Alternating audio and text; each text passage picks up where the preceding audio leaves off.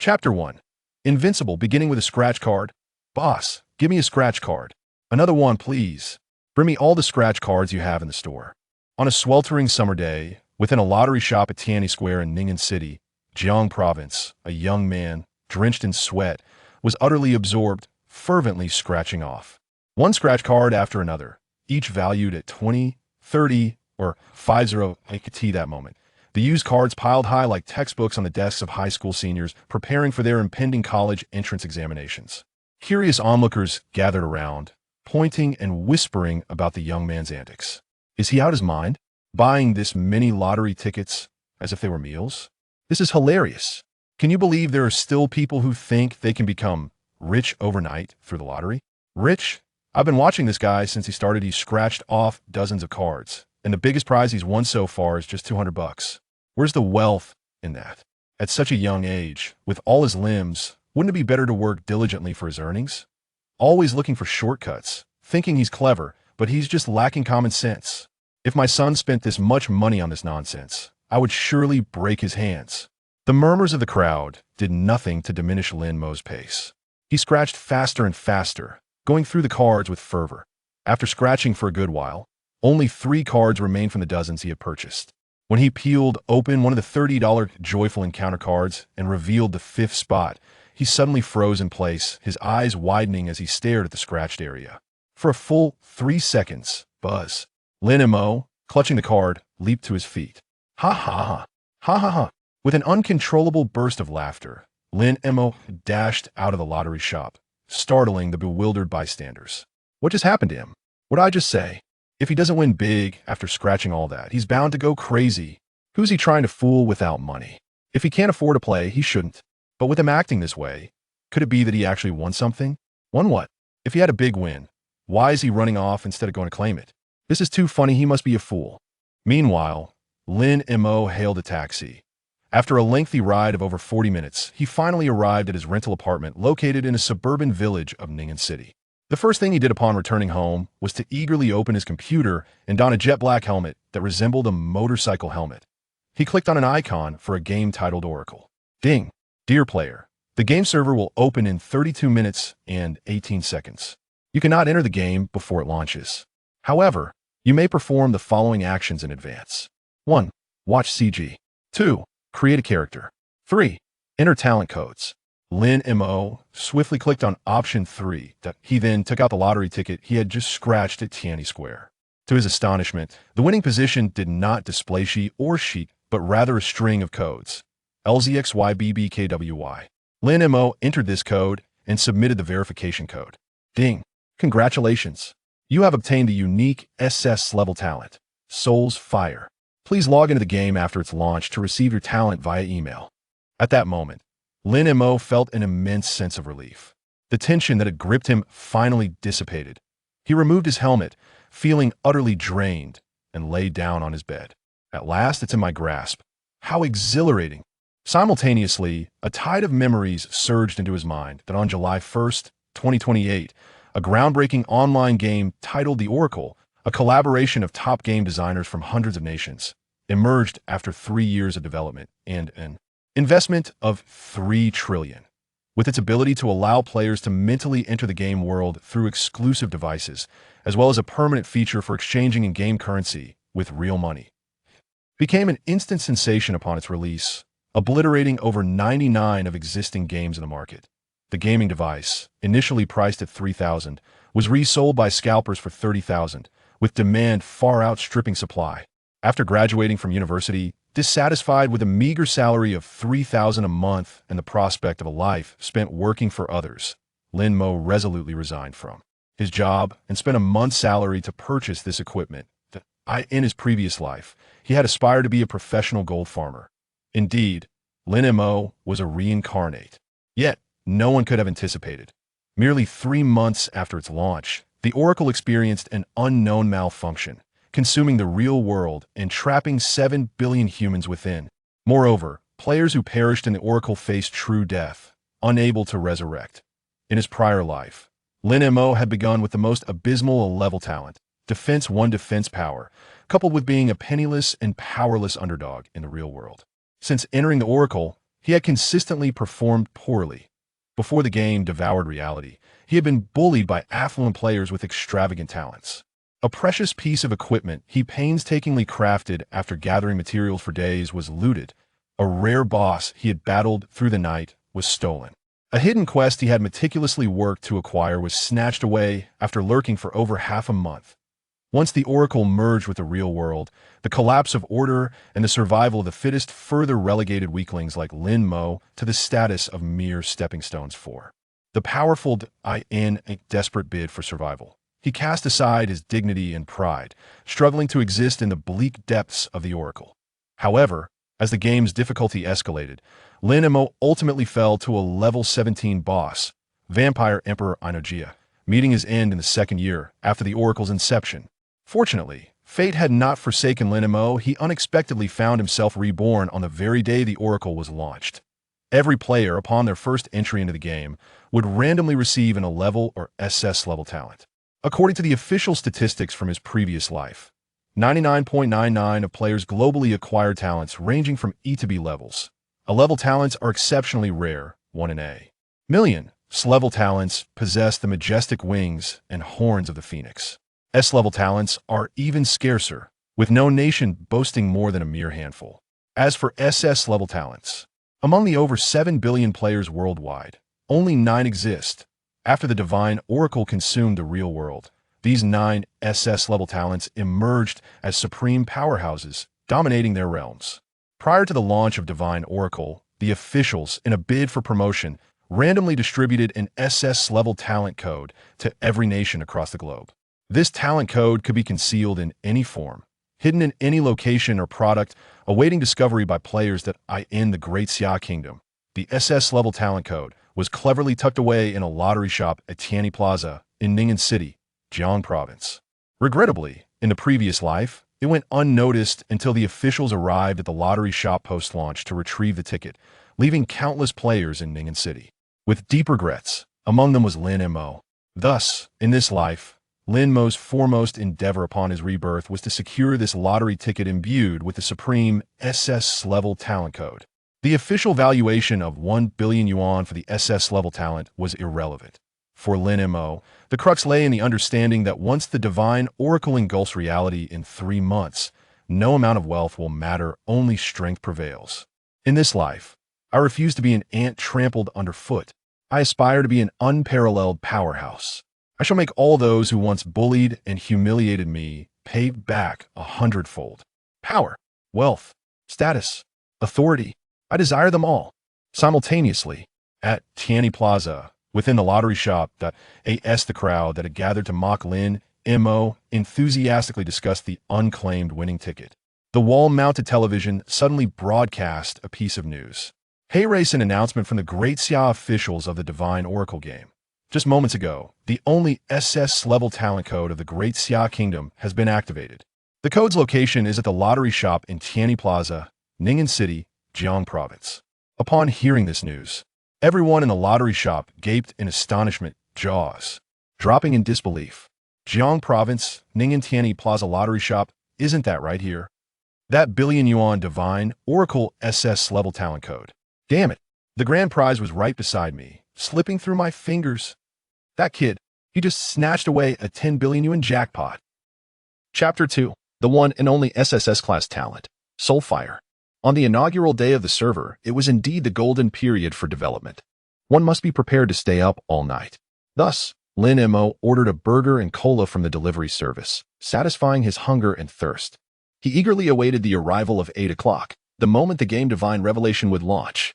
With a flourish, as a beam of white light cascaded down, Lin Mo found himself in a serene ancient town. Welcome, player, to the world of Divine Revelation.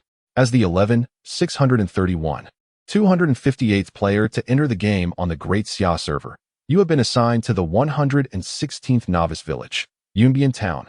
To enter the game at such an early hour and yet find himself amidst over 10 million players, Lin Mo couldn't help but exclaim in astonishment. In his previous life, he had never realized how immensely popular this game was. The system has detected that you have not created a character in advance. Please confirm your in-game nickname and select a race. The world of Divine Revelation features 3 fundamental races: each distinct in appearance and characteristics. Human, 10 attack power and 10 speed. Beast, 10 health and 10 defense. Elf, 10 skill strength and 10 mana.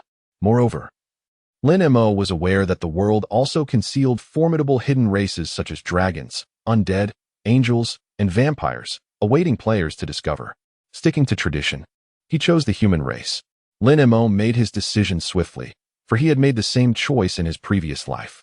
Familiar with the various opportunities afforded to humans, he knew this path would allow him to progress more rapidly in this life. The system has randomly assigned you the E-Class talent, Defense. A novice gift pack has been distributed.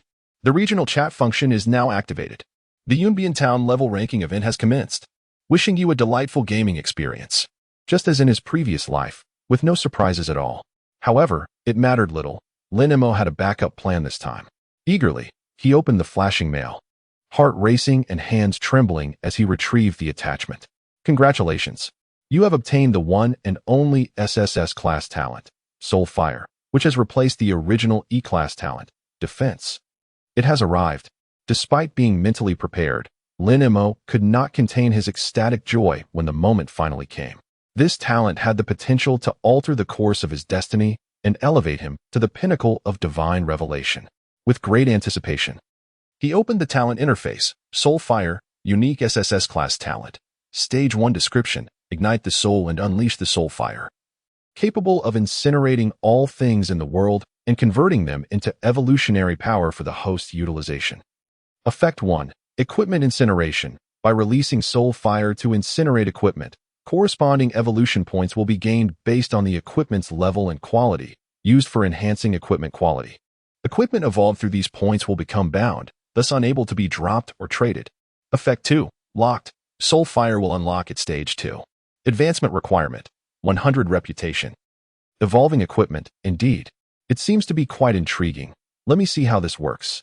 As he spoke, Lin Mo opened his backpack and retrieved the novice gift pack bestowed by the system, unveiling the novice trio. Novice Sword, Level 1, White 1 attack power. Novice Garment, Level 1, White 10 health points. Novice Pants, Level 1, White 1 defense power.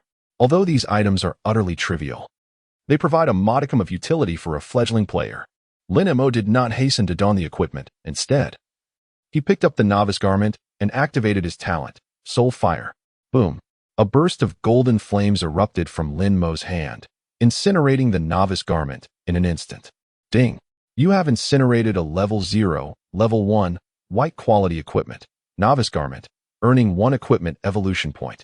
Simultaneously, Lin Mo noticed that the attribute pages for the novice sword and novice pants displayed an evolution prompt. Thus, Lin Mo clicked to evolve the novice sword. Ding.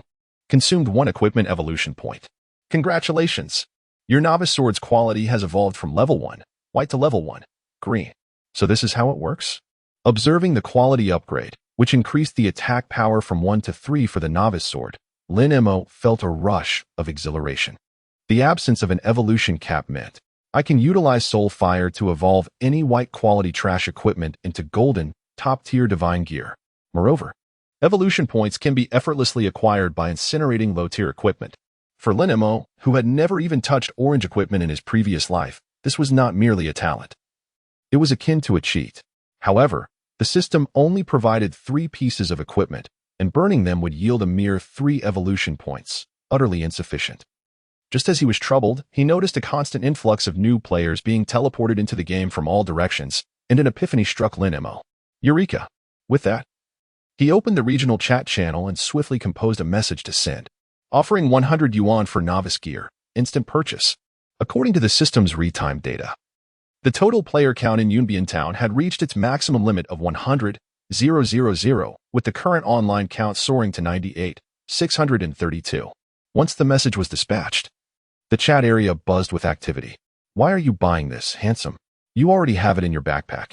The key is, novice gear is only worth 1 copper coin at the shop, which translates to merely 1 yuan at the system's 1 exchange rate.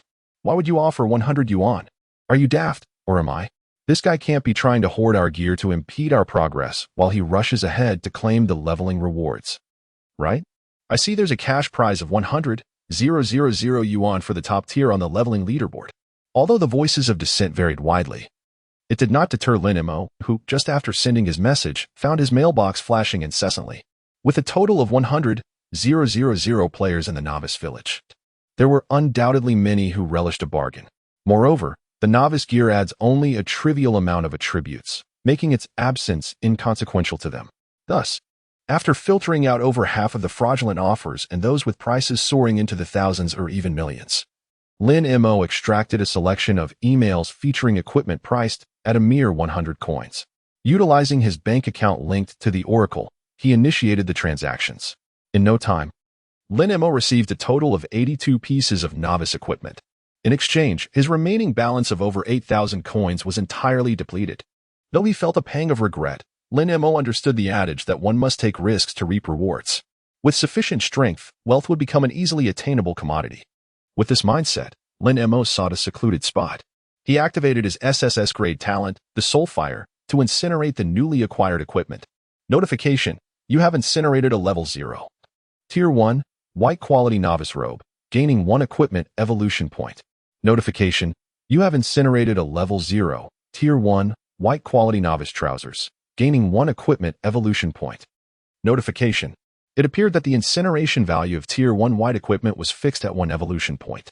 Subsequently, Lin Mo utilized the 82 evolution points garnered from incinerating the 82 pieces of novice gear to evolve his novice sword. Notification: consuming 2 equipment evolution points. Congratulations!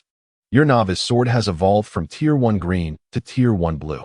Notification: consuming 4 equipment evolution points. Congratulations! Your novice sword has evolved from Tier 1 blue to Tier 1 purple. As the quality of the equipment increased, so too did the evolution points required for each subsequent transformation. After investing a total of 63 evolution points, he received the following notification. Notification: consuming 32 equipment evolution points.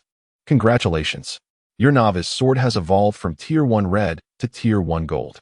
Current equipment quality has reached its maximum. Further evolution is not possible. Notification: the system is about to release a regional announcement. Please choose to display hide your ID. Having recently announced his intention to acquire equipment, Lin Mo was aware that obtaining a golden item shortly thereafter would inevitably lead to speculation regarding his remarkable talent for evolving subpar gear into divine artifacts, which could incite envy and jealousy. Thus, he opted to conceal his identity. In the next moment, a resounding system announcement reverberated throughout the entirety of Yunbian Town. Announcement: Yunbian Town Ding.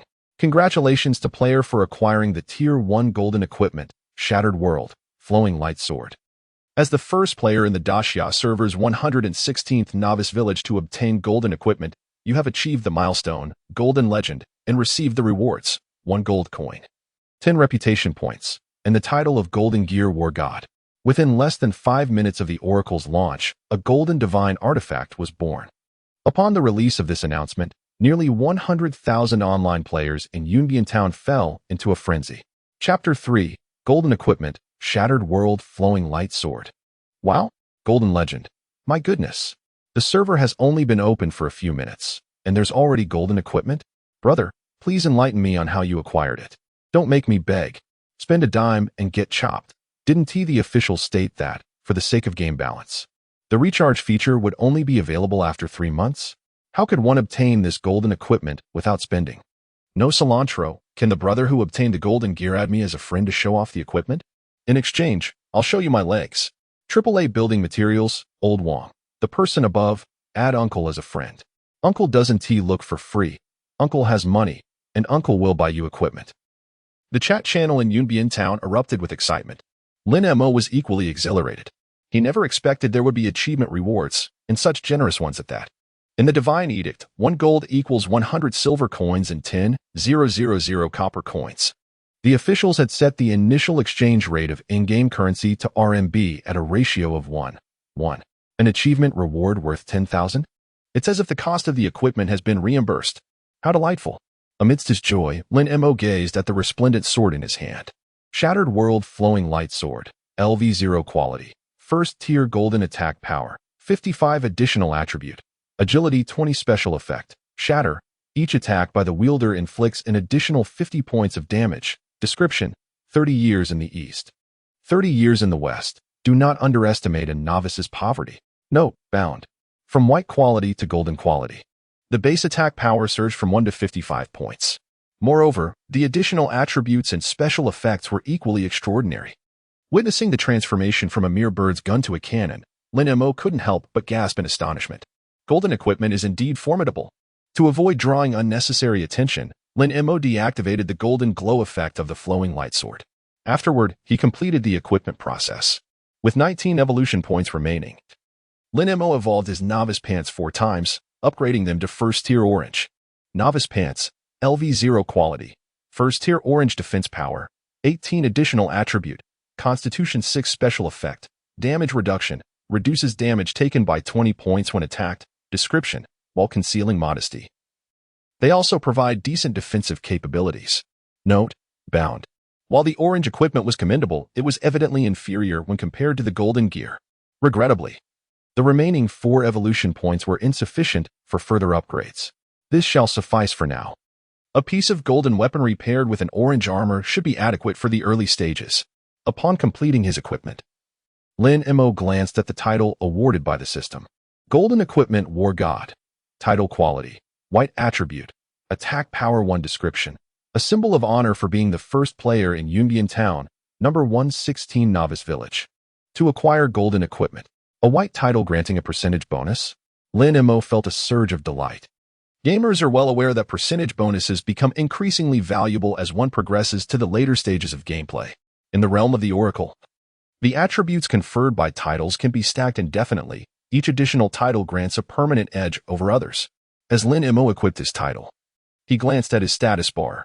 Gold Armored Warlord adhering to conventions, LV0, Talent, Soul of Fire, SSS Grade Unique, Profession, None Race, Human Reputation, 10 Strength, 3, 1 Strength equals 1 Attack Power, Agility, 23, Affecting Speed. Critical Hits, and Evasion, Stamina, 3, 1 Stamina equals 1 Defense Power, Constitution, 9, 1 Constitution equals 10 Health Points, Spirit, 3, 1 Spirit equals 5 Magic Points, Attack Power, 64. Including a 11 Attack Power bonus from race and title, Defense Power, 21 Health Points, 90 Magic Points, 15 Skill, Reconnaissance E grade. Consuming 1 Magic Point allows viewing the attributes of monsters up to 3 levels higher than oneself. Experience points, 0 100 Wealth, 1 Gold, 0 Silver, 0 Copper. Description, Novice. No further words needed. While most other novice players possess merely 4 or 5 attack power and around 30 to 40 health points, Lin Mo's attributes distinctly set him apart. According to the official announcement regarding the leveling event, the top 10 players in each novice village who reach level 10 will receive rewards, with the first place earning a cash prize of 100,000. To say that this does not stir one's heart would be disingenuous. Although money has become virtually worthless since the Oracle's assimilation of the real world prior to that event, it remained a valuable asset. Lin Mo recollected that the official recharge feature was launched 3 months after the Oracle's server opened. If memory serves, at that time, a concurrent recharge event would also commence. For personal cumulative recharges of 5 million, one would be rewarded with a forbidden spell skill book. A cumulative recharge of 10 million would yield a super artifact. 20 million would grant a guild establishment decree. 30 million would reward an ultra-rare blood essence of a unique race. 50 million would bestow a hidden class transfer scroll. The more one recharges, the greater the rewards. Regrettably, the crisis of the Oracle engulfing the real world erupted just 10 minutes after the recharge feature became available. Following the outbreak, the recharge portal was simultaneously closed. In a mere 10 minutes of recharge time, many spenders failed to react in time and missed the opportunity to contribute funds. Lin Mo licked his lips, his eyes gleaming with desire. If I could acquire all the cumulative rewards, the Oracle's consumption of the real world would transform from a calamity into the genesis of my ascent to the peak of the Oracle. Yet, possessing merely an SSS grade talent is insufficient. After all, there are 9 others with SSS grade talents in the Oracle world, akin to Lin Mo. His ambition is to dominate all, achieving unrivaled strength within the Oracle. Therefore, earning at least 50 million within 3 months stands as Lin Mo's primary objective in this life. In his previous life, such aspirations would have been deemed mere folly. In the present moment, Lin Mo not only possesses the memories of his past life, but also wields the singular SSS grade talent in the entire server. Earning 50 million in 3 months should pose no challenge. Let us first seize the opportunity of the 100,000 reward for ranking first in this leveling event. As he spoke, Lin Mo surveyed his surroundings and discovered that the town was teeming with an overwhelming crowd. It must be said, the official's choice of launching the server at 8 o'clock on a Friday evening was exceedingly clever, appealing to both students and working professionals alike. At this very moment, nearly every NPC capable of issuing tasks was surrounded by throngs of players, their voices rising in a cacophony. Hey, back off with that rookie sword. It's practically poking my backside. Stop pushing. I'm about to be squished from a D to an A. Damn it. I'm merely passing through. Who the hell pushed me here? Let me out. It appeared that acquiring a task was as challenging as scaling a mountain. However, this was but a trifling obstacle for Lin Mo. He glanced around, and with a stick, prodded the ground to pick up a pile of dung. Brandishing the soiled stick as he approached Antly, make way for those who wish to avoid the filth. Players encircling Antly turned to look and promptly recoiled from Lin Mo. Thus, he successfully obtained a task from Antly. Thereafter, he swaggered away amidst the disdainful gazes of the other players. Retrieve the eggs. Ordinary task difficulty level. 10 task description. The eggs from Antly's household are constantly pilfered by weasels that sneak in from outside the town. Players are required to venture to the level 1 shrubbery forest in the northern part of Yunbian town to slay the weasels and retrieve the lost eggs for Antly. Task progress. 0-10 task rewards. 50 experience points, 8 copper coins, 1 reputation point, 1 favorability point with Antly. While this task may seem mundane, only Lin Mo is aware that, if memory serves correctly, completing this task consecutively 10 times, accumulating 100 eggs for Antly, will unlock the sole hidden quest of Yunbian Town. Chapter 4. Slaying the Weasel, triggering the unique hidden quest. The officials have established an exceedingly rare hidden quest in every novice village. According to Lin Mo's knowledge from his previous life, the hidden quest in Yunbian Town was undertaken and completed by a college student from Ningen University. Through the rewards of this quest, he ascended from an inconspicuous player to the foremost contender on the Yunbian Town leaderboard. Not only did his prowess soar, but he also claimed a cash prize of 100,000 for topping the local ranking, soaring to great heights both in reality and in the game. Consequently, Lin Mo was aware of how to trigger this hidden quest in Yunbian Town. Apologies, but this time, the quest shall not be left for you. As he spoke, Lin Mo made his way toward the outskirts of the town. Outside Yunbian Town, the level 12 wilderness areas were brimming with players. Countless novice adventurers clustered in groups, hunting level 1 wild chickens or level 2 wild boars. Yet, even in teams, they struggled considerably. From time to time, a white light would flash, signifying player death, accompanied by the frustrated exclamations of the players. What the hell? Why is this chicken so fierce? It took half my health in just a few pecks. Why is this game so difficult? Developer, come out here. I have a bone to pick with you. Damn it. 3 of us can't even take down a single boar. What kind of game is this? Better off farming at home. Following the map's guidance, Lin Mo reached his destination after 10 minutes, the level 1 thicket. Here, many players were also teaming up to hunt weasels, evidently having accepted the quest, retrieve the eggs. Spotting a solitary weasel ahead, Lin Mo casually cast a reconnaissance spell. Weasel, common monster level, 1 attack, 15 defense, 1 health, 60 description. I'm a little mouse. And I love eating eggs.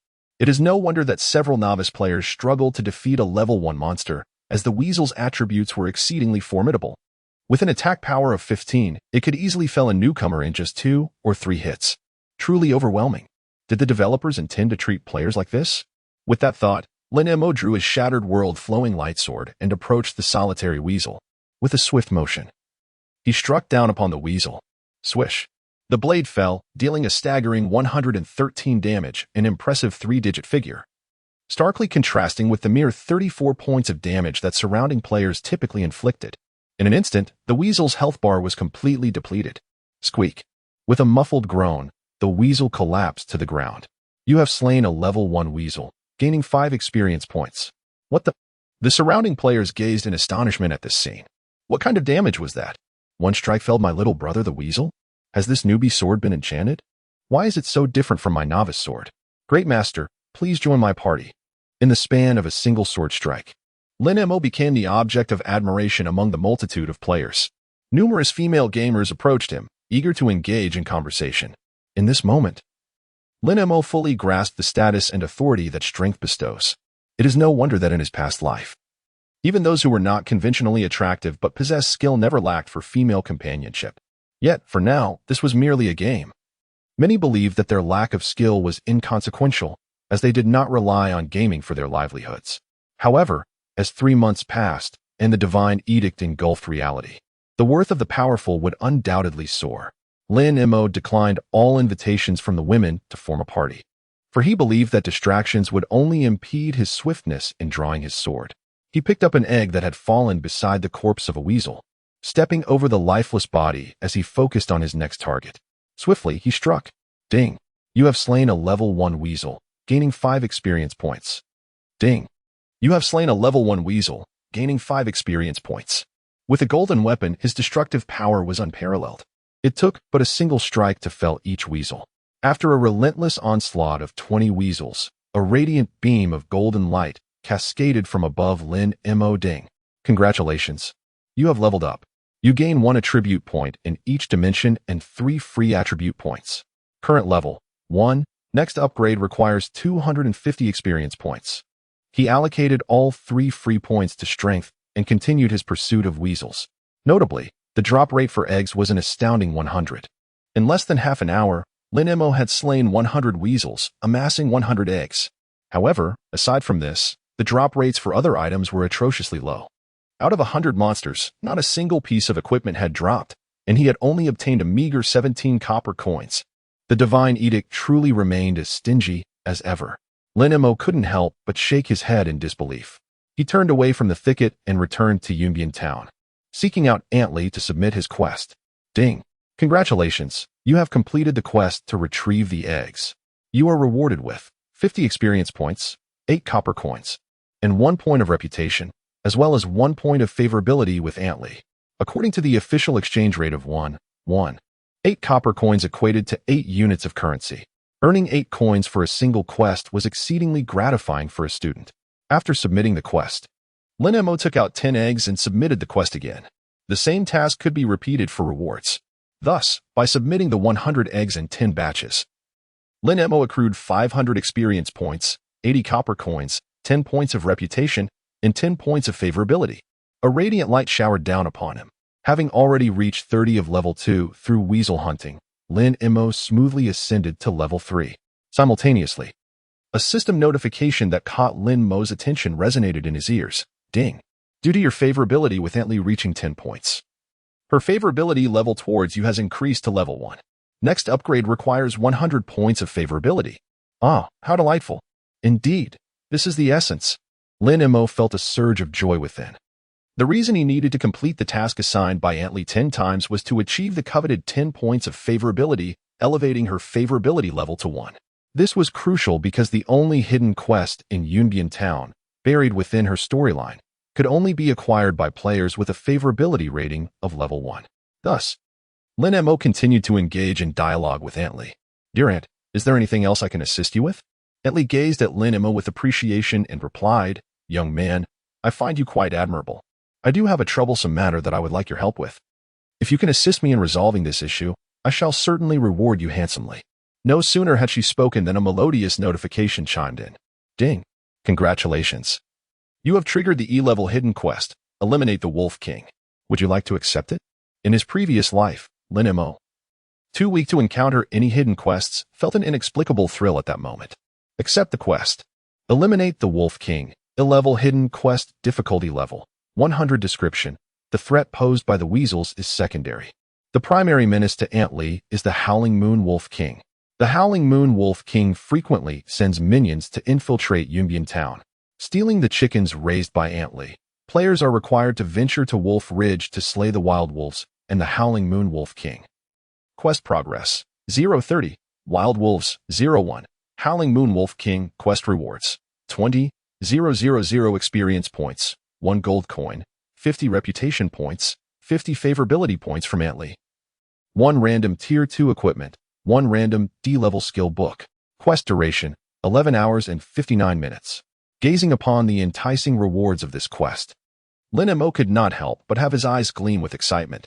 Truly, this is the allure of a hidden quest. However, with a difficulty rating of 100. This task seemed rather daunting. Lin Mo opened the map and discovered that Wolf Ridge was indeed a high-level area, with monsters reaching level 810. Even with a golden weapon in hand, it was clear that a mere level 3 Lin Mo would not be able to cope. It appears I must prepare myself first. While contemplating his strategy, Lin Mo seemed to have already devised a plan. After bidding farewell to Antley, he headed directly towards the north of the town.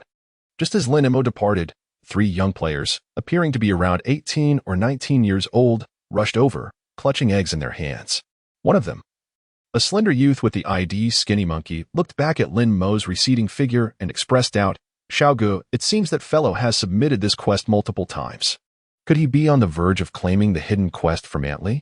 "Impossible," retorted another youth, named Wind Whispers, who stood at an impressive height of 185 meters and possessed a handsome visage. "I borrowed 20,000 to purchase information from a friend involved in the design of the Divine Oracle game, stating that one must raise Aunt Lee's favorability to level 1 to trigger her unique hidden quest. Aside from the 3 of us, there is absolutely no 4th person privy to this secret."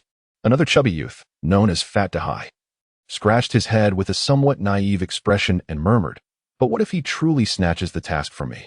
Gazing intently at Lin Mo, Feng Xiao's profound eyes concealed a murderous intent that belied his age. "If he dares to seize my task, I shall demand every bit of it back from him." Chapter 5. The Golden Weapons, Damage Beyond Measure. What does Lin Mo currently lack the most? It is equipment. Moreover, he does not seek quality, only quantity. Possessing the SSS grade talent, Soulfire, he merely needs to incinerate lower-tier equipment to amass a substantial number of evolution points, enabling him to evolve into the coveted golden top-tier equipment, even if he can merely evolve the 3 novice items he possesses into golden quality. Lin Mo is utterly confident that he can accomplish this hidden quest. However, the previous method of purchasing novice gear from other players to incinerate is evidently unfeasible, as Lin Mo's bank card is alarmingly low on funds. If all goes as expected, he won't even be able to afford a bun for breakfast tomorrow. Alas, had he known to cash in those winning lottery tickets earlier, he would not have squandered them. Lin Mo couldn't help but feel a pang of regret, lamenting how he had been swept away by the allure of the billion-worth SSS-grade talent code, disregarding the significance of such a modest price. Fortunately, the situation is not dire. Lin Mo has already devised a plan to remedy his financial constraints regarding equipment acquisition.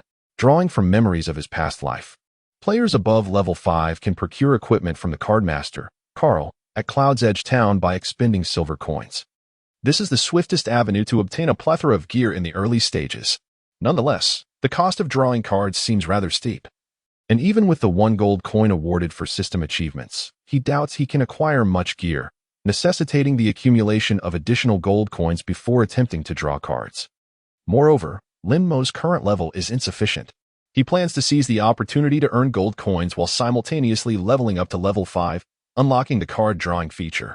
Thus, Lin Mo made his way to the apothecary in Cloud's Edge Town. As a reincarnated being, if he were to proceed in a monotonous, step-by-step manner, would it not render his rebirth futile? Therefore, the apothecary harbors a method, known only to Lin Mo, that can swiftly amass a considerable sum of gold coins. At this moment, the apothecary is bustling with players purchasing potions. Although the game has temporarily disabled the recharge feature, affluent players can still spend money to acquire copper coins from others. The price has soared to 10 copper coins per bottle, making the level 1 health potion, which ordinary players cannot afford, a crucial element that distinguishes wealthy players from the common folk in the early stages. Upon entering the apothecary, Lin Mo did not purchase any potions. Instead, he approached the shopkeeper, Miss Jasmine, to initiate a conversation. "Shopkeeper, you seem to be in a rather gloomy mood. Are you short on medicinal herbs?" Jasmine, resting her chin in her hand, her brow furrowed in distress, brightened at his inquiry. "How did you know?" Lin Mo smiled in silence. "I can help you gather the herbs," he offered. Jasmine's face lit up with delight. "That would be simply marvelous. You possess far more insight than they do. Young man, once you assist me in completing this task, I shall reward you handsomely." Jasmine, with her alluring appearance and captivating figure, gazed at Lin Mo with flirtatious eyes. As soon as her words fell, the atmosphere thickened with anticipation. Lin Mo received a task, herb collection, regular task difficulty level, 30 description. The apothecary in Yunbian Town is in urgent need of herbs. Players are requested to venture into the Herb Valley map and collect herb cores by defeating man-eating flowers. Task progress: 0-10 task rewards, 200 experience points, 12 copper coins, 1 reputation point, 1 favorability point with Jasmine, and a random first-tier equipment, guaranteed upon first completion, with subsequent chances halved. Lin Mo opened the map and searched for the Herb Valley, discovering it to be a level 5 advanced wilderness. The orange quality novice pants could effectively withstand attacks from level 3 and 4 monsters, but against level 5 creatures, they would likely prove insufficient. Thus, Lin Mo spent 1 silver coin to purchase a set, which comprised 10 bottles of health potions. Level 1 health potion restores 50 health points upon use, and subsequently restores 5 health points per second for 10 seconds, with a cooldown of 60 seconds. As the adage goes, one must be willing to invest to reap rewards. Moreover, considering the substantial gold Lin Mo could earn from completing this task, the cost of a mere silver coin was negligible. Once prepared, Lin Mo followed the map's guidance and headed toward the level 5 Herb Valley. An hour had passed since the launch of the game, and according to the level leaderboard in Yunbian Town, Lin Mo, at level 3 with 15 progress, ranked first. The second player, Chaos Hero, had only just reached level 2 with 1. It seemed that this SSS grade talent was indeed extraordinary. Lin Mo couldn't help but marvel. Furthermore, the vast majority of players in Yunbian Town had only just attained level 1. Consequently, the level 5 Herb Valley was entirely deserted, with no one daring to venture forth. It lay empty, save for the monstrous purple man-eating flowers, eagerly awaiting their prey. Eagerly, Lin Mo brandished his shattered world, flowing light sword, and stepped into the Herb Valley. For him, merely collecting 10 herb cores to earn gold from the apothecary's proprietress was not sufficient. He aimed for 100. Approaching a man-eating flower, he cast a reconnaissance spell. Corrupted man-eating flower, common monster level, 5 attack power, 55 defense power, 25 health points, 244 description, crunchy with every bite. This attribute, truly formidable. Just as Lin Mo marveled at the strength of this level 5 monster, suddenly, the flower spat out a glob of green phlegm that struck Lin Mo's shoulder. Crack! A plume of green smoke erupted, as the shoulder was swiftly corroded. A blood-red damage notification appeared above Lin Mo's head. 11. Indeed, merely relying on an orange piece of armor was insufficient to withstand the damage from a level 5 monster. How outrageous! Caught off guard by the man-eating flower's ambush, Lin Mo charged forward, brandishing his golden weapon in a fit of fury. Swish! Swish! 103. With a critical hit multiplier of 155, the player's initial critical damage being 150, 2 swift strikes felled the carnivorous flower. The golden weapon possessed an utterly terrifying lethality. Even though it was merely a level 0 weapon, Ding defeated a level 5 monster, the corrupted carnivorous flower, granting 40 experience points. Picking up the 2 copper coins and a blood-red flower core that had dropped to the ground, Lin Mo could not help but express his discontent. Only 2 copper coins from a level 5 monster? How miserly. If I were to rely on monster drops to acquire equipment, I would be waiting until the year of the monkey. Navigating around the corpse of the carnivorous flower, Lin Mo proceeded to slay his next target. The experience from level 5 monsters was indeed substantial.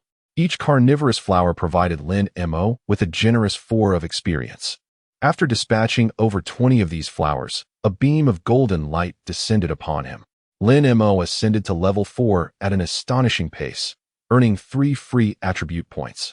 When he reached level 10 and underwent his class change, the system would grant him a free respec opportunity. Until then, he would allocate points as he saw fit, enhancing whatever he lacked. Currently, Lin Mo's damage output was sufficient, and there was no need to increase his strength further. Thus, he allocated all the points gained from his recent level up into endurance. His defense rose to 28 points. Consequently, each attack from the carnivorous flower now inflicted a mere 7 points of damage upon him.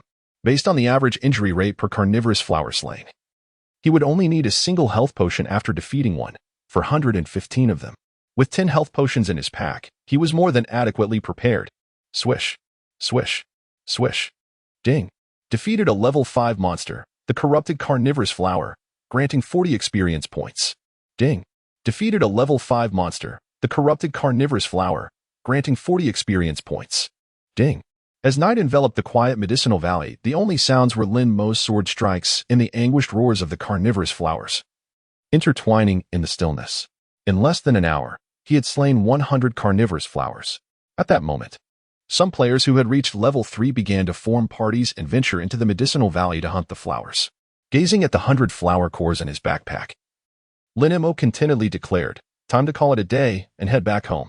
Just as he prepared to turn away from the medicinal valley, a sudden scream pierced the air. As Lin Mo turned back at the sound, he beheld several rays of white light, symbols of player death, soaring skyward from the depths of the medicinal valley. A boss monster had spawned. Chapter 6, Soloing the Boss Monster. Shocking the bystanders. With an exclamation, Lin Mo turned his head and, indeed, beheld a colossal, three-headed man-eating flower emerging from the depths of the medicinal valley. Materializing in a clearing, the players were filled with exuberance. "Make way. I spotted this boss monster first. It is mine. What are you looking at? Why don't you claim you summoned it? Stop the chatter. Whoever secures it first owns it. Let's let our strength speak." From all directions, countless players hastened forward, wielding their novice swords, charging towards the carnivorous flower leader. It was evident that everyone understood the immense value of a level 5 boss monster in the early stages. This was a pivotal opportunity to distance themselves from other players and inch closer to the top 10 rankings in Yunbian Town, potentially earning a reward ranging from 10,000 to 100,000. However, they only perceived the high worth of the boss monster, neglecting the reality of their own inadequate power. The man-eating flower roared, continuously spewing green slime to assault the approaching players. The damage inflicted was staggering, with players falling victim to instant demise without exception. After all, every player initially possessed only 3 points in Constitution. In the early stages, no player would squander their upgrade rewards on Constitution, even with the automatic increment of 5-dimensional attributes upon leveling up. A level 3 player would merely have 6 points in Constitution, equating to a meager 60 health points. Clearly, this was insufficient to withstand the damage dealt by the man-eating flower. As waves of white light flared up one after another, the player's advance was momentarily halted. "Goodness, the damage is so high. I can't endure even a single hit. I'm out. This boss monster is yours. Thank you." There are still good people in this world. Players stood in stunned silence, hesitant to approach any closer. After all, according to the game's design, players were in a novice protection period until level 10, and each death would result in a loss of 10 of their experience points. The time wasted traversing back to the novice village would easily amount to half an hour, while the players found themselves powerless against the devastating level 5 boss monster. Merely daring to observe from a distance, a figure emerged from the crowd, boldly advancing towards the man-eating flower leader. Instantly, all eyes were fixed upon this audacious individual. Concealed beneath the effects and gleam was the golden quality Shattered World, flowing light sword, alongside orange quality novice trousers. Indistinguishable in appearance from the white quality novice sword and trousers, as the onlookers beheld this bold newcomer, clad in novice gear just like themselves. Disdainful murmurs immediately resonated throughout the crowd. "How audacious! Young man, if you lack strength, do not pretend to be formidable. It's wiser to bide your time like us, awaiting the arrival of powerful beings with advanced talents or affluent benefactors to reap the rewards. Ignoring the wisdom of the elders, he is bound to suffer the consequences." Truly a naive youth, unaware of the vastness of the world. Lin Mo, however, was committed to his own path. He paid no heed to the scornful jeers of those around him. As he approached the leader of the man-eating flower, he cast a reconnaissance spell. The man-eating flower leader was a level 5 boss monster, boasting an attack power of 80, defense of 40, and a health pool of 810. Aside from its slightly elevated basic attributes compared to ordinary man-eating flowers, it possessed a skill, Liquid Corrosion, which sprayed a corrosive liquid at enemies, inflicting damage equal to 110 of its attack power, along with a 3-second corrosion effect that dealt 8 of the initial damage per second. For typical players around level 3, the emergence of this boss monster indeed posed a calamity. Yet for Lin Mo, who had already attained level 5 and wielded golden weapons and orange armor, it was of little concern. As soon as Lin Mo entered the attack range, Liquid Corrosion was unleashed. With a loud splat, the man-eating flower leader opened its gaping maw and expelled a glob of green slime directly at Lin Mo, thanks to the additional 20 agility from his golden weapon, the Radiant Blade, and his own impressive agility total of 28. Lin Mo deftly leaped aside, evading the attack. This unexpected display elicited surprise among the onlookers. He actually dodged the attack of the man-eating flower leader? Merely luck. He might evade once, but can he do it twice? Just as a bespectacled bystander voiced this skepticism, whoosh, Lin Mo deftly sidestepped once more, effortlessly avoiding the second round of the boss's ranged attack. The bespectacled fellow was momentarily stunned, but quickly scoffed. What good is dodging? The key is to deal damage. In this world, strength matters. No sooner had he finished speaking than Lin Mo surged towards the man-eating flower leader. With a swift flourish, aided by his 28 agility, he unleashed a rapid flurry of slashes. In the blink of an eye, a series of astonishing damage numbers erupted above the man-eating flower leader's head. 90. 135 critical hit. 135 critical hit. His remarkable agility not only enhanced Lin Mo's speed, but also significantly boosted his attack rate and critical hit chance. In mere moments, he had nearly severed half of the man-eating flower leader's health. A collective gasp echoed through the crowd. What staggering damage! Goodness, is this fellow cheating? At first glance, he appeared to be a novice, yet he turned out to be a hidden powerhouse. Amidst the fervent discussions among the players, Lin Mo was bitten by the carnivorous flower leader at close range, losing 28 health points. Swiftly, he retaliated with a quick swing of his sword, effortlessly slaying the carnivorous flower leader. Ding!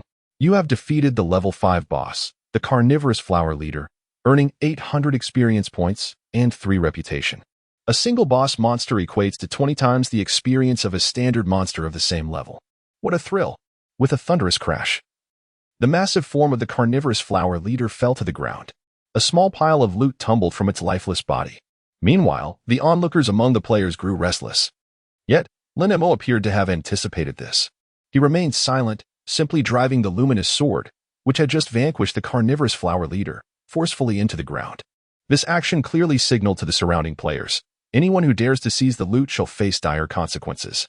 Under Lin Mo's imposing presence, the players, who were drooling over the boss's spoils, ultimately refrained from making any move. After all, they had witnessed firsthand the formidable strength of Lin Mo. In their minds, such a skilled player must undoubtedly possess a significant status and influence in the real world.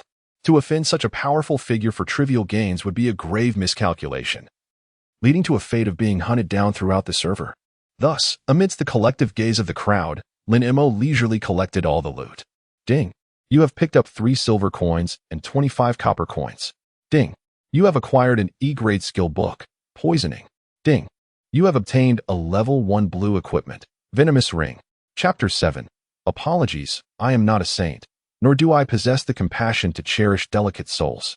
Venomous Ring, level 5 quality, Tier 1 blue attack power, 18 additional attributes, class restriction, none unidentified. The prospect of a level 5 blue equipment excited Lin Mo. This is indeed a remarkable find, particularly as it is a ring that enhances attack power. Lin Mo mused. I could easily place this in the auction house and sell it for 5,000. That should not be a problem. 5,000 for a piece of equipment is no exaggeration. In fact, he felt that might even be on the low side. At present, the majority of players in the novice village were still adorned in the 3-piece set of white gear gifted by the system. Furthermore, first-tier players were gradually approaching level 5. This unidentified ring, boasting an additional 18 points of attack power, is undoubtedly a coveted treasure for those who invest heavily in the game. Additionally, there was an E-rank skill book, which held even greater value. E-rank skill book, Poisoning, Assassin Description, upon use. One can learn the E-rank skill Poisoning, applying poison to a dagger, enabling the next attack to deal 110 physical damage while inflicting a poison state on the enemy for 3 seconds, causing them to lose 3 of their health per second based on the initial damage. Skill cost, 8 mana cooldown, 9 seconds level requirement, 10. In the world of oracles, upon reaching level 10, players can learn 2 basic skills from their mentors. Lin Mo pondered, if memory serves me correctly, the basic skills for assassins should be Shadow Strike and Backstab. This poisoning skill is not included in the foundational repertoire, thereby enhancing its value significantly. Possessing Poisoning would provide Lin Mo with an advantage over other assassin players, granting him an extra skill in the early game, putting him far ahead, even if he did not intend to play as an assassin. The market floor price for this book would undoubtedly be in the 5-digit range. Defeating a boss monster could yield a tidy profit of 20,000. What a delightful prospect. At that moment, Lin Mo gazed at the venomous ring in his hand and was struck by an idea. He decided to utilize his SSS-rank talent, Soul Fire, to assess the equipment. Ding! Incinerate Venomous Ring. Based on the level and quality of the equipment, you will receive 20 evolution points. Do you wish to proceed with the incineration? The incineration value of a level 5 blue item amounts to 20 evolution points. This is equivalent to the worth of 20 level 1 white items. Naturally, Lin Mo was merely curious and had no intention of incinerating the Venomous Ring. After all, even if he acquired new novice gear at a rate of 100 per item, he would only need 2,000 to obtain 20 items, thereby effortlessly securing 20 evolution points. Incinerating this blue item, which has a guaranteed value of 5,000, would result in a net loss of 3,000. If he were to incinerate anything, it would be lower-tier equipment. Incinerating such high-quality gear would be far too unwise. With such thoughts, Lin Mo stowed his 2 spoils into his backpack and prepared to make his way home. Suddenly, a large group of young male and female players surged towards the rear. At a glance, there appeared to be over a dozen of them. They seemed quite youthful, radiating the refreshing aura of university students. At the forefront stood a tall figure, over 6 feet, possessing refined features that could easily classify him as the campus heartthrob. His ID read IDLV3 Feng Xiaoxiao. Flanking him were 2 contrasting figures, one stout and the other slender. The stout one was named Fat Dahai, while the slender one was called Thin Hoer, both at level 2. Apart from these 3, the rest of the group consisted entirely of young women. Pointing at the corpse of the carnivorous flower leader that lay at Lin Mo's feet, Feng Xiaoxiao questioned, "Did you do this?" Lin Mo replied nonchalantly, "What of it?" No sooner had the words left his lips than Thin Hoer, brimming with rage, interjected, "Who gave you the audacity to steal our Xiaoga's leader monster? Spit out everything it dropped. Otherwise, you won't leave here alive." A dismissive smile crossed Lin Mo's face. This scene inevitably reminded him of his past life, where he was bullied and oppressed by the powerful due to his lack of strength. The resemblance was uncanny. However, Lin Mo was no longer the helpless individual he once was. "The items are with me. Do you want them?" Lin Mo coldly regarded the 3, a glint of frost in his gaze. "If you have the capability, come and take them." At this proclamation, the group of female university students behind them could no longer contain themselves. They unleashed a barrage of verbal assaults upon Lin Mo. "Who do you think you are to speak to our Senior Ling Xiao like that?" "Exactly. Senior Ling Xiao is merely granting you the chance to surrender voluntarily, out of sheer laziness. Otherwise, given his strength, dealing with you would be as effortless as squashing an ant. Do you understand? Hand over the items. Do you hear? Otherwise, once Senior Ling Xiao takes action, you won't even have a moment to regret it." Observing these sheltered girls, evidently untouched by the harsh realities of life, Lin Mo felt no anger. Instead, he wore a faint, dismissive smile and remarked, "This is quite amusing. Please, continue." The girls, clearly incensed by Lin Mo's indifference, could hardly contain their outrage. A petite, yet rather attractive girl, sweet, glared at Lin Mo disdainfully and taunted, "Humph, look at you, a pathetic loser. You must be just as much of a failure in reality." Another girl, Glasses, chimed in sarcastically, "You have no masculinity whatsoever. You speak like a sissy. You must be a crossdresser." The remaining girls erupted in laughter. Only the onlookers, who had recently witnessed Lin Mo single-handedly defeat the level 5 carnivorous flower leader, regarded the audacity of these university students with a sense of admiration. The bravado of the inexperienced youth. These young rascals, utterly oblivious to the situation, dare to hurl insults indiscriminately. Let us refrain from reminding them, and simply await the unfolding drama. How amusing. He. Lin Mo chose to disregard the group of girls, his gaze fixed on the figure at the center, the esteemed Feng Xiaoxiao, as if she were a national treasure. With a casual demeanor, he inquired, "And you? Is your only skill hiding behind women? Do you dare to stand forth like a man?" Upon hearing these words, the ire of the girls was ignited. "Who do you think you are? You've been given face, yet you still dare to speak of Senior Ling Xiao. Sisters, let us show this loser a thing or two. Take him down. Help Senior Ling Xiao expose the contents of his backpack." As they spoke, the group of girls brandished their novice swords, charging towards Lin Mo without hesitation. Lin Mo remained calm and composed, standing his ground. Soon, they closed in. The bespectacled girl, Inji Rusu, was the first to strike, bringing her sword down upon Lin Mo's shoulder. Simultaneously, the other girls launched their attacks in succession. Swish, swish, swish. In an instant, crimson damage values erupted above Lin Mo's head. 1 forced. 1 forced. 1 forced. WH what? The girls, who had been so brazen just a moment ago, now wore expressions of shock. How could it be that his defenses held firm? How could his defensive power be so high? In the midst of the girl's astonishment, a series of battle prompts echoed in Lin Mo's ears. Ding. Player in Ji-Ru-Su has launched a malicious attack against you. You gain 10 minutes of counterattack time. Killing the opponent within this period will not incur sin points. Ding. Player Tian May has launched a malicious attack against you. You gain 10 minutes of counterattack time. Killing the opponent within this period will not incur sin points. Ding. As he observed the IDs of the girl's transition from white to gray, Lin Mo awaited this very moment, a fierce killing intent flickering in his eyes. Seeking death, with a swift motion, as he raised his head, his golden quality sword, shattered world flowing light, sliced through the delicate neck of the bespectacled girl in Ji-Ru-Su. In an instant, blood splattered. Chapter 8, A Class Talent. Utter annihilation, double kill. A staggering 3-digit damage instantly obliterated the health bar of the bespectacled girl, who clutched her bleeding neck in disbelief. Gazing wide-eyed at Lin Mo as she staggered back 2 steps. In the next moment, whoosh, she transformed into a beam of white light, vanishing from sight. Thud. The novice sword she had been wielding fell to the ground. The atmosphere plunged into a profound silence. All the girls were left in shock. Only Lin Mo continued his relentless assault. I had proclaimed that in this life, anyone who displeased me would meet their end. No exceptions. Following the swift execution of the bespectacled girl, Lin Mo brandished his sword with rapid precision, ensuring no one was spared. Slash, slash, slash. Each strike dealt 120, even 180 or 190 critical damage, far beyond what these level 2 girls could withstand. Ding. You have slain the player sweetie. Ding. You have slain the player the cat that doesn't drink cola. Ding. Athe. Accompanied by a cacophony of screams and cries. A dozen girls were simultaneously dispatched by Lin Mo, none left alive. This scene left the onlookers utterly dumbfounded. Wow, this guy is ruthless.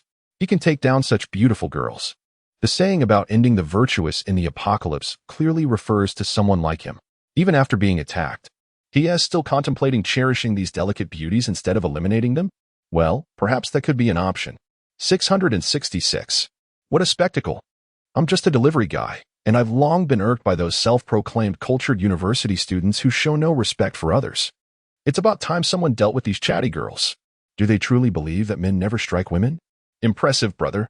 Well done. After dispatching the bothersome girls, Lin Mo raised his gaze towards Feng Xiaoxiao. It's your turn.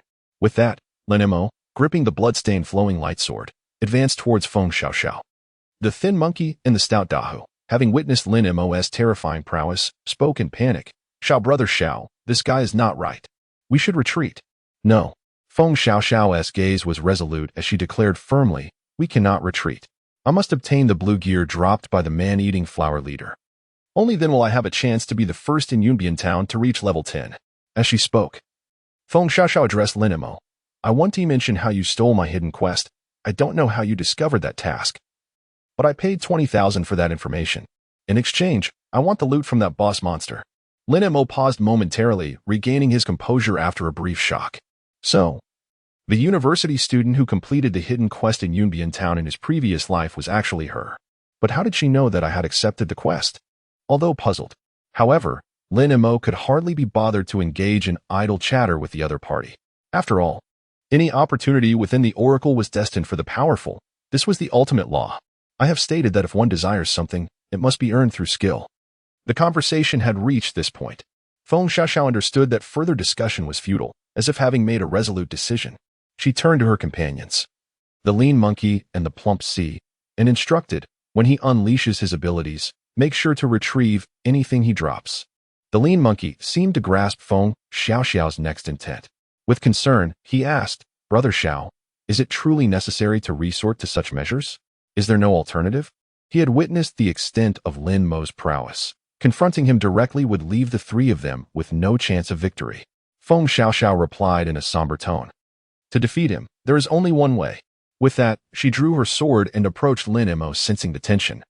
Lin Mo also grasped his flowing light sword and smiled faintly, exclaiming, now this feels right. Stand and fight me like a man. However, when he observed Feng Xiaoxiao suddenly sheath her novice sword and charge at him unarmed, Lin Mo sensed that something was amiss. Wait, what is this fool trying to accomplish? Just as that thought crossed his mind, a thunderous roar erupted. As Feng Xiaoxiao entered a range of 50 yards, she seemed to activate a certain skill, and flames erupted around her. Simultaneously, Lin Mo found himself engulfed in the same flames. Ding! Player Feng Xiaoxiao has used the talent skill, Mutual Destruction, inflicting 160 points of damage upon you. You have perished. Boom. 2 equal amounts of 160 points of damage erupted above both Feng Xiaoxiao and Lin Mo's heads simultaneously. In the next moment, both transformed into beams of white light, soaring into the sky. What just happened? How did they both vanish at the same time? The onlookers were left in bewilderment. Meanwhile, at the resurrection spring of Yunbian Town, a brilliant light cascaded down. Lin Mo materialized within the spring. Ding! As you are within the novice protection period for levels below 10, you incur a death penalty, 320 experience points, 10 of current level. Lin Mo's heart jolted. An A-level talent? Mutual Destruction? In the Oracle world, aside from SSS level talents that are unique across the server, other talents can indeed be replicated. Thus, with his past experiences, Lin Mo discerned that the talent Feng Xiaoxiao had just employed, Mutual Destruction, was an A-level talent. Its effect is to sacrifice oneself to inflict true damage equivalent to 1's maximum health upon a designated enemy. This damage ignores all damage reduction effects. Who would have thought this fellow possessed an A-level talent? And to go so far as to sacrifice himself just to take me down? It was utterly astonishing. It was evident that Feng Xiaoxiao had maximized his health attribute. Had he even been a few dozen points short of health, he would not have been able to eliminate Lin Mo, who had 140 health points. Meanwhile, a splash echoed. A beam of white light cascaded down. Feng Xiaoxiao was resurrected in the spring water, facing Lin Mo, resembling two individuals soaking in a hot spring, creating an atmosphere both awkward and peculiar. Are you out of your mind? Lin Mo couldn't help but exclaim. Is something wrong with you? However, Feng Xiaoxiao remained solemn, showing no sign of remorse. You have taken away the hidden quest that rightfully belonged to me. I merely require the item dropped by that boss monster as a slight compensation. Is that too much to ask? As she spoke, Feng Xiaoxiao opened her friend's list and sent a message to Shouho. Did he drop anything? Moments later, a smile broke across Feng Xiaoxiao's face. Lin Mo seemed to sense something and immediately opened his backpack, only to feel a sinking sensation in his heart. This is bad. The poisonous ring had been dropped. Very well. Lin Mo replied with a smirk instead of anger. I shall remember you. You better pray that we do not cross paths in the wild again. As soon as those words left his lips, a group of female college students, previously slain by Lin Mo, rushed over, pointing at him and declaring, You shall not bully Senior Ling Xiao. So what if you're skilled at gaming? That does not change the fact that you're a loser in reality. Besides, weren't you defeated by Senior Ling Xiao?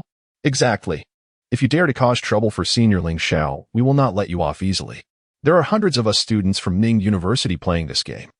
Observing the naivety reflected in their eyes, Lin Mo couldn't help but chuckle. If only their parents knew that they were working hard to support their education. Only for their children to be sycophants to others in this virtual realm, what would they think? After dismissing the foolish girls, Lin Mo, pressed for time and with more pressing matters at hand, hastily departed from the resurrection spring, leaving the group of female students stamping their feet in frustration. Meanwhile, Feng Xiaoxiao expressed her delight. Wonderful. With this blue quality ring, I shall surely have a chance to ascend to the top of the level leaderboard in Yunbian Town. However, before her words could fully settle, two more beams of white light fell beside her. Shouho and Pang Dehai revived simultaneously. Feng Xiaoxiao was taken aback. How did you die? The ring is still with you, right? Pang Dehai looked aggrieved. I'm sorry, Xiaoge, we couldn't hold out. Feng Xiaoxiao was both furious and anxious. Who did this? Shouho replied, It was the members of the Chaos Guild. We had just picked up that poisonous ring when they charged out from the crowd and slaughtered us. Then the ring was lost, with gritted teeth and bulging eyes. Shouho seethed. The most disgusting part is that the members of Chaos seemed to have been lying in wait among the crowd. They knew that guy was formidable and didn't dare to confront him, so they waited for you to defeat him before swooping in to collect the spoils. Chaos. The wind howled as he clenched his fists, an inferno of vengeance igniting within his eyes. After finally glimpsing a glimmer of hope, it was snatched away in an instant. Yet, he was not vanquished by this despair. Rather, it kindled an even fiercer determination within him. I shall become the first to reach level 10 in Yunbian Town, no matter the cost. Surrounding him, A group of young women echoed their support. Senior Ling Xiao, you can definitely do it. Yes, we are your most steadfast allies. Well, when Senior Ling Xiao gets serious, he is simply breathtaking. Chapter 9, E-Level Magic Scroll, Limited Time Discount Coupon. Initially, the journey from the Apothecary Valley back to Cloud's Edge Town would take at least 10 minutes, although I lost 320 experience points. It ultimately saved Lin Mo a considerable amount of time. Well, it's acceptable, not a loss. It is just unfortunate about that ring. A chill flickered in Lin Mo's eyes. The main issue is that there is no time to play with you all now. Once all the tasks in the Novice Village are completed, I can truly enjoy some time with you. Thankfully, the golden flowing light sword and the orange leggings are bound to me after their evolution. If those two pieces of equipment were to drop, it would be a significant loss. As Lin Mo spoke, he arrived at the apothecary. He found the proprietress, Molly, and submitted his task. Ding. Congratulations on completing the task, collecting medicinal herbs. You have received the reward, 200 experience points, 12 copper coins, 1 reputation point, 1 favorability point with Molly. In the equipment, Hero's Cloak. Lin Mo's bag contained 100 medicinal herb cores. Each task required the submission of just 10. Thus, Lin Mo repeatedly accepted and submitted the task 10 times, reaping 10 rewards, in addition to the tenfold basic task earnings. The probability of receiving equipment rewards would have with each subsequent submission.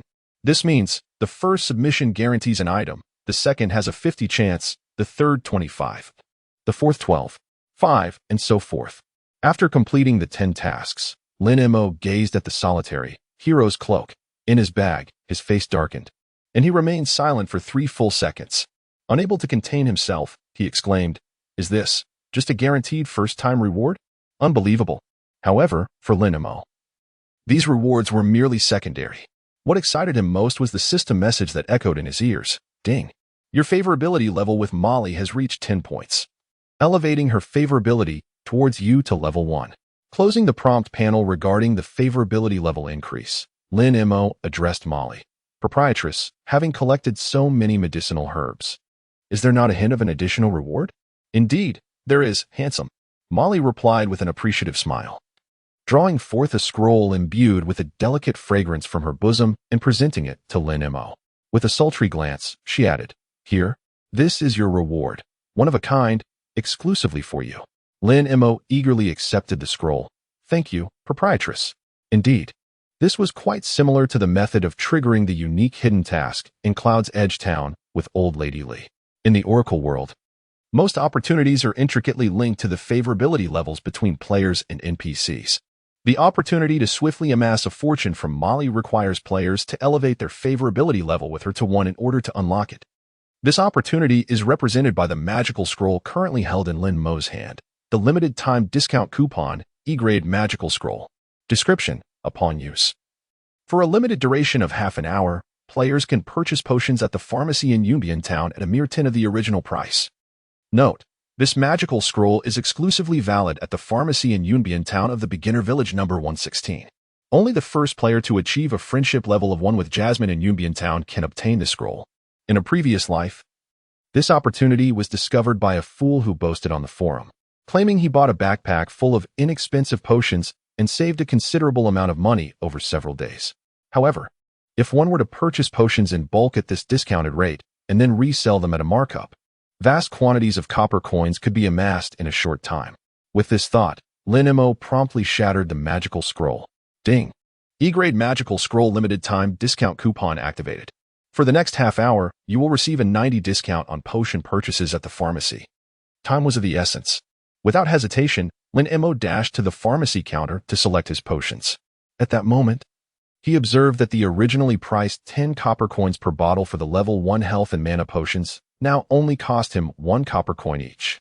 Lin Mo spent a total of 8 silver coins to purchase 38 sets of health potions, amounting to 380 bottles in total. It wasn't that Lin Mo wished to buy more. It was simply due to the limited space in his backpack. Players initially possess only 40 slots in their inventory. After accounting for the E-grade magical scroll and the equipment reward of the Hero's Cloak from a recent quest, Lin Mo had only 38 slots remaining, all filled with potions. Burdened with potions, Lin Mo immediately exited the pharmacy and headed straight for the auction house directly across the street. He listed each set of potions at the price of 50 copper coins. Moreover, he activated the regional chat channel to anonymously send out a pre-prepared message. Anonymous player. There are discounted potions at the auction house. Come buy them quickly. At this moment, it was not the time to pursue high prices, as the saying goes.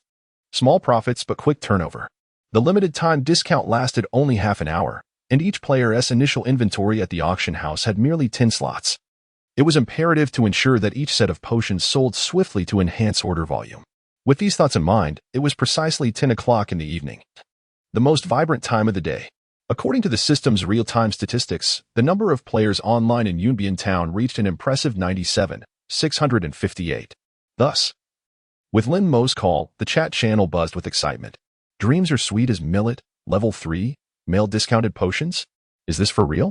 Could such good fortune exist? I'm heading back to the village to check. May the fraudsters perish. Blossoms of prosperity, level 1. Male, it's true. My friends, it's true. 10 potions for only 50 copper coins. But I don't have enough copper coins to afford them. Wealthy friends, hurry and buy. There are only 10 sets available. Mother of Zihan, level 2. Female, this is false. Everyone, please do not believe it. I am currently at the auction house, and there are no discounted potions for sale. Please do not come over, lest you waste your trip. Mother of Zihan, level 2. Female, additionally, I am purchasing some copper coins. Offering a rate 1 higher than the system's withdrawal at 1. If you have surplus copper coins, could you sell me a few? Just send me an email. Meanwhile, Lin Mo had just listed potions when he received a notification. Ding. Your consigned item, Life Potion, has been purchased by player Mother of Zihan. After a 3-transaction fee, you have received 48. 5 copper coins. Ding. Your consigned item, Life Potion, has been purchased by player Mother of Zihan. After a 3-transaction fee, you have received 48. 5 copper coins. Ding. Lin Mo severely underestimated the purchasing power of the players in the novice village. Within mere moments of listing 10 sets of potions, they were completely sold out. Once the shelves were emptied, Lin Mo promptly listed another 10 sets, maintaining the price of 50 copper coins per set. As more players successfully acquired the potions at half price, the news was verified. Mother of Zihan was inundated with private messages from countless players, ultimately leaving the game in tears. The number of players arriving at the auction house to purchase potions continued to swell, to the extent that the second batch of potions sold out within just 10 seconds. After all, a single potion in the apothecary costs 10 copper coins. At the system's 1 exchange rate, that equates to 10 yuan. Yet here, it is merely 5 yuan per bottle. Even those impoverished players who could not afford 5 yuan could still seize the opportunity to stockpile at the lower price, later reselling at 78 yuan per bottle to those who spend extravagantly, thus earning a profit of 2 to 3 yuan. It would be foolish to forego easy money. Consequently, Lin Mo's potions sold at an increasingly rapid pace. With a total of 38 sets of potions in his inventory, they were swiftly sold out. He garnered a total of 1,843 copper coins. After deducting the 380 in costs, he netted 1,463. In just a minute, he earned over 1,400 yuan.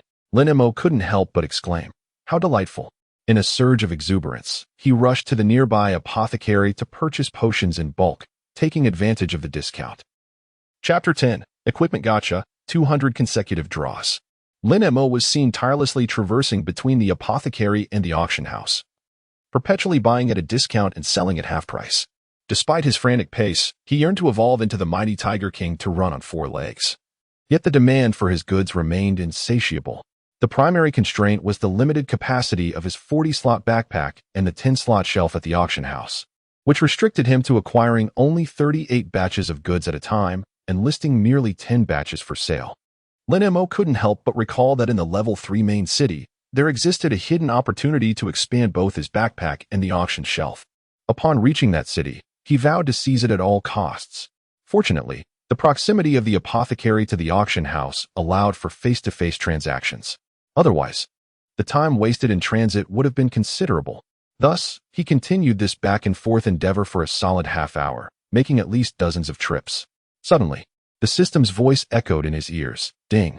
Please note, the effect of the limited-time discount voucher for magical scrolls has expired. You will no longer enjoy a 90 discount on potions purchased at the apothecary. At that moment, disregarding the curious glances of passers-by, Lin Mo collapsed onto the street, utterly exhausted. Yet, Upon glancing at his financial panel, all fatigue dissipated in an instant. Wealth, 13 gold, 12 silver, 25 copper. Indeed. From an initial capital of merely 1 gold coin, he had amassed a staggering 12 gold coins. In just half an hour, Lin Mo had completed over 80 trips. This profit was undeniably worthwhile. With this newfound wealth, donning golden armor should pose no challenge for him. After a brief respite, Lin Mo sprang to his feet and hurried towards the southern part of the small town. Guided by his memory, he located the card master, Carl, in Yunbian town. Carl, donned in a magician's attire, skillfully manipulated a deck of cards in his hands, occasionally performing tricks for the passers-by while calling out, "Would you like to draw a card? I possess all the equipment you require. But first, you must have ample silver coins and a stroke of luck." Many intrigued players paused. Yet they ultimately hesitated before the daunting requirement of being level 5 and the exorbitant cost of 5 silver coins per draw. Only Lin Mo regarded him as a treasure. "Shall we, my dear? How about a few draws? Let us start with one, just to test the waters." Saying this, Lin Mo retrieved 5 silver coins from his bag and handed them to Carl. "No problem, my dear." The card master, Carl, accepted the coins with a sly grin and said to Lin Mo, "Prepare to be satisfied." With that, Carl performed an enchanting shuffle. With a flourish of his hands, dozens of cards materialized before Lin Mo. He casually drew one from the array. Ding! Congratulations, you have drawn a level 5, Tier 1, white equipment, magical boots. Upon witnessing this, a few onlookers erupted in laughter. Spending 5 silver coins to draw a white equipment piece? What a foolish endeavor. The official's intention to use worthless equipment to siphon players' silver coins is blatantly obvious. Only a fool would fall for it. Lin Mo, however, pays no heed to the mocking jeers of others. For most players, drawing cards means they can only hope to acquire high-quality equipment, as obtaining low-quality, worthless gear renders their efforts futile. Yet for Lin Mo, who possesses the unique SSS-level talent of Soul Fire, even the most abysmal white gear holds significant incineration value. Moreover, Lin Mo has already tested this with his SSS-level talent. The incineration value of a level 5 white item amounts to 5 evolution points. If I were to spend 500 coins to acquire 5 novice items, I would only receive 5 evolution points upon incineration. Thus, should I draw a white item, I incur no loss. However, if I were to draw green or blue quality gear, I would undoubtedly profit. Therefore, what others perceive as foolishness, Lin Mo finds immensely enjoyable. He boldly tosses 5 gold coins, 100 consecutive draws. Instantly, those around him are left agape. No longer do they mock Lin Mo for his extravagant expenditure on drawing worthless equipment. Instead, they are astonished. How could he possibly possess 5 gold coins so early in the game, just 2 hours after launch? My goodness, 5 gold coins. At the official one exchange rate, that amounts to $50,000. What they initially thought was a gullible fool has turned out to be a premier whale. How shallow I was. The crowd's reaction shifts from ridicule to admiration. Under the watchful eyes of many, Lin Mo continues to draw cards 100 times. Ding! Congratulations. You have drawn a level 5 Tier 1 white equipment, Magic Bow. Ding! Congratulations, you have drawn a level 5 Tier 1 white equipment, Magic Robe. Ding! Congratulations. You have drawn a level 5 Tier 1 green equipment, Magic Ring. Ding! The equipment that players can draw from the card master Carl is exclusively level 5 Tier 1 magical gear, with quality randomly ranging from white to purple. After drawing 100 pieces, Lin Mo discovers that 87 of them are white items, 9 are green, and 3 are blue, along with 1 purple item. To avoid occupying space, Lin Mo employs Soul Fire to incinerate all 87 white items, yielding 435 equipment evolution points.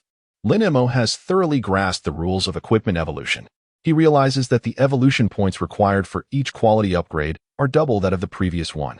If a level 5 white item requires 5 points to evolve to green, it will necessitate 10 points to progress to blue and 20 points for purple. In total, to fully evolve a level 5 golden item, one would require 315 evolution points. This means that the 435 evolution points gained from incinerating equipment are merely sufficient for Lin Mo to evolve a single golden item. Not enough. Another 100 draws. Lin Mo retrieves 5 more gold coins and hands them to Card Master Carl. This scene left the surrounding onlookers utterly astounded, with a flurry of excitement. Another round of draws commenced, and this time, Lin Mo unveiled a total of 89 white items, 7 green items, and 4 blue items, yet no purple ones. Following the same procedure, he incinerated all 89 white items, thereby accumulating 445 equipment evolution points. He was left with a modest sum of 3 gold, 7 silver, and 25 copper coins, reserving the 7 silver coins as a contingency.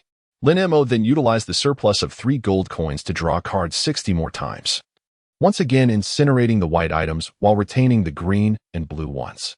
Observing the data panel reflecting a total of 1150 equipment evolution points, Lin Mo nodded in satisfaction. This was sufficient to evolve 3 pieces of level 5 golden equipment. Content with his accomplishments, Lin Mo bid farewell to the card master, Carl. Meanwhile, the crowd, who had witnessed Lin Mo's 261 draws and the expenditure of numerous gold coins, remained frozen in disbelief. A hefty onlooker, weighing in at 180 pounds, exclaimed in astonishment, "Goodness! Does this fellow have a mind at home? Truly extravagant." A bespectacled scholar adjusted his glasses and remarked, "It seems he has drawn quite a number of green and blue items. It appears the pilot is ready for takeoff." A twin-tailed young girl covered her mouth with her hands and mused, "Oh, I forgot to add that young man is a friend just now. Does anyone know him? Could someone please help me connect?" Chapter 11. The Golden Quality, Level 5 Enchanted Equipment Set. Given the current evolution points at Lin Mo's disposal, it is insufficient to evolve a complete set of golden equipment encompassing the weapon, rings, clothing, belt, leggings, hat, necklace, and shoes. Thus, he decided to retain only the magical robe, magical boots, and magical ring, all of white quality, while incinerating the remaining white gear. He intended to continue wielding the Shattered World, Flowing Lightsword, since there was already a scarcity of golden equipment slots. Replacing a level 1 golden weapon with a level 5 golden one would be impractical. Moreover, once evolved, the equipment becomes bound and cannot be sold, with the evolution points obtained from a second incineration being halved. Seizing the opportunity while the equipment still held high value, Lin Mo opted to sell off the surplus green and blue gear he possessed. With 18 pieces of green gear, 8 pieces of blue gear, and 1 piece of purple gear, he turned and entered the auction house. He prioritized listing the more affordable green items, opting for cash transactions. He listed 10 pieces of green gear at the price of 2,000 coins each. Lin Mo subsequently sent out anonymous messages in the regional chat channel. Anonymous player, the auction house has a plethora of high-quality, inexpensive green gear. Come quickly and buy. Less than 3 hours have passed since the server opened. Players have acutely felt the astronomical drop rates of the Oracle monsters. Consequently, at least 90 of players are still clad in level 1 white quality novice equipment. In this context, level 5 green gear is undoubtedly a hot commodity. Soon, many players flock to the auction house. Wow, a level 5 green item for 2,000? Who is the genius behind this? Are they out of their mind? A bit pricey. Can you adjust the price? I'd buy it for 200. Numerous complaints and curses echoed. But the wealthy players were ubiquitous. Before long, Lin Mo's inbox began to illuminate with notifications of successful equipment sales. Thus, as he sold off gear, Lin Mo simultaneously evolved his own equipment. Starting from white quality, he meticulously progressed through 6 consecutive evolutions, investing a total of 315 evolution points. Ding! Congratulations!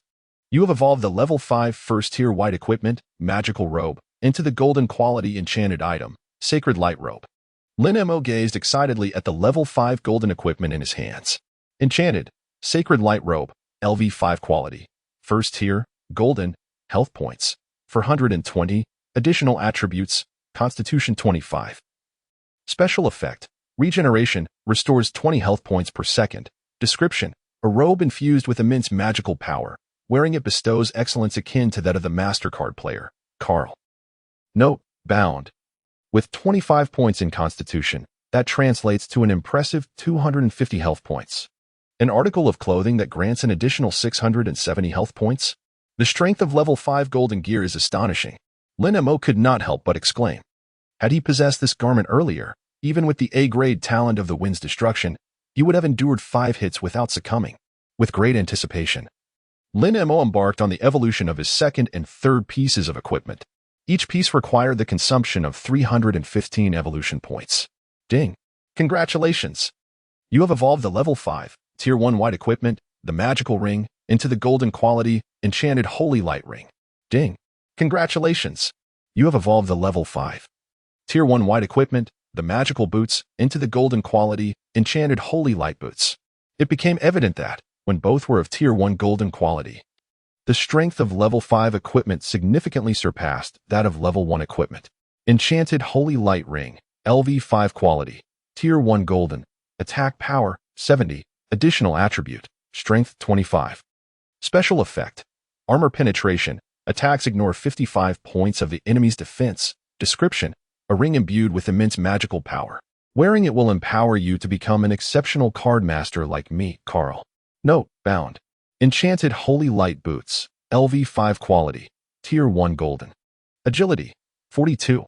Additional attribute, agility 25. Special effect, acceleration, activating grants a 40-point agility bonus for 10 seconds, with a cooldown of 60 seconds. Description, boots brimming with tremendous magical energy.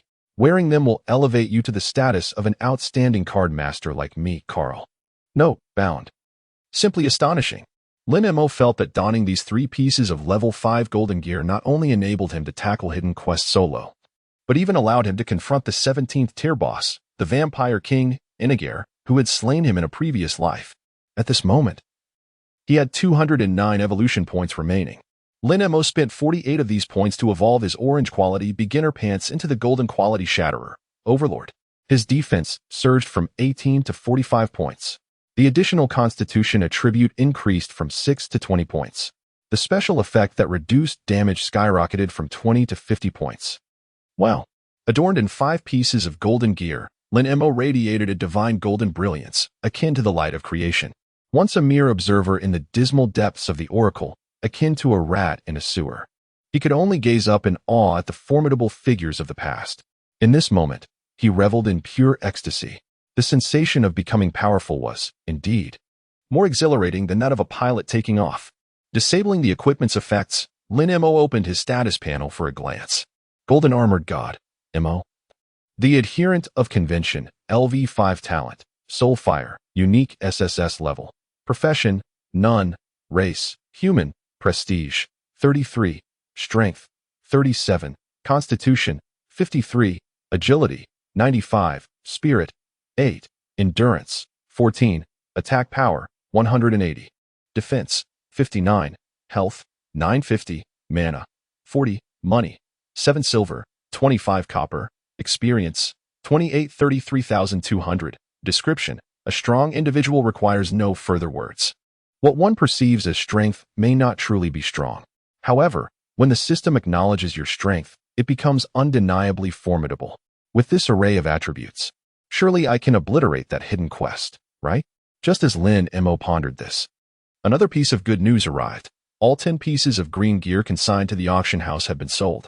After deducting a 3 service fee, Lin Mo's bank account received a credit of 19,400 yuan. Consequently, Lin Mo proceeded to list the remaining 8 pieces of green gear at a price of 2,000 each, turning them over for an additional 15,520 yuan. As for the remaining 8 pieces of blue gear, Lin Mo set the price at 5,000 each. The solitary piece of purple gear was listed directly at 20,000 yuan. Equipping blue quality items unlocks additional attributes, while attaining purple quality gear reveals powerful exclusive effects. Therefore, blue and purple equipment are essential for players who invest heavily. Lin Mo felt no concern that these prices would deter buyers. Moreover, there remained one final shelf for goods. Without the slightest hesitation, Lin Mo listed the E-grade skill book Poison dropped by the carnivorous Flower Lord, setting the price at 30,000. With so many inhabitants in Yunbian town, surely a few wealthy fools would emerge, and Lin Mo intended to exploit them. After all, he urgently needed a substantial sum to recharge before the impending reality-devouring event in 3 months, in order to secure cumulative recharge rewards, of course. Lin Mo calculated his expenses. A total of 13 gold coins had been spent on card draws, equating to an expenditure of approximately 130,000 yuan. If all the remaining equipment were sold, he could anticipate a profit of over 90,000 yuan, meaning he had essentially acquired his entire ensemble of golden gear for merely 40,000, were it not for the binding of the evolved equipment at this moment. A single piece of golden gear could easily fetch a 7-figure sum. This is no exaggeration. In his previous life, Lin Mo had witnessed someone spend over $1 million on a level 10 golden piece. In essence, Lin Mo had exchanged 40,000 for several 100,000. What a lucrative endeavor! Once he accomplished the hidden quest in Yunbian Town, he would earn an even greater fortune. With such thoughts swirling in his mind, Lin Mo eagerly set off toward the target location of the hidden quest, Extermination of the Wolf King, the LV8, LV10, Wild Wolf Ridge. Chapter 12. Those who irk me shall meet their doom. Even though Lin Mo engaged in the trade of potions and the exchange of equipment, he spent nearly half an hour in such endeavors. Nevertheless, his level remained at the pinnacle of the leaderboard in Yunbian Town. The second place, known as Chaos Hero, was hot on his heels, having already reached level 4 at 73. Beyond the third rank, all players were at level 3. It appeared that the grand prize of 100,000 for securing the top position in the leveling event was all but assured. Lin Mo opened the official event page and discovered that this leveling event for novice villages not only offered cash prizes but also included lottery rewards. The first place would receive 3 chances to draw, while those in second to fourth places would receive 2 chances, and participants ranked 5th to 10th would receive 1 chance. According to the prize announcement, the lottery could yield exceptional equipment, advanced skill books, and rare magical scrolls. In the early stages of the game, such treasures were invaluable. Even if Lin Mo had no use for them personally, converting them into cash would result in a substantial gain. Once he claimed the rewards from this hidden quest, he would likely leap to levels 7 or 8, and with a few more quests, reaching level 10 would be effortless. As he pondered this, just as Lin Mo was about to leave the small town, a voice rang out behind him, "Conformist." Lin Mo's heart jolted with surprise. Since entering the game, he had deliberately concealed his ID and had never revealed it. How could anyone possibly know his gaming identity? Turning around, he was taken aback to find a familiar face calling out his ID, all or nothing. Lin Mo had no recollection of this ID, but he distinctly remembered the individual's talent. Feng Xiao had seemingly been observing Lin Mo for quite some time. He approached alongside Shouho and Pang Dehai. The good news was that this time, they were free from the presence of that foolish and obnoxious group of female players. To draw cards as a cardmaster, one must achieve level 5, yet only one person in all of Yunbian Town had reached that level. Indeed, you were the conformist. Upon confirming Lin Mo's status as the top player in Yunbian Town, Feng Xiao's demeanor shifted slightly. The murderous intent that once filled his eyes was replaced with an expression of reverence. With a hint of frustration, Lin Mo retorted, "What, do you wish to fight? Come on, let us settle this." Feng Xiao's gaze inadvertently flickered over Lin Mo's dazzling gear, even though it was subtly concealed, betraying a glimmer of trepidation. "Let us discuss a collaboration. You guide me in leveling up." Feng Xiao wasted no time and got straight to the point. "Conditions: if you help me reach level 10 first, I will relinquish the entire 100,000 prize for being the top rank in the leveling event, along with all other lottery rewards. I shall take none for myself." Lin Mo chuckled. "Are you jesting? I can secure the first place reward all on my own. Do I need your assistance?" "Indeed, you do." As the wind howled, Feng Xiao spoke with a grave demeanor. "I claim the first position, you the second. You may simultaneously receive the rewards for both the first and second ranks, 190,000 in prize money, along with 5 chances for a draw." No sooner had the words left his lips than Shouho and Pang Dehai chimed in, declaring, "I am third. I am fourth. However, could we perhaps share the rewards, keeping half for ourselves?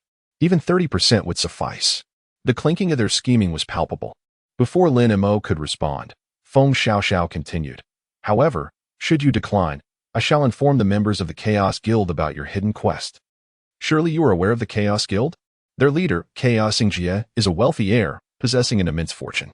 In the novice village of Yunbian alone, the guild boasts over 500 members. Even if you were the top of the leaderboard, should you cross them, the outcome will undoubtedly be dire. Feng Xiao's reasoning was quite clear, having meticulously weighed both the benefits and drawbacks. He had evidently come prepared. In a previous life, Lin Mo might have hesitated, gripped by fear. Yet in this life, endowed with an SSS tier talent and clad in golden divine armor, Lin Mo was far from being swayed by such tactics. Stepping just beyond the bounds of the novice village and into the safety zone, Lin Mo addressed Feng Xiao. "What was that you just said? I didn't quite catch it. Come out and repeat it." Feng Xiao firmly planted his feet. "If I step out, you will surely kill me." "I will not go out." Lin Mo shrugged. "You lack any sincerity. How can we negotiate under such circumstances? I admit I was rash before, and I apologize, but this time, I am serious about collaborating with you." Lin Mo understood. The other party feigned acknowledgement of their mistakes, but truly sought to ingratiate themselves, recognizing their own formidable strength. He replied nonchalantly, "I am serious as well." After a moment's hesitation, Feng Xiaoxiao inquired, "If I step out, can you genuinely discuss matters with me?" Lin Mo affirmed, "Absolutely." With that assurance, Feng Xiaoxiao no longer hesitated, stepping beyond the safety zone. In the next instant, thrust. Lin Mo's sword struck without hesitation, piercing Feng Xiaoxiao's chest. 230. The staggering damage instantly drained his health bar. Ding. You have maliciously killed the white-named player Feng Xiaoxiao, earning 100 sin points. Please note, you are now marked as a red name. As Feng Xiaoxiao transformed into a burst of white light and vanished, Lin Mo couldn't help but shake his head, letting out a soft sigh. Did you truly believe that? A gentleman's revenge is never too late. 10 minutes is ample time. I warned you not to let me encounter you in the wild. Shouho and Pangahai stood in stunned silence, finally regaining their composure as they pointed at Lin Mo and began to shout furiously. "You mother!" Lin Mo interjected. "What did you say? I didn't hear you. Come out and say it to me." The two individuals bore flushed faces, gripped by trepidation at the sight of Lin Mo's blood-red ID. LV5 golden armored warlord adhering to conventions, ranked first on the leaderboard, rendering them hesitant to step even a foot outside their safety zone. Lin Mo, unfazed and sporting a crimson name, nonchalantly turned and strode away. To be candid, the collaboration project with Feng Xiaoxiao was indeed commendable, promising to significantly enhance Lin Mo's profits. However, the principle of "I shall eliminate anyone who displeases me" took precedence over all else. As for the Chaos World, Lin Mo harbored no concerns. In fact, he anticipated that Feng Xiaoxiao would summon individuals from the Chaos World to him. For in his past life, the first to bully and torment Lin Mo in the Oracle World was none other than the Chaos Guild. For several months, from the novice village to the third-level main city, Lin Mo had been living under the shadow of the Chaos Heroes. Despite his mediocre talent, he relished flaunting his wealth and influence as a rich second-generation heir, deriving a sense of superiority from preying upon the vulnerable like Lin Mo. He even knew the true name of the Chaos Hero, Wang Junjie. "I vow, in this lifetime, I shall strike you down every chance I get." Along the way, Lin Mo's striking red ID drew considerable attention, as the death penalty for those with such names significantly increased the drop rates. Yet, upon glimpsing his ID, passerby players were instantly daunted, abandoning any thoughts of attacking him. The golden armored warlord, the top of the celestial rankings, who in their right mind would dare provoke him? Instead, numerous players approached Lin Mo, eager to curry favor, proclaiming their willingness to protect him. Following the map's guidance, after an extensive journey of over 20 minutes, Lin Mo finally arrived at his destination, Wolf Ridge. As a high-level wilderness area boasting a level of 810, it was naturally desolate. The chilling howls of wolves echoed through the night, sending shivers down one's spine. The task objective was to slay 30 wild wolves and a howling moonwolf king. Unsurprisingly, the moonwolf king was expected to be a boss monster. With a swift motion, Lin Mo drew his sword under the cover of darkness. The time to commence had arrived. Chapter 13. Slaying the Leader, the Howling Moonwolf King. Violent Wild Wolf, Common Creature Level, 8 Attack Power, 98 Defense Power, 44 Health Points. For 90 Skill, Frenzy Description, do not underestimate me as merely a wolf. My cunning is beyond imagination. An attack power of 98, how astonishing. Upon seeing the attributes of the wild wolf, Lin Mo felt a flicker of surprise. No sooner had he spoken than a wild wolf suddenly leaped from the darkness to his right, its gaping maw sinking fiercely into Lin Mo's arm.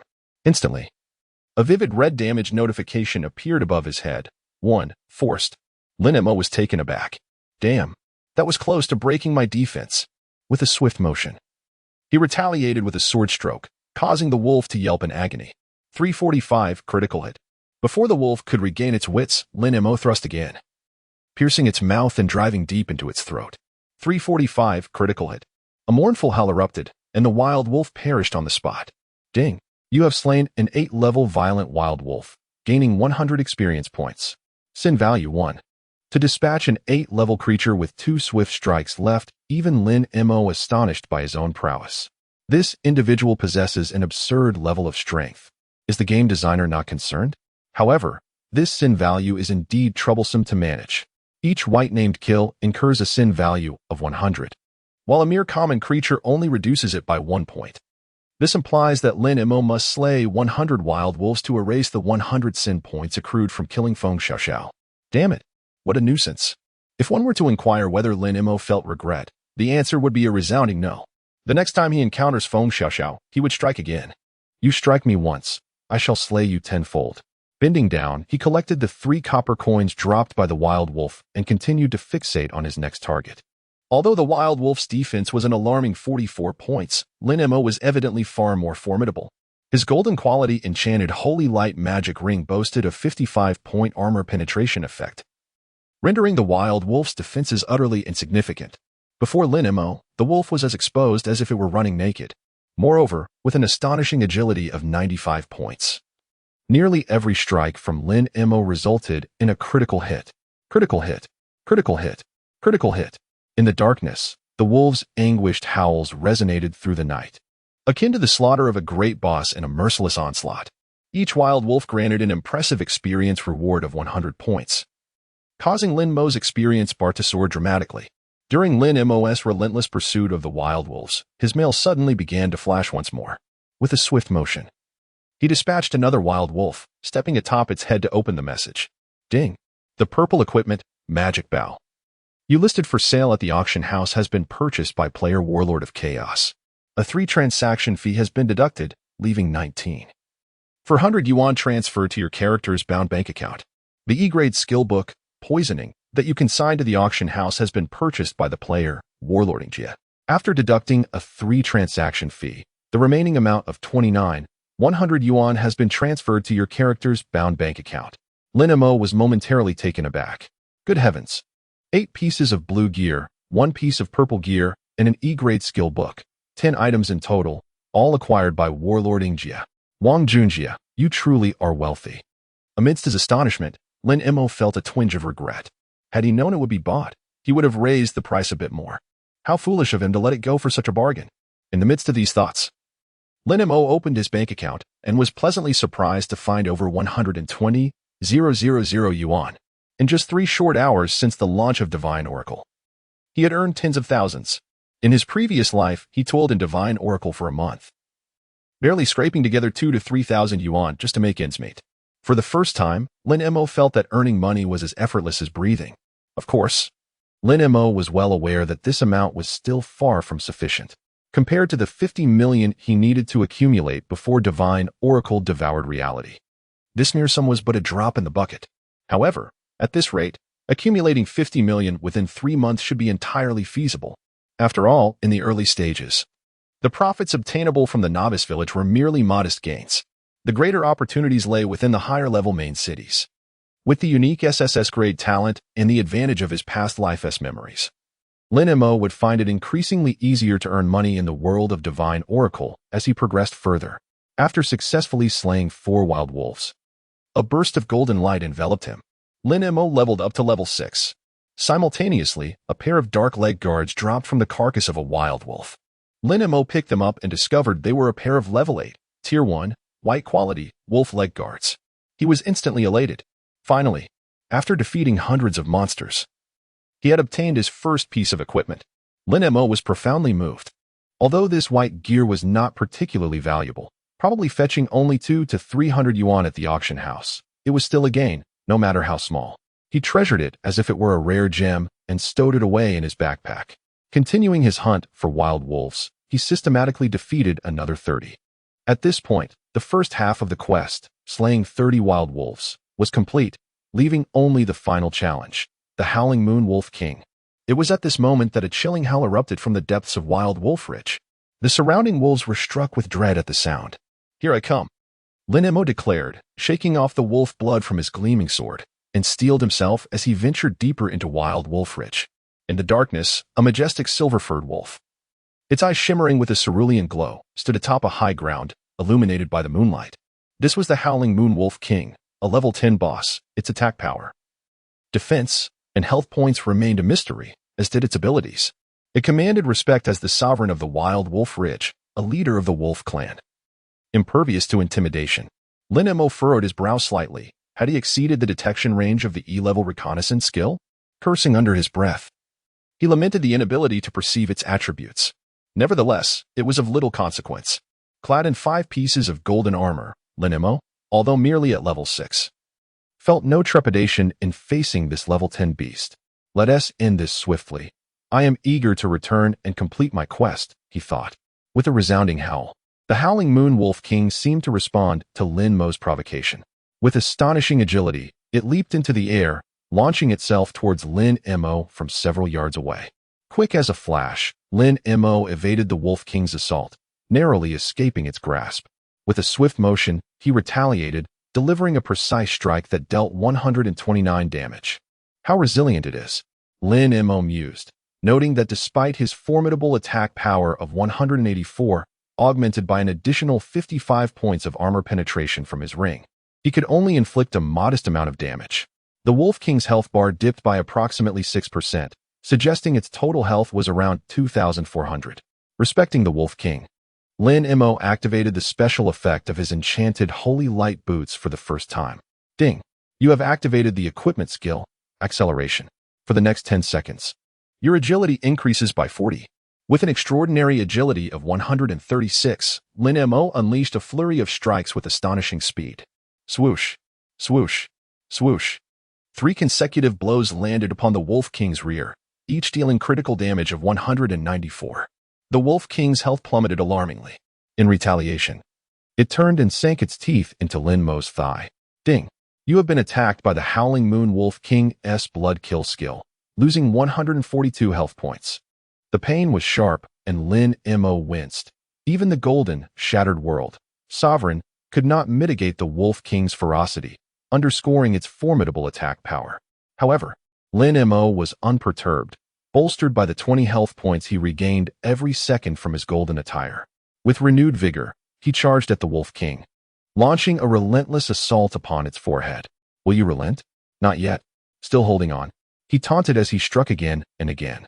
In a matter of moments, the Howling Moon Wolf King succumbed to Lin Mo's onslaught, letting out a mournful howl as it fell. The once mighty Wolf King has now met his demise. Chapter 14. Enemies from a Past Life, Heroes of a Turbulent Era. Ding! You have slain the level 10 boss, Howling Moon Wolf King. Experience gained, 5,000. Reputation, 4. Sin value, 100. A cascade of golden light enveloped him. Ding! Congratulations, you have leveled up. Attributes increased by 1. Free attribute points, 3. Current level, 7. Experience required for next level, 12,000. Indeed, the bosses are quite lucrative. Lin Mo could not help but exclaim. The demise of a single Wolf King had entirely cleared his remaining 70 points of sin value. Witnessing his ID revert from crimson to its normal white hue, Lin Mo felt a surge of exhilaration. Otherwise, he would have needed to slay 70 more minions to erase his sin value before returning to the novice village. The system stipulates that players with gray or red names are prohibited from entering safe zones. What followed was the most exhilarating moment. The level 5 boss, the Man-Eating Flower, had dropped a piece of blue equipment and an E-grade skill book. Had the blue item not been looted, the total reward would have amounted to 35,000.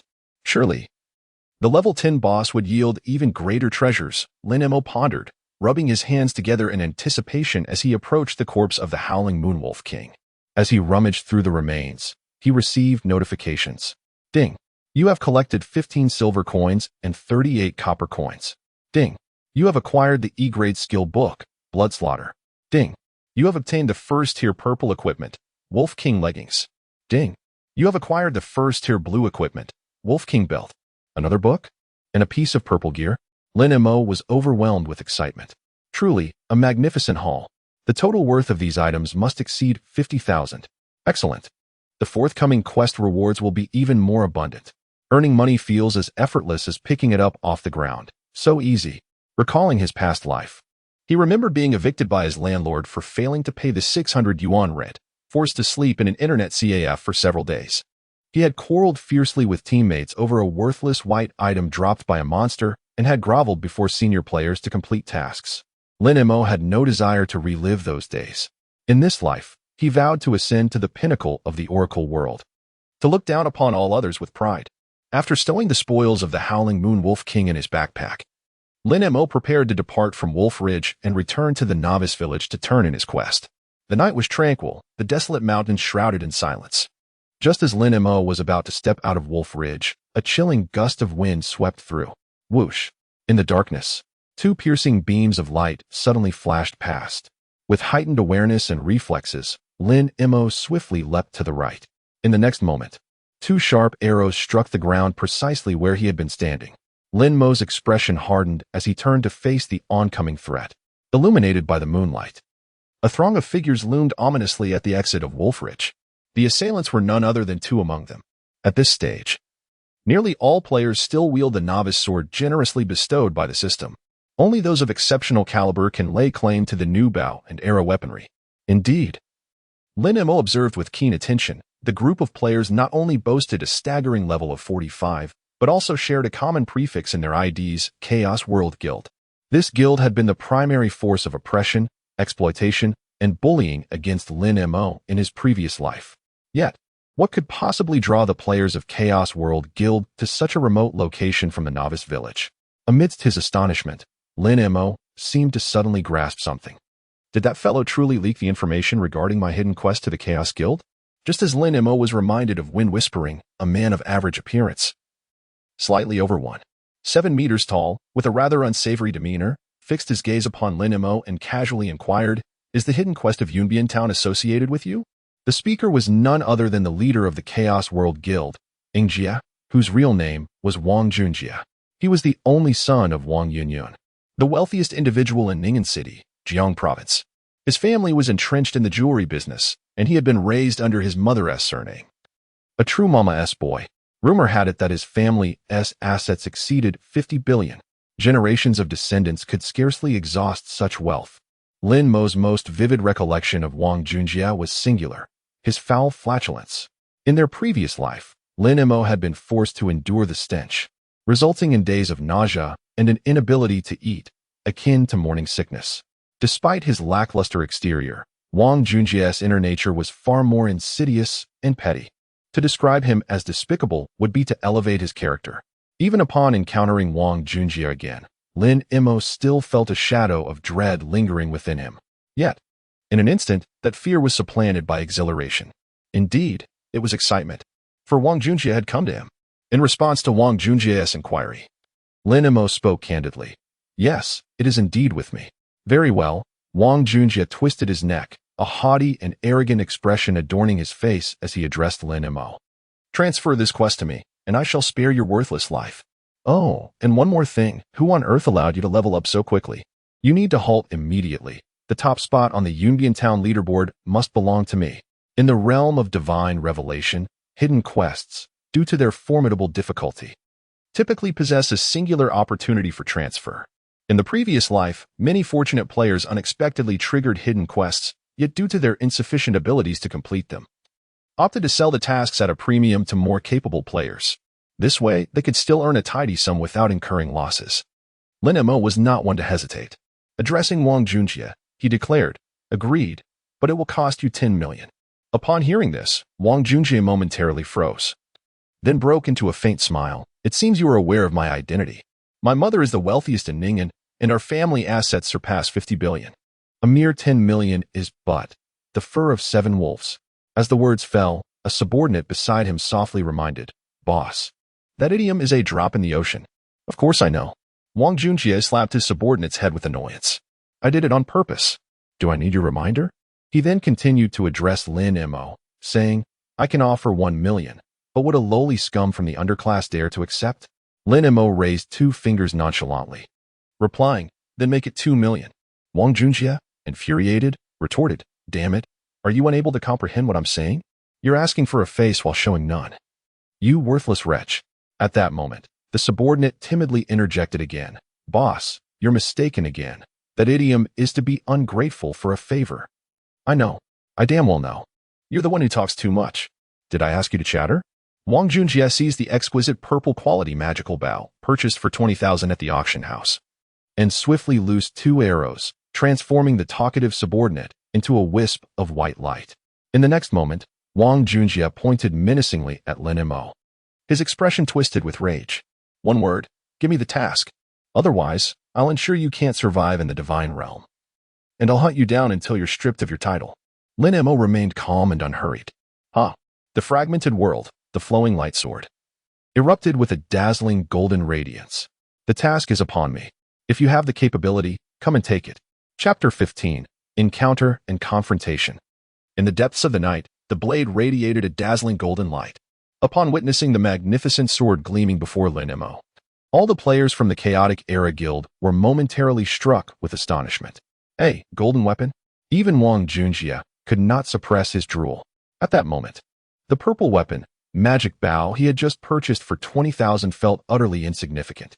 His eyes sparkled, entirely captivated by the golden sword before Lin Mo. He even cast aside thoughts of his hidden quest. Attack! We must seize that golden weapon from him. He shouted fervently. I will reward anyone who brings me that sword with a car. Choose any model up to 1,000,000.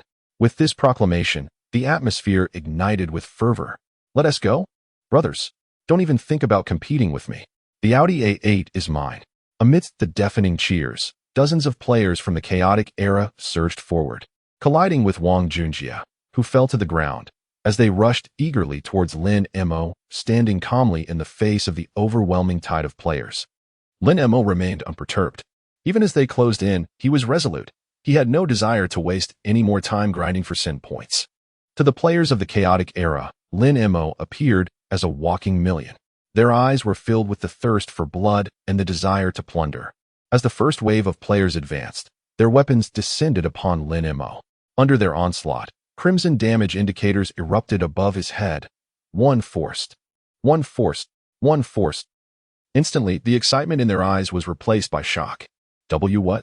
My level 3 green weapon and green ring with full strength points. Can't even harm him. What the hell? Isn't he wielding a golden weapon?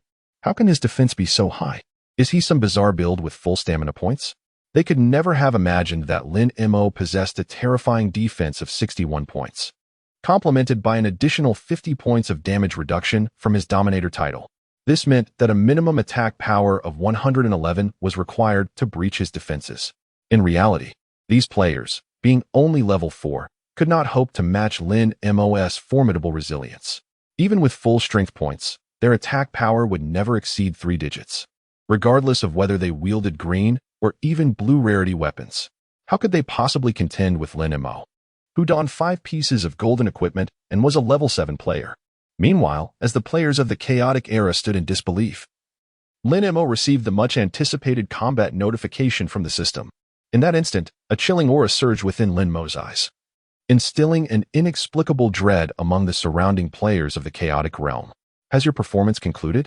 Now it is my turn. As he spoke, with a swift motion, Lin Mo swept his sword horizontally, cleaving through the chests of the 3 chaotic players before him. 359 critical hit. 359 critical hit. 359 critical hit.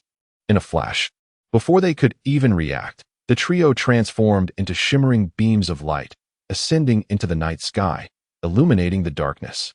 The sheer ferocity of his assault left the remaining players around, utterly aghast. Yet, at the rear, Wang Junjie, who had just risen from the ground, caked in dirt, witnessed Lin Mo's astonishing damage output. Rather than feeling fear, his spirit soared. By your mother's kiss. The golden weapon is indeed formidable. Brothers, charge. Even if it's force damage, we must overwhelm him. I must seize that sword. Dreams may be grand, yet reality is often harsh. Lin Mo possessed a remarkable regeneration of 20 health points per second. Despite the overwhelming numbers of chaotic players, the damage they accumulated, even at a rate of 1 point each, paled in comparison to Lin Mo's healing. In stark contrast, Lin Mo, clad in top-tier golden gear, wreaked havoc amidst the throng. With each effortless swing of his sword, he dealt a critical blow of 359 true damage. The players of the chaotic realm before him were like defenseless chicks, utterly unable to withstand his onslaught.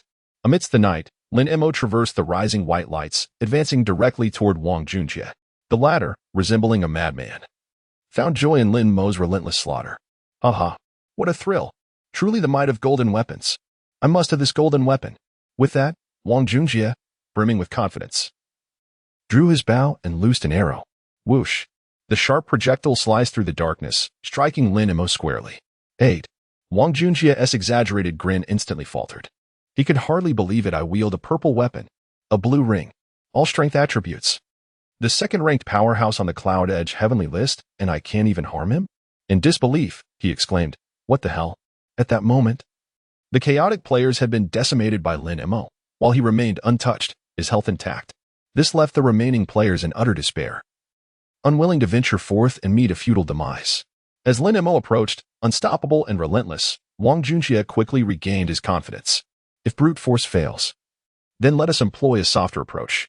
I offer you 5 million. Sell me that weapon. The eager subordinates around him, brimming with anticipation. Wang Junjie reveled in his own self-satisfaction, convinced that no one could ever refuse the terms he proposed, including Lin Mo, who appeared to be nothing more than a penniless wretch unfamiliar with wealth. To his astonishment, Lin Mo approached with a swift strike, cleaving Wang Junjie to the ground. A critical hit of 359. Lin Mo's damage was sufficient to eliminate Wang Junjie in a single blow. However, due to his prior activation of the Bloodlock mode, Wang Junjie retained a mere point of health and survived. Before Wang Junjie could react, Lin Mo planted his foot upon his face. Humiliated, Wang Junjie erupted in fury. Damn it. Do you wish to die? Do you even know who I am? My mother is the wealthiest person in Ningen City. My family wields immense power in Ningen City. The game is the only means by which you can interact with someone of my stature. How dare you? Before Wang Junjie could finish his tirade, Lin Mo exerted pressure with his foot, causing Wang Junjie's lips to be crushed. Leaning down, Lin Mo fixed his gaze on Wang Junjie and declared, Wang Junjie, it is indeed you I am targeting. Suddenly, Lin Mo turned his back, presenting his rear towards Wang Junjie, causing the latter's face to turn pale with shock. What do you intend to do? What the hell are you doing? With a resounding release, Lin Mo let out a prolonged fart directly in front of Wang Junjie's face. Afterward, he wore an expression of sheer delight. Ah, that feels good. Surrounding players were left in stunned disbelief at Lin Mo's audacity. Lin Mo, observing Wang Junjie sprawled on the ground, eyes rolling back and frothing at the mouth, revealed a devilish grin. Wang Junjie, remember this well. The next time we meet, I shall strike you again. Each encounter will see me strike you once more. 10 meetings. 10 strikes. With that, Lin Mo deactivated the Bloodlock mode and, with a swift slash, dispatched Wang Junjie. In a flash of white light, a skill book, a ring, and a handful of silver coins tumbled from the spot where Wang Junjie had perished.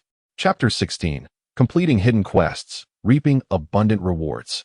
Due to a prior lesson where he had killed a subordinate with arrows, Wang Junjie found himself marked as a notorious criminal. Thus, after Lin Mo vanquished Wang Junjie, the loot drop rate was remarkably high. Lin Mo picked up a skill book and was astonished to find it was the very assassin's E-level skill Poisoning that he had recently put up for auction, which Wang Junjie had purchased for 30,000 gold. Furthermore, there was a blue-quality level 5 ring that looked familiar to Lin Mo. The toxic ring? Lin Mo scrutinized the ring in his hand, pondering. Wasn't this the one that had dropped from the man-eating flower leader, only to be obliterated by that person? How could it possibly end up with Wang Junjie? Was it a ploy by that individual to curry favor with Wang Junjie? Never mind. Lin Mo was disinclined to dwell on it. What mattered was that this ring was worth a market value of 5,000 gold. Adding the skill book, Poisoning, he had effortlessly earned over 30,000 gold for defeating Wang Junjie. Lin Mo couldn't help but exclaim, Wow, Wang Junjie, you were quite the treasure. Nevertheless, this was merely a pittance for Lin Mo. Even in his past life, Wang Junjie had relentlessly bullied him for several months, extracting far more resources from Lin Mo than this. For Lin Mo, this was only the beginning. Wang Junjie, I assure you, your upcoming journey in the Oracle game will be filled with torment, leaving you utterly ecstatic. Lin Mo wore a smile that sent shivers down the spines of the players from the Chaotic World Guild around him. At that moment, Lin Mo's gaze fell upon them, causing them to scatter in fright, fleeing in all directions. Lin Mo, however, did not pursue them. Killing these fledgling players would only waste time and provide little value. Thus, Lin Mo set off once more towards Yunjian Town. Meanwhile, at the Resurrection Spring in Yunjian Town, a brilliant light cascaded down. As Wang Junjie was teleported back to life, he was disoriented, nearly toppling into the spring. The players from the Chaotic World Guild, returning from their defeat, covered their noses, their brows furrowed. What is that smell? It seems to be emanating from our leader. Oh, it stinks. Once Wang Junjie regained his composure and noticed the skill book and ring that had dropped from him, he was furious enough to nearly shatter his back teeth. Damn it. Wang Junjie cursed vehemently as he opened the regional chat channel and hastily typed a message. Before long, several pinned messages appeared in the Yunjian Town regional chat. Hero of Chaos, level 5, male, ranked 2nd Lin Mo, you son of a b. How dare you loot me? I will remember you, you filthy cur. I, Wang Junjie, swear that if I don't kill you and force you to delete your account within a day, I'll live stream my own demise. Late into the night, around 11 o'clock, players were quietly grinding monsters and completing quests. As the news broke, the once tranquil chat channel erupted into a flurry of excitement. 95 single uncle, level 3, male what the hell? What is happening? This is explosive. Jiang Province S. Peng Yuyan, level 4, male what is the level of this? A pin message for just 1 gold coin, or is it 3? Damn, that amounts to 30,000. Take a sip of milk tea, level 3, female. It seems that sticking to the rules is ranked first on the Supreme Leaderboard. And Chaos Hero is second. Wow, 2 titans of the leaderboard are clashing. It looks like we're in for quite a spectacle in Yunbian Town. AAA driving lessons. Contact me. Level 2, male. I know this Wang Junjie. He took driving lessons from me. His mother is the wealthiest person in Ning'an City, with a fortune in the hundreds of billions. I advise you, sticking to the rules, to apologize and admit your mistake. Though you may have some gaming talent, you cannot afford to provoke someone of his stature. No cilantro, Youth Edition. Level 2, female what? Wang Junjie, is that influential? So, does that mean sticking to the rules is in big trouble? I feel for that young man for 3 seconds. Lin Mo remained silent, quietly reporting Wang Junjie's message. Notification, report successful, please await system feedback. Notification, the player Chaos Hero has been detected for abusive behavior and has received a 3-hour mute penalty. Meanwhile, Wang Junjie attempted to continue his tirade against Lin Mo, only to discover he had been silenced by the system.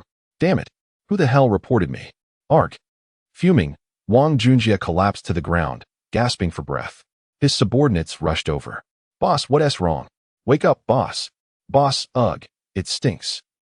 At the same time, in the southern part of Yunbian Town, in the level 6 wilderness known as the Goblin Woods, a trio consisting of Feng Xiaoxiao, Skinny Monkey, and Fat Dahu, who were hunting goblins together, also caught wind of the messages in the regional chat channel. Skinny Monkey laughed heartily. Ha! It seems Wang Junjie has been taken down by sticking to the rules. This is glorious. Let him drop our gear. Who would have thought he'd meet his match? Fat Dahu scratched his head, looking puzzled as he turned to Ling Xiao. But how did Wang Junjie even target sticking to the rules? Brother Xiao, did you truly inform Wang Junjie about the hidden quest on sticking to the rules? Before Ling Xiao could respond, Skinny Monkey slapped Fat Dahu on the forehead. Are you stupid? Wang Junjie is Brother Xiao's rival in love. No matter what, Brother Xiao would never assist that scoundrel. Helping Wang Junjie to be the first to reach level 10 would be akin to shooting oneself in the foot. Ling Xiao, feeling a slight relief from his previously tense state, thought to himself, if sticking to the rules can keep Wang Junjie occupied, perhaps I still have a chance to reach level 10 before him. Wang Wen, wait for me. I shall give it my all, no matter what. I will never give up. In Ling Xiao's eyes, an unwavering determination emerged. At that moment, Fat Dahai let out a yawn. I'm so sleepy, I just want to rest. We have class tomorrow. Skinny Monkey slapped Fat Dahai awake. Are you foolish? Tomorrow is the weekend. Oh, right.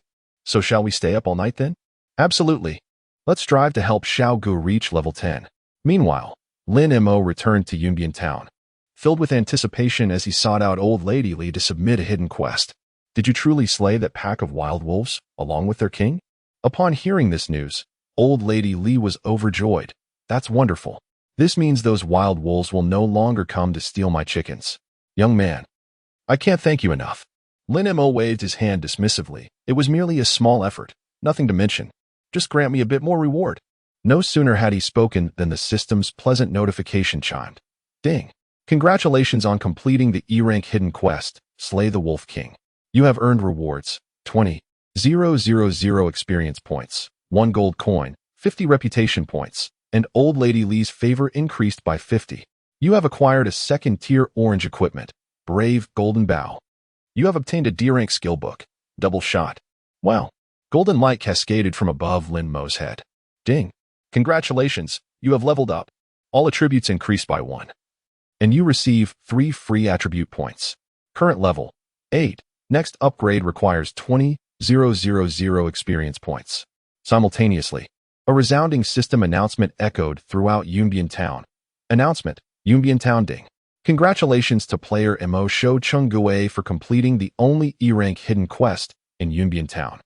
Slay the Wolf King and achieving the title. Hidden player. Rewards: 1 gold coin, 10 reputation points, and the title, Hidden Player. Chapter 17. Exquisite Second-Tier Orange Weapon. The resounding system announcement echoed through the night, igniting a fervor throughout Yunbian town. What? A hidden quest? Could it be immensely valuable? The achievement reward alone is 1 gold coin, equivalent to 10,000 yuan. The rewards for this quest must be substantial. I estimate it could earn tens of thousands. Oh, how envious. Why was it not I who discovered this hidden task? Although the officials announced that every novice village has a hidden quest, the triggering conditions are exceedingly obscure. How did Imo Shoucheng Gui manage to uncover it? With both golden equipment and a hidden quest, if Imo Shoucheng Gui didn't exploit any cheats, I shall eat my words live. All the opportunities have been monopolized by this illustrious player. Good sir, kindly leave a path for the rest of us players. Imo Shoucheng Gui has added you as a friend. How could you refuse? Let us befriend one another. I am from Chongyu, a girl studying at Ning'an Technical Institute. Shall I send you my location for a weekend rendezvous? Lin Mo has also risen to fame. Furthermore, he relished the admiration and adulation directed towards him. So, this is the exhilarating sensation that those once regarded as gaming elites experienced. With that thought, Lin Mo began to inspect the quest rewards.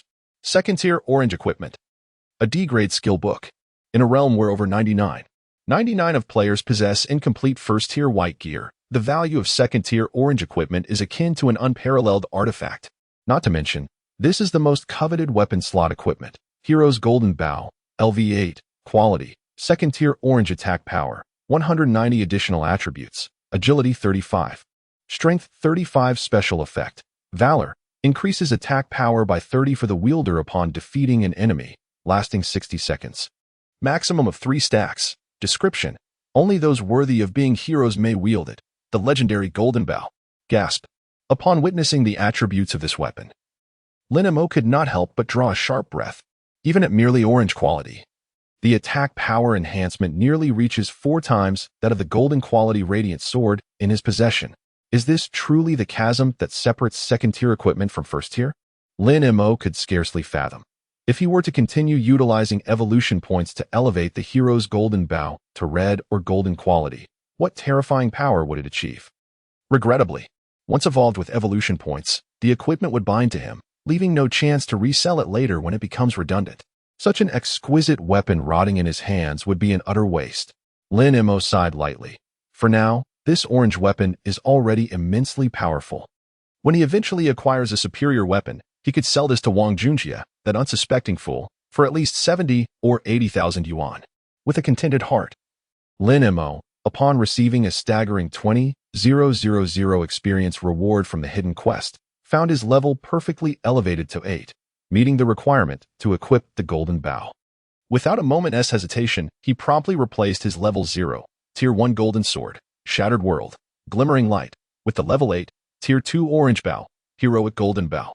Upon inspecting his status, he was astounded to find his attack power had surged from a mere 193 points to a staggering 382 points. Moreover, this was not even the pinnacle of Lin Mo's potential at this stage. Should he fully stack the heroic Golden Bow S, Valiant, effect to 3 layers, his attack power could soar to an impressive 472 points. While most players in the entire server were still grappling with single-digit attack power, Lin Mo's prowess was on the verge of breaching the 500 mark. How terrifying! As for the glimmering light sword he had replaced, it was bound and thus unsellable. Lin Mo had no choice but to utilize his SSS talent, Soul Fire, to incinerate it. Ding! You have incinerated the level 0, Tier 1, golden quality equipment. Shattered World, Glimmering Light, gaining 32 evolution points for equipment that has been evolved. Secondary incineration yields 50 of evolution points. Although he received only half of the evolution points back, Lin Mo felt a sense of satisfaction. After all, it meant that he had effectively navigated the early stages of the game in the world of prophecy with merely 32 evolution points, reaching an almost invincible state. Soon after, Lin Mo's attention shifted to the skill book. Double Shot, Archer, D-grade description. Upon use, you can learn the D-grade skill. Double Shot launches a rapid double strike against a single target, dealing 2 instances of 80 attack power damage, each shot accompanied by a slight knockback effect. Skill cost, 12 mana points. Cooldown, 13 seconds. Level requirement, 10. Lin Mo vividly recalled that in his previous life, he had only encountered D-grade skills 3 months after the launch of Prophecy, at a time when the real world was engulfed. Yet in this lifetime, merely 3 hours after the launch of Prophecy, he had acquired a D-grade skill book. Those who have not experienced such moments cannot fathom the profound sense of achievement that Lin Mo felt at this instant.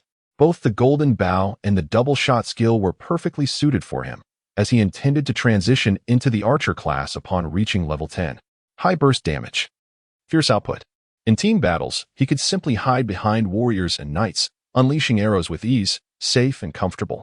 Most importantly, this was the only class in the world of Prophecy capable of ranged attacks. At that moment, gazing at the skill book in his hands, an idea struck Lin Mo. If Soulfire could be used to incinerate equipment for evolution points, could it not also be applied to incinerate skills for skill evolution points? Lin Mo scrutinized the talent description closely and indeed discovered a brilliant insight. The incineration of equipment was merely the first stage effect of the talent. By advancing Soulfire to the second stage, he could unlock a second incineration effect. Lin Mo was instantly filled with exuberance, for he knew that all skills in the world of Prophecy could not be upgraded, but could only be replaced by higher-tier skills, thus superseding the existing lower-tier ones. If the talent of the Soulfire can indeed unlock the skill of incineration, it would signify that I could acquire a substantial number of evolution points by incinerating the worthless E-grade skills, thereby evolving into the supreme SSS-grade skills. Lin Mo's anticipation surged 100-fold in an instant. He glanced at the requirements for advancing the Soulfire to its second stage, which necessitated 100 points of reputation. Having already slain 2 boss monsters, along with the task rewards, Lin Mo currently possessed 97 points of reputation. He was a mere 3 points away from confirming whether his conjecture held true. The value of the unique SSS-grade talent across the entire server continued to rise. In addition, there was a title reward, hidden player, title quality, white attribute, 1 increase in task rewards description, a symbol of honor for completing the hidden task in the Cloud Edge town of the No. 116 Novice Village on the Greatsword server. An additional 1 in task rewards? That is indeed a remarkable boon. Within just a few hours of the game's launch, he had already obtained 2 titles.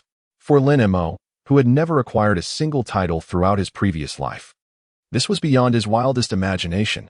Golden Armored War God. Hidden player. Clearly, the former exuded a greater sense of prestige. Thus, Lin Mo opted to display the title Golden Armored War God. Discarding Hidden Player into his storage did not diminish the ongoing effect of its attributes. With the hidden task completed, only 1 final step remained in Lin Mo's journey through the Novice Village, a step of paramount importance. Its significance outweighed even that of the hidden task. That is, Chapter 18, Exploring the Shadow Lair, Seeking the Spider Queen. According to the official lore of the Oracle, each Novice Village conceals 2 immense opportunities. Beyond hidden quests, the other lies in the formidable presence of a grand boss lurking within the Novice Village realm. If memory serves correctly, the boss in each Novice Village should be a level 15, Tier 2 entity. Defeating the Novice Village boss not only rewards substantial kill benefits, but also grants an exceedingly precious item, the Heart of Shadows. Recalling memories from a past life, Lin Mo felt invigorated. Should he gather 3 Hearts of Shadows, he could activate a highly valuable hidden dungeon in the level 3 main city. Having been granted a second chance at life, Lin Mo must tread carefully, ensuring every step remains on the right path. Thus, conquering the Novice Village boss has become Lin Mo's ultimate objective in Yunjian Town. Moreover, obtaining the Heart of Shadows would lay a solid foundation for his impending journey to the level 3 main city. Lin Mo pondered. Stroking his chin, the boss in Yunjian Town seems to be a Spider Queen, though he could not quite recall its exact location.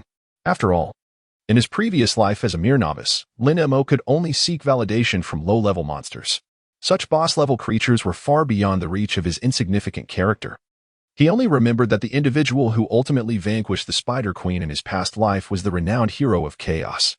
In their pursuit to slay this level 15 Tier 2 boss, nearly 1,000 players from the Chaos Guild had perished more than 10 times each. The total battle duration stretched over a day and night, a true testament to their relentless struggle.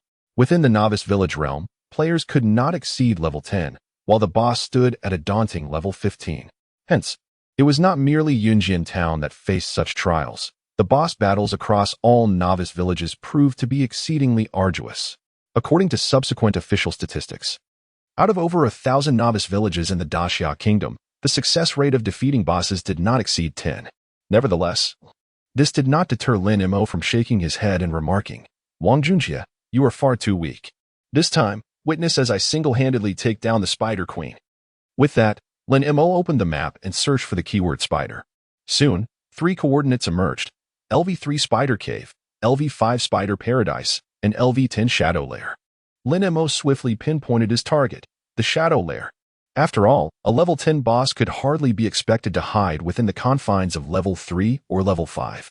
Armed with his golden gear and a tier 2 weapon, Lin Mo felt no trepidation. He was ready to act. Without hesitation, he followed the map's guidance towards the Shadow Lair. Along the way, Lin Mo sought to understand the current state of Yunjian Town, casually opening the level leaderboard. No. 1. Sticking to tradition, male, level 8, 43, 15, NO. 2. Heroes of Turbulent Times, male, level 5, 71, 13, NO.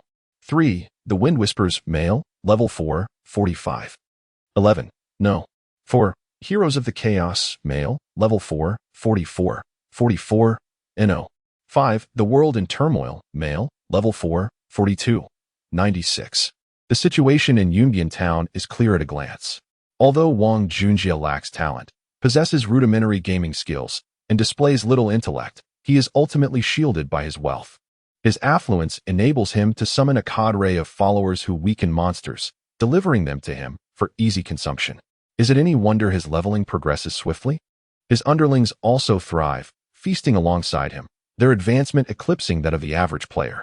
Among the top 10 on the leaderboard, 6 are affiliated with the chaotic realm.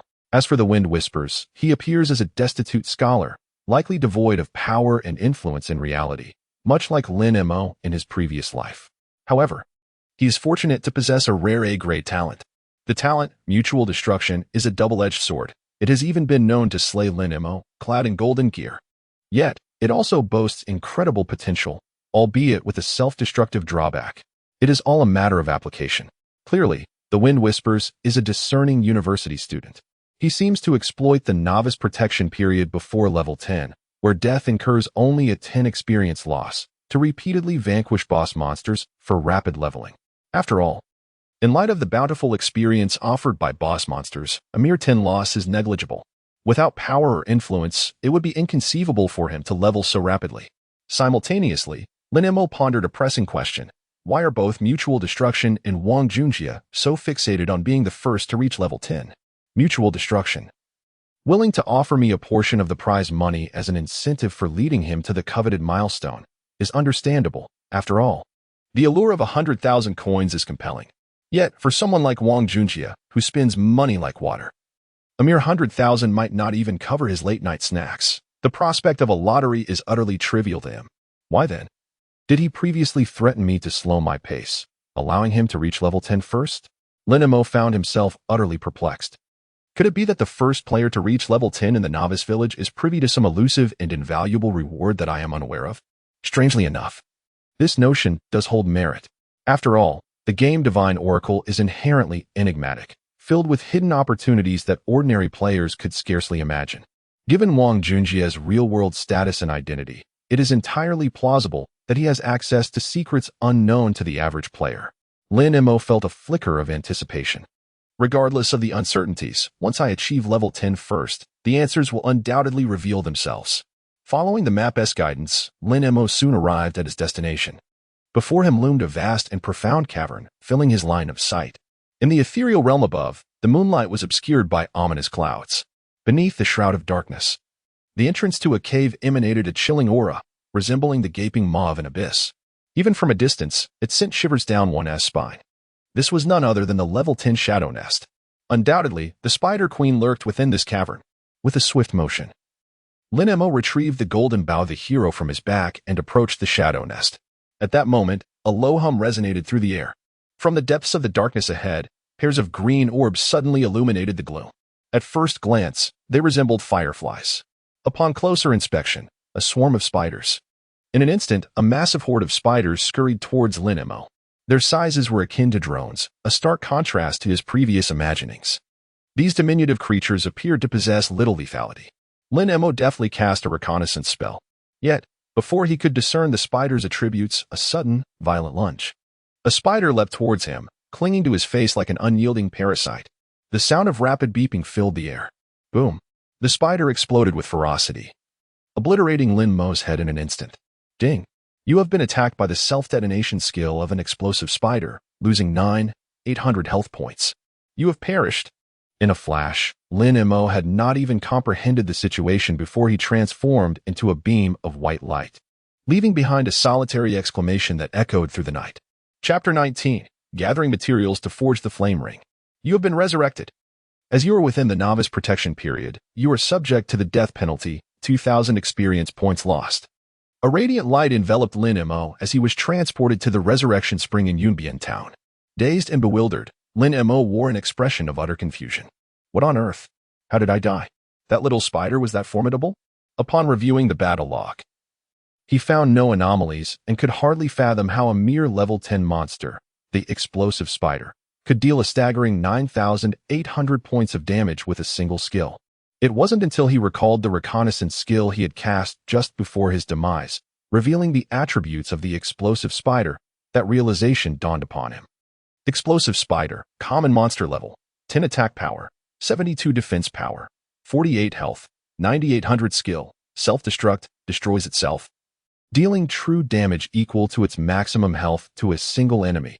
Description: offspring of the Spider Queen, though it possesses only 10 of the Spider Queen's attributes. It wields a terrifying self-destruct capability. Approach with caution, and do not attempt to disturb the Spider Queen, for the explosive spider may obliterate you at any moment. Examining its attributes, aside from its exceptionally high health, its attack and defense were inferior even to those of an 8-level wild wolf. Yet, that self-destruct skill was undeniably insurmountable. Was it not akin to a devastating talent effect? No, it was an enhanced version. An explosion dealing 9,800 health points, surely, even at level 20. I could not withstand such devastation. Before even laying eyes on the Spider Queen, I was vanquished by a mere little spider. How humiliating. In the midst of his frustration, Lin Mo suddenly perceived a breakthrough, his mind illuminated. Wait, this explosive spider possesses merely 10 of the Spider Queen's attributes? Thus, could I not extrapolate the Spider Queen's precise data from the explosive spider's attributes? Multiplying the explosive spider's attributes by 10 yields 720 attack power, 480 defense power, 98,000 health. Upon computing this result, Lin Mo was struck with existential doubt. A level 15 Tier 2 boss is that terrifying. The 480 points of defense sent shivers down his spine. Even with a Tier 2 orange quality weapon and maxed out layers of bravery, my attack power would fail to penetrate this boss's defenses. No wonder the Chaotic World Guild in my previous life expended such great resources to slay the Spider Queen, with only a mere 10 of novice villages succeeding in defeating it. Clearly, I had gravely underestimated this novice boss. However, Lin Mo did not succumb to despair. Rather, he was ignited with an even fiercer resolve. At the very least, this excursion had yielded the boss's attributes, making it worthwhile. With the data at hand, Lin Mo could now proceed with meticulous planning. Most importantly, he must be able to inflict damage to have any hope of slaying it. The Spider Queen boasts a formidable defense of 480, which implies that in order to penetrate her defenses and inflict any notable damage, I must possess an attack power exceeding 600. Lin Mo pondered while cradling his chin, reflecting on his attribute panel. With a thoughtful expression, he mused, my current attack power stands at 382, leaving me short by over 200 points. He then opened his equipment panel for a closer inspection.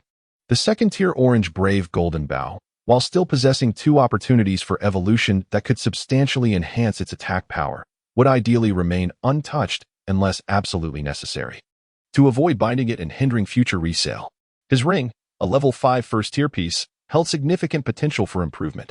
Should he acquire a second-tier gold quality ring, his attack power would undoubtedly suffice. And if that still proved inadequate, he could evolve the Golden Bow to gold quality. After all, it would merely cost a few thousand coins. How could that compare to the significance of a first kill against a second-tier boss? Lin Mo swiftly determined his course of action. However, a wave of frustration followed.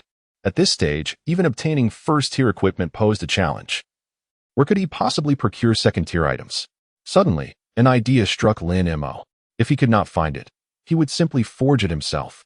In the world of oracles, players can craft the equipment they desire at the blacksmith's forge. However, the immense demands for reputation, gold, and materials meant that not everyone could successfully create equipment. Fortunately for Lin Mo, he was well equipped to meet these demands. Thus, he made his way to the town's blacksmith shop. Clang, clang. He observed the diligent master Li, still hard at work crafting weapons late into the evening.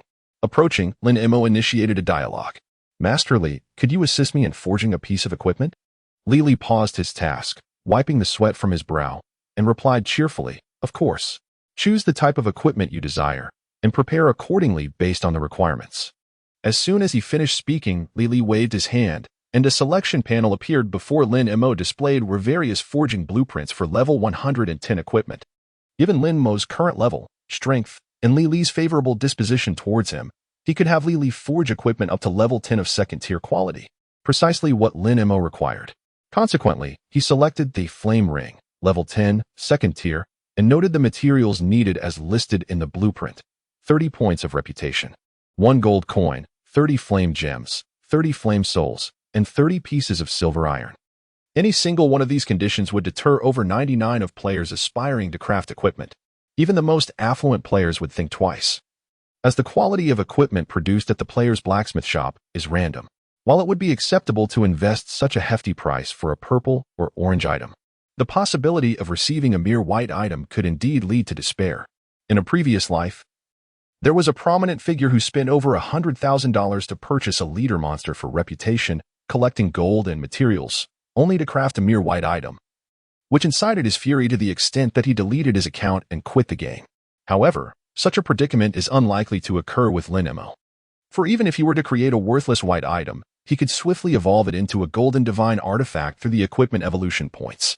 Lin Mo scoured the map and pinpointed the gathering locations for 3 materials, the Flame Gem, Flame Soul, and Silver Iron, situated in the Flame Mountains, Flame Forest, and the mining site, all of which are level 10 areas.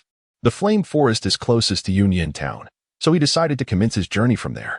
Armed with his golden gear and explosive attributes, Lin Mo had no need to purchase potions. After relisting the E-grade skill book, Poisoning, dropped by Wang Junjie, along with a level 5 blue-quality poisonous ring at prices of 30,000 and 5,000 respectively, Lin Mo departed from Union Town. Following the map's guidance, he made his way to the Flame Forest. Although his objective was to collect materials for crafting equipment, this endeavor provided Lin Mo an excellent opportunity to level up to level 10.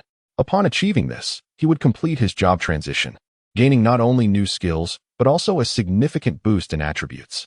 Moreover, with the addition of the second-tier golden ring, the boss in Union Town was surely within his grasp. Chapter 20. Encountering Wang Junjie again. Unbeknownst to anyone, the clock has struck midnight. In the realm of prophecy, the atmosphere remains abuzz with vitality. According to real-time system data, the current online population of Union Town stands at an impressive 98,352 individuals, with an astonishing online rate of 98. One must ponder, which game can boast such fervent popularity? This phenomenon, of course, is inextricably linked to the fact that today is Friday. With the weekend approaching, students are liberated from their academic obligations, and the working populace is free from the shackles of employment. Thus, it is only natural that many choose to revel in the night until dawn. Lin Mo strides confidently at the forefront of the crowd, while numerous players are still forming parties to tackle the level 56 wilderness. And even players of level 78 are a scarce sight. Lin Mo has already ventured alone into the fiery expanse of the level 10 Flame Forest. Within the vastness of this woodland, fierce flames blaze, and humanoid monsters engulfed in fire, known as fire demons, traverse the landscape. Defeating these fire demons yields a chance to acquire the coveted material, Flame Soul. Without hesitation, Lin Mo unsheathes his valiant golden bow and steps into the inferno. A ferocious roar echoes as a fire demon identifies the intruder and charges at Lin Mo, awaiting the foe's entry into a 50-yard effective range. He swiftly releases 2 arrows. Whoosh, whoosh. Both projectiles strike the fire demon with pinpoint accuracy. 558, critical hit. 558, critical hit. The unfortunate creature, unable to comprehend its adversary's identity, finds its 640 health points obliterated in an instant, collapsing lifelessly to the ground. Notification: you have slain a level 10 fire demon, gaining 200 experience points. Gazing at his second-tier orange weapon, the valorous golden bow, Lin Mo can't help but marvel at its might. Simultaneously, a battle prompt resonates in his ears. Notification: the special effect bravery of the valorous golden bow has been triggered. Attack power 30, 1-3, lasting for 60 seconds. Approaching the corpse of the fire demon, Lin Mo discovers a mere 4 copper coins, lacking the flame soul. Clearly, the drop rate for the flame soul is not a certainty. Stepping over the fallen creature, Lin Mo sets his sights on another target nearby. Whoosh, whoosh. 2 more arrows are loosed. 603 critical hit. 402. Notification: you have slain a level 10 fire demon, gaining 200 experience points. Notification: the special effect bravery of the valorous golden bow has been triggered. Attack power 30, 2-3, lasting for 60 seconds. Notification: you have acquired a flame soul. After consecutively dispatching 3 fire demons, the special effect bravery of the valorous golden bow has reached its maximum potential. At this moment, Lin Mo's attack power peaks at an impressive 472 points. In this state, a critical hit would suffice to annihilate a fire demon with a single arrow, negating the need for a second shot. With an agility score soaring into the triple digits at 112, Lin Mo's critical hit rate against level 10 minions surpasses 90. Whoosh, whoosh, whoosh. 693 critical hit. 693 critical hit. 693 critical hit. Lin Mo effortlessly dispatched a fire demon with a single arrow, reveling in the thrill of the hunt. The drop rate for the flame soul was 1 in 3. After slaying nearly 100 fire demons, he finally amassed 30 flame souls. Simultaneously, Lin Mo's level ascended to level 9. He swiftly transitioned to his next destination, the LV-10 Flame Mountains. Here, the fire monkeys, akin to the fire demons, were also level 10 monsters. A critical hit would eliminate them with 1 arrow. Without a critical hit, it would take 2. The ease with which Lin Mo eliminated them was akin to dispatching chicks. The drop rate for the flame gem was equally 1 in 3. After defeating approximately 100 fire monkeys, he collected 30 flame gems. Next came the mining area, where he faced the level 10 stone lions to gather silver iron. At this moment, a 5-player team, averaging level 6, entered the mine in pursuit of greater rewards. Initially, they lacked confidence.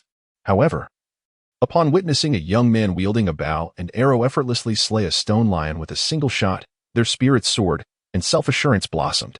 The girl in the team, wide-eyed with admiration, exclaimed, "Wow, that person is incredible. He can kill a level 10 stone lion with 1 arrow." Another bespectacled male scoffed, "Is that impressive? It seems we chose the right spot. The monsters here may be higher level, but they're no match for us. Let's go in and grind." Thus, the 5 ventured into the mine with renewed confidence. Yet, within less than half a minute, the bespectacled boy and another hefty teammate were obliterated by the stone lions, turning into white light.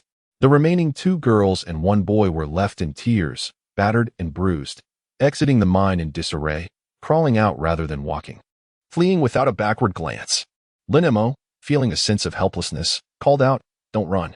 Stay with me. It's so lonely and empty." After half an hour of slaying stone lions, he finally collected 30 pieces of silver iron. Letting out a sigh of relief, Lin Mo remarked, "At last, I've gathered all the materials." Once he returned to craft his equipment, he could set off to challenge the boss. With excitement and anticipation in his heart, Lin Mo turned away from the mine. On his way back to Yunbian town, Lin Mo checked his level status, 9 and 95. He was but a step away from level 10. He planned to defeat a few wild monsters on the way to reach level 10. Returning to complete his job change would make the boss encounter much more secure. In just 6 hours since the server opened, Lin Mo had reached level 10. He vividly recalled his previous life, where due to his weak abilities and constant oppression from the Chaotic Guild, it took him 3 days to leave the novice village. In contrast, this time, Lin Mo felt as though he had activated cheats. He was brimming with energy and even felt reluctant to leave the novice village too quickly. As he hadn't yet had the chance to bully Wang Junjie, Lin Mo was acutely aware that before reaching level 10, Wang Junjie was at his most enticing, most vulnerable, and easily manipulable. Prior to this pivotal level, players were unable to acquire skills, relying solely on raw statistics during PvP, devoid of any tactical finesse or intricate maneuvers. Thus, even though the Chaotic Guild led by Wang Junjie boasted numerous players, to Lin Mo, they were merely fodder. However, once one ascended to level 10. The formidable skills of archers like Ice Arrow, mages wielding Ice Spear, knights employing Shield Bash, and the sorcerer's aura of Light and Death Bind would render one paralyzed with fear. At that juncture, even if my attributes overshadowed theirs tenfold, a concerted assault from dozens of wizards could easily spell my demise, with even a mere single point of force damage from each being capable of finishing me off. After all, the game, Divine Oracle, prized fairness and equity above all, ensuring that even the wealthiest players could not claim absolute invincibility. Therefore, while I still had the upper hand prior to level 10, Wang Junjie, do come forth so I may exert my dominance once more. As I pondered this, a familiar voice rang out not far away. Kneel. I command you to kneel before me. In an expansive woodland clearing, surrounded by a throng of players adorned with the chaotic world, ID, Wang Junjie, brandishing a magical bow, stood with his foot planted on a young boy, exuding an audacious arrogance as he bellowed at a group of trembling young women before him. Refusing to kneel, are we? Very well. With that, Wang Junjie loosed a flurry of arrows, mercilessly dispatching Skinny Monkey and Fat High, who had been subdued by the players of Chaotic World. As he aimed his bow at the prostrate Feng Xiaoxiao, the girls panicked. No, please do not harm Senior Ling Xiao. We shall kneel. With tears streaming down their faces, Inji Ruoso, Sweet Mei, and the other female students who had accompanied Feng Xiaoxiao promptly fell to their knees. They were but ordinary individuals, acutely aware that inciting someone like Wang Junjie would not only bring immediate retribution but would also ensure a lifetime of torment within the realm of Divine Oracle. Observing the reluctant yet submissive expressions of the girls, Wang Junjie found a twisted sense of satisfaction. He pressed his foot down hard on Feng Xiaoxiao's face, leaning closer with a grotesque grin and sneering, "You, a worthless wretch, dare to covet my woman? What right do you have? By the time you graduate and earn a meager salary of 4,000 or 5,000 a month, the money you make in a lifetime would not even compare to what I spend in a single night with a woman. What do you think you can compete with me?" Around him, members of the Chaotic World Guild erupted in uproarious laughter, while onlookers shook their heads in dismay. This was not merely a contest between the second and third ranks of the Celestial Leaderboard. It was a stark struggle between two disparate social classes. Indeed, I recognize them both. They are students from Ningda University, one a wealthy heir, the other merely a destitute scholar. They are utterly from different worlds. But why did they end up clashing? It seems to revolve around a girl, though the specifics elude me. Enduring humiliation. Ling Xiao did not feel ashamed of his disheveled state. Instead, he humbly pleaded with Wang Junjie, "If you do not like Wan, please let her be. Wang Junjie, I implore you." Alas, Wang Junjie spat derisively at Ling Xiao, sneering, "Whether I like her or not is none of your concern. I simply desire her. What can you do about it? Aren't you quite capable?" Ning's esteemed campus heartthrob, the academic ace. "If you are so formidable, why not prove your worth against me? Otherwise, persuade Xiao Wan to spend a night with me, and I shall grant you both your wish. What do you say?" Upon hearing this, Ling Xiao's fist clenched tightly, his eyes bloodshot. "Wang Junjie, I curse you. Get lost." Wang Junjie kicked Ling Xiao away with disdain. "Xiao Wan will eventually be my plaything. Just watch as I take her." Just as Wang Junjie raised his bow, aiming to strike Ling Xiao, a voice suddenly called out from the crowd, "Wang Junjie." He impatiently lifted his head. Why call for me? But when he saw a figure emerging from the throng, his expression turned clear, and his face paled. Chapter 21. Once again, it is you. As Lin Mo made a sudden appearance, Wang Junjie's first instinct was to tense up, trembling involuntarily. One could only imagine the psychological trauma inflicted upon Wang Junjie by Lin Mo's unexpected confrontation, leaving a lingering shadow even to this day. The scent from that moment seemed to surge into his nostrils, striking him with an unforgettable intensity. Meanwhile, numerous bystanders gazed at Lin Mo with astonished eyes. Is that really the renowned rule abider who has attained golden equipment, completed hidden quests, and claimed 2 titles as the top of the leaderboard? The legendary figure stands before me. How exhilarating. They marveled at the username Rule Abider, initially expecting a middle-aged man. Yet to their surprise, he appeared remarkably youthful and quite handsome. Oh my goodness, sisters, I am utterly smitten. I saw on the official site that there is an S-class talent in the novice village who has just barely surpassed level 8. And yet Rule Abider is approaching level 10. What is his true identity? Could he possibly be an SS-class talent? Wasn't he their news before the server launch stating that the only SSS-class talent code would manifest in Jiang Province's Ning'an City? Our novice village corresponds to Ning'an City, Could the one to obtain that code be Rule Abider? In an instant, speculation and discourse swirled around, elevating Lin Mo's identity to an enigmatic pinnacle.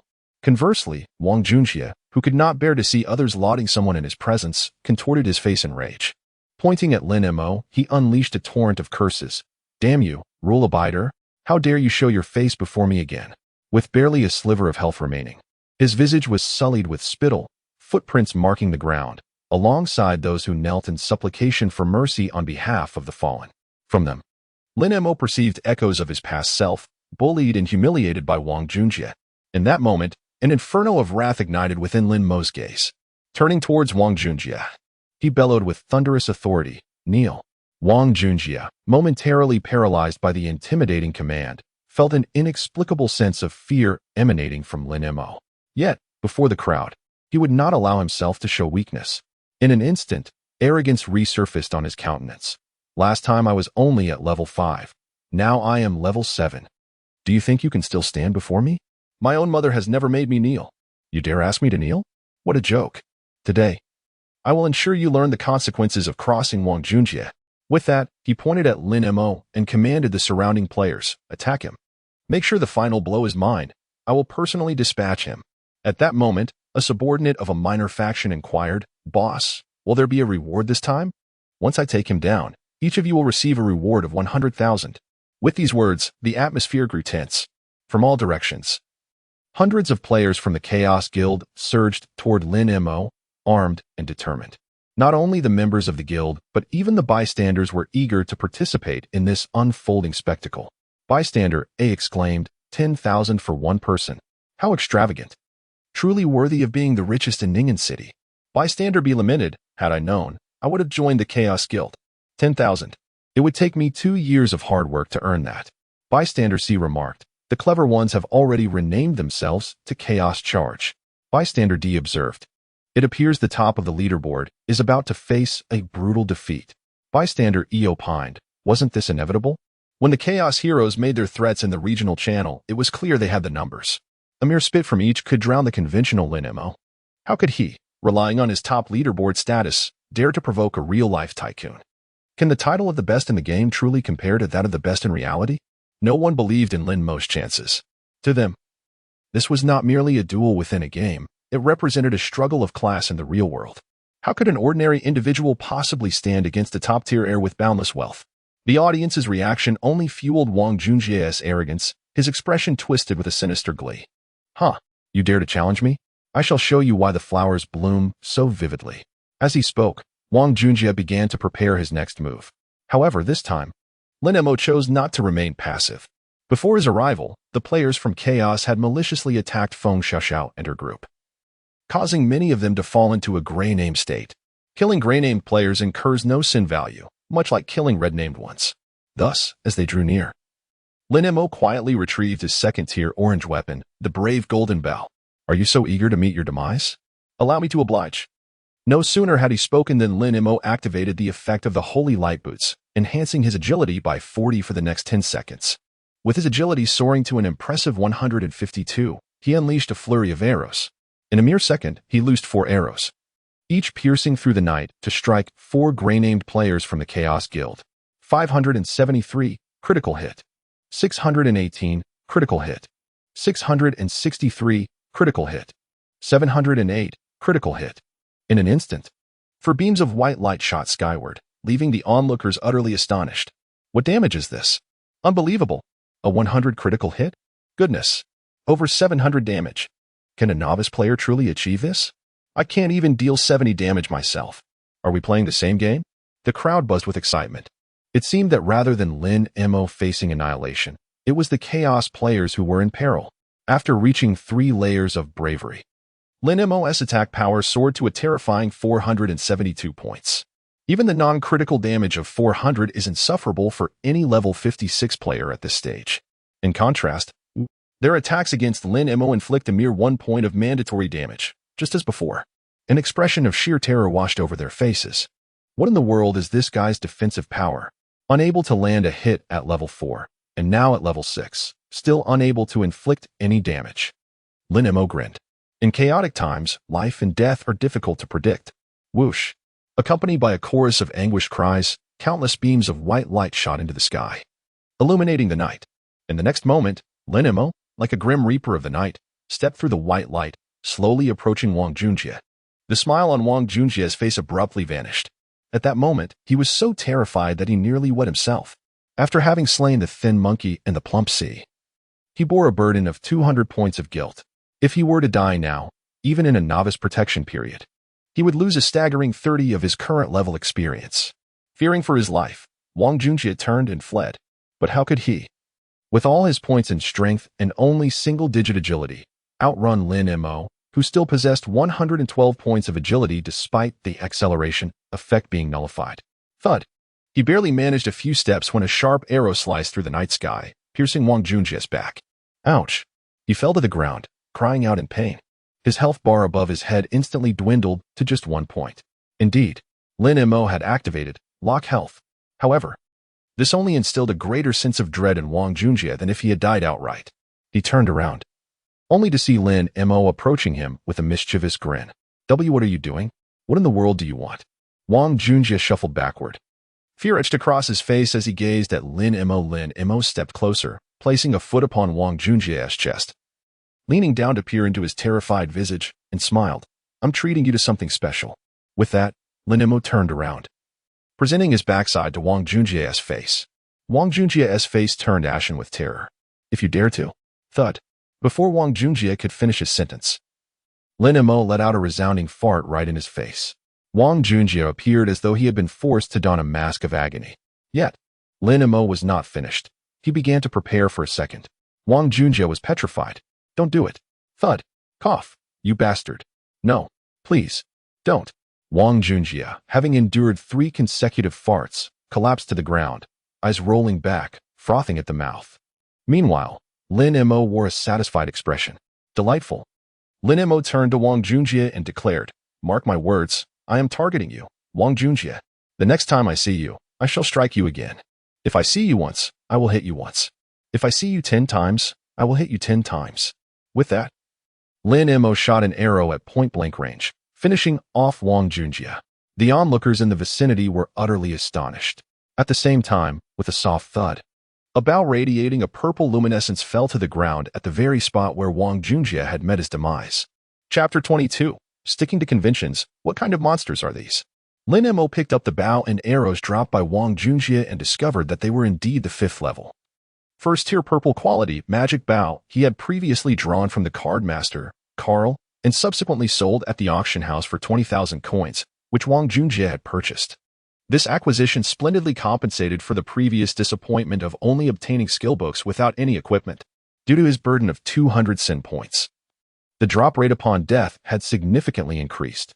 Thus, in addition to this magic bow, Wang Junjie had also dropped 2 blue items, both of which he had purchased at a hefty price from the auction house. Remarkably, all these items had originally belonged to Lin Mo. In a twist of fate, the very possessions that Wang Junjie had bought from Lin Mo had almost entirely returned to Lin Mo's grasp. Lin Mo could almost envision the despair Wang Junjie must be experiencing at that moment. As expected, it wasn't too long before Wang Junjie's voice echoed through the regional chat channel. Hero of Chaos, level 6, male, 2nd on the leaderboard sticking to conventions. I curse your mother. Your mother has been sticking to conventions, level 9, male, 1st on the leaderboard. Oh, brother Jie. How did you drop to level 6? Weren't you just at level 7? By the way, it seems you've lost your weapon. I'll put it up at the auction house shortly. Remember to bring 2,000 coins to retrieve it. With that, Lin Mo casually reported Wang Junjie's message. Notification. Report submitted successfully. Please await system feedback. Notification. The system has detected severe abusive behavior from player Hero of Chaos. A 5-hour mute penalty has been imposed. Meanwhile, at the Resurrection Spring of Yunbian Town, just 3 hours after his previous mute was lifted, Wang Junjie found himself muted once again for an additional 5 hours. Frustrated to the point of oxygen deprivation, he collapsed into the spring. Boss has fainted again. Boss, wake up. Boss. Boss, oh, it stinks. Regardless of how foul Wang Junjie may be perceived by others, to Lin Mo, he remained fragrant. Each time Lin Mo bested Wang Junjie, his gains were almost equivalent to defeating a minor boss. With delight, Lin Mo stowed the purple magic bow along with the other blue items into his backpack. Surveying the battlefield, the players of the Chaos Guild, upon witnessing Wang Junjia's demise, scattered in all directions.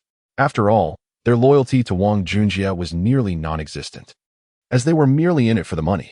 Without Wang Junjia, who were they performing for? At this moment, Lin Mo noticed and overlooked Boss Trant. Oh, there's a boss monster here too? Lin Mo felt a surge of excitement. Upon reflection, Lin Mo speculated that Feng Xiaoxiao intended to use mutually destructive to defeat this boss monster, but was interrupted by Wang Junjia, who had come to seize the opportunity. While it appeared that this boss Tran ignited the conflict between both parties, the reality of the situation was likely far more intricate. Wang Junjia and the tree spirit have evidently had some prior conflict, although this has little bearing on Lin Mo coincidentally. Lin Mo is just 5 of experience away from reaching level 10. Defeating this level 7 boss, the tree spirit, should suffice. With that thought, Lin Mo seized his heroic golden bow and commenced his assault on the tree spirit. Whoosh, whoosh, whoosh. 686, critical hit. 686, critical hit. 686, critical hit. A mournful howl escaped the boss tree spirit as it collapsed to the ground. Ding! You have slain a level 10 boss monster, tree spirit. Earning 2,400 experience points and 3 reputation points, slaying a monster 2 levels below you yields a 20 bonus. Instantly, the surrounding players were left in astonishment. My goodness! A level 7 boss monster defeated in an instant. What manner of sorcery is this Lin Mo employing? Absolutely astounding. And he is quite handsome too. If only Lin Mo were my boyfriend, I would willingly accept being defeated by him. I shall be your boyfriend. I am quite formidable as well.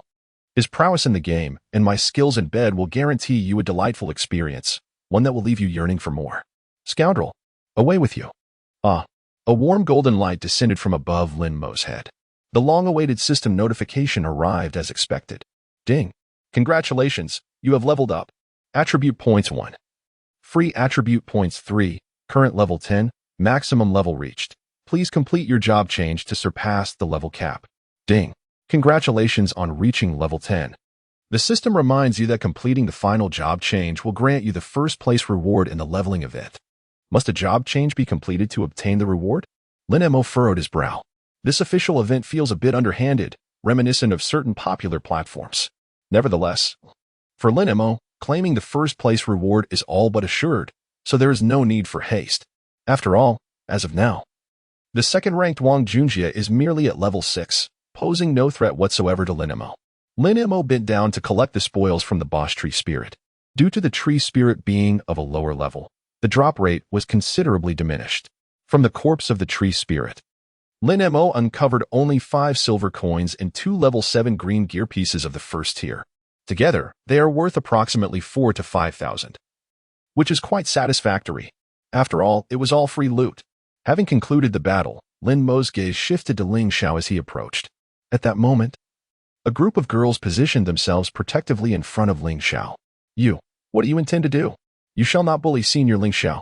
Though their demeanor remained as it was before, this time, the girls' eyes reflected a noticeable shift. They exhibited less naive innocence and a greater measure of reverence for Lin Mo. After all, Lin Mo dares to confront even the wealthiest man in Ning'an, Wang Junjia. While they would not dare offend him, his strength is indeed formidable. Lin Mo's gaze swept past them. Foolishness. Having spoken, Lin Mo merely walked past them without taking action. It became evident that Lin Mo had never intended to eliminate Ling Xiao from the very beginning. Although in Lin Mo's eyes, Ling Xiao is no different from Wang Junjia. Both being a nuisance, the primary reason was that Ling Xiao is currently a white name. To slay him would require Lin Mo to expend a significant amount of time in order to revert to a red name status.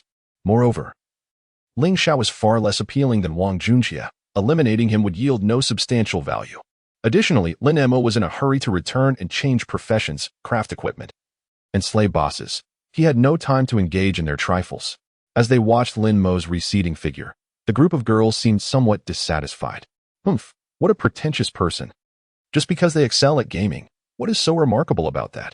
If it weren't for Wang Junjie constantly causing trouble, Senior Ling Xiao would undoubtedly have developed much better. Enough of that. Just as the girls were quietly criticizing Lin Mo, Ling Xiao suddenly exclaimed, "If it weren't for adhering to conventions, we would all be dead by now." As he spoke, Ling Xiao gazed towards the departing Lin Mo, and within the depths of his profound eyes, an unusual gleam emerged. Chapter 23. Advancement of Talent. Unlocking the second effect. On his journey back to Yunbian Town, Lin Mo found himself repeatedly tempted to expend his precisely adequate 100 reputation points to elevate the talent Soul Fire. The first effect of Soul Fire, Equipment Incineration, was simply too formidable. It was solely due to this equipment incineration that Lin Mo ascended to the pinnacle of the novice village rankings. Vanquishing boss monsters and single-handedly completing hidden quests, his impatience to unveil the second effect of Soul Fire was palpable. However, Lin Mo hesitated. He knew that crafting a ring would require 30 reputation points, and if he upgraded his talent, he would not have sufficient reputation to forge the equipment. One cannot have both fish and bear's paw. It was quite vexing. Thus, Lin Mo returned to Yunbian Town, tormented by his dilemma. Upon arriving at the blacksmith shop and seeing Master Li, he hesitated even as he prepared to submit his materials. Had it not been for the hidden quest and the 2 achievement rewards that granted him 70 reputation points, he would have barely accumulated 30 reputation points from ordinary quests and boss monsters. Once he committed 30 reputation points to forging equipment, it would be impossible to amass 100 reputation points again in the near future to upgrade his talent. What should he prioritize, talent or equipment? Just as Lin Mo was weighing his options, a familiar voice reached his ears. Are you short on reputation for crafting equipment? Turning to the source of the voice, he saw Ling Xiao approaching with his 2 lackeys, Skinny Monkey and Fat Big C. Ling Xiao addressed Lin Mo. I've defeated numerous boss monsters and accrued quite a bit of reputation. I can assist you in crafting your equipment. Is 35 points sufficient? Lin Mo discerned Ling Xiao's intentions immediately. What are the conditions? Do I need to help you reach level 10? However, Ling Xiao's response took Lin Mo by surprise. No conditions. I will help you for free. I dislike owing favors. Consider this a repayment for saving my life earlier in the woods. However, I can only provide the reputation. You must supply the other materials. Lin Mo scrutinized the earnest expression on Ling Xiao's face, pondering, could this lad truly be so kind-hearted? He can't be attempting to swindle my materials, can he? Seemingly sensing Lin Mo's apprehension, Ling Xiao raised 3 fingers and solemnly declared, I swear on my honor, I will neither deceive you for materials nor for equipment. My name is Ling Xiao, a second-year student at Jiang Province Ning'an University, residing at Longying Huayuan Building 4, Room 2303, Ning'an City. My ID number is 330203. Lin Mo retrieved a gold coin from his bag, alongside the flame gem, flame soul, silver iron, and the blueprint for the flame ring, presenting them all to Ling Xiao. I'll trust you this once. Let us be friends. Inform me when the equipment is ready. With that, Lin Mo turned and departed. As he walked away, Pang Dehai scratched his head, his eyes revealing a clear but foolish innocence. Xiao Ge, why do you still assist this arrogant fellow in crafting equipment? Look, he hasn't even uttered a simple thank you. As if it's your obligation to help him. What do you understand? Before Ling Xiao could respond, the thin monkey interjected, the enemy of my enemy is my friend. No matter how formidable Wang Junjie may be in reality, in the realm of the divine oracle, he is still at the mercy of the rigid rules. If Xiao Ge wishes to triumph over Wang Junjie, the sole path lies in fostering a good relationship with the rigid rules. Even if they are unwilling to assist us, we must never become their adversaries. Otherwise, we would meet the same fate as Wang Junjie, ensnared and slaughtered by the rigid rules. With the newbie protection period offering no refuge, Ling Xiao's gaze was resolute. Once Wanman fell into the hands of this scoundrel Wang Junjie, her life would be irrevocably ruined. I will not tolerate such an event. Meanwhile, the matter of equipment was settled. Lin Mo hurried towards the transmutation hall in Yunbian Town. Knowing that crafting equipment would require some time, perfectly coinciding with the opportunity to undertake the transmutation task, Lin Mo chose to trust Ling Xiao. Not merely due to his self-proclaimed declarations. Though he had not paid much attention to Ling Xiao in his previous life, he had heard of him. After all, he was the one who completed the hidden quest in Yunbian Town and was the first to ascend to level 10 as the strongest on the celestial leaderboard. In this life, his path to divinity was disrupted as Lin Mo had seized the hidden quest before him. Lin Mo vaguely recalled that in his past life, he and Ling Xiao fortuitously arrived at the same level 3 main city. 3 months later, as the divine oracle consumed reality and calamity struck, Ling Xiao perished alongside a formidable level 11 Corpse Emperor boss while protecting his girlfriend. Lin Mo had witnessed this scene, surprised at how he managed to vanquish the Corpse Emperor. Only now did he comprehend. He had employed an A-grade talent, the mutual destruction of jade and stone. A person willing to sacrifice themselves to protect their beloved must possess a commendable character, surely? If you dare devour my equipment, I shall slay you 1,000 times until you regurgitate it. Soon, Lin Mo arrived at the transmutation hall. Within the expansive chamber stood several mentors, their hands clasped behind their backs, seemingly awaiting the arrival of adventurers. In the world of the Divine Oracle, basic professions were categorized into 7 classes: warrior, knight, archer, assassin, mage, priest, and wizard. Naturally, akin to races, the Divine Oracle world also harbored numerous powerful hidden professions that players must explore and discover on their own. Following his preordained route, Lin Mo approached the exquisitely beautiful archer mentor, Selena, to accept the transmutation task. Of course, Lin Mo vowed that his choice of the archer profession was not influenced by Selena's stunning appearance. Archery Assessment, Exclusive Class Transition Quest for Archers Difficulty Level, 100 Quest Description. Players are required to venture into the wild and slay 30 monsters of level 10 or above to demonstrate their prowess to mentor Selena. Quest Progress, 0-30 Quest Duration, 6 hours Quest Rewards. Qualification for Archer Class Transition, Basic Skill Book for Archers, 1 skill slot, 1 affection point with Selena. Upon completion of this task, one will be eligible for class transition and receive a monetary reward of 100,000. Additionally, there are 3 opportunities for a lottery draw. One can only wonder what splendid items might be obtained. Lin Mo felt a surge of anticipation. Leaving the transition hall, Lin Mo opened the talent panel on his way to the wilderness. As he was on the verge of completing his class transition and soon to engage with skills, there was but one thing he yearned for.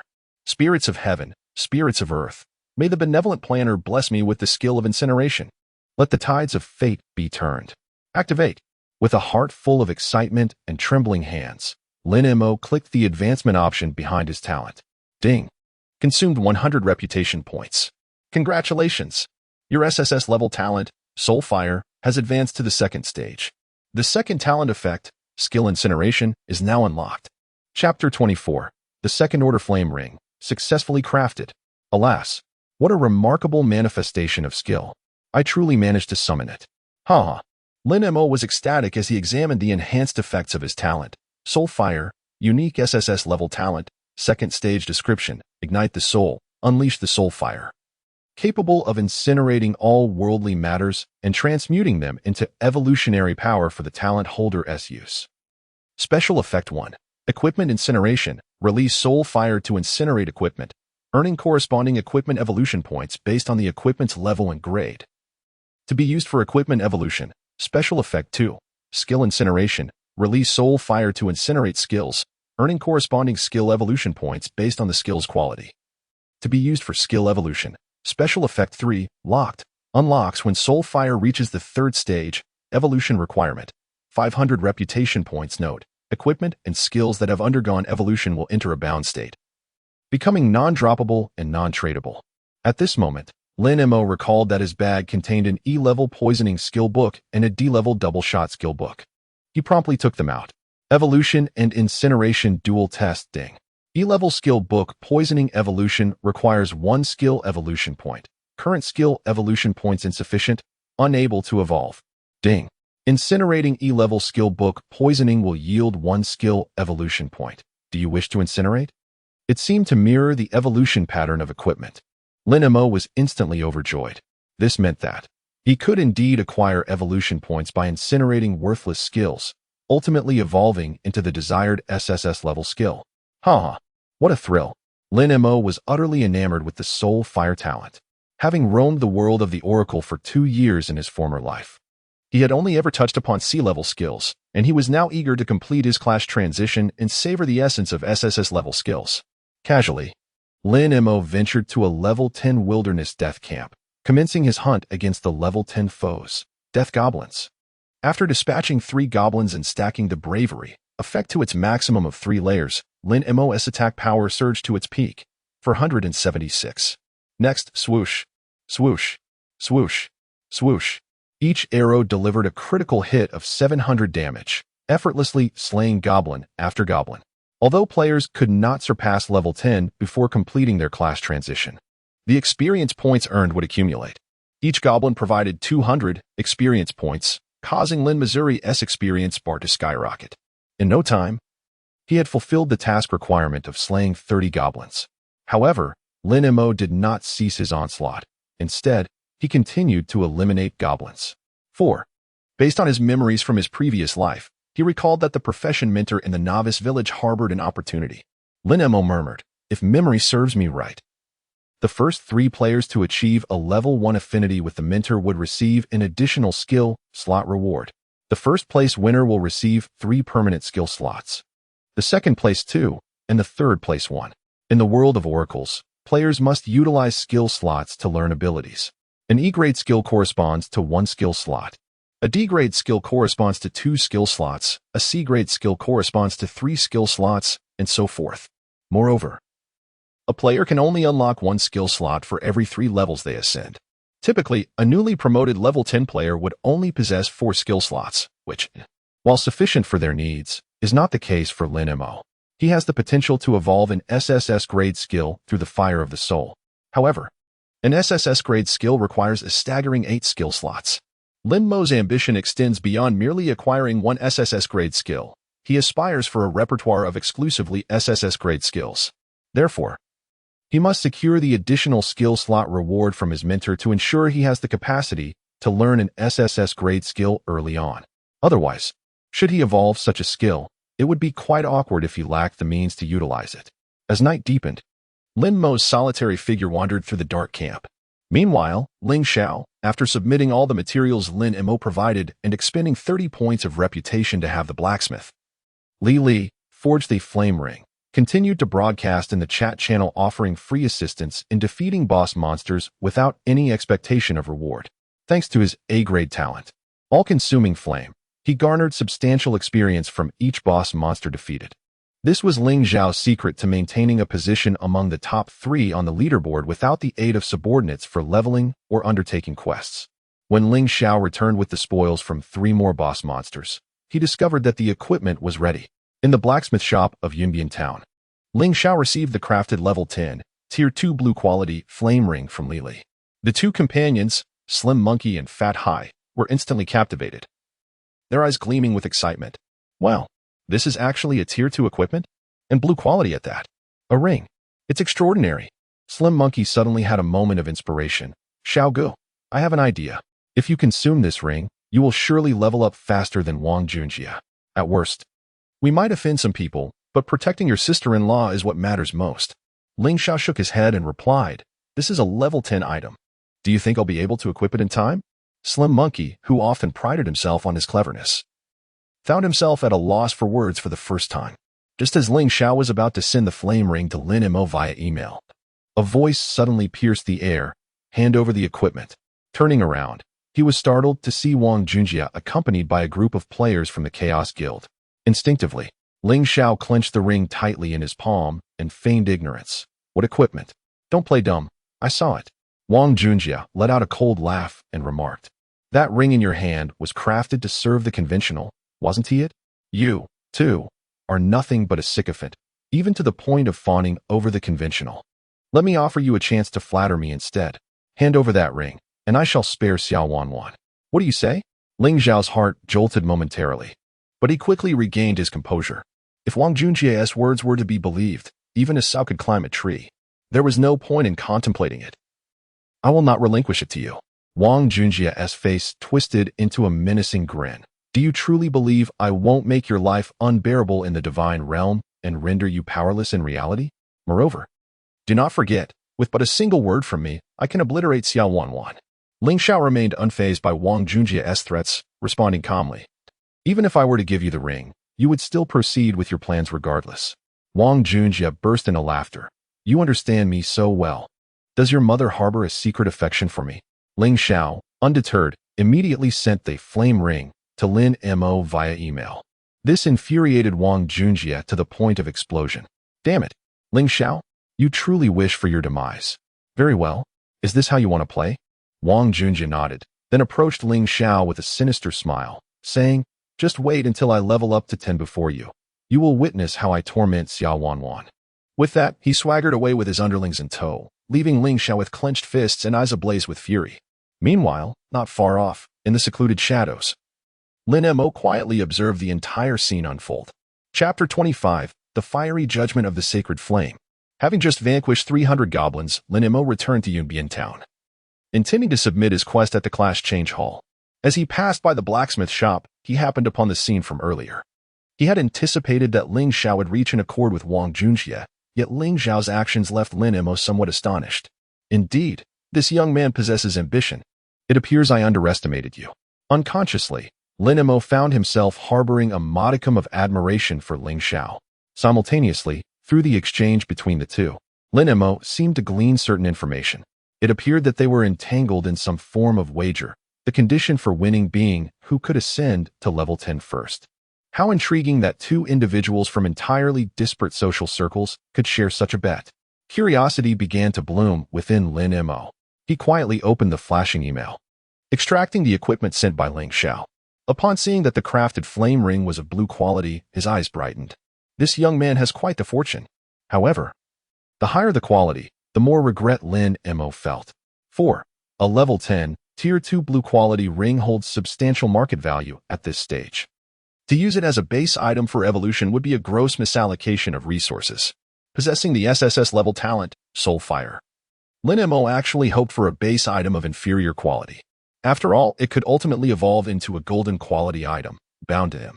If the initial item was merely a worthless white quality trinket, there would be no burden or pressure. Yet, at this moment, he had no other choice. Lin Mo must utilize this Tier 2 ring to confront the boss of Yunbian Town, the Spider Queen. Thus, as he made his way to the Class Change Hall, Lin Mo began the evolution of the Flame Ring. Ding! Evolving level 10, Tier 2 blue equipment. Flame Ring requires 80 equipment evolution points. Do you wish to proceed with the evolution? Alas, the evolution cost for Tier 2 equipment is indeed steep. Glancing at the mere 100 evolution points he had remaining, Lin Mo couldn't help but frown slightly. However, this posed no challenge for him. Opening the regional chat channel, he typed, Male, level 10. Rank 1 on the leaderboard, purchasing novice gear at 10 yuan each. Unlimited collection, direct mail. For ordinary players, the ultimate fate of novice gear is to be discarded for a mere copper coin at the marketplace. According to the official 1 exchange rate, that amounts to only 1 yuan. Yet Lin Mo's offer of 10 yuan, despite being tenfold less than the initial 100 yuan price, attracted a plethora of willing sellers. After all, 6 or 7 hours had elapsed since the server launch, and equipment prices were plummeting. Thus, shortly after sending out the message, Lin Mo's email began to flicker frantically. At 10 yuan per piece of equipment, Lin Mo swiftly extracted them. In a short span, he had amassed over 2,000 pieces, although he spent more than 20,000 yuan. However, in exchange, he accumulated a staggering total of 145 evolution points after the incineration. Indeed, evolving the flame ring to a golden state must suffice. Lin Mo nodded in satisfaction. He then commenced the evolution of the flame ring. Ding! Consumed 80 evolution points. Congratulations, your equipment, the flame ring, has evolved to purple quality. Ding! Consumed 160 evolution points. Congratulations, your equipment, the flame ring, has evolved to orange quality. Ding! Ding! Consumed 640 evolution points. Congratulations, your equipment, the flame ring, has evolved to golden quality. Current equipment quality has reached its peak and cannot be further evolved. A total of 200 evolution points had been spent, equivalent to a considerable sum of 12,000 currency. Lin Mo felt a twinge of regret. Yet, the moment he beheld the attributes of the evolved ring, all his reluctance vanished in an instant. Fiery Heaven, Sacred Flame Ring, LV10 quality, second tier, golden attack power, 360 additional attributes, strength 70, agility 70 special effect, soul burn. The attacker's strikes will ignite the enemy's soul, inflicting 200 points of burning damage per second for 3 seconds. Description: fire burns the behind. This attack power, these additional attributes, this special effect. Lin Mo couldn't help but gasp in awe. Second-tier golden equipment is truly extraordinary. Elated, Lin Mo eagerly replaced his currently equipped 5th-level first-tier golden demonic light mage ring with the newly acquired 10th-level second-tier golden fiery heaven sacred flame ring. Upon checking his status, he witnessed his attack power surge from 386 points to a terrifying 758 points. Once he completed the job transition, his attributes would grow further, and his attack power would likely reach around 800. In comparison to the Spider Queen's 480 points of defense, he was far ahead. It seemed that maintaining his weapon at orange quality would suffice. There was no need to evolve it to golden. With his current attack power, he was ready to hunt the Spider Queen. He disposed of the replaced, bound, demonic light mage ring, incinerating it to obtain 158 evolution points. At this moment, Lin Mo noticed that his mailbox was still flashing. He eagerly accepted all the messages, for he knew that future equipment evolution would require a steady influx of evolution points. Taking advantage of the fact that players had yet to discard their novice gear in the marketplace, he aimed to gather as many evolution points as possible in preparation for unforeseen circumstances. Next, Lin Mo made his way to the job transition hall, seeking out the beautiful archer Minter, Selena, to trigger a dialogue. Minter, I have completed the task. Selena, with her ethereal and crystalline eyes, gazed at Lin Mo quietly, nodding gently in acknowledgement. Yet, upon seeing the achievements he submitted, a flicker of astonishment crossed her visage. You have slain so many formidable creatures of equal strength? It appears that you are destined to become an exceptional archer in the future. Lin Mo remarked with a smile. Thank you for the compliment, Minter. As soon as Selena's words fell, a melodious system notification resonated in Lin Mo's ears. Ding. Congratulations on completing the job transfer task, archery assessment. You have officially transitioned to an apprentice archer. You have received a skill slot reward of 1 and a favorability increase of 1 with Selena. Due to your outstanding performance in the transfer task, Selena highly acknowledges your prowess, granting you an additional favorability increase of 9. Ding. Congratulations on elevating your favorability level with the archery Minter Selena to level 1. As the first player in the entire server to reach a level 1 favorability with an archery Minter, you have received a special reward, an additional skill slot of 3. Ding. Level cap has been raised to 30, and your attributes have improved. 1 strength, 1. 3 attack power, 1 stamina, 1. 1 physical defense, 1 magical defense. 1 constitution, 15 health points. 1 spirit, 7 magic points. In the next moment, a resounding system announcement echoed throughout the town of Yunbian. System announcement, Yunbian Town Ding. Congratulations to player Mo Shoching for successfully completing the job transfer.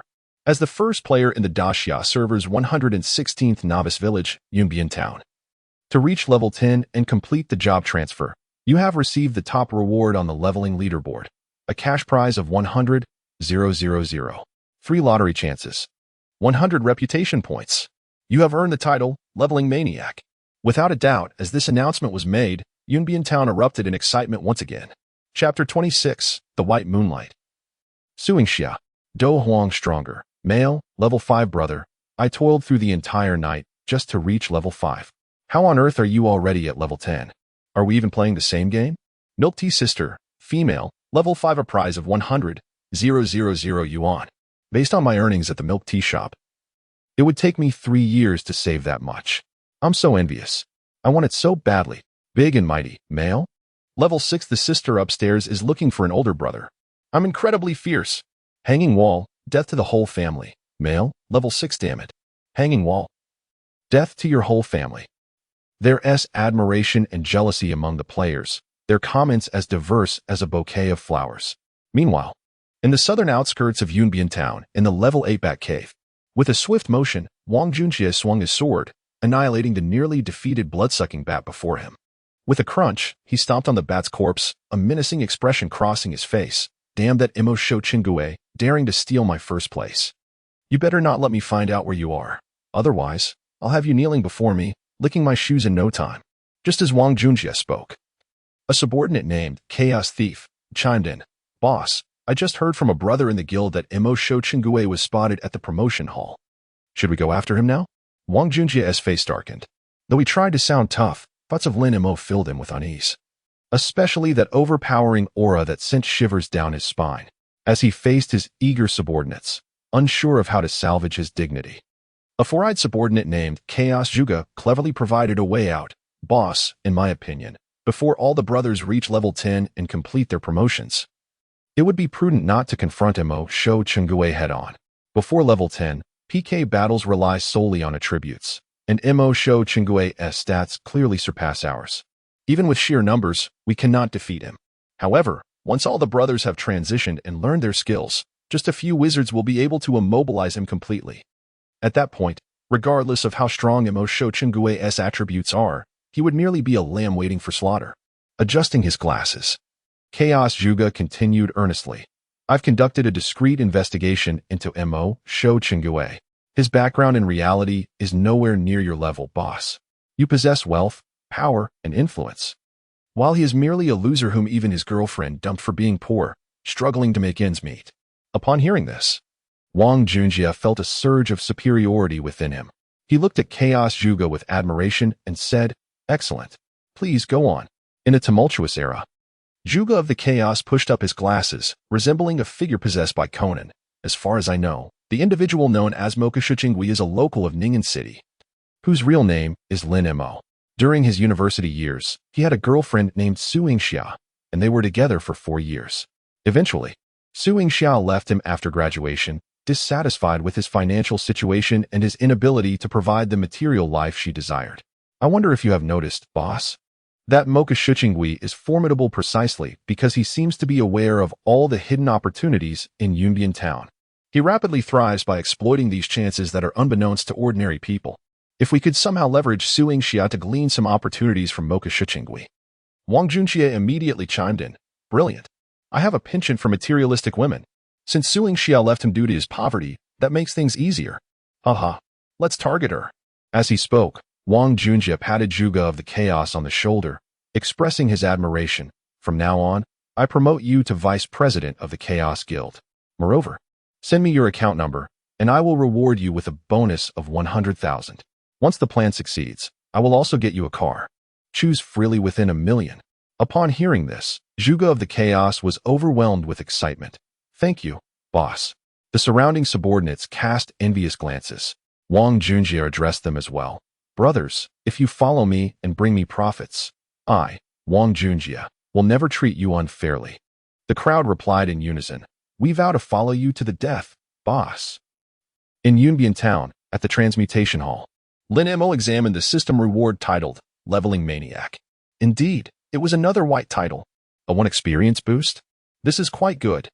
Lin Mo was exceedingly pleased with the attributes of the new title. After all, it meant that even under identical conditions, he would level up 1 faster than any other player.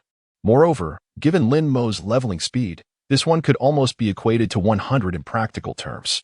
After completing his class transition, Lin Mo continued his dialogue with his mentor, Selena, entering the phase of skill acquisition. In the world of divine oracles, every player, upon their first class transition, can purchase 2 E-grade foundational skill books from their mentor by expending silver coins. The foundational skills for the archer class are as follows. Fire Arrow, E-grade releases a flaming arrow, dealing 110 physical damage to a single target and igniting them for 3 seconds, inflicting 3 of the initial damage per second. Cooldown, 7 seconds. Skill cost, 5 mana. Ice Arrow, E-grade releases an icy arrow, dealing 110 physical damage to a single target and reducing their movement speed by 10 for 2 seconds. Cooldown, 9 seconds. Skill cost, 6 mana. The purchase cost for each skill book is 5 silver coins, which translates to approximately 500 yuan per book.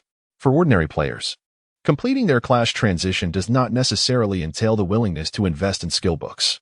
Without a moment's hesitation, Lin Mo promptly spent 10 silver coins to acquire the Fire Arrow and Ice Arrow. Regrettably, the purchase was limited to 2 skill books per individual. Had it been otherwise, he would have acquired additional tomes for the purpose of incineration, thus enabling him to swiftly evolve to an SSS level skill. This limitation caused Lin Mo to feel a pang of regret. Possessing the skill books yet lacking the requisite evolution points for skills posed the greatest challenge at present. However, Lin Mo remained unperturbed as he had devised a strategy. Once other players reached level 10 and completed their class transitions, purchasing basic skill books, he intended to procure them at a premium, thereby amassing a substantial collection of skill tomes. The acquisition price for a skill book from a mentor stood at 500 coins. He would offer 1,000. Surely someone would be willing to sell. To neglect an opportunity for profit would be foolish. In that moment, Lin Mo refrained from hastily learning the skills, thanks to the rewards from leveling and transitioning. He currently possessed 7 skill slots. To equip an SSS level skill, he required 1 additional slot, which would only be granted upon reaching level 12. Thus, he needed to reserve space for the SSS level skill. His focus shifted back to the boss, the Spider Queen. Given his current strength, he was capable of confronting the boss. However, a significant obstacle loomed: the explosive spiders. Recalling the scene when he ventured to the Spider Queen's lair, the Shadow Nest, Lin Mo furrowed his brow. To enter the Shadow Nest and confront the boss, he first needed to eliminate the swarm of explosive spiders outside. Unfortunately, each explosion dealt a staggering 9,800 points of damage. Even in his current condition, he could hardly withstand such an assault, trading one life for each explosive spider. Yet, considering the sheer numbers surrounding him, there were likely no fewer than 800 explosive spiders. He would need to defeat 800 to eradicate them. The thought sent a shiver down Lin Mo's spine. How on earth could he resolve the issue of those repugnant explosive spiders? Just then, as Lin Mo pondered intensely, his stomach growled. The needs of life take precedence. Perhaps he should log off for a late-night snack and devise a plan thereafter. With that, Lin Mo logged off, removing his helmet. Upon exiting the game, a notification chimed. Thump, thump. He received a WeChat message. Lifting his phone, he was met with a familiar yet unfamiliar avatar, belonging to someone he had once loved and loathed in equal measure. Suingxia, Lin Mo. Suingxia, how have you been lately? Chapter 27. Lie down yourself. In the WeChat dialogue box, a long-forgotten avatar suddenly reappeared, causing a jolt of emotion to surge through Lin Mo, akin to an electric shock. The sender was none other than his first love, whom he had cherished deeply for 4 years. Memories of their past flooded Lin Mo's mind. Lin Mo, how dare you sneak a glance at another girl? I punish you to buy me a lipstick, humph. Otherwise, I want to talk to you. Lin Mo, that new Apple phone is fantastic. All my roommates have one. You should buy me one too. If you do, I'll allow you to kiss me, hee. Senior Hanfeng's birthday is tomorrow, Lin Mo. Transfer me 500 yuan so I can buy him a gift.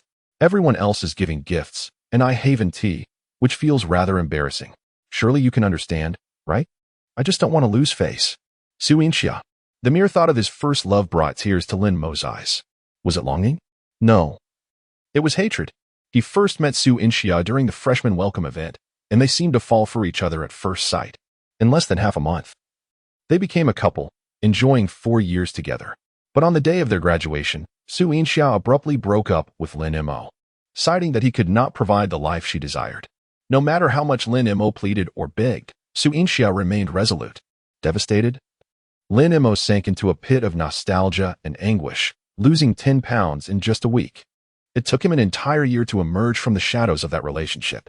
In stark contrast, within 3 days of their breakup, Lin Mo witnessed Suingxia laughing and holding hands with another man as they entered a hotel.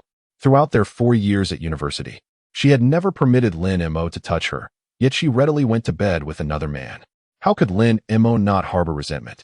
Reflecting on their time together, it became painfully clear that Suingxia had viewed Lin Mo merely as a source of financial support, devoid of any genuine affection. Yet at that time, Lin Mo was utterly captivated by her, loving her with a fervor that consumed him. To cater to her vanity, he juggled 3 jobs in his spare time. He spent his hard-earned money to accompany her in purchasing gifts for other men. When she expressed a desire to vacation in Sanya during the summer, he borrowed money from everywhere, only to have her insist on bringing along her male friend, forcing Lin Mo to relinquish his spot. Now, as he reminisced about those moments, Lin Mo couldn't help but want to slap himself. Damn it, Lin Mo. You were so pathetic. A hopelessly devoted fool. Thus, upon receiving a message from Suingxia after over a year of silence, Lin Mo took his time to respond. Instead, he ordered a late-night snack before casually replying to her with a single symbol. Soon, Suingxia responded, "Are you seeing someone?" Lin Mo replied, "No." Through the screen, Lin Mo could almost sense the sense of superiority that Suingxia felt upon reading his response. She must have thought, Lin Mo still cannot let go of her. Indeed. The next moment, Suingxia said, "Lin Mo, shall we reconcile?" "Sure," Lin Mo replied without hesitation. "Come find me, and we can discuss it in person." Suingxia hesitated. "No? It seems a bit late. How about I come to see you tomorrow?" Lin Mo responded, "Then forget it. If you lack this much sincerity, what do you have to discuss about reconciliation?" Suingxia became anxious. "Are you still at the same place?" "Yes." "All right, wait for me a moment. I'll come to see you right now." After hanging up, Lin Mo recalled Su Yingxia's stunning face and her alluring figure. The thought of what was about to transpire made him feel an uncontrollable heat coursing through his body, prompting him to rise and take a shower. When he emerged, the delivery had just arrived. While enjoying his late-night snack, Lin Mo browsed the official forum of Ning'an University. In fact, he was also an alumnus of Ning'an University. His purpose for visiting was to uncover the secret that entwined Ling Xiao and Wang Junjie. Initially driven by mere curiosity, he was taken aback to discover a sensational piece of news. On the university's confession wall, the campus belle Xiaowan had posted a message the previous day. Any student from Ning'an University who can be the first to reach level 10 in the game Divine Oracle will have me as their girlfriend. What? Lin Mo exclaimed in shock. Is this how extravagant university students have become? So, Wang Junjie and Ling Xiao were competing to be the first to reach level 10, all for the chance to win the affections of this campus beauty, Xiaowan. This was explosive. Lin Mo mused while slurping on his hot and sour noodles. Even more astonishing was the fact that over 1,000 Ning'an University students had participated in this event. It seemed that the allure of this campus belle was indeed formidable. Had this occurred in his past life, Lin Mo would certainly have joined in the fun, pursuing a campus beauty. However, having lived another life, he knew all too well that women were the most untrustworthy beings in this world. Growing older, he felt he could no longer engage in such frivolities. He just wanted to make money and grow stronger. Having finished his hot and sour noodles, a knock echoed at the door. Lin Mo approached the door, peering through the peephole to identify the visitor. With a creak, he opened the door. There stood a girl clad in a yellow tank top and a white skirt. Her serene beauty captivating. Beneath her glossy black hair, her delicate oval face radiated purity. Her eyes, filled with the sparkle of stars, exuded a cool confidence. Lin Mo. Long time no see. Upon seeing Su Yingxiao again, Lin Mo couldn't help but feel a flutter of emotions. After all, at that time, Su Yingxiao was indeed a goddess of the highest caliber at Ning'an University. She continues to maintain her exquisite appearance, embodying an ethereal elegance in her every gesture. Even standing in the dilapidated little house rented by Lin Mo, she seemed somewhat out of place in such surroundings. Lin Mo took a step back and said, "Come in." As soon as Su Yingxiao stepped through the door, Lin Mo suddenly locked it behind her. Turning around, he pointed at the bed and, with an impassive demeanor, commanded, "Undress and lie down on the bed." Su Yingxiao's eyes widened in disbelief as she stared at Lin Mo. "What did you just say? Aren't you trying to reconcile with me?" Lin Mo remained expressionless, replying, "Just do as I say. Of course, if you regret it, you can leave now. I want to stop you." Lin Mo. Su Yingxiao's face flushed with anger. "What do you take me for? A woman who can be so easily seduced into bed?" Lin Mo scoffed. "Aren't you? You truly are still that repulsive, lowly person I once knew. Breaking up with you was indeed the right choice." Su Yingxiao's face was a canvas of unrestrained disgust as she turned and stormed out. Lin Mo, unfazed, closed the door with a decisive thud. However, less than a minute later, after merely stepping out to take a phone call, Su Yingxiao returned. "What's wrong? Changed your mind?" Lin Mo seemed to anticipate her return, a smirk playing on his lips.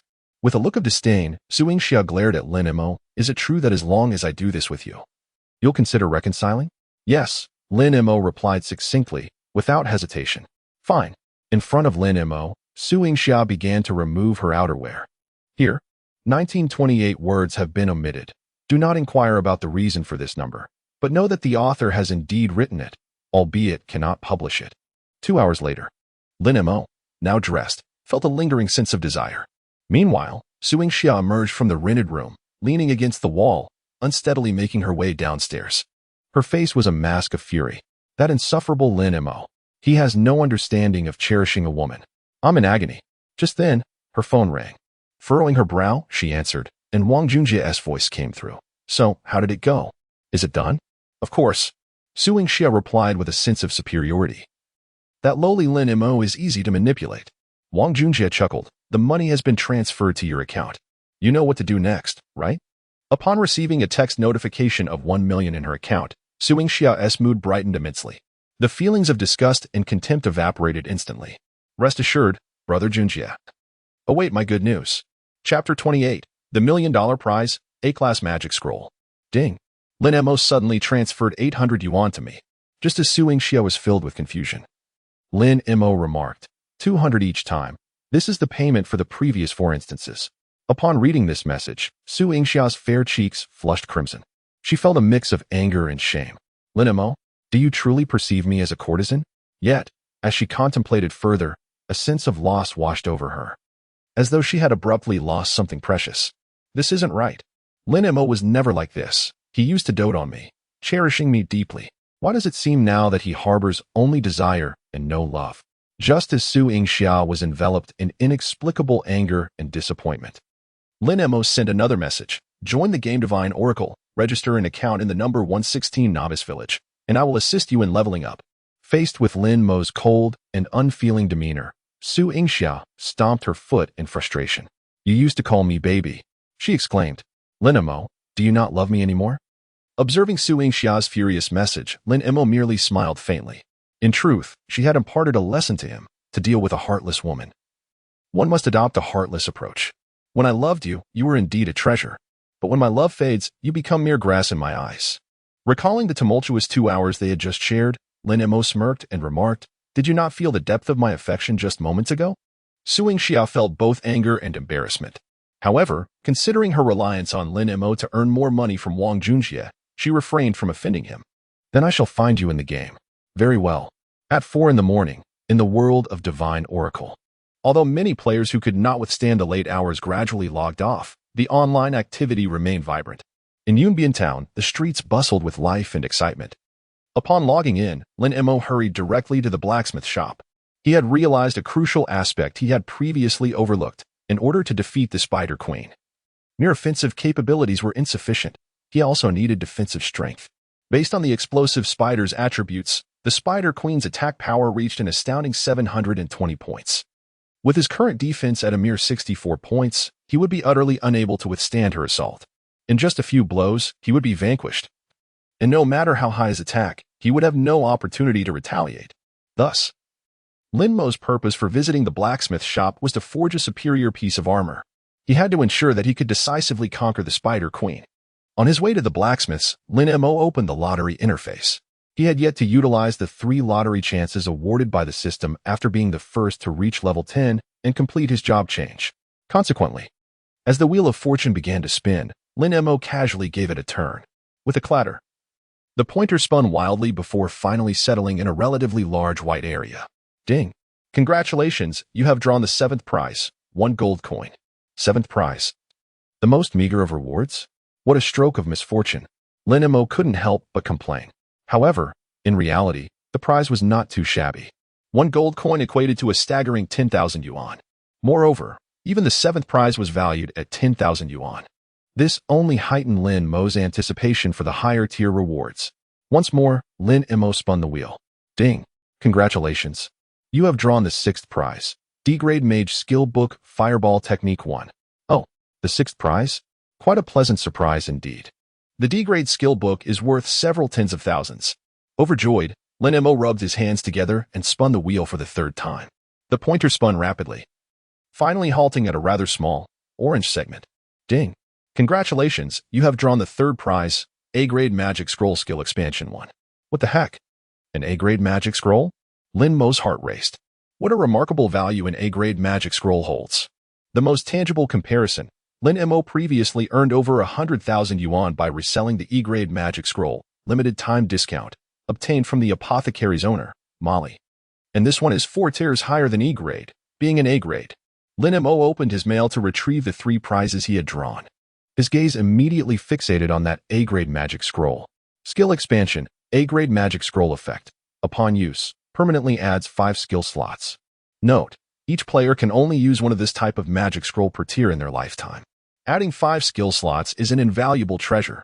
After all, according to the game's mechanics, players unlock 1 skill slot for every 3 levels, meaning one would need to level up a full 15 times to gain these 5 skill slots. The more skill slots a player possesses, the more skills they can learn, thus surpassing those with fewer skills. For Lin Mo, who had the ability to evolve skills, the significance of these 5 skill slots was even greater. Anything that could enhance his strength and potential, regardless of its worth, Lin Mo would never consider selling. Thus, he promptly crushed the A-grade Magic Scroll, which held a market value of at least 7 figures. Ding! You have used the A-grade Magic Scroll skill expansion, increasing your skill slots by 5. Watching his skill slots expand to 12, Lin Mo nodded contentedly. With sufficient skill slots, he would await the nationwide level 10 job transition, then burn books for evolution into SSS grade skills. As for the D-grade mage skill book Fireball technique, Lin Mo happened to pass by the auction house and listed it for 5,000 yuan.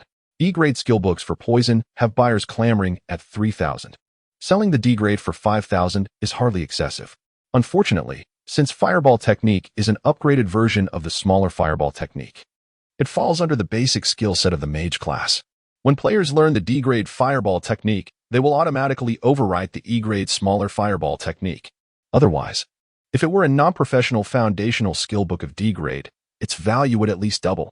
Departing from the auction house, Lin Mo made his way to the blacksmith shop. Upon finding the master blacksmith, Li, he requested a crafting blueprint for the level 10, second-tier Silver Flow crown. After examining the materials required to forge the Silver Flow crown, he discovered they were quite similar to those for the flame ring. 1 gold coin and 30 points of reputation. He had just won a gold coin from a recent lottery. As for reputation, being at the top of the leveling leaderboard awarded him 100 points, which sufficed since Lin Mo was not in a hurry to upgrade his talents. However, the other 3 materials differed significantly from the flame ring: 30 silver light gems, 30 silver flow souls, and 30 silver iron blocks, corresponding to 3 level 10 wild areas. Just as he was preparing these items, a message from Su Yingxiao arrived. Lin Mo, you asked me to wait for you at the square, and I've been waiting for quite a while. Why haven't you come yet? Lin Mo smiled faintly. What's wrong? Can't you bear to wait even a little while? He recalled a year ago when, after their breakup, he had made several trips to her home, enduring the curious gazes of passers-by, often waiting for hours just to catch a glimpse of her. It was about time she experienced the taste of anticipation and yearning.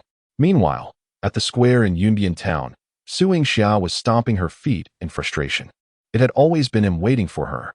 Whenever she needed him, he was always just a call away. Damn Lin Mo, how could you make me wait this long this time? Yet, a troubling thought crept into her mind. Why? Did he truly not care for her anymore? A wave of intense disappointment washed over her. No, if he no longer liked her, how could he have immediately agreed to reconcile when she reached out? He must still care for her. He was simply afraid to show it too overtly, fearing she might cast him aside again. With this realization, Su Yingxiao's mood brightened considerably. Lin Mo, your little thoughts are completely transparent to me. What Su Yingxiao desired was not merely wealth. She longed for Lin Mo to love her wholeheartedly as he did a year ago, to regard her as his one and only. Just as she was basking in her sense of superiority, a soft voice suddenly called out to her. Su Yingxiao? Chapter 29, Su Yingxiao's Pursuer, Qin Feng. As Su Yingxiao turned, she encountered a face that seemed somewhat familiar yet eluded her memory for the moment. The newcomer was a tall, athletic young man, standing at 6 feet, with a slightly dark complexion. His online ID was Shadow of the Wind.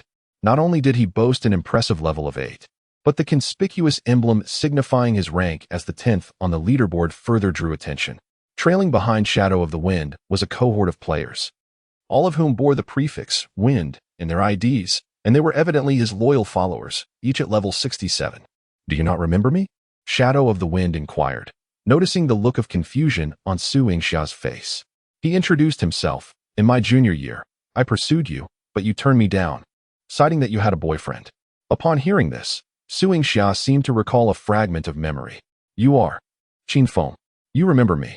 Shadow of the Wind exclaimed, a glimmer of excitement and elation in his eyes. With an adoring gaze fixed upon Su Yingxiao, he confessed, Yingxiao, do you know? Since you rejected me, I have been waiting for you. I have waited for a full 2 years. A year ago, upon graduating, I heard you broke up with your boyfriend. Yingxiao, will you be my girlfriend?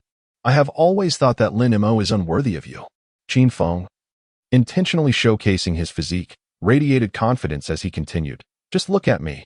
I believe my looks, build, and circumstances far surpass that of that boy. My family's 4S shop earns over 200,000 a year. Furthermore, I have established my own guild in the game, and if you are with me, I can provide you with the life you desire. Faced with Qin Feng's blatant pursuit, Su Yingxiao felt a sense of aversion.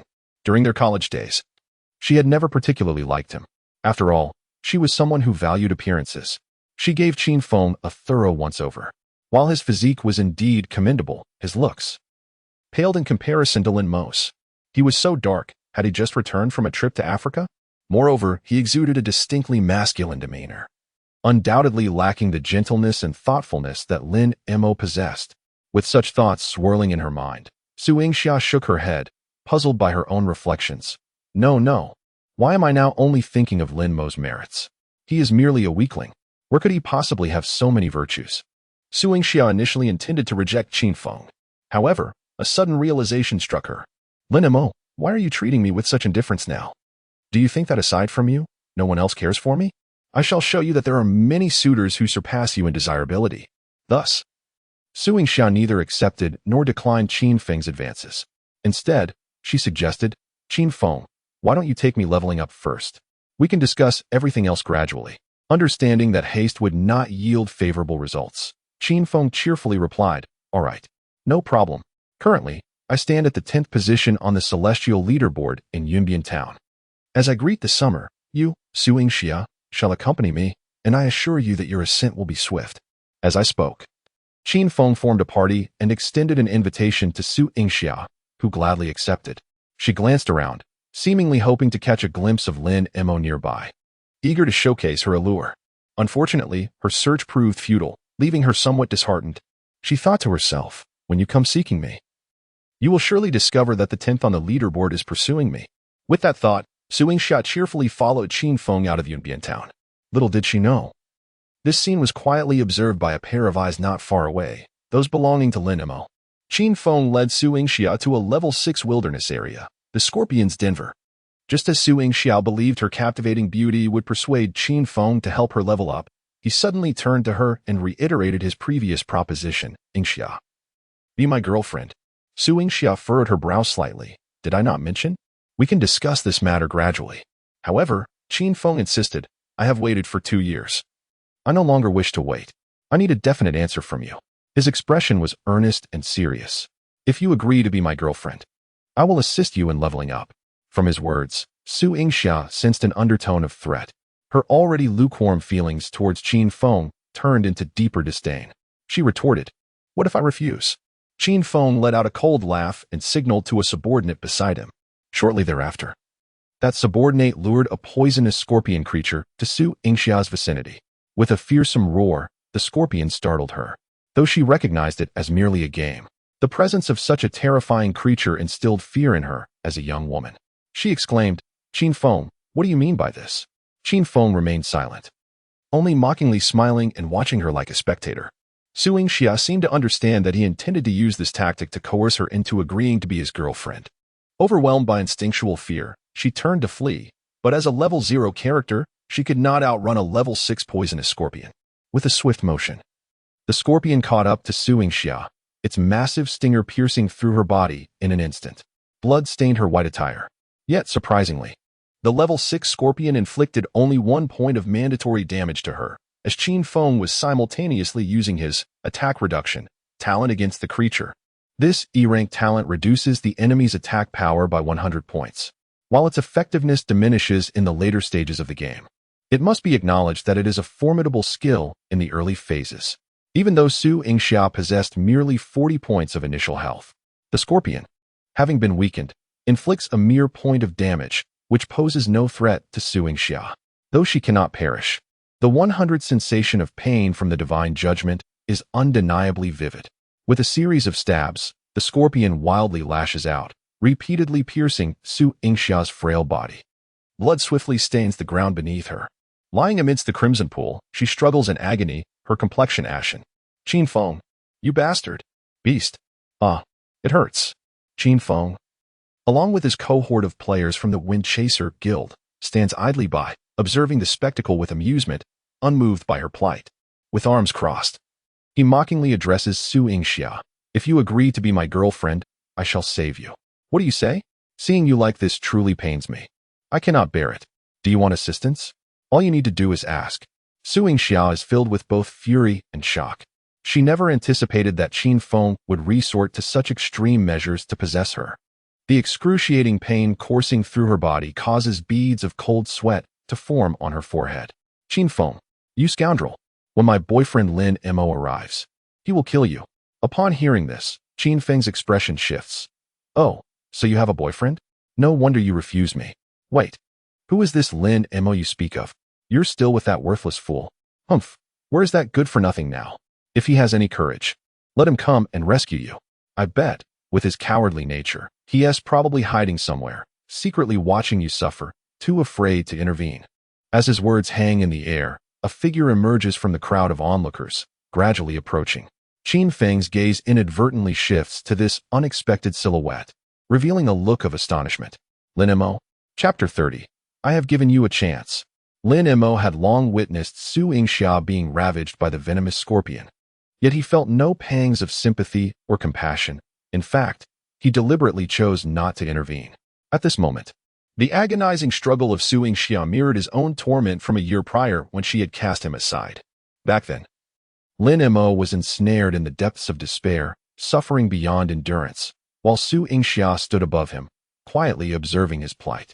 Although one endured physical pain and the other suffered mental anguish, it mattered not. Lin Mo wished for Su Yingxia to truly experience the profound sense of isolation and heart-wrenching despair that he had once felt. Time passed, and even under the relentless damage inflicted by the scorpion at each tick of the clock, Su Yingxia's vitality waned. Only then did Lin Mo step forth from the crowd. Approaching her, his intention was merely to administer a punishment, allowing her to comprehend the anguish he had endured. He did not wish for her demise. After all, Su Yingxia still held value in Lin Mo's eyes. Meanwhile, Qin Feng, who awaited Su Yingxia's capitulation, noticed Lin Mo's imminent approach. Having encountered Lin Mo a few times during their university days, Qin Feng immediately recognized him and felt a surge of exhilaration. Indeed, exhilaration, for he had been seeking an opportunity to showcase himself before Su Yingxia. Lin Mo, you worthless fool, you dare to show your face? How fortuitous. Su Yingxia, take a good look and witness the staggering chasm between the so-called waste you admire and me, the one you rejected. As he spoke, Qin Feng drew a longbow from his back, emanating a purple glow, and unleashed a flurry of rapid shots at the scorpion. Thud, thud, thud, thud. With a mournful cry, the level 6 scorpion fell lifelessly to the ground. Witnessing this spectacle, the surrounding crowd erupted in gasps of astonishment. Goodness! That wind shadow strike dealt astonishing damage. Incredible! To think he could slay a level 6 monster in an instant? Truly deserving of his rank as the 10th strongest in Yunbian Town. It seemed that this wind shadow and Xia Ji were indeed a match made in heaven. They complemented each other beautifully. But what of the approaching figure, whose level and ID remained concealed, appearing as feeble as a fledgling? He was Xia Ji's boyfriend? Surely not. How could someone so lackluster be paired with such a stunning beauty? It was as if a flower had been placed in a mound of dung. Seizing the moment to bask in the glory of his effortless kill, Qin Feng, emboldened by the accolades of onlookers, provocatively addressed Lin Mo, back in university. You should have recognized your own worth. I recall granting you an opportunity, but you squandered it. Today, I shall extend another chance. Simply crawl beneath me and call me daddy twice, and I shall let you go. What say you? Otherwise, if you wish to establish your presence in the game of oracles in the future, I fear I shall not acquiesce. Qin Feng's thoughts were rather straightforward. In his view, the act of eliminating Lin Mo was as effortless as breathing. Yet, he refrained from hastily executing his plan. For him, a direct assassination of Lin Mo would lack the thrill he desired. What he truly yearned for was to humiliate Lin Mo before Su Yingxia, to display his own immense power and prestige. However, Lin Mo chose to completely disregard Qin Feng. He walked straight to Su Yingxia's side, not immediately offering assistance to the fainting Su Yingxia sprawled in a pool of blood, but instead bent down to pick up the 2 copper coins lying beside the corpse of the poisoned scorpion that Qin Feng had shot. This scene elicited uproarious laughter from the surrounding players of the Windward Guild and the onlookers alike. His girlfriend was in such dire straits, yet he seemed indifferent and preoccupied with scavenging for coins. How impoverished must this fellow be? Incredible, my brother. Even if an old lady fell, I wouldn't ignore her. But you, the players of the Windward Guild couldn't help but shake their heads in disbelief. Truly a pathetic figure. I can hardly bear to watch. How can any man be so spineless? Is he even a man at all? Each onlooker regarded Lin Mo with expressions of disdain, including Su Yingxia. Her complexion was ashen, and she thought to herself, I'm bleeding out here. How can you still be scavenging for coins? Lin Mo, you are truly a hopelessly dense man. Though her heart brimmed with resentment, Su Yingxia dared not betray her feelings outwardly. She feigned concern as she addressed Lin Mo. Lin Mo, you should leave. There is no need to worry about me. Qin Feng and his entourage are numerous. You are no match for them. Her concern was feigned, yet it was evident that Su Yingxia held genuine contempt for Lin Mo. Lin Mo gazed into Su Yingxia's eyes and smiled coldly. The way she looked at him was, unsurprisingly, unchanged from a year ago. He still vividly recalled the disappointment and disdain reflected in her eyes when they parted ways. Now, once again, he discerned the very same expression. However, this was precisely what Lin Mo wished to see. Otherwise, how could he create a striking contrast later? Lin Mo rose to his feet, positioning himself before Su Yingxia, and slowly retrieved the level 8, Tier 2 orange quality, Hero-S golden bow from his back. With his gaze icy, he fixed his attention on Qin Feng and the players of the Windward Guild flanking him. Allow me to extend you an opportunity. Before I take action, kneel before me and crawl to my feet, each of you bowing 3 times, and I shall pretend this day never happened. Upon hearing these words, dozens of players from the Windward Guild were momentarily taken aback. The next moment, a cacophony of laughter erupted. Ha ha ha. You've cracked me up. This fool still tries to act tough? Bow to him. What a joke. Who does he think he is? The number 1 on the leaderboard? Ha ha ha. I can hardly contain myself. The laughter is so intense it causes me physical discomfort. Someone, quickly, bring forth a yellow potion to rouse him. If this continues, I fear I shall laugh myself into a fit. Qin Feng too could not suppress his laughter. He shook his head and sighed softly, exclaiming, how utterly foolish. I cannot fathom how you, Su Yingxia, could possibly harbor feelings for such a talentless, pretentious weakling. This good-for-nothing. Not even a single finger of mine would stoop to his level. To take his life myself would sully my hands. Qin Feng cast a look of utter disdain at Lin Mo, issuing a command, eliminate that worthless fool. At his command, the players of the Wind Chaser Guild did not even bother to mobilize their full strength. Among the crowd, a diminutive level 7 youth, known as Wings of the Wind, stepped forward. Brothers, I have never taken a life before. Allow me to handle this fool. With that, Wings of the Wind brandished his sword and charged eagerly toward Lin Mo. Meanwhile, a flicker of intangible murderous intent ignited in Lin Mo's eyes. I have given you a chance. With that, Lin Mo raised his golden bow of the brave, aiming at the swiftly approaching Wings of the Wind. In the past, Lin Mo would have allowed his opponent to strike first, triggering a gray name before counterattacking, thus avoiding any accumulation of sin. However, this time, he chose differently. Whoosh! As Wings of the Wind entered the range, Lin Mo loosed an arrow with the force of a tempest, piercing directly through the youth's chest. In the next moment, a blood-red damage notification erupted above his head, 1176 critical hit. Thud. As he ran, Wings of the Wind suddenly collapsed to the ground, his form transforming into a beam of white light, vanishing into the night. In that instant, all players around were left utterly dumbfounded. The arena fell into a profound silence. Simultaneously, Lin Mo's concealed ID was forcibly revealed in crimson text. Golden Armored War God Conventional Wisdom. LV-10 Apprentice Archer Top of the Heaven List. Chapter 31. The Golden-Clad Champion of the Heavenly Rankings. How did this happen? Buzz. At that moment, Lin Mo's concealed ID materialized in blood-red letters above his head, stunning everyone present as if struck by lightning. Mo Shouchen Gue? He is actually the top of the heavenly rankings, Mo Shouchen Gue. My heavens, I had thought he was just a novice. Little did I know he is the greatest deity of our novice village. Simultaneously, upon recognizing Lin Mo's identity, the players from the Windward Guild were paralyzed with fear. They were acutely aware that they had provoked a formidable figure beyond their level. How could no one recognize Mo Shouchen Gue? I want to know too. Did no one realize he was the top of the rankings? I just mocked him as a useless player. I wonder if he heard me. If he did, I'm finished. Oh my. It is said that even Wang Junjie, the richest man in Ningen City, fears him. If someone like Wang Junjie cannot contend with him, then damn it. It's over. The younger members were in a state of panic. Only Qin Feng maintained his composure. Was it because he was unafraid? No, he was certainly afraid. After all, his 4S shop paled in comparison to the vast wealth of Wang Junjie. If someone who instilled fear in Wang Junjie could not instill fear in him, what chance did he have? However, given the current predicament, he found himself between a rock and a hard place. Even if he was afraid, he had to stand firm. Otherwise, he would lose face in front of his beloved Su Yingxia.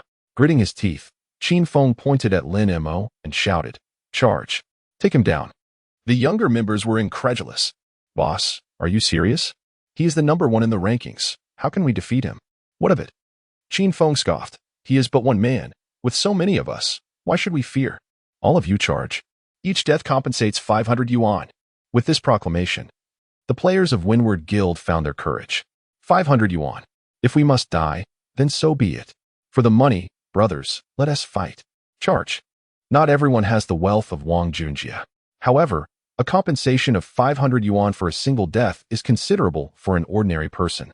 Thus, amidst a deafening roar, dozens of players from the Windward Guild surged towards Lin Mo with great fervor. Seeking death, Lin Mo's gaze turned icy. Whoosh, whoosh, whoosh, whoosh. With an astonishing agility attribute of 182, he unleashed a rapid volley of 4 shots in a second. Each strike detonated with a critical damage exceeding 4 digits, wreaking havoc among the enemy ranks. Every player struck by Lin Mo saw their health plummet to a mere 1 point. Clearly, had Lin Mo not activated his health lock, they would have been entirely vanquished. And Lin Mo's activation of the health lock was not out of mercy, but simply because he wished to avoid accruing excessive sin points. A moment of glory could lead to a mountain of sin points. Lin Mo no longer wished to squander any more time on the meaningless accumulation of sin points. Before reaching level 10, it was purely a matter of data domination. In an instant, dozens of level 6 and 7 players from the wind-chasing guild lay sprawled on the ground, their health bars depleted, writhing in agony. This scene left the surrounding onlookers questioning their existence. Lin Mo, however, stepped through the crowd, gradually closing in on Qin Feng. At that moment, Qin Feng finally sensed fear and trepidation. "Lin Mo, you, just wait. I will settle this score with you next time." After hurling his threats, Qin Feng turned and fled. Yet, for a prey marked by Lin Mo, escape was a near impossible feat with a swift motion. Lin Mo fired an arrow from an impressive distance, striking Qin Feng with pinpoint precision, piercing through him.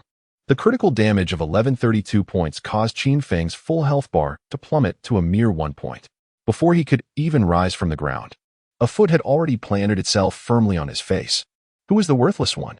Qin Feng, clearly unwilling to concede, retorted, "Lin Mo, you bastard." Buzz. Before he could finish his sentence, Lin Mo kicked him several meters away. Swish, swish, swish. A flurry of arrows rained down upon Qin Feng's thigh, abdomen, and chest. In agony, Qin Feng emitted cries akin to a slaughtered pig. Who was the worthless one? Buzz. Under Lin Mo's deft control, all of his equipment erupted in a dazzling golden light. Gasps of astonishment filled the air. Wow, full golden gear. My heavens. I am worthless. With his left eye blinded and blood streaming, Qin Feng had long lost his earlier bravado, pleading with Lin Mo, "Lin, brother Mo, spare me. I am worthless. I am a coward." Lin Mo, with unyielding resolve, stepped once more upon Qin Feng's face. "You dare to touch my woman? I was wrong, brother Mo. Please spare me. I shall never dare again. Kneel down and bow," Lin Mo commanded. The players of the Wind-Chasing Guild, facing the top-ranked powerhouse adorned in golden gear, dared not defy him.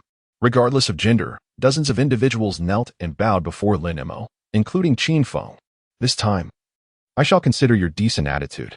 Lin Mo's icy gaze swept over the members of the Dream-Chasing Guild. Scram. With a light command from Lin Mo, Qin Feng hastily led his minions away in a flurry. At that moment, the surrounding crowd erupted in excitement. Is this the power of the top-ranked player? So formidable. One person toppling dozens. No wonder the richest man in Ning'an, Wang Junjie, couldn't match him. Wow. When he suddenly burst into golden light, I felt goosebumps all over. Who understands? It was like a scene from my dreams. Absolutely explosive. Brother Mo is so impressive. Tall and handsome, he perfectly matches my aesthetic. If only I had a boyfriend like him. Meanwhile, as Su Yingxia beheld the unfolding events, her deep, star-like eyes were instantly filled with astonishment. Her heart brimmed with disbelief. Could he truly be Lin Mo? Wasn't he once timid and inept? How had he suddenly transformed into such a formidable presence? Clearly, Su Yingxia's impression of Lin Mo remained rooted in their university days, when he would meekly yield seats to others and apologize profusely even when wronged. Little did she know that Lin Mo's apparent weakness at that time was, in fact, a protective instinct towards her. as he understood the principle of retreating for the sake of happiness. As Lin Mo turned, he locked eyes with Su Yingxia, who was equally astonished and incredulous. A surge of intense accomplishment welled up within him, for this was precisely the reaction he had yearned to evoke. He intended for Su Yingxia to witness the transformation he had undergone. The man she once dismissed was now a figure beyond her reach. With his goal achieved, Lin Mo concealed his equipment's effects and addressed the still-dazed Su Yingxia, saying, "Let us proceed. I shall take you to level up." "All right." Su Yingxia quickly regained her composure and hurried to follow him. After witnessing Lin Mo's prowess, Su Yingxia seemed even more eager to affirm her worth and standing in his eyes. Along the way, she deliberately mentioned, "Lin Mo, it was Qin Feng who approached me. He professed his affection and asked me to be his girlfriend, but I declined. He ranks 10th on the heavenly list and is a boss of a 4S dealership in reality." As she spoke, Su Yingxia scrutinized Lin Mo, desperately hoping to catch a trace of jealousy in his gaze. However, Lin Mo remained unfazed, responding nonchalantly, "Oh, oh?" Su Yingxia was taken aback. "Lin Mo, don't you have anything else to say? I turned down such an exceptional guy for you." Lin Mo replied with a casualness that surprised her. "If he is indeed that remarkable, then you should be with him." Su Yingxia was utterly unprepared for this response. With her head bowed in sadness, she murmured, "I just want you to care about me." Lin Mo turned his head, a mischievous smile playing on his lips. "Sure, come to my house tonight, and I will show you just how much I care." Su Yingxia felt a mix of anger and embarrassment. "Lin Mo, you." Then, reflecting on the matter, she thought, "They say the body never lies. Since Lin Mo is so fond of my physique, it must mean he loves me. Yes, that's it. He is merely pretending not to care." Comforted by this notion, Su Yingxia's spirits lifted considerably. The two traveled on in silence, eventually arriving at the level 10 shadow outpost. This was the very location for gathering one of the materials needed to craft the silver crown, the Silverlight gem. The expansive outpost was teeming with werewolf warriors clad in silver armor, wielding cleavers as they prowled about. They are level 10 monsters, the armored wolves. By vanquishing them, one can obtain Silverlight gemstones. Without a moment's hesitation, Lin Mo grasped the hero's golden bow. Let the endeavor commence. Chapter 32, Boss Information Leak. Level 10 Armored Wolf. Boasting an impressive attack power of 140, a defense of 70, and a health pool of 700. At this stage, even for players at the pinnacle of the novice village. Reaching level 78, a mere handful could only manage to contest with it. Yet, before Lin Mo, they resembled nothing more than helpless chicks awaiting their fate. Whoosh, whoosh, whoosh. 1097, critical hit. 761, 1187, critical hit. 1236, critical hit. Regardless of critical hits, each arrow claimed its victim instantaneously, leaving no room for doubt. The battle notifications incessantly echoed in his ears. Ding. You have slain a level 10 armored wolf, gaining 202 experience points. Sin value, 1. Ding. You have slain a level 10 armored wolf, gaining 202 experience points. Sin value, 1. According to the decree of the Oracle, in a party setting, each member contributes to a 10 increase in experience per person. Thus, in a duo, they would garner an average of 80 experience each. Moreover, the player who delivers the final blow receives an additional 30 bonus, ultimately capping experience gains at 100. Therefore, even accompanied by Su Yingxia, Lin Mo was still able to receive the full 200 points of experience. The additional 2 points stemmed from the white title, Leveling Maniac, granting a 1 combat experience boost. Su Yingxia, on the other hand, garnered even more experience. Despite her base experience being limited to 80 in a team, in the realm of the Oracle, players defeating monsters exceeding their level by 3 or more receive an extra experience bonus.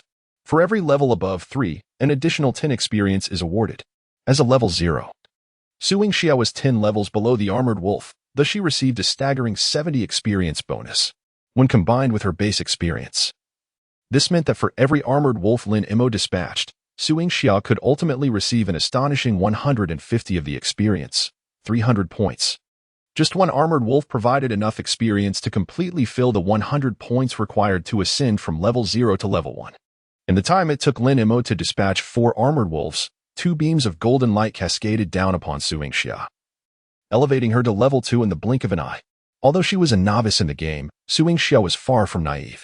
Since the launch of the Oracle at 8 p.m. the previous night, 8 hours had passed, and even the most elite players in Yunbian Town had only reached level 78, while the majority languished around level 56. Having only created her character half an hour prior, her rise to level 2 spoke volumes.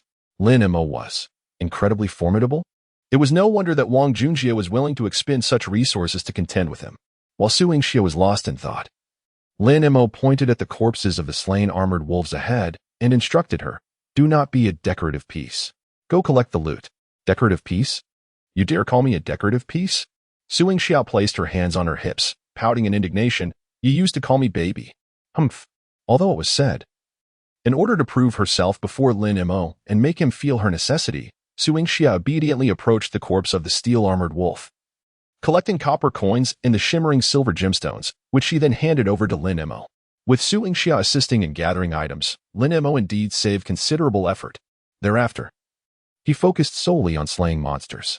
Perhaps it was due to her striking appearance and the increased drop rates, but with Su Yingxia on the team, the yield of materials remarkably improved. Previously, while collecting materials for the Flame Ring, he had to defeat approximately 100 monsters to gather 30 pieces of each material. Yet, at this moment, Lin Mo had only slain a little over 70 steel-armored wolves and had already amassed 30 silver gemstones. He glanced at Su Yingxia, who was busy collecting items, and pondered, feeling a bit vexed. My looks are not lacking. What could possibly be the issue? At this point, Su Yingxia's level had rapidly ascended to level 5, while Lin Mo had reached level 11. After his job change, he began allocating his 3 attribute points gained from leveling up his 2 into strength and 1 into agility, abandoning the mindless practice of investing entirely in strength. He understood well that while attributes are indeed the primary factor determining a player's strength, after level 10, player versus player combat increasingly relies on skill. Only with sufficient agility could one maneuver smoothly in battles against overwhelming odds. Lin Mo anticipated that Wang Junjie would undoubtedly clash with him relentlessly. Therefore, his challenge was not merely against Wang Junjie alone, but against the entire chaotic guild he commanded. Having gathered the first type of material, Lin Mo then led Su Yingxia away from the Shadow Outpost towards their next destination, the level 10 Silver Flow Sanctuary. Along the way, Su Yingxia could no longer contain her facade and revealed her true self. She instinctively asked Lin Mo, are we simply hunting monsters to level up? Is there any other special undertaking? Indeed, Lin Mo replied, I am gathering materials to craft equipment. Once the gear is ready, we shall confront a boss. Su Yingxia nodded in understanding, then inquired, where is this boss located? In the Shadow Lair. Su Yingxia nodded once more, will you take me with you? Of course. Su Yingxia smiled brightly. Lin Mo, you are truly impressive. Lin Mo replied with a mischievous grin, in what regard do you mean? Su Yingxia slightly furrowed her brow, thinking, Lin Mo, are you human or beast? Why is your mind always on such matters? I feel like nothing more than a tool. Humph. Before long, the two arrived at the Silver Flow Sanctuary. Lin Mo drew the hero's golden bow and began to hunt the level 10 monsters, Silver Flow Guardians, while Su Yingxia continued her unwavering assistance in collecting the dropped items, taking advantage of Lin Mo's focused monster slaying. Su Yingxia quietly opened WeChat and accessed the chat with Wang Junjie, composing and sending a message, Shadow Nest, there is a boss. Meanwhile, in the eastern wilderness of Yunbian Town, in the LV9 Firebird Forest, Wang Junjie, with the assistance of his subordinates, was engaged in slaying firebirds to complete his task. Upon receiving Su Yingxia's message, he felt a sudden jolt of excitement and inquired, is it reliable? Ding. Su Yingxia replied, Lin Mo said it himself. He is currently gathering materials to craft equipment. Once he finishes, he intends to venture into this map to confront the boss. As soon as she finished speaking, the newly appointed vice president of the Chaos Guild, Chaos Juga, adjusted his glasses and thoughtfully analyzed. The officials have indeed released information stating that each novice village conceals a boss. Those who defeat the boss in a novice village will not only receive substantial kill rewards, but will also be granted a special prize. However, details regarding the boss's data and location have not been disclosed by the officials.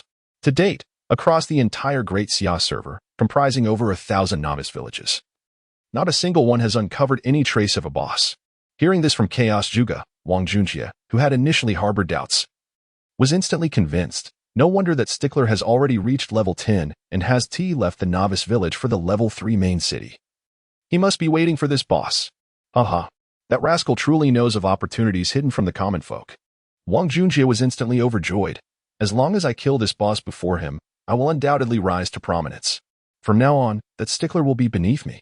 With that, Wang Junjie commanded, "Gather everyone in the guild immediately. We shall march into the Shadow Nest. Let us slay the boss and seize exquisite divine gear." Yes. Chapter 33. The Flowing Light, the Crown of Kings. In the western part of Yunbian Town, at the level 10 Flowing Silver Sanctuary, Lin Mo swiftly gathered 30 flowing silver souls by vanquishing the flowing silver guards. Thus, only one material remained, silver iron. Previously, while crafting the flame ring, he had also collected silver iron. Hence, without needing to consult any blueprints, Lin Mo understood that he must venture to the mine and slay stone lions to collect it. Consequently, he and Su Yingxia headed directly to the level 10 mine. Meanwhile, in Yunbian Town, a multitude of players bearing the chaotic ID swiftly congregated, hastily moving toward a common destination. Just as Ling Xiao, Shouho, and Pang Dehai emerged from the apothecary, they chanced upon this scene. What is the chaos among the chaotic faction all about? Why such a commotion? Pang Dehai scratched his head, looking utterly perplexed. Shouho interjected with a scoff. Whatever it is, it surely can't be anything good. At that moment, Ling Xiao suggested, "Let us follow them and see." Pang Dehai, confused, asked, "Why should we follow them?" Shouho smacked Pang Dehai on the head, retorting, "With such a grand spectacle, they are undoubtedly either embarking on a challenging hidden quest or hunting a formidable boss. If we tag along, we might just score some loot." Ling Xiao solemnly asserted, "Even if we cannot claim any spoils, we must not allow Wang Junjie to succeed. We must thwart him. Otherwise, I will have lost entirely." This reasoning struck a chord with Pang Dehai. "All right, let us follow them." Lin Mo successfully amassed 30 units each of silver gemstones, flowing silver souls, and silver iron. Upon returning to Yunbian Town, he promptly visited the blacksmith shop. Seeking out Master Blacksmith Li Li, he submitted 1 gold coin and 30 points of reputation, along with the gathered materials. Following Lin Mo's specifications, Li Li commenced the crafting of the flowing silver crown. Seizing this opportunity, Lin Mo took a moment to assess his own status. His level had reached 11 at 33. In the confines of the novice village, the highest level monsters were merely level 10. At his current level, defeating level 10 monsters would yield a 10 reduction in combat rewards. Clearly, level 10 monsters no longer sufficed for Lin Mo's aspirations. Once the boss was defeated, he would surge directly to the third-tier main city. The novice village was ultimately a small locale, devoid of opportunities beyond hidden quests and bosses, rendering players akin to frogs at the bottom of a well. The third-tier main city was the true realm where Lin Mo could truly showcase his talents. While Li Li diligently forged the equipment, Lin Mo discovered through his mail that his D-grade skill book, Fireball, which he had placed for sale at the auction house, along with the purple weapon, the Demon Bow, obtained from Wang Junjie, and several other blue items, had all been sold. After deducting the 3% transaction fee, Lin Mo's bank account had swelled by over 90,000. As of now, the total amount in his bank account had reached 225,000. Had this occurred in a previous life, earning such a substantial sum in a single night would have left Lin Mo exhilarated for months. However, for Lin Mo, who needed to accumulate 50 million within 3 months, this mere 200,000 was but a drop in the ocean. Insufficient, far from adequate. I must generate more wealth. After a wait of over 10 minutes, the equipment was finally ready. Lin Mo, brimming with enthusiasm, received the translucent silver crown from Master Li's hands. As expected, given Lin Mo's fortune, it was yet another item of white quality. Nevertheless, that was of no concern. I have a preference for white. With this in mind, Lin Mo intentionally requested Su Yingxia to assist in procuring potions, thereby diverting her attention and preventing her from uncovering the secret of his SSS grade talent. Once Su Yingxia departed, Lin Mo redeemed the over 2,000 equipment evolution points amassed from the incineration of numerous novice gear to enhance the flowing silver crown. Ding! Consumed 20 evolution points. Congratulations! Your level 10, Tier 2 equipment, flowing silver crown, has evolved from white to green. Ding! Consumed 40 evolution points. Congratulations, your level 10, Tier 2 equipment, flowing silver crown, has evolved from green to blue. Ding! Consumed 640 evolution points. Congratulations, your level 10, Tier 2 equipment, flowing silver crown, has evolved from red to gold, highest grade. After a series of 6 evolutions, the once unremarkable white crown suddenly radiated a dazzling golden brilliance. Lin Mo gazed at the crown in his hands with elation. Flowing Light Crown of Kings, LV10 quality, Tier 2 gold defense, 255 additional attributes, Stamina 70. Stamina 70 special effect. Flowing Light Shield, the wearer automatically forms a shield every 10 seconds that can absorb one instance of any skill. The Flowing Light Shield cannot stack. Description: when you don this crown, it is destined that you shall be the unrivaled supreme ruler of the Oracle world. To think it possesses dual stamina bonuses. Truly exquisite armor. And this Flowing Light Shield, theoretically, could even withstand SSS level skills. Moreover, it could potentially counter the A-grade self-destructibility of Feng Xiao, obliterating everything. Unbelievable. Lin Mo was instantly overjoyed. Without a moment's hesitation, he adorned the crown. Observing his physical defense attribute, it surged dramatically from 65 points to an astonishing 474 points. His magical defense also soared from 63 points to 458. At this stage, while over 90% of the players in the entire server had yet to breach triple digits in attack power, Lin Mo's defense was nothing short of miraculous. This level of defense should suffice against the Spider Queen, wouldn't it? Reflecting on his attributes, Lin Mo nodded with satisfaction. It was time to confront the boss. Meanwhile, in another location, to the north of Yunbian town, in the wilderness, dark clouds obscured the moonlight. In the shadows, there lay a cavern exuding a chilling aura, as deep and dark as the gaping maw of an abyss. At that moment, a grand assembly of players hurriedly arrived at the entrance of the cave. They gazed intently at the cavern ahead, yet refrained from approaching, involuntarily feeling a chill run down their spines. This place appeared truly sinister and foreboding. Could it possibly conceal the ultimate boss of our novice village, the Cloud Edge town? Goodness, what if a man-eating specter lurked within? If it were a beautiful ghost? That might be tolerable, but the fear of encountering an old and hideous one loomed larger. Whether it be human or ghost seemed irrelevant. Who cares about its appearance? Once the lights are out, does it not all appear the same? As the players of the Chaos Guild whispered among themselves, Wang Junjie, at the forefront of the crowd, excitedly shouted, "Brothers, our fate rests upon this moment. If you assist me in defeating this boss, I shall reward each of you with a bounty of 100,000. Upon hearing these words, the more than 500 players of the Chaos Guild felt a surge of fervor. 100,000. Brothers, let us charge forth. Clear the way for me. 100,000. Here I come. At this very moment, let alone the specter. Even if a millennia-old corpse were hidden within that cave, they would brace themselves.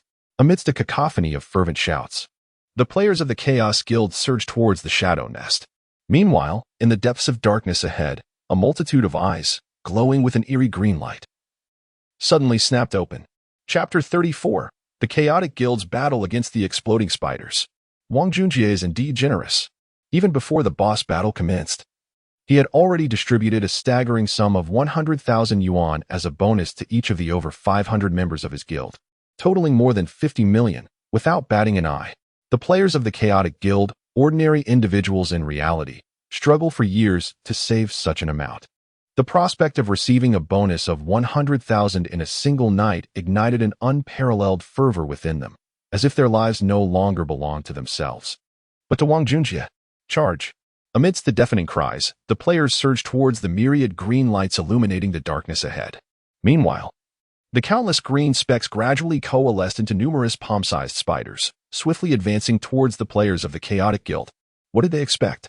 A swarm of little spiders. Watch me crush them. Despite their numbers, the players dismissed these seemingly harmless creatures, charging forward fearlessly. However, in the very next moment, as the players collided with the swarm of spiders, an explosive cacophony erupted.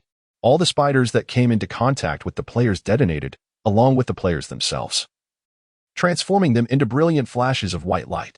Gazing at the countless beams of white light shooting up from the darkness, Wang Junjie was taken aback. What on earth is happening? Exploding spiders. Beside him, the vice president of the Chaotic Guild, Zhuge of Chaos, adjusted his glasses with a calm demeanor. Analyzing the situation, according to the data, these exploding spiders possess merely 10 of the attributes of the Spider Queen, and thus pose no significant threat. However, they do have a self-destructibility that inflicts damage equivalent to their maximum health, which is 9,800. No one can withstand that, therefore. The only way to deal with the exploding spiders is through a one-for-one exchange. Yet, Wang Junjie's focus was not on the exploding spiders at all. A sudden realization struck him. The Spider Queen? So, This cave indeed harbors a boss. What was once mere speculation could now be stated with absolute certainty. Within the shadow nest lurked a boss named Spider Queen. Instantly, he was filled with exhilaration. Ha! Sticking to the old ways, who would have thought you would indulge in second chances? To stumble twice over the same woman. What a fool, utterly foolish. Nevertheless, I must express my gratitude for leading me to this boss. I cannot wait to witness your expression when you arrive, fully equipped, only to find that I've already vanquished the boss. How splendid that will be. Ha! Thinking of the humiliation he endured beneath Lin Mo's feet, and the multiple insults hurled at him, Wang Junjie gritted his teeth in rage. Damn it! Once I conquer this boss and soar to greatness, I shall unleash my vengeance upon you. At that moment, blinding white light erupted repeatedly. In an instant, the casualties among the players of the Chaos Guild had surpassed half. Boss, the explosive damage from this spider is insufferably high. Our brethren cannot withstand it. What shall we do? Wang Junjie bellowed. Even if they cannot endure, they must hold their ground. I refuse to believe this spider can explode indefinitely. We shall trade one for one until every last one is taken down. If you fall, return again. For each demise, there shall be a compensation of 30,000, with a reward of 100,000 at the forefront, alongside 30,000 in death compensation. As Wang Junjie raised the stakes, the players of the Chaos Guild surged forward like madmen, charging toward the explosive spiders despite knowing the peril. It wasn't that they sought death. With their current levels, even a single demise would cost them 10% of their experience, requiring several minutes to recover. Yet, the compensation offered by Wang Junjie was simply too enticing. Even the nearby strategist of the Chaos Guild, Zhuge Liang, found himself unable to restrain his excitement. Boss, may I join in? Join in? Absolutely not. Wang Junjie retorted, you are my strategist. If you fall, how shall I defeat the boss? Stay back, and I shall directly grant you 200,000. Zhuge Liang was so exhilarated he nearly called Wang Junjie father on the spot. Thus, countless explosive spiders poured forth from the shadow nest, while the players of the Chaos Guild exchanged their lives for the chance to vanquish them. The scene was filled with alternating bursts of white light. Those who died returned promptly to the resurrection fountain in Yunbian Town, eagerly making their way back to the shadow nest. This spectacle left the bystander players situated between Yunbian Town and the shadow nest utterly bewildered. Bystander A, what on earth are the Chaos Guild members up to? Are they counting their steps? Bystander B, what the hell? Is there a bug? I keep seeing someone running back and forth from the novice village, but I've only seen her come this way, not return. Bystander C, with so many people, how can you remember just one? Are you secretly watching that girl? Bystander D, is something significant about to transpire? It feels like a storm is brewing in Yunbian Town. In the shadow nest, the white light continued to shine, illuminating the night as if it were day. Yet, the more players from the Chaos Guild fell, the more exhilarated Wang Junjie became. Damn it, with so many explosive spiders guarding outside, this boss must be incredibly bountiful. I shall consume this boss today. Meanwhile, in the nearby shadows, several pairs of eyes were fixated on the scene. It was Ling Xiao, Shou Ho, and Peng Dehai. Has Wang Junjie lost his mind? Why would he send his people to their deaths? Peng Dehai pondered in disbelief. Shou Ho, however, contemplated. When things seem amiss, there is surely something afoot. If all goes as expected, there should be something within that cave. Ling Xiao stated solemnly, could it be that the ultimate boss of Yunbian Town truly resides here? My word. The slender monkey gazed at the dazzling white light ascending into the heavens like fireworks, licking his lips and murmuring, dying costs 30,000. If it weren't for our differing allegiances, I might just venture over to earn a bit of pocket money. Wang Junjie is indeed affluent. Yet, considering the countless deaths of players in this chaotic world, which must surely exceed 1,000, the cost of 30,000 per death would amount to more than 30 million. To expend such a colossal sum for a mere boss is utterly insane. Such extreme behavior from Wang Junjie only deepens Ling Xiao's trepidation. If Wanwan were to fall into the hands of such a person, the consequences would be dire. This boss must not be allowed to fall into Wang Junjie's grasp. Meanwhile, on the other side, in Yunbian Town, with all preparations complete, Lin Mo was ready to embark on his journey to the Shadow Lair to confront the boss. At that moment, Su Yingxia, standing nearby, suddenly received a message from Wang Junjie. No matter what means you employ, delay Mo Shouqing, and do not allow him to come my way. Once the task is accomplished, I shall reward you with 2 million. 2 million, having never encountered such a sum. Su Yingxia's heart raced uncontrollably. Summoning her courage, she approached Lin Mo and embraced him from behind, resting her head against his back, whispering, "Lin Mo, I miss you." Lin Mo turned slightly, casting a sidelong glance at Su Yingxia, and with a charming smile remarked, "What is the matter? Now that I've satisfied you, do you still desire more?"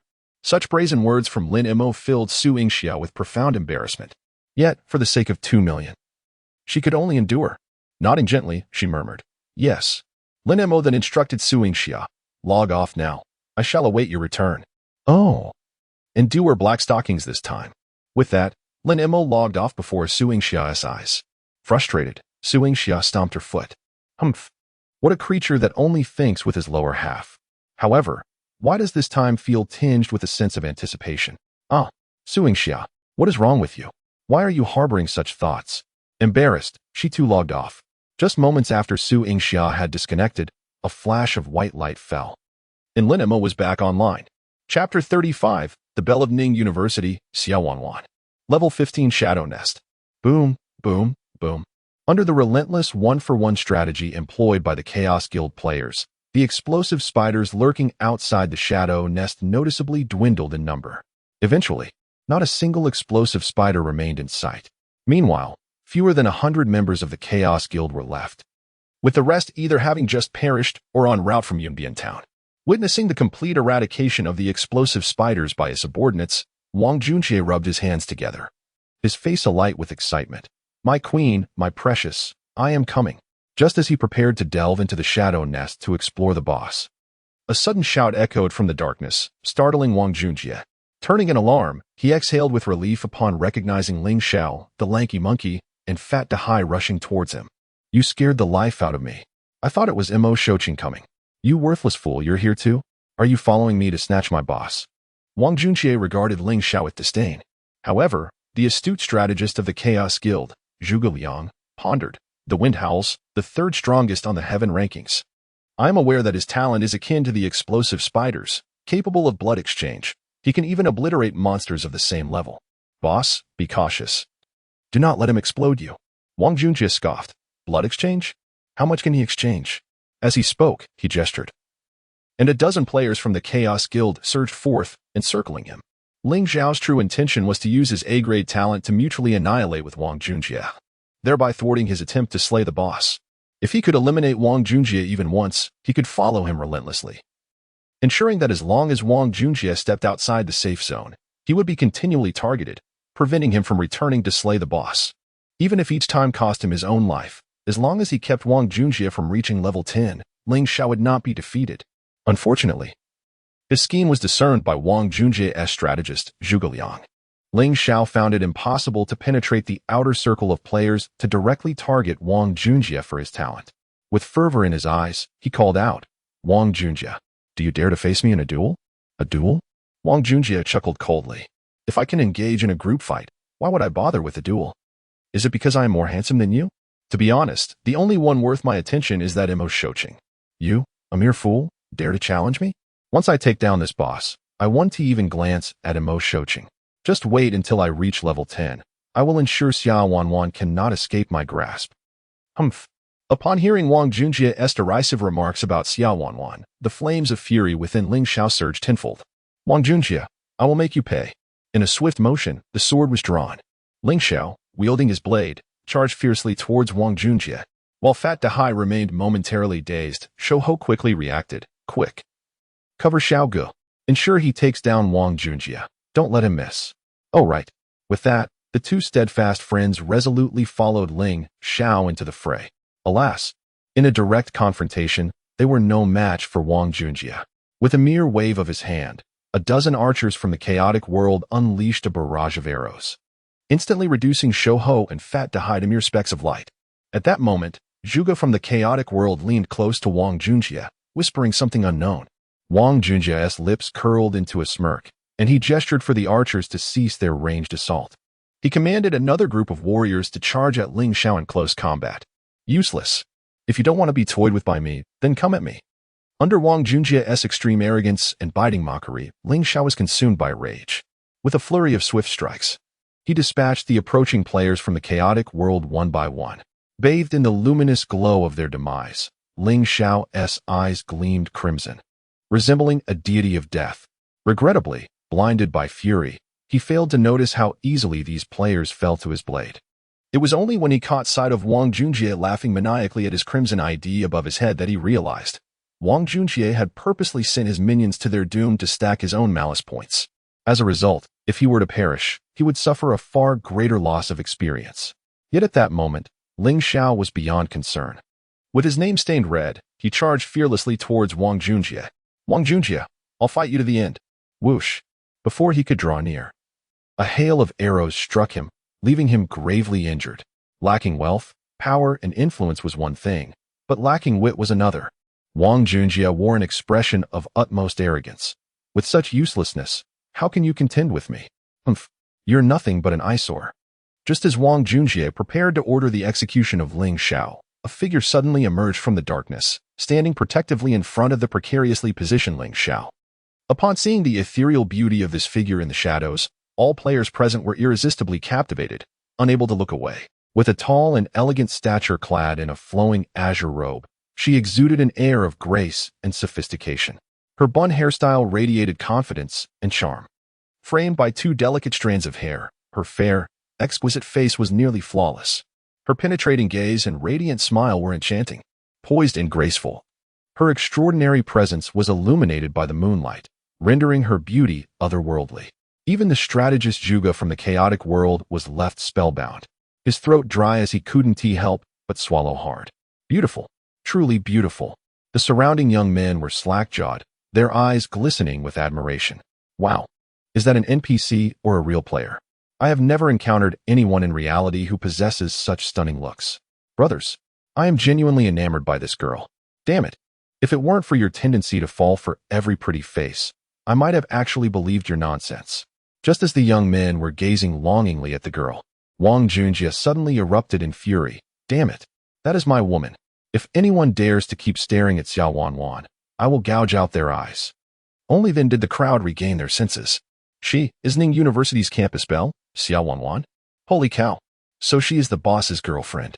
No wonder she is so breathtakingly beautiful, truly deserving of the boss's attention. At that moment, the girl with the ID, Gentle Evening Breeze, level 6, spread her delicate arms resolutely in front of Ling Xiao.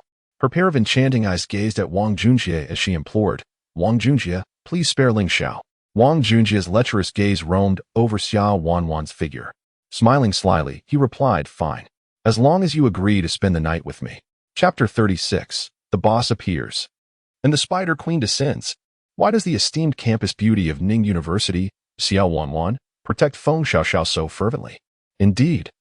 Did she not declare on the Ning University confession wall that any player who reaches level 10 first would become her boyfriend? If her affections lie with Feng Xiaoxiao, why does she not simply pursue a relationship with him? Instead, she proposes a ludicrous competition for advancement that reduces herself to an object of desire, all while defying the odds. Is there a deeper motive at play? Meanwhile, a crowd of onlookers discusses the unfolding drama. In the arena, Xiao Wanwan's appearance ignites a fierce desire for conquest in Wang Junjie. His vile words incite a fury within Ling Xiao, prompting him to pull Xiao Wanwan behind him. With burning intensity, he confronts Wang Junjie, declaring, Wang Junjie, do not forget that our contest is far from over. Is there even a need for comparison? Wang Junjie laughs maniacally. I am nearly at level 9, while you are merely at level 8. Moreover, with your significant amount of sin points, should I eliminate you, you would lose a considerable amount of experience. At that point, your chances of defeating me would vanish entirely. It is only then that Xiao Wanwan notices Ling Zhao's crimson name. Panic seizes her heart as she implores Wang Junjie, Wang Junjie, could you spare Ling Xiao this time for my sake? Of course, that is feasible. Wang Junjie responds nonchalantly, but it depends on how you perform. Let us forego the sleeping arrangements. That request may indeed be a bit excessive. Instead, how about you kiss me? If you do, I shall grant him a reprieve today. What do you say? Ling Xiao, furious, points his sword at Wang Junjie and shouts, Wang Junjie, you shall not. Yet, Xiao Wanwan hesitates. She gazes at Ling Xiao, contemplating. Only if you ascend to level 10 before Wang Junjie do we stand a chance. But if you perish now, our opportunity to triumph will be lost forever. Very well, I accept. Xiao Wanwan turns to Wang Junjie, resolute for Ling Zhao's sake. No. Ling Xiao seizes her wrist his eyes pleading. Wan, please don't. Xiao Wan shakes her head, forcing a determined smile onto her stunning face. Ling Xiao, I believe in you. You will surely defeat Wang Junjie. With that, Xiao Wan breaks free from Ling Xiao's grasp and strides toward Wang Junjie. Although Wang Junjie has encountered countless women, none compared to the exquisite Xiao Wan. Were it not for her unwavering resolve, he would not have bothered with this trivial leveling competition to win her over.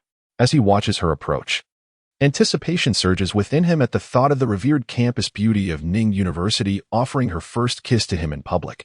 His heart races, his mouth goes dry, and his blood boils with excitement.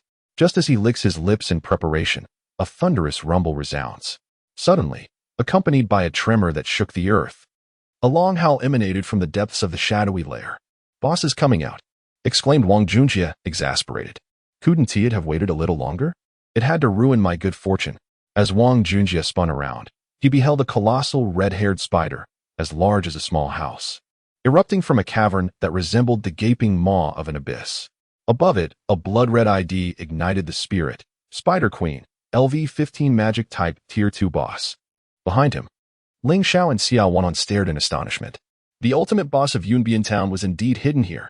Wang Junjie, witnessing a boss-level creature for the first time, was overwhelmed with excitement. Holy cow, a boss! At that moment, the strategist, Chaos Juga, cautioned, Boss, I recommend we defeat the boss first. Otherwise, if the routine comes charging in, it would spell disaster. Then let us take down the boss first. There will be time for affection afterward. With that, Wang Junjie pointed decisively at the Spider Queen, rallying the players of the Chaos Guild around him. Brothers, let us slay this boss. Charge! Amidst the thunderous cries, dozens of players surged toward the Spider Queen with fervor. However, they were only fixated on the bounty the boss promised, completely oblivious to its formidable strength. With a ferocious roar, the Spider Queen opened its cavernous mouth and unleashed a fiery arcane blast that swept through the approaching players, dealing damage of 915, 899, 935, 911. The staggering numbers swiftly depleted the players' health. In an instant, dozens of bright lights shot into the sky. Wang Junjie exclaimed in shock, What the hell? How can this boss be so powerful? Yet, instead of panic, exhilaration coursed through him. Excellent. Its might only enhances its worth. Damn it. This boss is mine for the taking. He then opened the WeChat guild group and tagged all members. Everyone, gather at the Shadow Lair to slay the boss. If you die, just come back. Each death will be compensated with 30,000 coins. Thus, an astonishing scene unfolded before the eyes of bystander players. Members of the Chaos Guild, seemingly entranced, frantically darted back and forth between Yunbian Town and the shadowy lair. Some curious onlookers followed suit, only to arrive at the Shadow Lair and exclaim, Holy cow, a boss. It became clear that the Chaos Guild was engaged in battle with the boss.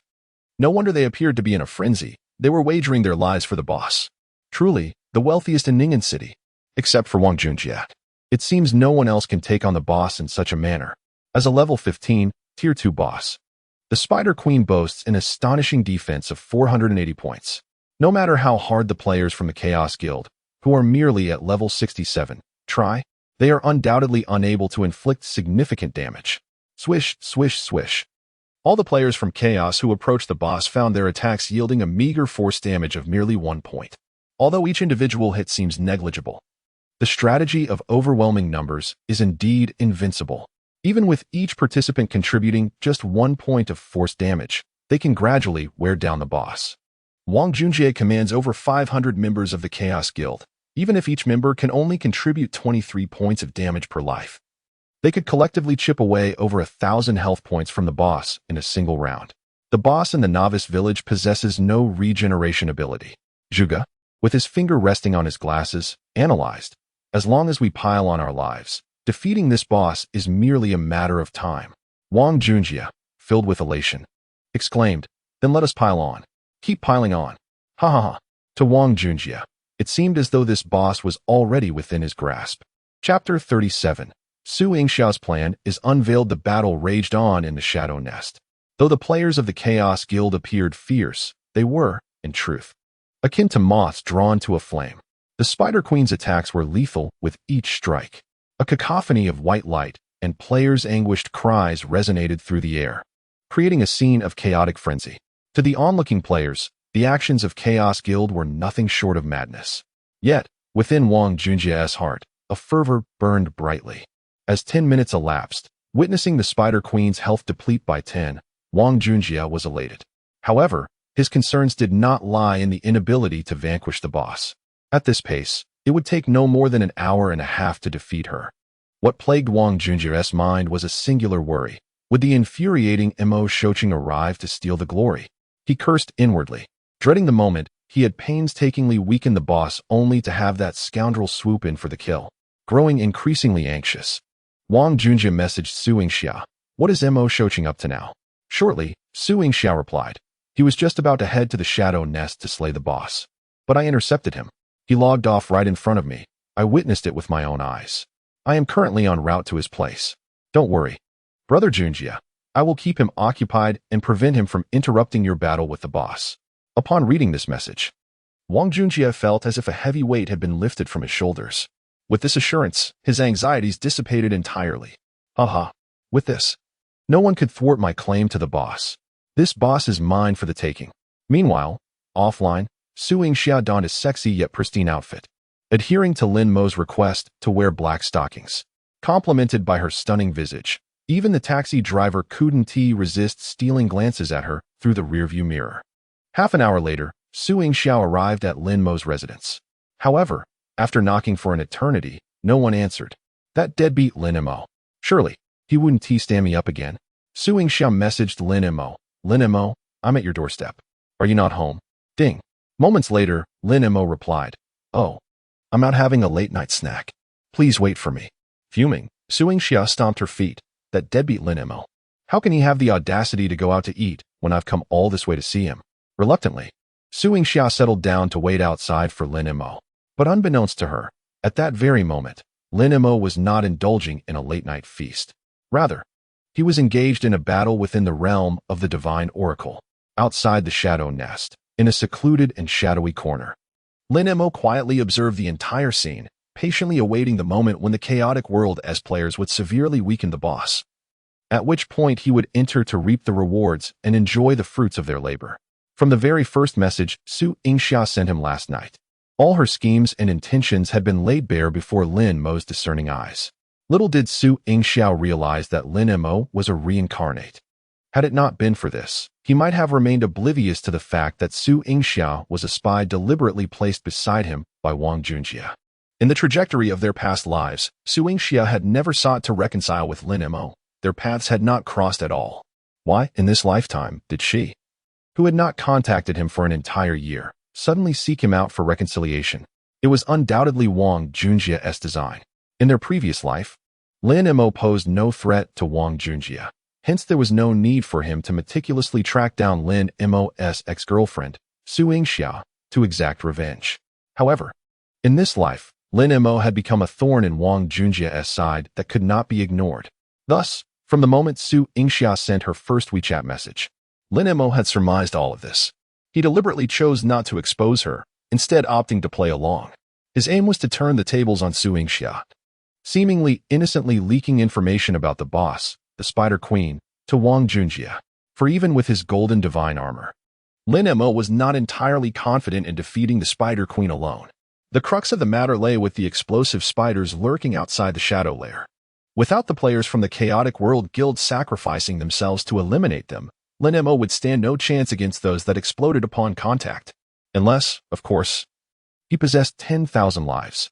At present, the players from the Chaotic World Guild had successfully employed a human wave tactic to dispatch all the explosive spiders, thereby removing the greatest threat for Lin Mo. Yet still, he refrained from hastening his own assault. The boss's health remained too high. Should he engage now, he would not only have to face the boss alone but also contend with the players from the Chaotic World Guild. Thus, he continued to exploit the players under Wang Junjia's command to further weaken the boss. He would wait for the final moment to seize the last strike from Wang Junjia. Apologies, Wang Junjia, but this boss is already earmarked for me. The battle raged fiercely on the field. The Spider Queen was not only formidable in attributes, but also wielded skills that dazzled the eye and defied defense. Dark Knight Death Ray, Venomous Liquid, Lethal Sonic Boom, Death Worm Explosion. Each skill could inflict widespread AoE damage. Every seemingly casual movement of the Spider Queen could instantly obliterate dozens of players from the chaotic world within a vast area. This scene left the onlooking bystander players utterly astonished. Wow, is this what a boss-level monster looks like in the world of oracles? Such terrifying destructive power. Indeed, it could obliterate the heavens, the earth, and even the air. Just witnessing it is enough to instill fear. The players from the chaotic world are truly impressive. To think that one would resort to such a costly method as bloodletting to defeat a boss. Truly, one lacks discernment. It is not the chaos of the era that is impressive, but rather Wang Junjie, with a reward of 100,000 and a death compensation of 30,000. It seems Wang Junjie must surely shatter at least a modest target tonight. My goodness, this is utterly outrageous. I typically feel guilty for spending a mere $6 on an initial purchase in games. It pains me greatly. I truly cannot fathom the world of the affluent. This game only refrains from allowing purchases in the early stages for the sake of balance. Otherwise, once the option is opened, someone like Wang Junjie could effortlessly ascend to the pinnacle of the server in no time. It is likely that the current top-ranked player, Mo, would no longer hold his position. Meanwhile, even Lin Mo, who lurks in the shadows, patiently awaiting the opportunity to reap the rewards from the boss, cannot help but exclaim, "If only this money were mine, it would be perfect for when the divine decree opens for purchases in 3 months. I could fully claim the accumulated rewards.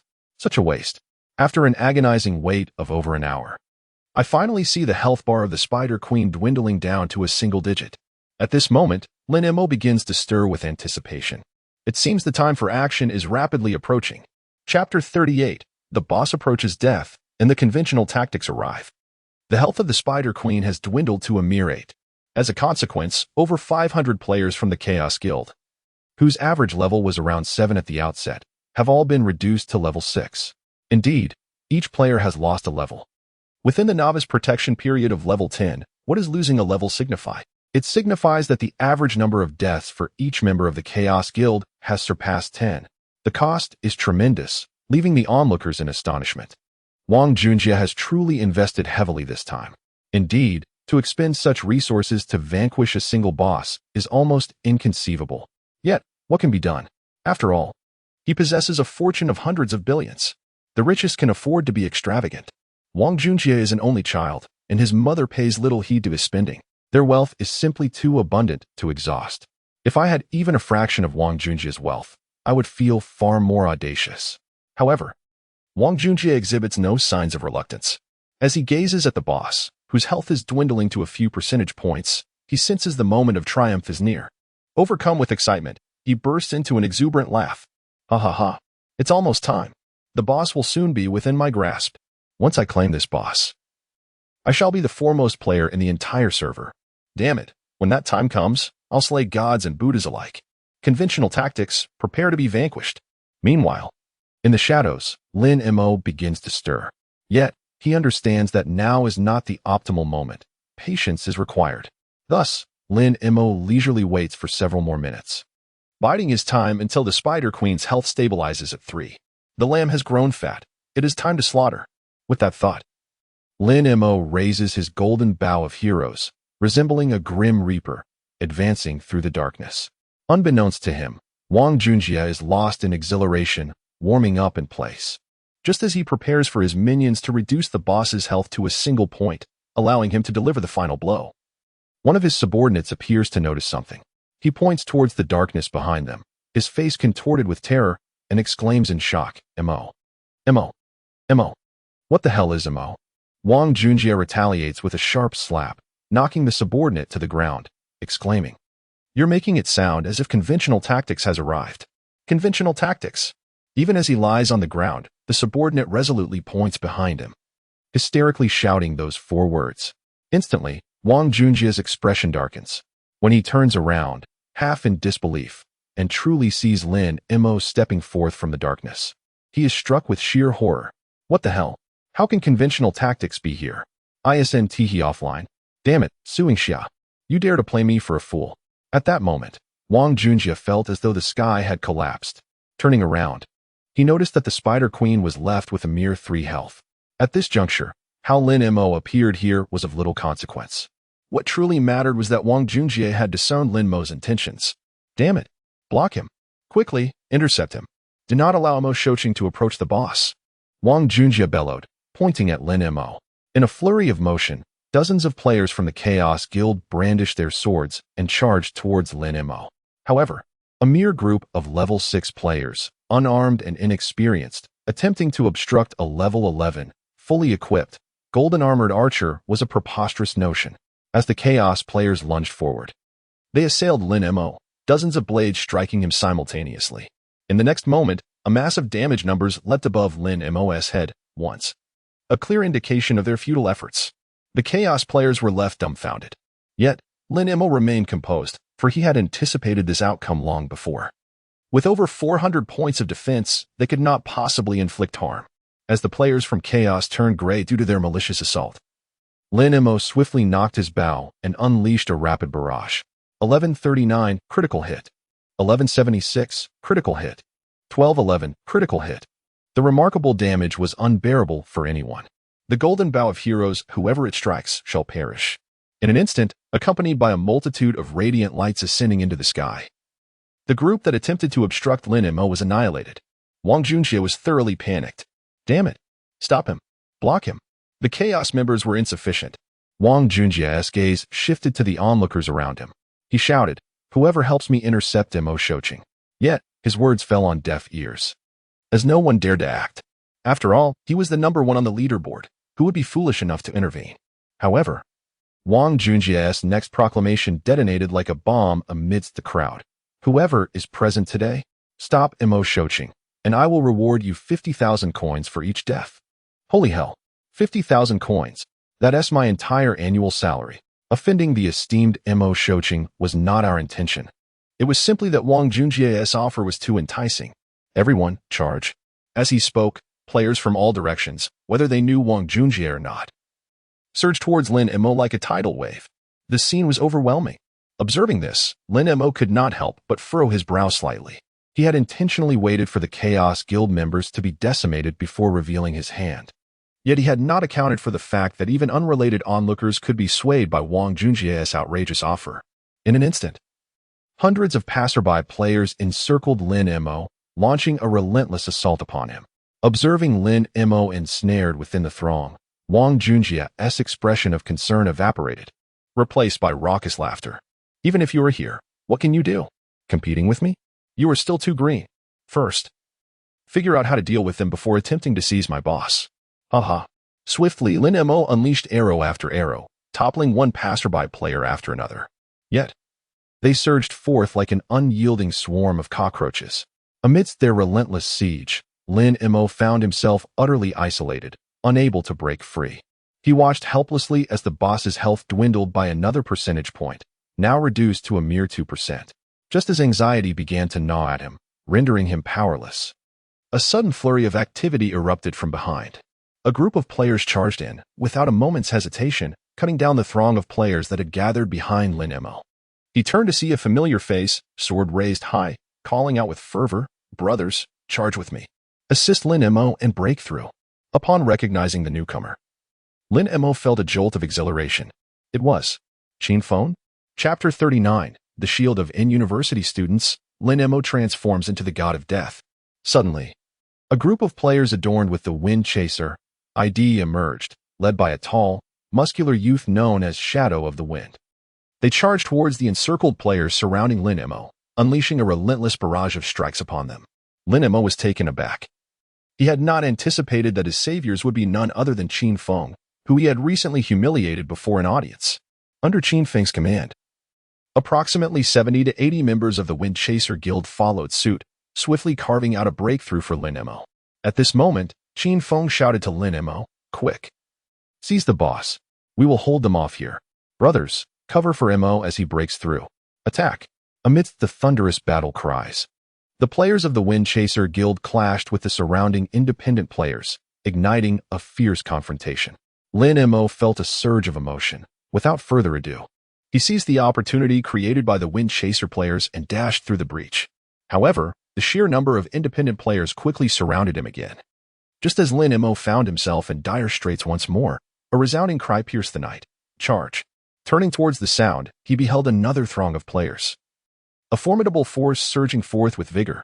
They appeared youthful, likely around 18 or 19 years of age, their faces radiating a vibrant innocence as they moved through the darkness. At first, Lin Mo was uncertain of their identity until he spotted several familiar faces among the crowd. And Ji Ruosu, Tian Mei, and He Kaluda Mao. Were they not the naive little fans who had previously trailed behind the flames of destruction?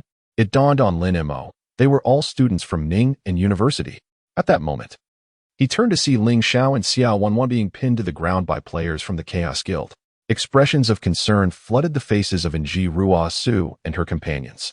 In the next instant, their sorrow transformed into wrath. Pointing towards Wang Junjie in the distance, Ji Ruosu led the charge with a rallying cry, "Brothers and sisters, bring down Wang Junjie. Charge!" In a cacophony of resounding shouts, countless student players united, akin to a flood breaching its dam. Armed with novice swords, they surged forth en masse towards the independent players ahead.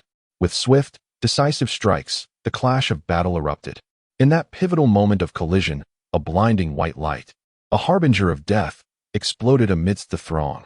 The fiery passion of the 18 and 19-year-olds clashed against the lethargy of the middle-aged, and in this evenly matched confrontation, the former's explosive energy was evidently more formidable. Upon witnessing the defensive line organized by the scattered individuals being gradually dismantled by the students of Ning University, Wang Junjie felt a surge of panic. Damn it! A bunch of blind fools. Do they not recognize who I am? How dare they oppose me? Humph! Clinging to convention. Let us see whose allure prevails, yours or my financial prowess. With that, Wang Junjie resorted to the same tactics he had employed to rally the scattered players. Addressing the students of Ning University, to all Ning University students, if you assist me in combating convention, I shall reward each of you with an iPhone 16 tomorrow. Just as Wang Junjie reveled in his self-satisfaction, believing the terms he offered would be irresistible to the students who barely subsisted on a monthly allowance of 2,000 to 3,000. A chorus of defiance erupted from the crowd. Wang Junjie, do you think wealth makes you exceptional? Can you do as you please simply because you possess money? Bah! Wang Junjie, save your filthy money for yourself to buy more brainless pills. Who cares for the stench of your ill-gotten gains? You scoundrel, Wang Junjie, who dared to seduce my girlfriend. Tonight, I shall ensure your downfall. Wang Junjie felt an immediate tightening within himself. What the hell? This is not right. Why are they not playing by the rules? They disdain an iPhone worth over 10,000? Lin Mo began to comprehend the situation. This was likely tied to Wang Junjie's usual lifestyle. Whenever he set his eyes on a girl, regardless of her relationship status, he would throw money at her. Anyone who displeased him would find themselves publicly humiliated and bullied. Even a stray dog passing by Wang Junjie would receive his wrath. It was no wonder that he had garnered a notorious reputation at Ning University. In reality, with his wealth and power, these students felt too intimidated to resist his bullying, thus channeling their resentment and fury into the game world, where they could retaliate against Wang Junjie without fear. Wang Junjie was alarmed. He had never anticipated encountering individuals he could not appease with money. At that moment, the Spider Queen appeared to be left with a mere one of her health. Victory was tantalizingly close. Wang Junjie urgently shouted to the scattered players, "Stop them, at any cost. Hold them back for me." However, the fervor of the university students was unyielding. In an instant, they shattered the defenses of the scattered players, creating an irreparable breach for Lin Mo. All eyes converged upon Lin Mo. Senior Lin Mo, the next move is yours. Meeting the fervent gazes of his peers, Lin Mo felt a warmth in his heart. He was astonished that someone recognized him, the once invisible figure, and acknowledged his past as a student of Ning University. In that moment, it seemed as if all the students were united in a common cause, standing against their adversary, except for Wang Junjie. Lin Mo nodded appreciatively at the group of Ning University students who had risked everything to break through the defenses for him. With the valiant golden bow in hand, he activated the skill acceleration of the demonic holy light boots and dashed towards Wang Junjie and the Spider Queen at an unparalleled speed. The titles were activated. The effects of the equipment surged forth. A golden radiance emanated from Lin Mo, illuminating the night and instilling boundless hope in the students of Ningda behind him. Wow, Senior Lin Mo is incredibly cool. Even if it means death, it's worth it. Go, Senior Lin Mo. Defeat Wang Junjie. Whoosh. All players from the Chaos Guild attempting to impede Lin Mo fell before the might of his orange-grade valiant golden bow.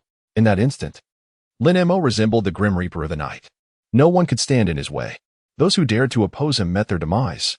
With a blinding surge of white light, Lin Mo charged toward Wang Junjie. The latter was taken aback and, in a panic, turned to flee towards the boss, hoping to eliminate it before Lin Mo could reach him. After all, the boss was paramount. As long as he could vanquish the boss, it mattered not if he fell afterward. Alas, how could he outrun Lin Mo? With a swift motion, Lin Mo entered effective range. From a staggering distance of 50 yards, an arrow pierced through Wang Junjie's chest. 1238, critical hit. Thud. Wang Junjie ultimately knelt, mere steps away from the Spider Queen. Staring in disbelief at the boss, which had barely one of its health remaining, his eyes widened as if they might burst from their sockets. With a trembling hand, he reached out, seemingly yearning to grasp the boss. Despite the overwhelming unwillingness in his heart, in that fleeting moment of collapse, he transformed into a beam of white light and vanished into the night. Chapter 40, the first kill of the entire server, the King of Hunters. After vanquishing Wang Junjie, Lin Mo, wielding the golden bow of the hero, advanced toward the boss. Surrounding the boss were dozens of players from the Chaos Guild, desperately attacking the Spider Queen, who was barely clinging to life with a mere sliver of health remaining. Their attempts to slay the boss before Lin Mo could reach it were in vain. Even with only 0.5 health left, it was no easy feat for these players, who could inflict only a single point of damage on the Spider Queen. Soon, Lin Mo drew closer. With a swift motion, whoosh, he unleashed arrows, incapacitating them one by one. Utilizing the Spider Queen to his advantage, he effortlessly dispatched them all. Thus, Lin Mo cleverly evaded thousands of points of infamy. With all obstacles cleared, only Lin Mo remained on the battlefield, facing the 15th level, second-tier boss, the Spider Queen, with 0 for health left. Under the watchful gaze of hundreds of players from Ning University, Lin Mo raised his bow, aiming at the beleaguered Spider Queen. Whoosh! A sharp arrow sliced through the night sky, striking the Spider Queen. 608, critical hit. 200 burn damage. With a roar filled with despair, the Spider Queen staggered back several steps before collapsing to the ground with a thunderous crash. The exhilarating system battle prompt resonated in Lin Mo's ears. Ding! Congratulations. You have slain the 15th level second-tier boss, the Spider Queen.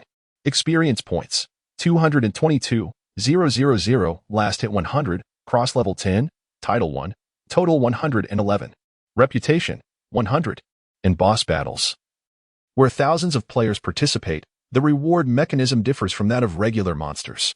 All participants receive a minimum of 30 of the battle experience based on their contributions, with a maximum of 100.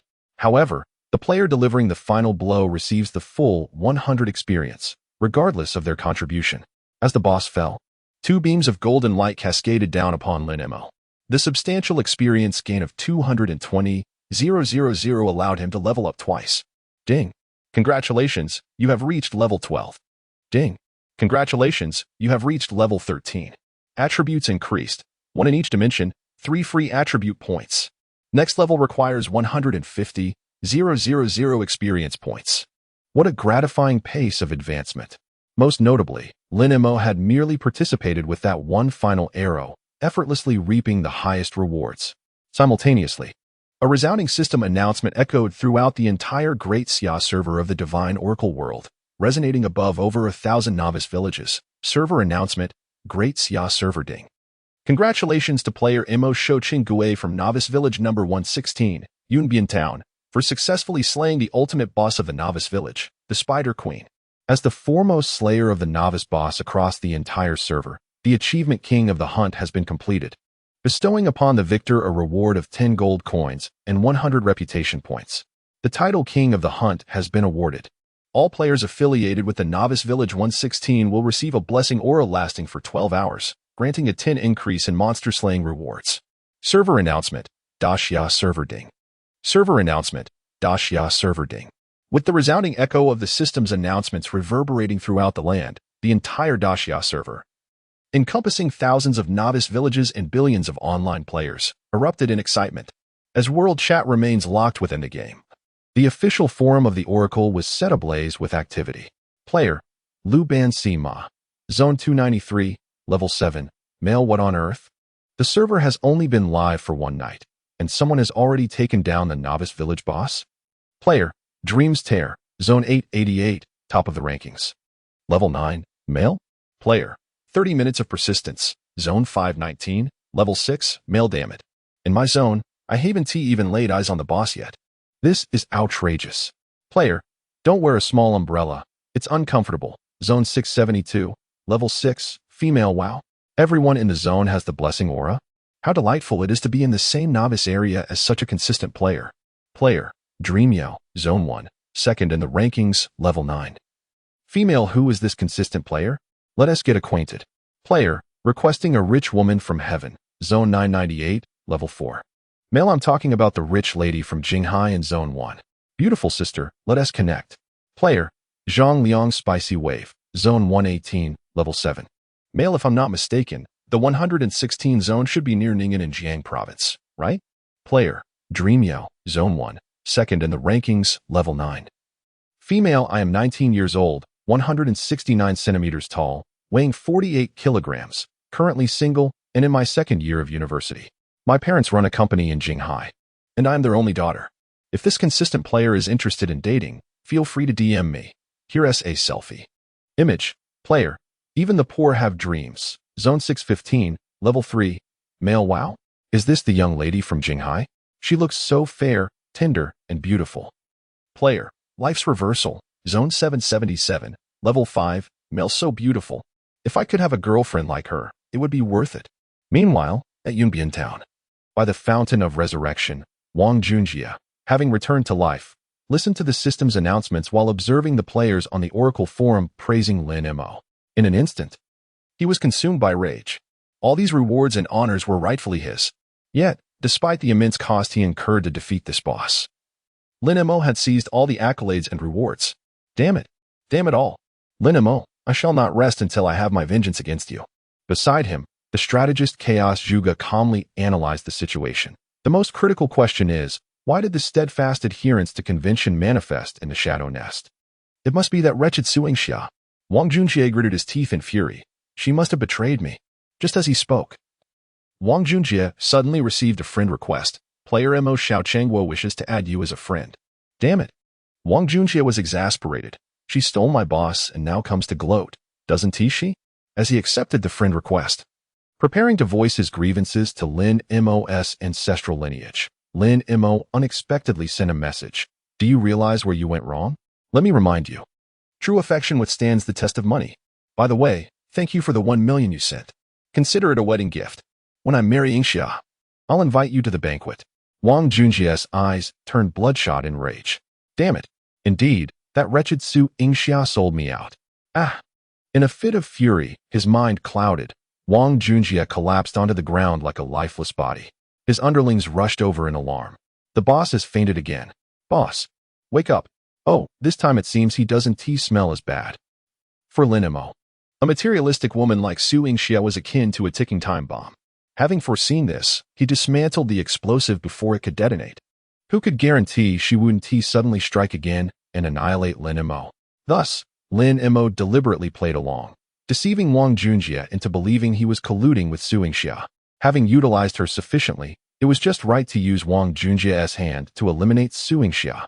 After defeating the boss in the Shadow Nest, a jubilant cheer erupted from the students of Ning University behind him. Their joy stemmed not from the boss's demise, but from Wang Junjie's downfall. This marked their first successful rebellion against him in history. Lin Mo had allowed them to vent their frustrations. Meanwhile, Lin Mo focused on the pile of shimmering loot beside the boss's corpse, which appeared to be of considerable value. Regardless of the actual worth of the boss, Wang Junjie must have invested at least tens of millions, if not over 100 million, to defeat it. Of course, the loot from a Tier 2 boss wouldn't amount to such a fortune. However, what mattered most was that at this stage, the items dropped by this boss were undoubtedly irreplaceable treasures. Thus, Lin Mo rubbed his hands together, brimming with anticipation as he began to collect the spoils. Chapter 41, The Boss Unleashed. You have picked up 11 gold, 55 silver, and 79 copper coins. You have obtained a D-grade magic scroll, Deathworm Explosion. You have acquired a C-grade skill book, Venomous Art. You have collected a level 15, Tier 2 orange equipment, Toxic Explosion Belt. You have received a level 15, Tier 2 orange equipment, Toxic Explosion Necklace. You have retrieved the Heart of Shadows. Oh my, a D-grade magic scroll. A C-grade skill book. Lin Mo was immediately filled with exhilaration. He was aware of the high value of the boss in the novice village. Yet he had never anticipated it would be this substantial.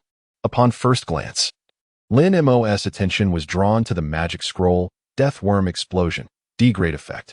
Each use summons an explosive spider that inherits 20 of the summoner's total attributes, detonating upon contact with an enemy and inflicting true damage equivalent to its maximum health on a single target. Remaining uses, 50-50. The scroll will permanently vanish once all uses are exhausted. What a remarkable item. Faced with an impenetrable tank, summoning explosive spiders to inflict true damage that ignores defenses would be devastating. One can only imagine if Wang Junjie possessed such a scroll. He would not have been so easily defeated by Lin Mo in their encounters. As for the C-grade skill book, Venomous Art, it is a spell for the sorcerer class. It applies a venomous buff to a single enemy, inflicting continuous minor damage while significantly reducing their accuracy. The damage may not be substantial, as the sorcerer's focus lies primarily on control, but for a sorcerer, the essence of this skill is in its capacity to diminish accuracy. This skill could easily fetch several 100,000 in the early stages, right? The magic scroll, while quite commendable. I suppose I am not worthy. I shall sell it as well. It should garner at least 100 to 200,000. 3 months prior to the Oracle's consumption of the real world, Lin Mo's primary objective was to amass wealth, accumulate funds for recharges, and attain the 5 million cumulative recharge rewards. Thus, he found himself utterly defenseless against such valuable items. Delighted, he placed the magic scroll and skill book into his backpack. Subsequently, Lin Mo turned his gaze towards the 2 pieces of equipment. In the novice village, players could craft up to Tier 2 equipment through the blacksmith, but could only produce level 10 Tier 2 items, the quality of which was predominantly white or green, with the rare chance of crafting a blue item. Even such a basic piece of equipment demanded a hefty price of 1 gold coin, 30 reputation points, along with 3 types of rare materials that required considerable time and effort to collect, an expense not easily borne by the average player. Moreover, the Queen Spider had dropped level 15, Tier 2 orange quality equipment. Lin Mo was currently level 13, steadily progressing towards level 15. According to his plan, as he approached the 3rd tier main city, he had other, more pressing tasks at hand and lacked the time to leisurely collect materials for crafting equipment. The 2 pieces of gear suitable for an archer's profession would save Lin Mo considerable time. Similar to the hero's golden bow, he could temporarily use them until he reached level 15. Once they were no longer needed, he could sell them. Thus, Lin Mo joyfully stowed these 2 items in his backpack. Although, as Lin Mo had previously anticipated, the combined value of these items would undoubtedly pale in comparison to the substantial sum Wang Junjie had invested in defeating the boss.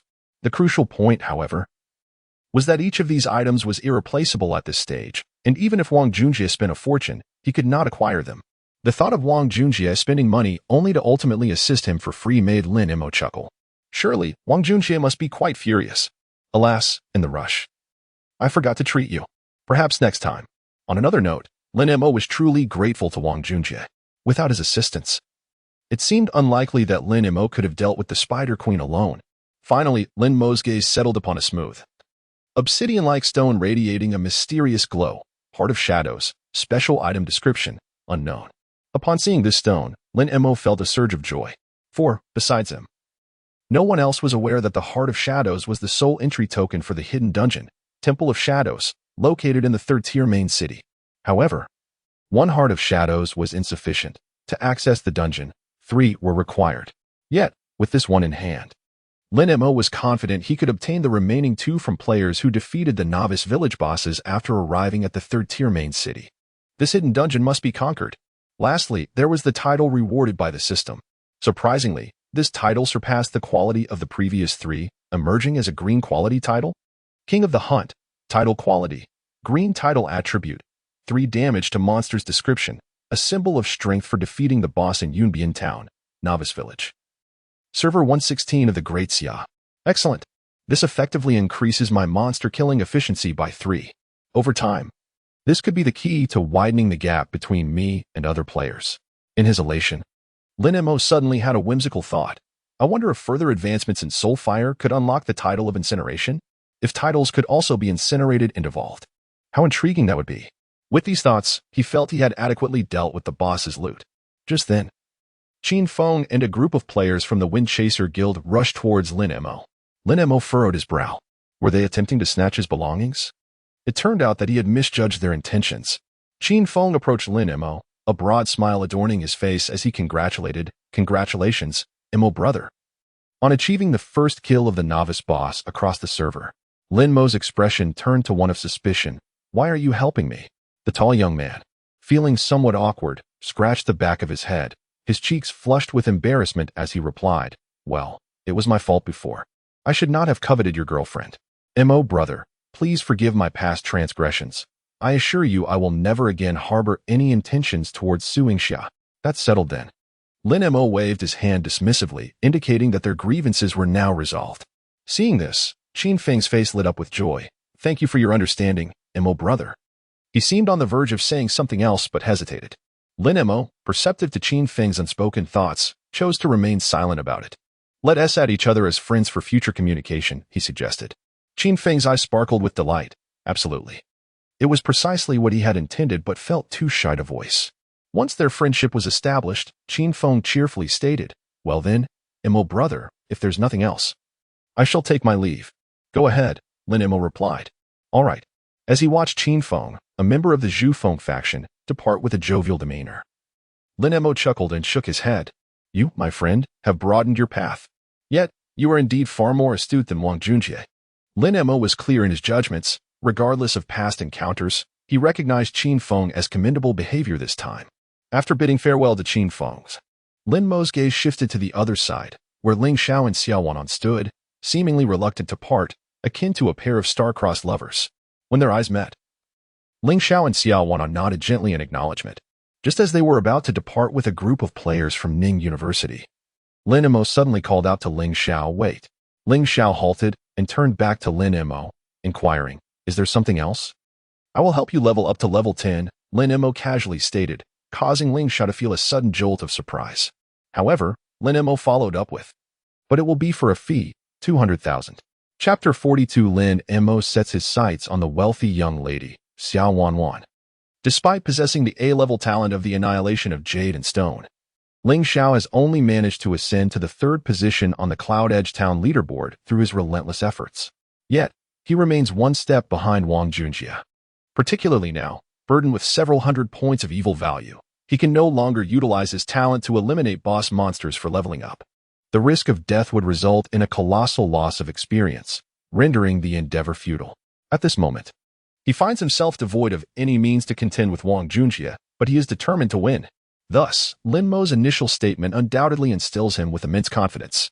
However, the subsequent mention of 200,000 feels like a bucket of cold water, extinguishing his hopes instantaneously. Ling Xiao, somewhat embarrassed, implores, "Could you reduce the amount? 200,000 is simply beyond my means." Lin Mo remains silent, seemingly waiting for something. At this juncture, Xiao Wanan interjects, "I can cover it." "I will." Aware that Ling Xiao, as a university student, lacks funds, Lin Mo smiles, having anticipated her response. "All right, Wanwan." Ling Xiao gazes at Xiao Wanwan, as if wishing to say something. Yet, she shakes her head, offering a gentle smile. "It's all right, as long as I can be with you." With that, Xiao Wanwan requests Lin Mo's bank account number and promptly transfers him 200,000 yuan. If it were anyone else, such an effortless display of wealth would undoubtedly astonish Lin Mo. After all, Xiao Wanwan is merely a student at Ning University. However, in this instance, Lin Mo is not surprised at all. He is acutely aware that Xiao Wanwan is, in fact, a little heiress. Since the moment he laid eyes on her, Lin Mo has been racking his brain, grappling with the sense of familiarity she evokes. Eventually, he recalls, in his previous life, he had overheard others in the game discussing Ning University's campus belle, Xiao Wanwan, who once led a blissful life, with both parents occupying top management positions in a company belonging to the affluent class. Tragically, during a business trip, her parents perished in a car accident, leaving Xiao Wanwan with an inheritance of 5 million. This was what transformed her, a mere university student, into a little wealthy lady. Thus, Lin Mo has fixated on the 5 million that Xiao Wanwan possesses. After all, once the Oracle engulfs reality in 3 months, that 5 million will merely be a pile of worthless paper to them. Yet, if it were in my hands, it could swiftly propel me toward the ambitious goal of 50 million. Time is of the essence for Lin Mo. He must, by any means necessary, even through cunning strategies, rapidly amass the 50 million. Exchanging 5 million for the assurance of an SSS-level talent such as myself to safeguard you both seems quite reasonable, does it not? Naturally, Lin Mo must not be overly ambitious, demanding the entire 5 million outright and depleting Xiao Wanwan's resources. To acquire that 5 million, he must proceed gradually, step by step. And at this moment, the 200,000 is merely his initial stride. So when shall we commence? As the evening deepened, Xiao Wanwan bit her lip, her expression fraught with anxiety. The ranking board of Yunbian Town indicated that Wang Junjie had already reached level 9 at 13, perilously close to level 10. In contrast, Ling Xiao was only at level 8 with 25, a chasm of difference between them. Xiao Wanwan was worried. Time was of the essence. Lin Mo, unfazed, confirmed the receipt of 200,000 and remarked, now. With that, he formed a team and invited both Ling Xiao and Xiao Wanwan to join. He then turned to the two bystanders, Shouho and Pang Dehai, and said, "You two, come along as well." "Me?" Pang Dehai said, astonished as he pointed to himself. "Is it really possible for me?" "Of course." Shouho slapped Pang Dehai on the forehead, exasperated. "Do you not realize that every additional person decreases Xiaoji's experience gained by 10? What do we gain from this commotion?"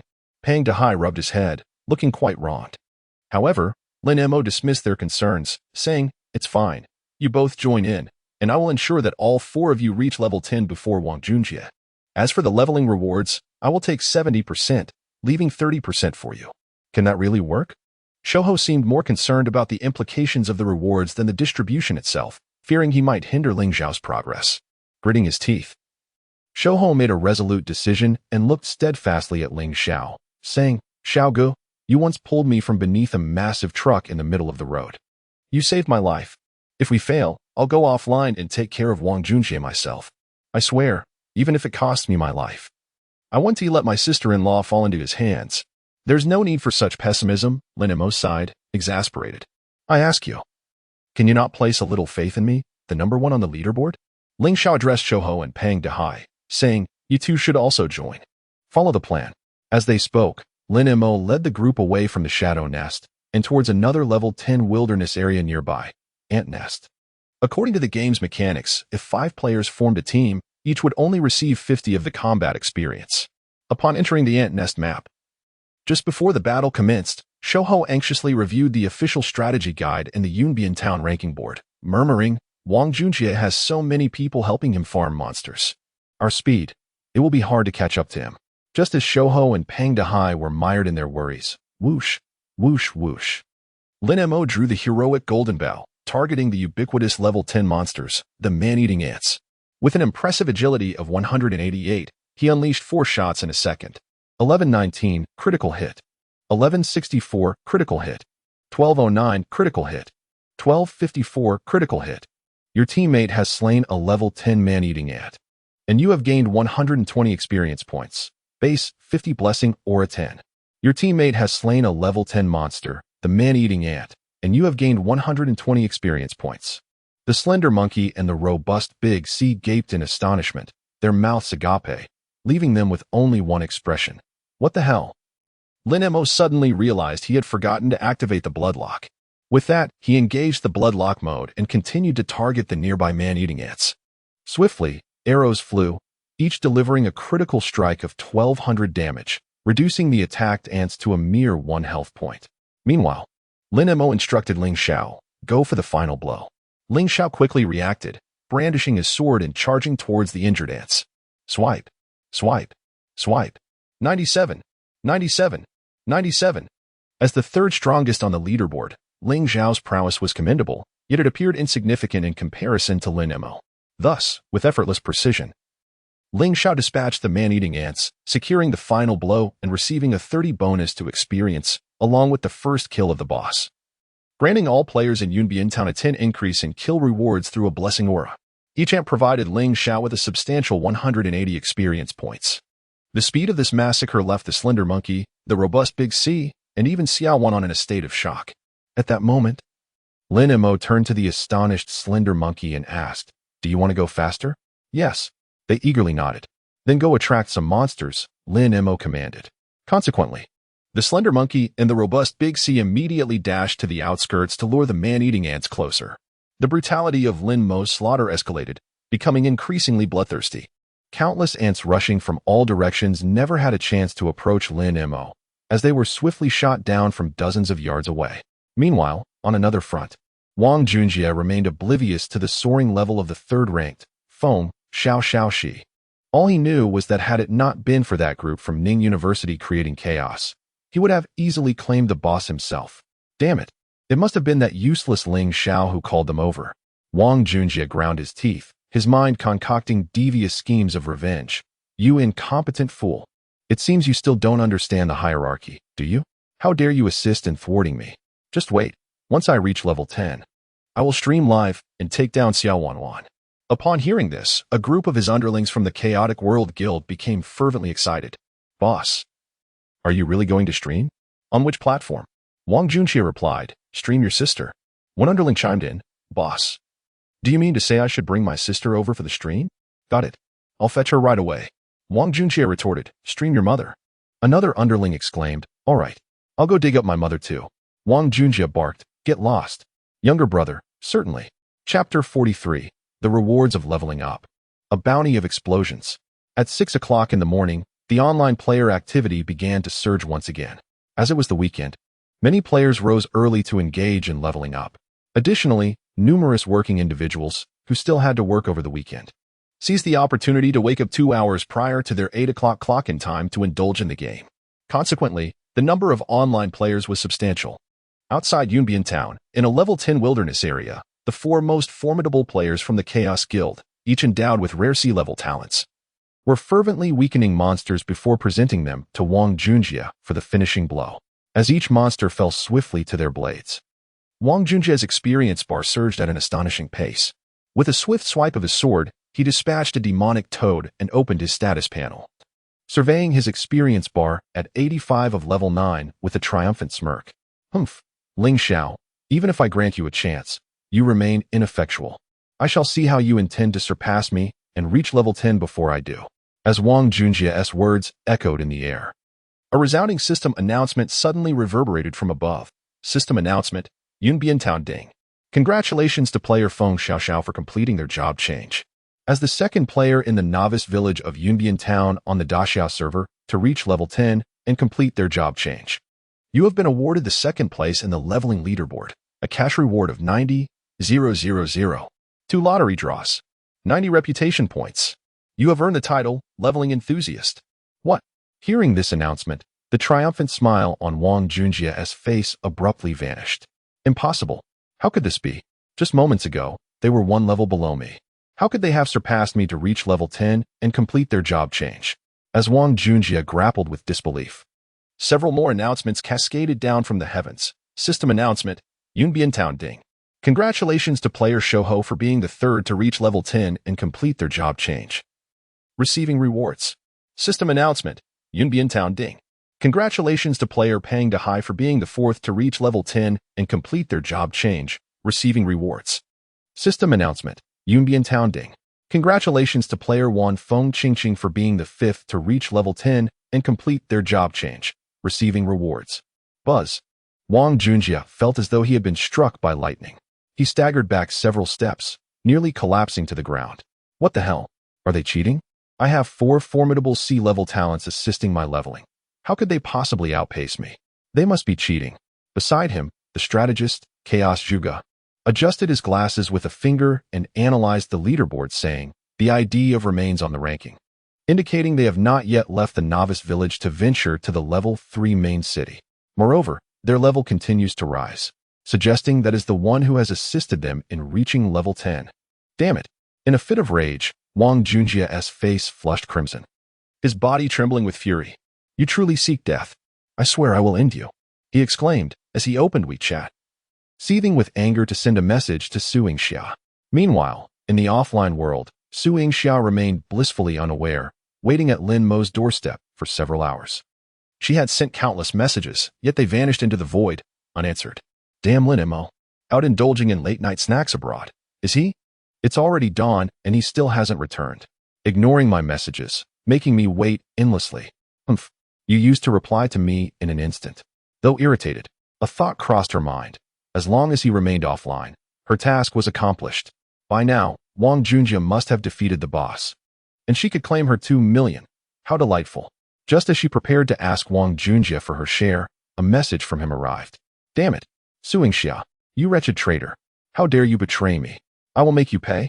Su Yingxia's expression shifted immediately. She was utterly perplexed. What's wrong, Junjie? She inquired.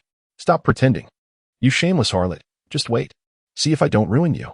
I swear, I'll take your surname. A chill ran through Su Yingxia, confusion mingled with fear. Attempting to clarify the situation, she found herself blocked by him. What had transpired? Had she done something wrong? Amidst her bewilderment, an ominous premonition surged within her. In Yunbian Town, within the transfer hall, to align with his innate abilities, Ling Xiao chose the tank class of knight, aspiring to become an indomitable fortress. In contrast, Xiao Wanwan transitioned into a mage, her D-class talent, Icebound Land, boosting ice skill damage by 10, destined to propel her down the path of an ice sorceress. The slender monkey adopted the role of an assassin, while the portly Dahu transformed into a nurturing priest. At the moment, they completed their transfers and received the system's acknowledgement. Ling Xiao and Xiao Wanwan embraced tightly, tears of joy streaming down their faces. We did it. We succeeded. Observing this couple, who had persevered through countless trials to reunite, Lin Mo felt a surge of emotion. During their leveling journey, Ling Xiao had confided in Lin Mo that he and Xiao Wanwan had known each other since childhood, sharing every educational milestone together, from kindergarten through university. However, upon entering college, an unfortunate incident unfolded. One weekend, while out enjoying themselves, they encountered a group of thugs who were drawn to Xiao Wanwan's stunning beauty. In order to protect Xiao Wanwan, Ling Xiao attracted the attention of several ruffians and was brutally beaten by them. In a desperate attempt to save Ling Xiao, Xiao Wanwan used the eyebrow pencil knife she always carried to slash the throat of one of the thugs. Overwhelmed by fear and panic, the two fled the scene. Later, the thugs somehow tracked them down to Ning'an University, claiming that Xiao Wanwan had inflicted grievous bodily harm and threatened to report her to the authorities. Unfortunately, there were no surveillance cameras at the location of the incident that night. The ruffians insisted that Xiao Wanwan had initiated the attack with malicious intent. Just as Ling Xiao and Xiao Wanwan found themselves at a loss, Wang Junjie intervened, effortlessly resolving the situation with a few words. The thugs even referred to him as Brother Jia with great respect. Subsequently, Wang Junjie used this as leverage, demanding that Xiao Wanwan become his girlfriend. If she refused, he would have the thugs report her to the police. Xiao Wanwan, unwilling to comply, resolved to resist him at all costs. In truth, Wang Junjie did not genuinely wish for Xiao Wanwan to face imprisonment. His sole desire was to be intimate with her. Thus, a wager was established on the declaration wall. Among the students of Ning University, whoever reached level 10 first would win the privilege of being Xiao Wanwan's boyfriend. In Ling Zhao's words, gaming is my forte. This is my only opportunity to defeat Wang Junjie. Wang Junjie agreed that should he lose, the matter with the thugs would be dropped, and he would cease his pursuit of Xiao Wanwan. As for Lin Mo, why was he so deeply affected by this incident? It was because he had experienced something similar. A year prior, on the eve of their university graduation, Lin Mo had a date with Su Yingxia to go watch the sea. However, on their way back to the hotel that night, they encountered a group of local bullies. In a bid to protect Su Yingxia, Lin Mo picked up a stone and severely injured one of the thugs. It was the bravest moment of Lin Mo's life. At that time, he had been timid and fearful of conflict. Yet, anyone who dared to bully Su Yingxia could provoke him to risk his life for her. Ironically, just a week after this incident, Su Yingxia broke up with Lin Mo. Reflecting on this event, Lin Mo felt disheartened. At that moment, Ling Xiao approached him, gratitude evident on his face, and said, "Thank you, Mo Shoqing. As promised, I will grant you the leveling reward, adding an additional 30% to the original 70, making it a full 100. No sooner had he finished speaking than Xiao Wanwan chimed in. I will also give you all my rewards. Only the lean monkey and the chubby high remained, somewhat conflicted. Brother Turtle, can I keep 30%? Or even 2% would suffice. Lin Mo smiled calmly and generously replied, agreed. Thus, Lin Mo instantly received 274,000 in cash and 7 chances for a lottery draw. Chapter 44, the SSS class talent. See ya. Although the lottery prizes cannot be transferred, the items obtained can indeed be. as the second to fourth place contenders on the ranking board. Ling Xiao, Xiao Wanan, and Shou Hou each received 2 chances to draw. Meanwhile, the fifth place contender, Pang Dehai, was granted a single opportunity. In a whirlwind of excitement and anticipation, the force swiftly spun the wheel. Ultimately, they joyfully claimed 4 seventh-place rewards, 2 E-Class skill books, 1 gold coin, and 1 E-Class magic scroll. Additionally, they secured 2 sixth-place rewards, 5 gold coins and 1 D-Class skill book. Xiao Wanan, however, drew a treasure of immense value. A 4th-place reward, a B-Class magic scroll for title enhancement. It seems that striking beauty indeed enhances the drop rate. Lin Mo gleaned a profound truth from the school beauty. Xiao Wanwan. Regardless of the rarity of the items drawn, both Ling Xiao and Xiao Wanwan unhesitatingly handed them over to Lin Mo, while Shou Hou and Pang Dehai displayed a tinge of reluctance. I drew this E-Class Assassin skill book, Pierce, which is perfect for my profession. Brother Turtle, could you possibly give it to me? Sure, Lin Mo replied generously. I'll let you have it at an internal price. Half off. Just pay me 10,000 gold coins. Shou Hou looked horrified. In that case, I'll pass. Lin Mo collected all the items without hesitation. Conveniently, the auction house was nearby. He turned and entered, listing everything that could be sold. 2 E-Class skill books were priced at 20,000 each. A non-professional foundational D-Class skill book was listed for 80,000. An E-Class magic scroll was set at 30,000. Moreover, the D-Class magic scroll Deathworm, dropped by the Spider Queen, was priced at 100,000. Lastly, the C-Class Mage skill book Toxic Arts was directly listed at 200,000. It may seem extravagant, but these items are genuinely coveted by players of the current stage. Treasures that money cannot easily procure. One should never underestimate the fervor of spenders in this game, Lin Mo reflected.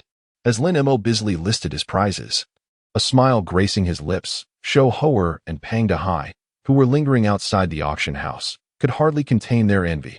Having monopolized the boss rewards, secured 5 bonuses, and now amassed so many lottery prizes, how much could Lin Mo earn from this? Such envy. Lastly, there was the 4th place reward drawn by Xiao Wanwan. The B-Class magic scroll for title enhancement. Any items that could elevate Lin Mo's strength, no matter how valuable, would not be sold. That was Lin Mo's bottom line. Title enhancement. B-Class magic scroll description. After use, it can enhance the quality of any title to purple. Note: single use. A permanent boost. A lifetime benefit of a purple title. This item is worth 1 million and cannot be sold. Ultimately, if it can all reach purple, it would certainly be most advantageous to apply it to a white title. In that moment, among the titles of the Golden Armored War God, Hidden Player, Leveling Frenzy, and King of Hunters, Lin Mo chose to upgrade the title of Golden Armored War God. Ding! You have used a B-grade magic scroll, title enhancement. Congratulations. You have upgraded the title of Golden Armored War God from white to purple. Lin Mo excitedly clicked on the title. Golden Armored War God, title quality. Purple title attribute, attack power 10 description, a symbol of honor for the first player in the Daxia server's number 116 novice village. Yunbian Town, to acquire golden equipment. Goodness. The attack power has increased from 1 to 10. Lin Mo could even feel his heart racing with exhilaration. 10%. What does that signify? It is worth noting that the human race's bonus in the oracular world is merely 10. The stacking of racial and title bonuses means Lin Mo has attained a remarkable 20 increase in attack power, a significant advantage.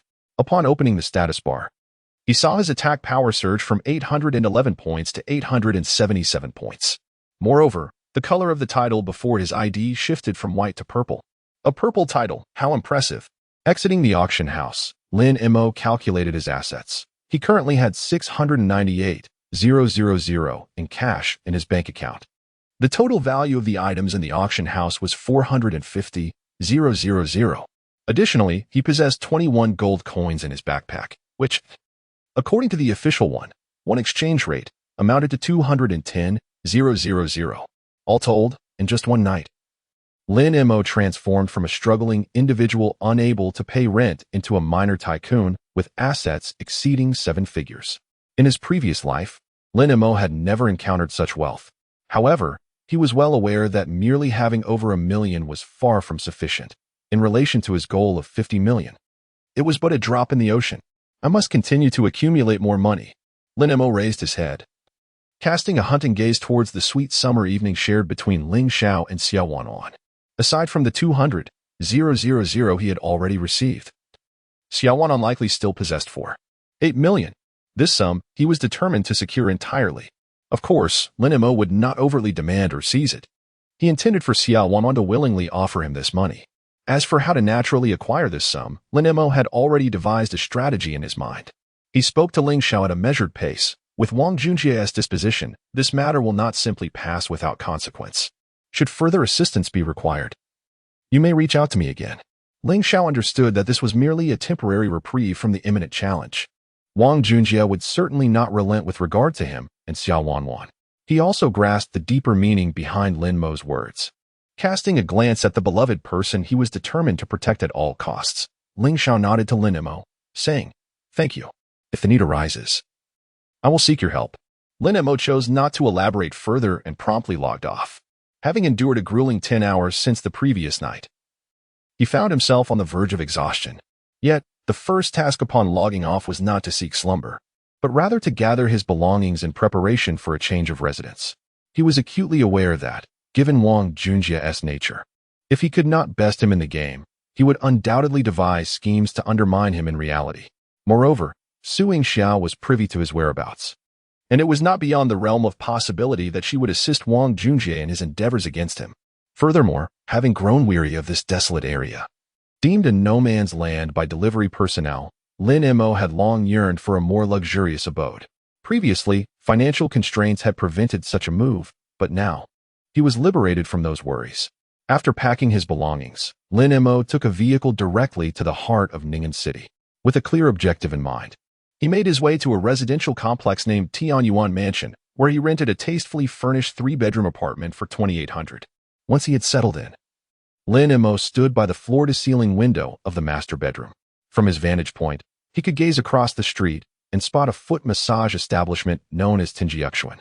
At that moment, a surge of exhilaration, anticipation, and excitement flickered in Lin Mo's eyes. It was time to make your acquaintance.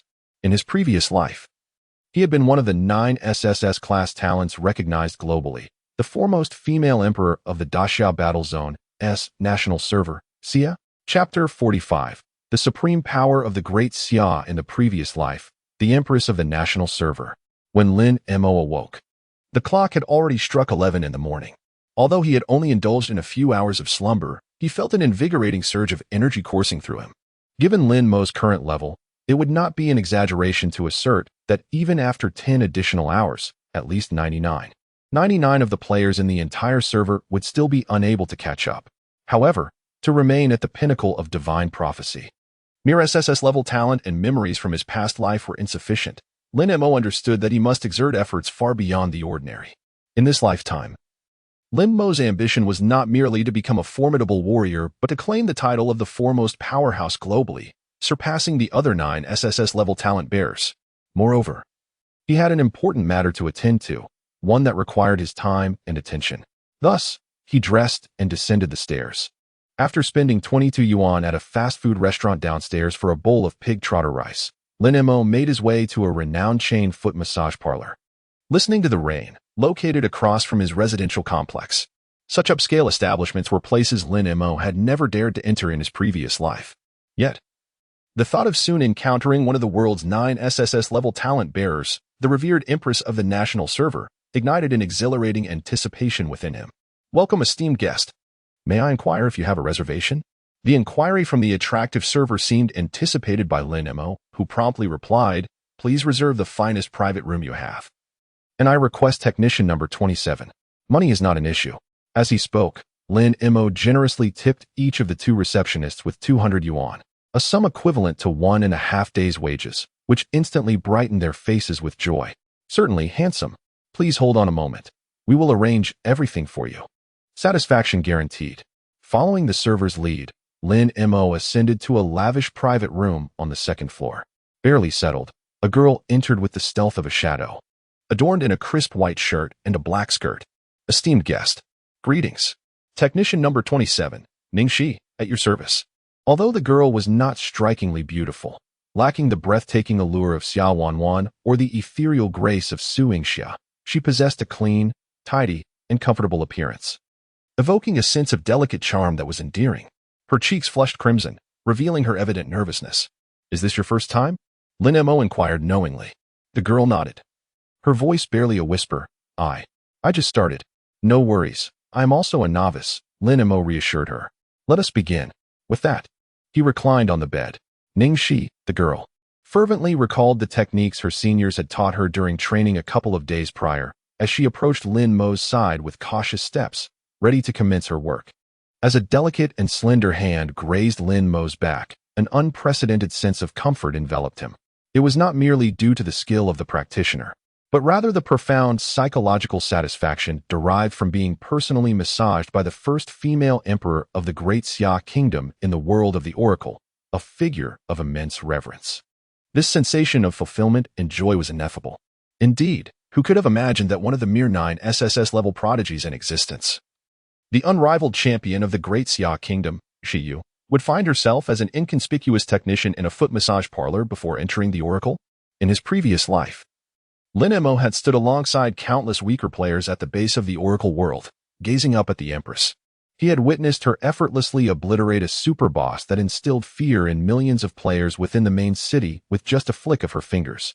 He had seen the terror in the eyes of T0, level powers from empires like Dongying and the Empire of the Setting Sun at the mere glance of hers. A simple smile from her could ignite wild fantasies and dreams among many. This was Shiyu. This was Ningxi. In his past existence, Lin Mo had been unaware of her humble beginnings, having only heard a friend mention that this Empress, Shiyu, had once been merely a technician at a foot massage establishment in Ning'an City. "I visited that parlor several times. It's called Ting Yuxian. And she was technician number 27. Her freckles made her less appealing. Who would have thought she would transform from a sparrow into a phoenix upon entering the Oracle? If only I had treated her better back then. What a regret." Thus, in this life, seizing the opportunity to pursue the young Empress, Lin Mo thought of having her by his side as a loyal ally, an SSS-level Empress who could serve him in more ways than one. An involuntary chuckle escaped Lin Mo's lips. For Ningxi, from a scholarly family, this was her first experience in such a role. Had it not been to save up for her brother's tuition and support her family, she would not have ventured into this line of work. Half an hour passed, and Lin Mo was on the verge of slumber from sheer comfort. Checking the time, he realized it was already past 1 in the afternoon. Content. He rose and took out his phone, sending a red envelope to Ningxi. "This is your tip. I shall return for your services." With that, he stood and departed. Meanwhile, Ningxi, utterly exhausted and barely able to lift her hands, opened the red envelope Lin Mo had sent. Upon discovering that he had gifted her 1,000 yuan, her heart raced and her eyes widened in astonishment. All her fatigue vanished in an instant. Simultaneously, Lin Mo approached the front desk to settle the bill and decided to acquire a Supreme VIP card, charging an extravagant amount of 50,000 yuan. The front desk attendant, having never witnessed such a large transaction in half a year, was left dumbfounded. Lin Mo instructed, "Ensure that technician number 27 is reserved for me. No one else may request her." The attendant, fully aware of the immense potential of this valuable client, nodded vigorously in agreement. "Of course, Mr. Lin. Rest assured. I shall diligently keep your instructions in mind." I await Lin Mo's departure. A number of attractive girls, also technicians, engage in hushed whispers. "Isn't that the new girl? Ningxi, on the 27th? Why does he seem so infatuated with her? Indeed, Ningxi is rather unremarkable, frail, and even has freckles on her face. I simply cannot comprehend it. Do affluent individuals truly favor such delicacy?" Meanwhile, Lin Mo exits the Tingyu Pavilion, casting a lingering glance behind. He murmurs to himself, 50,000. 3 months should suffice, right? Indeed, Lin Mo intends to embark on a prolonged endeavor. Firstly, the 3-month period allows him to cultivate a closer bond with Ningxi, ensuring that both her body and soul entirely belong to him. After all, the current Empress of the Crescent Moon is still quite naive and unworldly, unlike her former self, who was proud and aloof. Secondly, according to the annals of history, Ningxi did not voluntarily enter the Divine Oracle. Instead, she was forcibly drawn into it 3 months later when the Divine Oracle consumed reality, compelling all of humanity into its realm. Therefore, the SSS grade talent of the Crescent Moon was acquired when she entered the Divine Oracle after 3 months. If I alter the course of history this time, and allow her to access the Divine Oracle through the gaming headset prematurely, she may very well miss out on her former life as SSS grade talent. This matter cannot be rushed. It is imperative to adhere to the historical trajectory step by step. A fervent light emanates from Lin Mo's eyes. In this lifetime, I am determined to claim this SSS grade Empress. Chapter 46, Evolution, SSS class skill. Upon returning home, Lin Mo was greeted by a flurry of WeChat messages from Su Yingxia. Lin Mo, what do you mean? It's one thing not to reply. But why did you suddenly move without informing me? You'd better provide an explanation, or I will break up with you. From morning until now, Su Yingxia had sent hundreds of messages. Lin Mo could no longer endure her incessant barrage and replied nonchalantly, "Then let us part ways." Meanwhile, Su Yingxia remained oblivious. Believing Lin Mo had rekindled his feelings for her, thinking he would cling to her as he did during their university days. Upon receiving Lin Mo's forward response, her heart trembled. She still had no idea how she had offended Wang Junjie, and at this moment, Lin Mo was her sole support. Thus, she hurriedly lowered her tone and apologized. "Lin Mo, I was just speaking out of anger. Please don't take it seriously." Lin Mo, however, merely smiled coldly. "Let it be. Don't come looking for me again, and I don't want to see you. Su Yingxia, you are unworthy." In the outskirts of Ning'an City, at the old, dilapidated apartment where Lin Mo once resided, Su Yingxia stood frozen at the door, as if she had lost everything in an instant. The feeling of helplessness and fear overwhelmed her, and she sank to the ground, unable to hold back her tears. Meanwhile, Lin Mo felt an overwhelming sense of relief. Although he had once truly loved Su Yingxia, to him now, she was merely a worn-out shoe. The sentiment remained. With no woman in his heart, he could wield his sword freely. Moreover, in this lifetime, with wealth, power, and influence at his disposal, what kind of woman could he not easily attract? Is Su Yingxia truly indispensable? Regaining his composure, Lin Mo returned to his room, sat at his computer desk, donned the Oracle helmet, and logged into the game. With a flourish, white light enveloped him, as Lin Mo materialized in Cloud Edge Town. A resounding system notification echoed throughout the realm. Announcement, Cloud Edge Town ding. The first player on the heavenly ranking Imo Shoching has logged in. All players, pay your respects. Surrounding players erupted in astonished exclamations. Wow, so impressive. Is there even a login announcement? How ostentatious. Your father, truly cool. I wish I had that. If I were that formidable, my girlfriend would definitely not leave me. Goddess Yui Hitano, to the one above, I cannot say whether your girlfriend will stay or go. But I do know this. If you were in my position, you'd be pummeled in an instant. Indeed, Lin Mo's ostentation was backed by his prowess. 6 hours had passed since Lin Mo logged off, yet at this moment, he still reigned as the top player on the level leaderboard in Cloud Edge Town, holding a staggering 81 at level 13. Certainly, it is not uncommon for some players to leave the novice village for the level 3 main city upon reaching level 10 and completing their class transition. However, according to the official data statistics, among the 500 million registered players in the Greatsword region, the proportion of those who have surpassed level 10 remains below 0.1. This illustrates the remarkable significance of Lin Mo's current level, nearing 14. His composed demeanor is a reflection of his anticipation for an opportune moment, the chance for all players to reach level 10.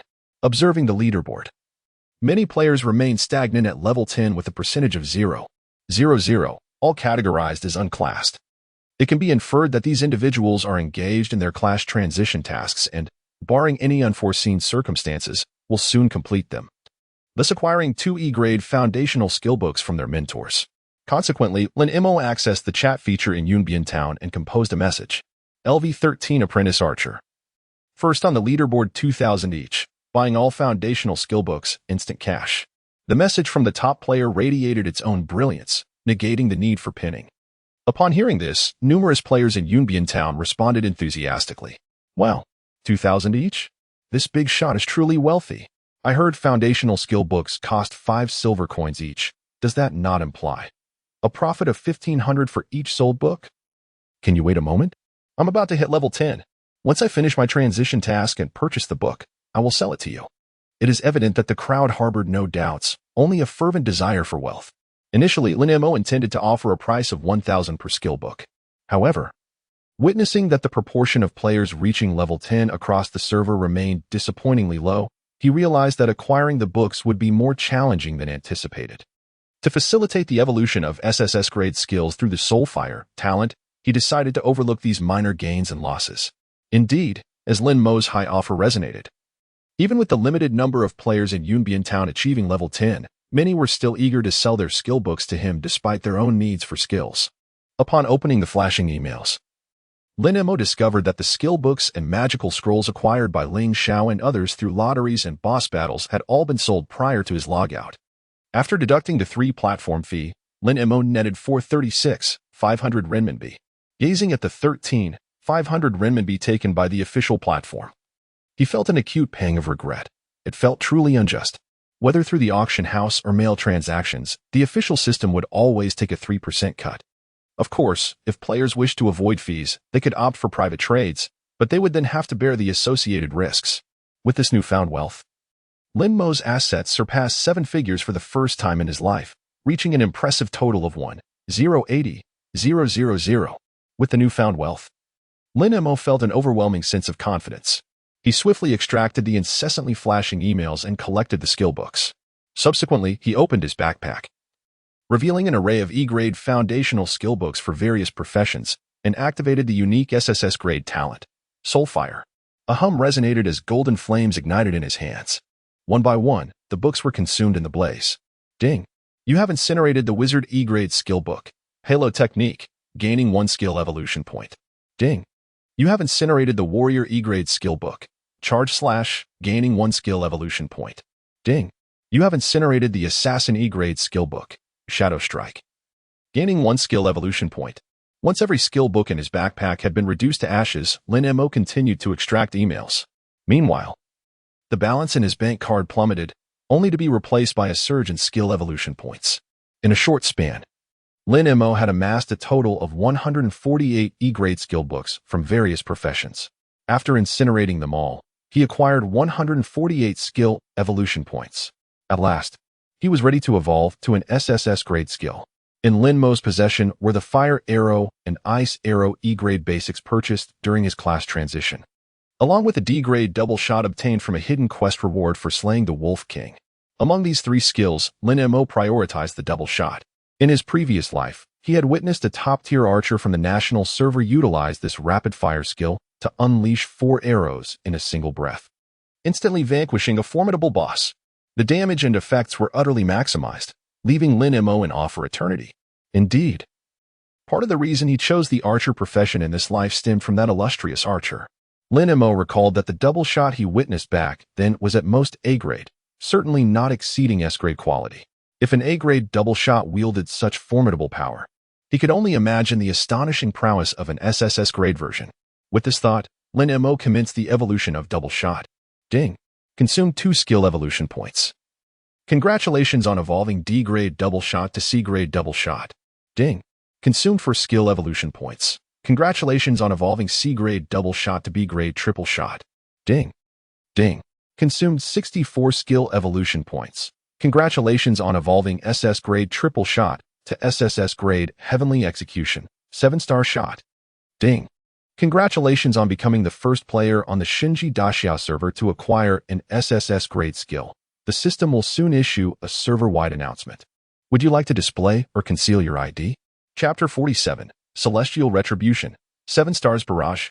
Previously triggered announcements were primarily regional, and the players in Yunbian Town were generally aware of the concept of adhering to conventions, so whether it was concealed or not held little significance.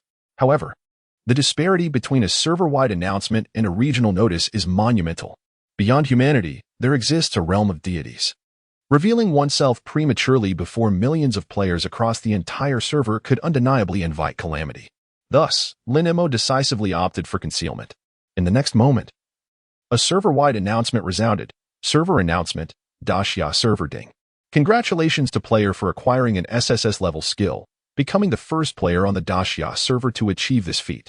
You have completed the achievement Tactical Master, earning rewards, 10 gold coins, 100 reputation points, 3 permanent skill slots. You have obtained the title Tactical Master. Server announcement, Daxia server ding. Server announcement, Daxia server ding. The system's announcement echoed thrice throughout the expanse of the Divine Oracle world, plunging the millions of players on the Daxia server into a frenzy once more. The official forum of Divine Oracle erupted once again. What the hell? An SSS level skill? The officials repeatedly proclaim that the game emphasizes absolute fairness and balance. Come forth, planners. How is it that on the second day of the server's opening, such an SSS-level skill has emerged? Answer me. Indeed, if it were a reward for top-ups, that would be one thing. But the game hasn't even opened the recharge feature. How on earth did one obtain an SSS skill? I can't even afford an E-level skill book priced at 5 silver coins from a minter. Damn it. It's not necessarily cheating. The leveling leaderboard rewards likely include a lottery, right? Perhaps it was drawn in the first prize. Which brother acquired the SSS level skill? Are you considering selling it? I'm willing to offer 5 million RMB. What the hell? Why did I only draw a pathetic E-level skill book from the lottery? If I had drawn the SSS level skill, I could have lived a life of leisure. 5 million. In the novice village number 116, Yunbian town. Lin Mo eagerly examined the skill in his possession. Having evolved from D-level to SSS level, Celestial Retribution, 7 stars Barrage Archer SSS level skill effect.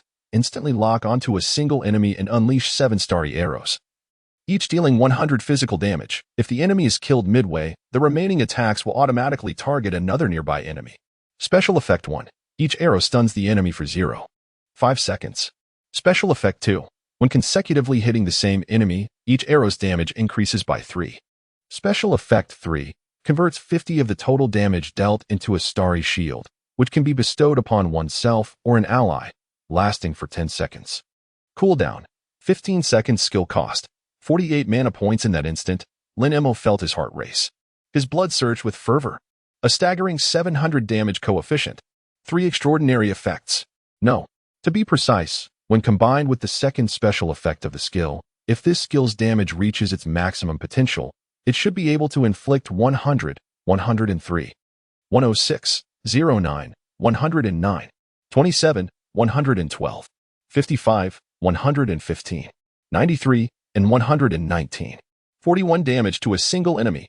In total, that amounts to a staggering 766 damage. Lin Mo couldn't help but exclaim in astonishment. This SSS grade skill is truly extraordinary.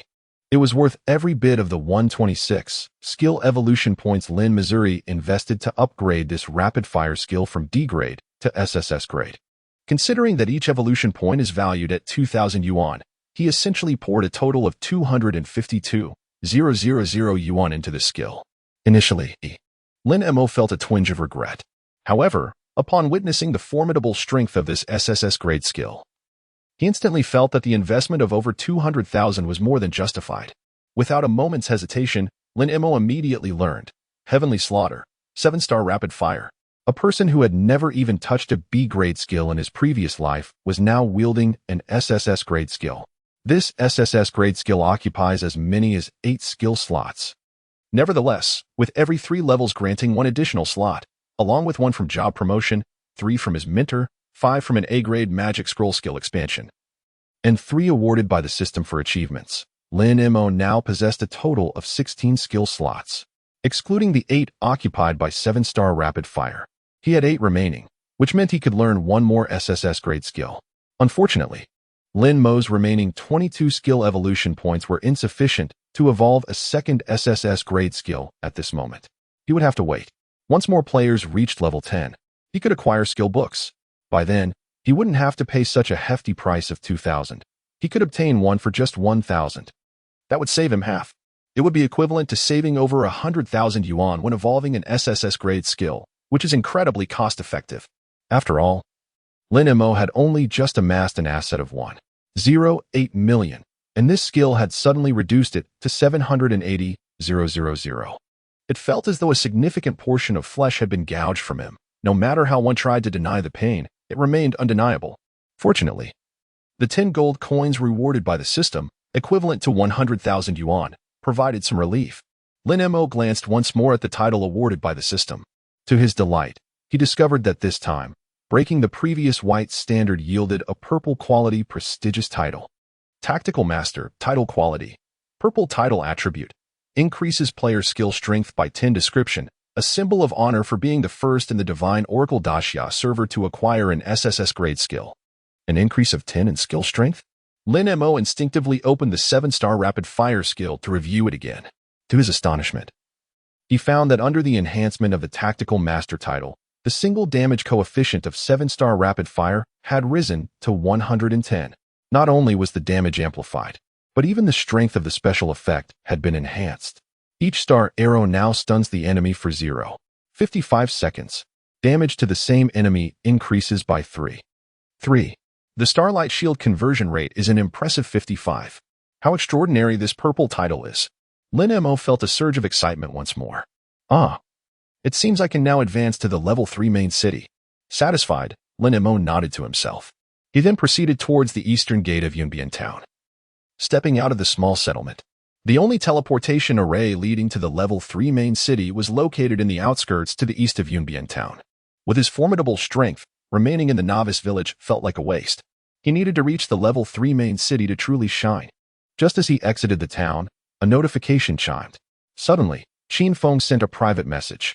Brother Mo, your girlfriend Su Yingxia is being bullied. There are too many of them, and I fear I cannot hold them off. Hurry and come to her rescue. Chapter 48, Chaos Reigns. The first of the heavenly rankings approaches.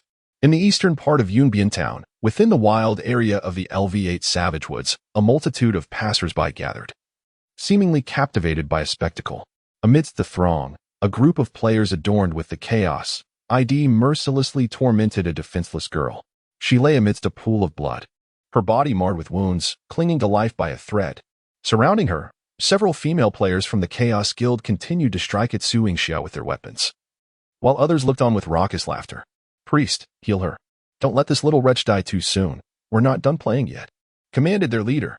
As per the order, keep her alive and make her suffer. At that moment, 2 level 10 priests from the Chaos Guild simultaneously cast E-grade healing spells, instantly replenishing Su Yingxia's nearly depleted health bar. Subsequently, the female players resumed their relentless stabbing of Su Yingxia's frail body. Her complexion turned ashen, etched with agony. Even the spectators could no longer bear to watch. Who is that poor girl? How tragic. One murmured. To be tormented like that by the Chaos members is inhumane. Another lamented. She is so beautiful, she shouldn't be treated this way. What a shame. Yet, who would dare to rescue her? After all, they were facing the Chaos Guild, under the command of Ning'an's wealthiest, Wang Junjie. We cannot provoke them. Meanwhile, the Chaos players erupted in laughter. Wretch, this is what happens for betraying the boss. This is your fate for turning against Brother Jia. I didn't betray Wang Junjie. Su Yingxia's feeble defense fell on deaf ears. The players continued their mockery. Where's your boyfriend, Mo Shoqing? Hurry and call him for help. Indeed. Didn't we just see him in the chat channel collecting skill books? Your life is at stake, yet he is still gathering books? Could it be that he has dumped you? TSK. A worthless little wretch. How pitiful. Enduring the merciless torment from the Chaos Guild for a full 10 minutes. Su Yingxia held her silence. However, upon hearing those last few words from her tormentors, her inner fortitude crumbled in an instant. It was at that moment she realized Lin Mo was the only one who genuinely cared for her. Yet now, this person who once cherished her no longer wanted her. With that thought, tears streamed down Su Yingxia's cheeks uncontrollably. Oh look, the little wretch is crying. How pitiful she looks in tears. Aha. It seems she truly is a forsaken little wretch. Dare to betray Brother Jia, and today she shall learn her lesson.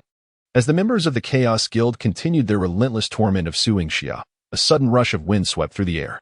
Suddenly, a torrential downpour of arrows descended from the heavens, raining down upon Su Yingxia, accompanied by a cacophony of anguished cries.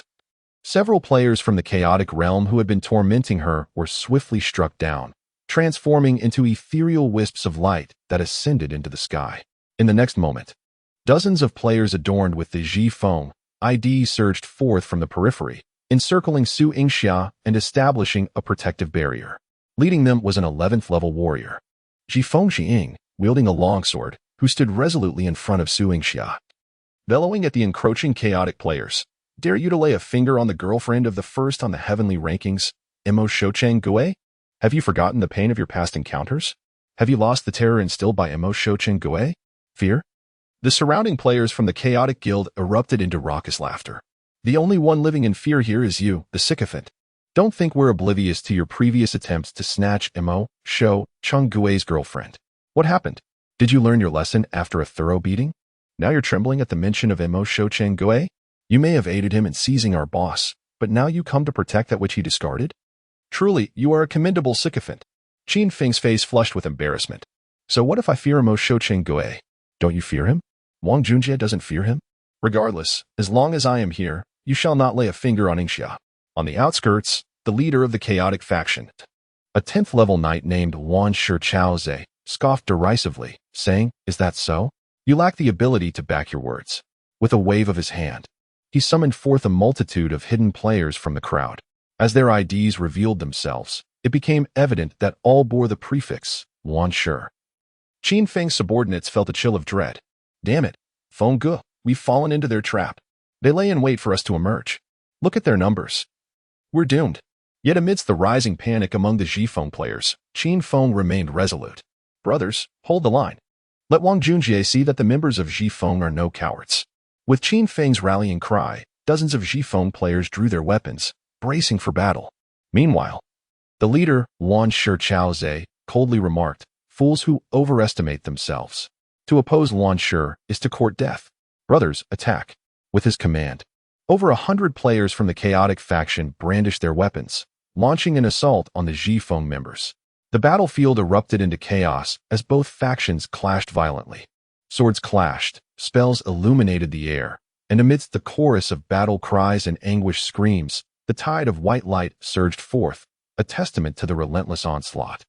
With the majority of the fallen being players from Zhifeng, not merely due to the sheer numbers of the Chaos Guild, but rather because nearly all of its players have successfully transitioned to their advanced classes, with an average of 2 foundational skills per individual. In contrast, less than a third of the Wind Chasers have even reached level 10. Among this scant third, more than half have hesitated to acquire skills, rendering their class change nearly futile. In terms of numbers and configuration, the two factions exist on entirely different planes. The Chaos Guild mercilessly overwhelms the Wind Chasers. Before long, the Wind Chaser Guild crumbled, with dozens of its members slain, leaving only a mere handful. At the forefront, Qin Feng steadfastly remained by Su Yingxia's side. Despite her grievous injuries, Su Yingxia, resolute in spirit, endured the excruciating pain that coursed through her body and urged Qin Feng, you must leave. This does not concern you. Quickly go. Do not worry about me. With merely a sliver of health remaining, Qin Feng, gripping his bloodied longsword, cast a lingering glance at Su Yingxia, his gaze aflame with determination. Mo Gu's affairs are my affairs. Mo Gu's woman is my woman. I shall not flee. Even if the Chaos Guild slays me, I shall not leave. Outside, the Chaos player, Chaoze, erupted in laughter. What a pitiful sycophant. When it comes to ineptitude, you and Mo Shouqing are truly akin to brothers. Do you know why Mo Shouqing dares not show himself? Because our Chaos Guild has achieved a staggering 95 class transition rate. His mere numerical superiority is of no consequence to us. Should he dare to emerge before he could finish, a sharp arrow shot forth, striking true, piercing through Chaoze's throat. 1253, critical hit. As the overwhelming damage echoed throughout the arena, Chaoze clutched his bleeding neck, his eyes wide with terror, staggering backward before collapsing to the ground. Following his horrified gaze, the crowd beheld a figure emerging from the throng. Instantly, all eyes were drawn to this singular presence.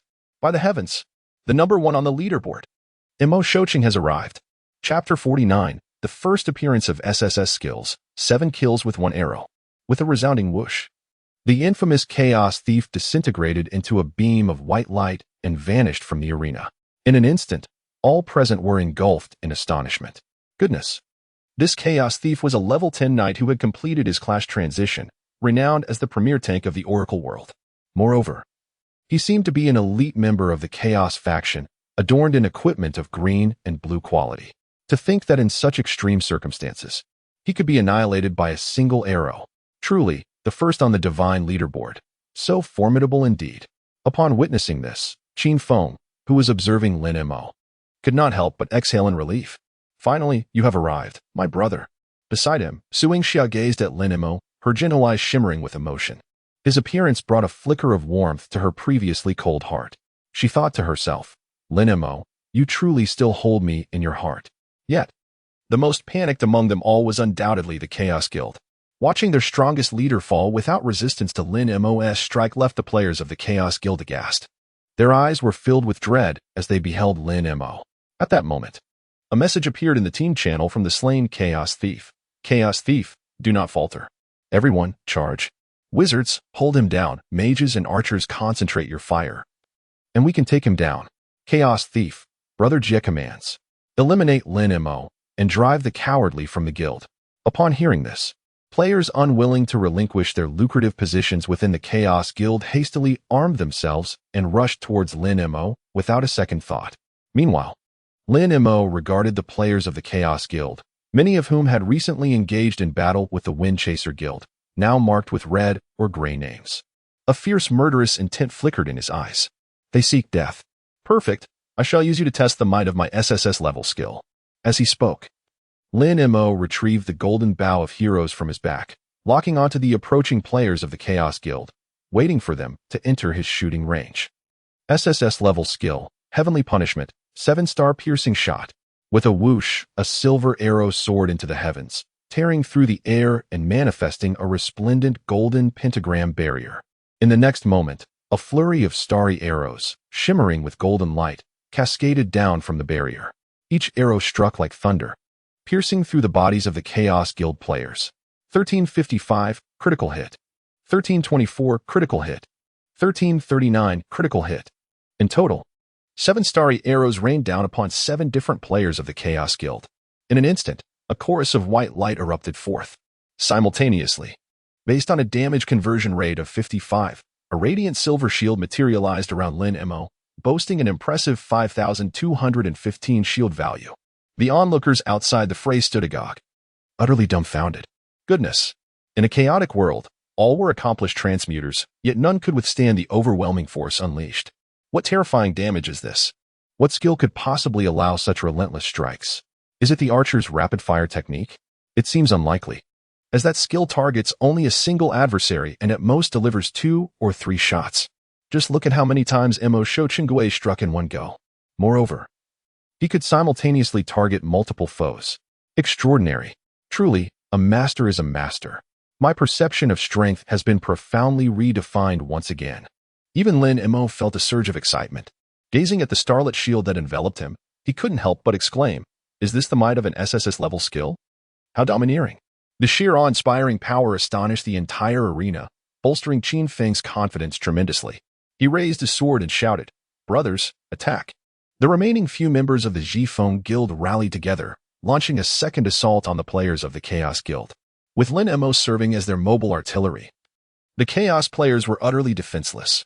The Zhifeng members held the surrounding area, preventing the enemies from approaching Lin Mo armed with the golden bow of the brave. Lin Mo dispatched one foe after another. Amidst a brilliant burst of white light, the players from the Chaos Guild swiftly fell into disarray.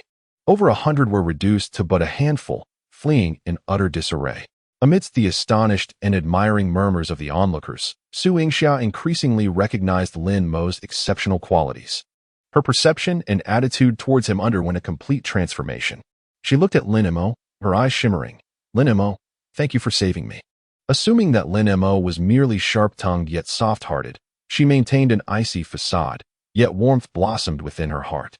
However, the next moment, Lin Mo's words fell upon her like a bucket of icy water. "Don't misunderstand. I did not save you." With that, Lin Mo turned to Qin Feng, who was instructing his subordinates to gather the spoils. "Next time I'm not around, don't recklessly engage with the Chaos Guild. You are no match for them." Although they began as rivals, during the previous boss battle, Qin Feng led the Zhifeng Guild members valiantly to help Lin Mo escape, which entirely shifted Lin Mo's perspective on him. Those willing to risk their lives for you may not be friends, but they certainly are not enemies. Qin Feng, glancing at the neglected Su Yingxia and then back at Lin Mo, finally grasped Lin Mo's intent. His intervention had been entirely to save himself. He felt somewhat taken aback. Yet he discerned the priorities. Mo go. I actually intervened because I saw your girlfriend being bullied, so she is no longer my girlfriend."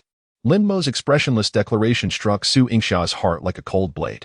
She did not wish to lose Lin Mo tearfully, she implored. "Lin Mo, do you know how much I have suffered because of you? Wang Junjia has retaliated against me, utilizing his connections to have me dismissed from my company. Moreover, he has not spared me even in the Divine Oracle. Now even you treat me this way." Lin Mo's gaze was frigid. "That is your own doing, and has nothing to do with me." Sensing Lin Mo's indifference towards her, Su Yingxia was utterly panicked. "Lin Mo, please don't treat me like this. You are all I have. I know it has always been my fault. but I truly love you. Please don't leave me, all right? From now on, I will listen to you. I will do whatever you say. I will cook for you. Whatever you wish to eat, I will make it for you.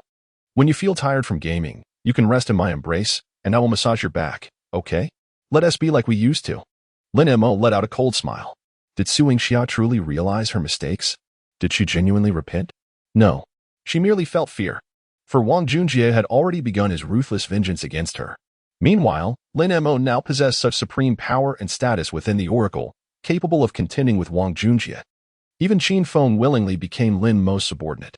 She could not bear to lose Lin Mo, her only support. Unfortunately, Lin Mo was no longer the person he once was. I have said it before, Su Yingxia, you do not deserve it. After saying this, Lin Mo disdainfully averted his gaze from Su Yingxia, sheathing the golden bow of the brave and turning away without a second thought. After all, he had not come here specifically to rescue Su Yingxia upon seeing Qin Feng's message. He simply happened to pass through this place on his way to the teleportation array. Watching Lin Mo's retreating figure, Su Yingxia's eyes brimmed with tears, her heart overwhelmed by endless regret. Neither the retribution from Wang Junjie nor the bullying of the chaotic world had extinguished her hope for life. Only Lin Mo's icy demeanor, in that fleeting moment, made her feel as though she had lost the very meaning of existence.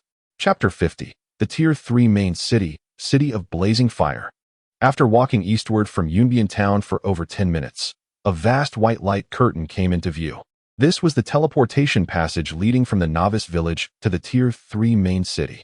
At that moment, players who had reached level 10 and completed their class transition were arriving from the direction of Yunbian Town, stepping into the light curtain, with each player teleporting. The name of the city they were entering would appear on the light curtain. Lin Mo also stepped into the light curtain. In a blank space, a system prompt echoed in his ears. Ding. Please select the Tier 3 main city you wish to travel to. As the words faded, a selection panel with over 300 options materialized before Lin Mo, each corresponding to a Tier 3 main city of the human, beast, or elven races. Lin Mo swiftly chose his destination, the human main city, City of Blazing Fire. In his previous life, Lin Mo had selected the City of Blazing Fire as his Tier 3 main city, and he was quite familiar with its layout. Ding. Human Tier 3 main city, City of Blazing Fire. First teleportation is free. The system is teleporting you. Please wait. With a whoosh, a bright light enveloped him, and Lin Mo vanished from the teleportation space. Meanwhile, above the outer light curtain, the name City of Blazing Fire appeared, flickering for merely 3 seconds before disappearing. Yet it was still caught by a pair of eyes not far away. Simultaneously, in the offline world, in a bedroom imbued with the scent of dopamine, the bed creaked as Wang Junjie, completely bare, energetically thrust himself against the girl before him, an indescribable expression of pleasure on his face. Just then, an untimely phone call rang out. Completing his final thrust, Wang Junjie sighed contentedly and lay back on the bed, answering the call. Boss, Mo Shou Chenggue has gone to the Tier 3 main city, City of Blazing Fire. I saw it with my own eyes. Upon hearing this news, an ecstatic expression spread across Wang Junjie's face. Damn it. I've been waiting in the novice village for so long. And finally, that useless guy has made it to the Tier 3 main city. The City of Blazing Fire? Huh? Mo Shou Chenggue. The humiliation you brought me in the novice village, I will return it 100-fold in the Tier 3 main city. As he spoke, Wang Junjie opened several group chats for the Chaos Guild, sending the same message. Everyone, once you reach level 10, gather in the City of Blazing Fire. Each group contained hundreds of members. With 5 or 6 groups combined, there were thousands of players, all eagerly looking to Wang Junjie for guidance. As the chat erupted with countless acknowledgements, Wang Junjie grinned maliciously. Mo Shou Chenggue, just wait. Once you arrive at the Tier 3 main city, I'll show you what I can do. I swear, the City of Blazing Fire will be your grave. Ding. Player Mo Shou Chenggue. Welcome to the Divine Oracle Continent, Human Tier 3 main city, City of Blazing Fire. With a crash, white light cascaded down, and Lin Mo found himself in a magnificent city.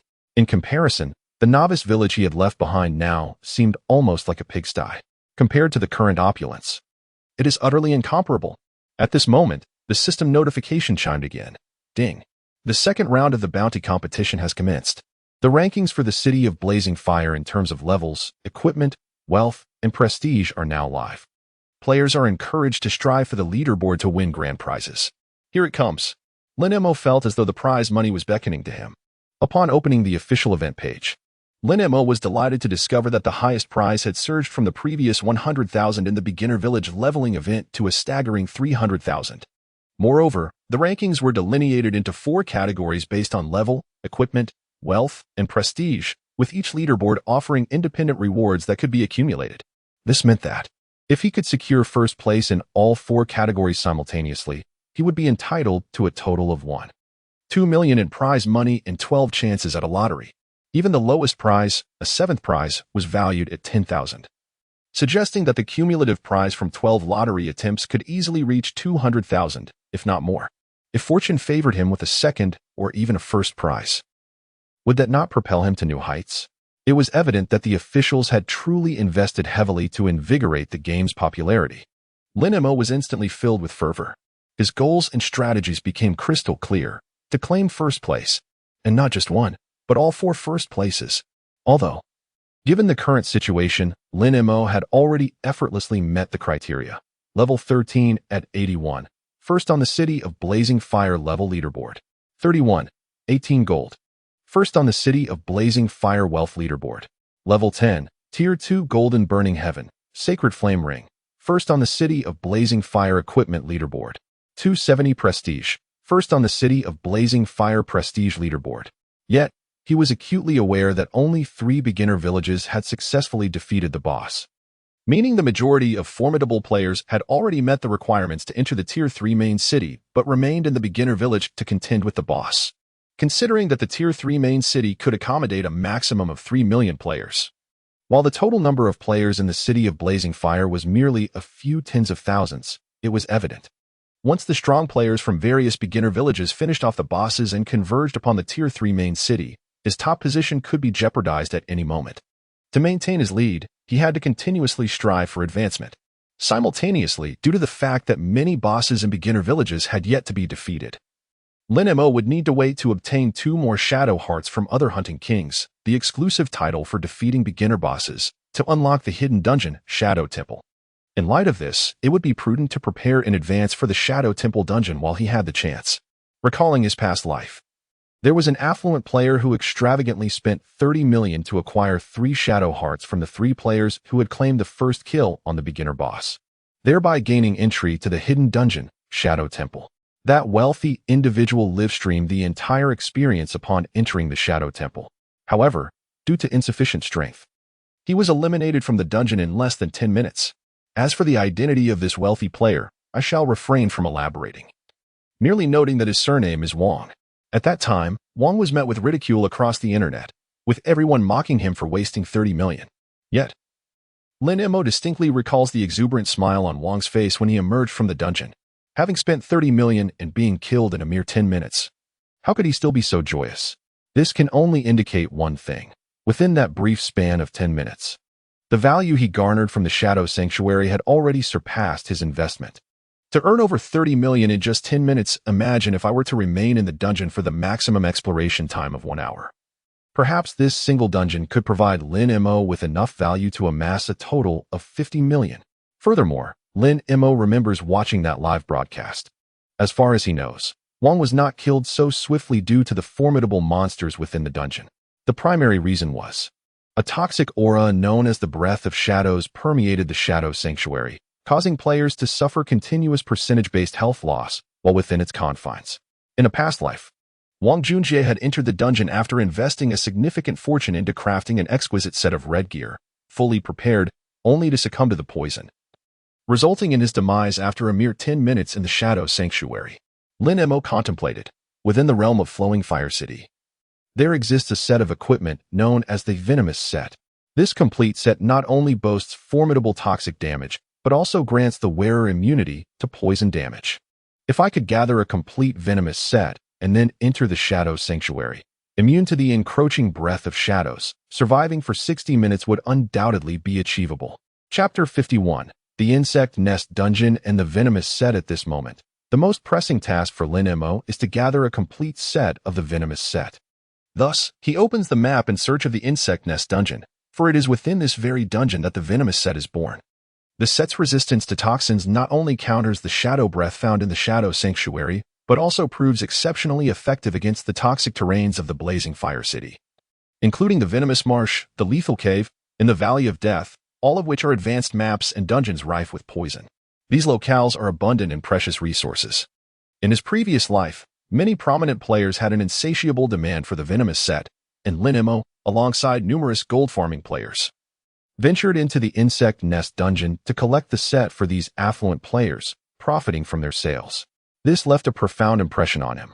He distinctly recalls that even the most inferior white-quality piece of the Venomous set could fetch 500 to 600 coins, a value several times greater than that of comparable ordinary white gear. During that period, Lin Mo enjoyed a delightful phase of gold farming.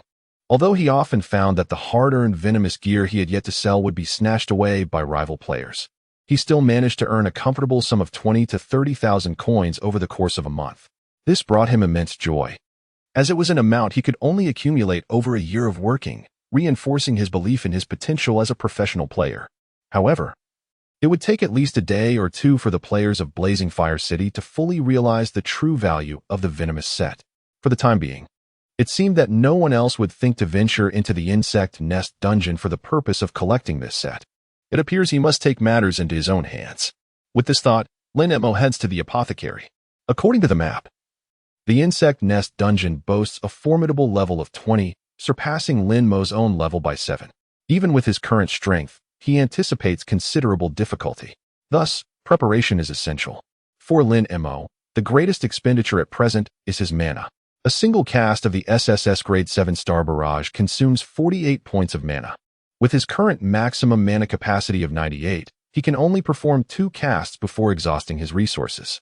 Players gain access to a higher grade of potion every 5 levels, meaning that at level 13, Lin Mo is eligible to use level 3 potions. However, given his mana limit of 98, level 2 potions will suffice.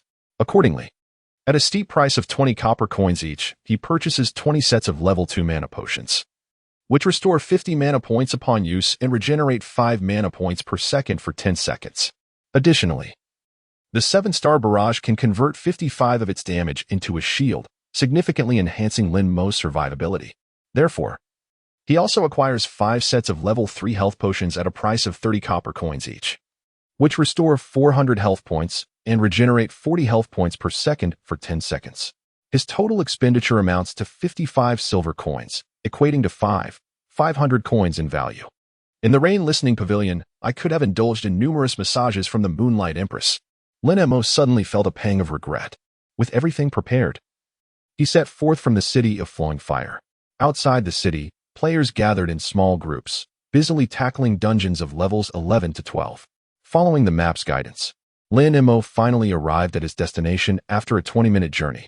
Before him lay a colossal black nest, resembling a bird's abode, ensconced within a shroud of swirling dark mist. Surrounding the nest stood dozens of fully armed NPC soldiers of the human race, each boasting a formidable level of 30. Standing at the ready, testament to the perilous nature of this place. At this moment, Lin Mo approached the captain of the guards, William. He was aware that the monsters within the insect lair would not directly drop the venomous set of equipment. Players must accept a quest from Captain William. Venture into the lair and slay the monsters to obtain an item known as the Venom Bottle, which could then be exchanged for the venomous set gear through William. Thus, Lin Mo initiated a dialogue with William. "My lord, please grant me entry into the lair to vanquish the pests. This place is fraught with danger." Noting Lin Mo's meager level of merely 13, William's expression turned serious as he advised, "Adventurer, I recommend you increase your level before attempting this. Allow me to try. I wish to challenge myself," Lin Mo replied with unwavering determination. Seeing his resolute attitude, William relented, saying, "Very well then. Ding. You have accepted the quest. Cleanse the insect nest 1. Lin Mo opened his quest log. Cleanse the insect nest 1.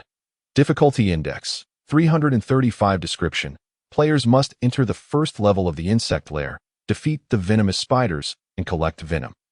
Quest progress: 0-10 rewards, 40,000 experience points, 1 silver coin, 2 reputation points, 1 favor point with William, and 1 piece of level 20 venomous set equipment. Quality: position and class random, higher quality probability with increased favor level with William. He recalled that the most challenging quest in the novice village, The only E-level hidden quest to slay the Wolf King had a difficulty index of merely 100 points. This task's difficulty index was thrice that of the Wolf King's. Moreover, this was only the first stage. In his past life, Lin Mo might have been paralyzed with fear at the entrance of the insect lair, too intimidated to enter. Yet now, he felt a surge of exhilaration. Indeed, this is what makes it challenging. With that, Lin Mo stepped into the insect lair, granted passage by the guards. Ding! You have entered the first level of the insect lair. The second level will be unlocked upon completion of the first level's quest. Lin Mo found himself in a domain of crumbling, dilapidated structures, emanating an eerie chill. Scanning the surroundings, he beheld enormous black-furred spiders, each the size of a bull, brazenly traversing the caverns. These were the rulers of the first level of the insect lair, the venomous spiders, formidable creatures of level 20. The reconnaissance technique had already surpassed its observational limits. Just as Lin Mo was preparing to employ his reconnaissance skill, he suddenly realized this and decided to cancel it. A moment later, an epiphany struck him. Indeed, after evolving the 7-star Barrage, he still possessed 22 skill evolution points that could be utilized to enhance his reconnaissance technique. The reconnaissance skill, classified as a life skill, does not occupy a skill slot. Moreover, it automatically increases in level with each class change of the player. For instance, upon Lin Mo's transition to an archer, his reconnaissance skill had automatically advanced from E rank to D rank. However, even at D rank, it could only reveal data on monsters whose levels were no more than 4 levels higher than his own. Faced with the venomous spider, which exceeded him by 7 levels, this was still futile. Lin Mo attempted to evolve the reconnaissance skill and was pleasantly surprised to discover that it could indeed be enhanced like a combat skill. Thus, he embarked on his journey of evolution. Ding! Consumed 2 skill evolution points. Congratulations, you have upgraded D rank reconnaissance to C rank. Ding! Consumed 4 skill evolution points. Congratulations, you have upgraded C rank reconnaissance to B rank. Ding! Consumed 8 skill evolution points. Congratulations, you have upgraded B rank reconnaissance to a rank. With only 8 evolution points remaining, he could no longer proceed with further enhancements. Nevertheless, Lin Mo was already quite satisfied with his rank reconnaissance.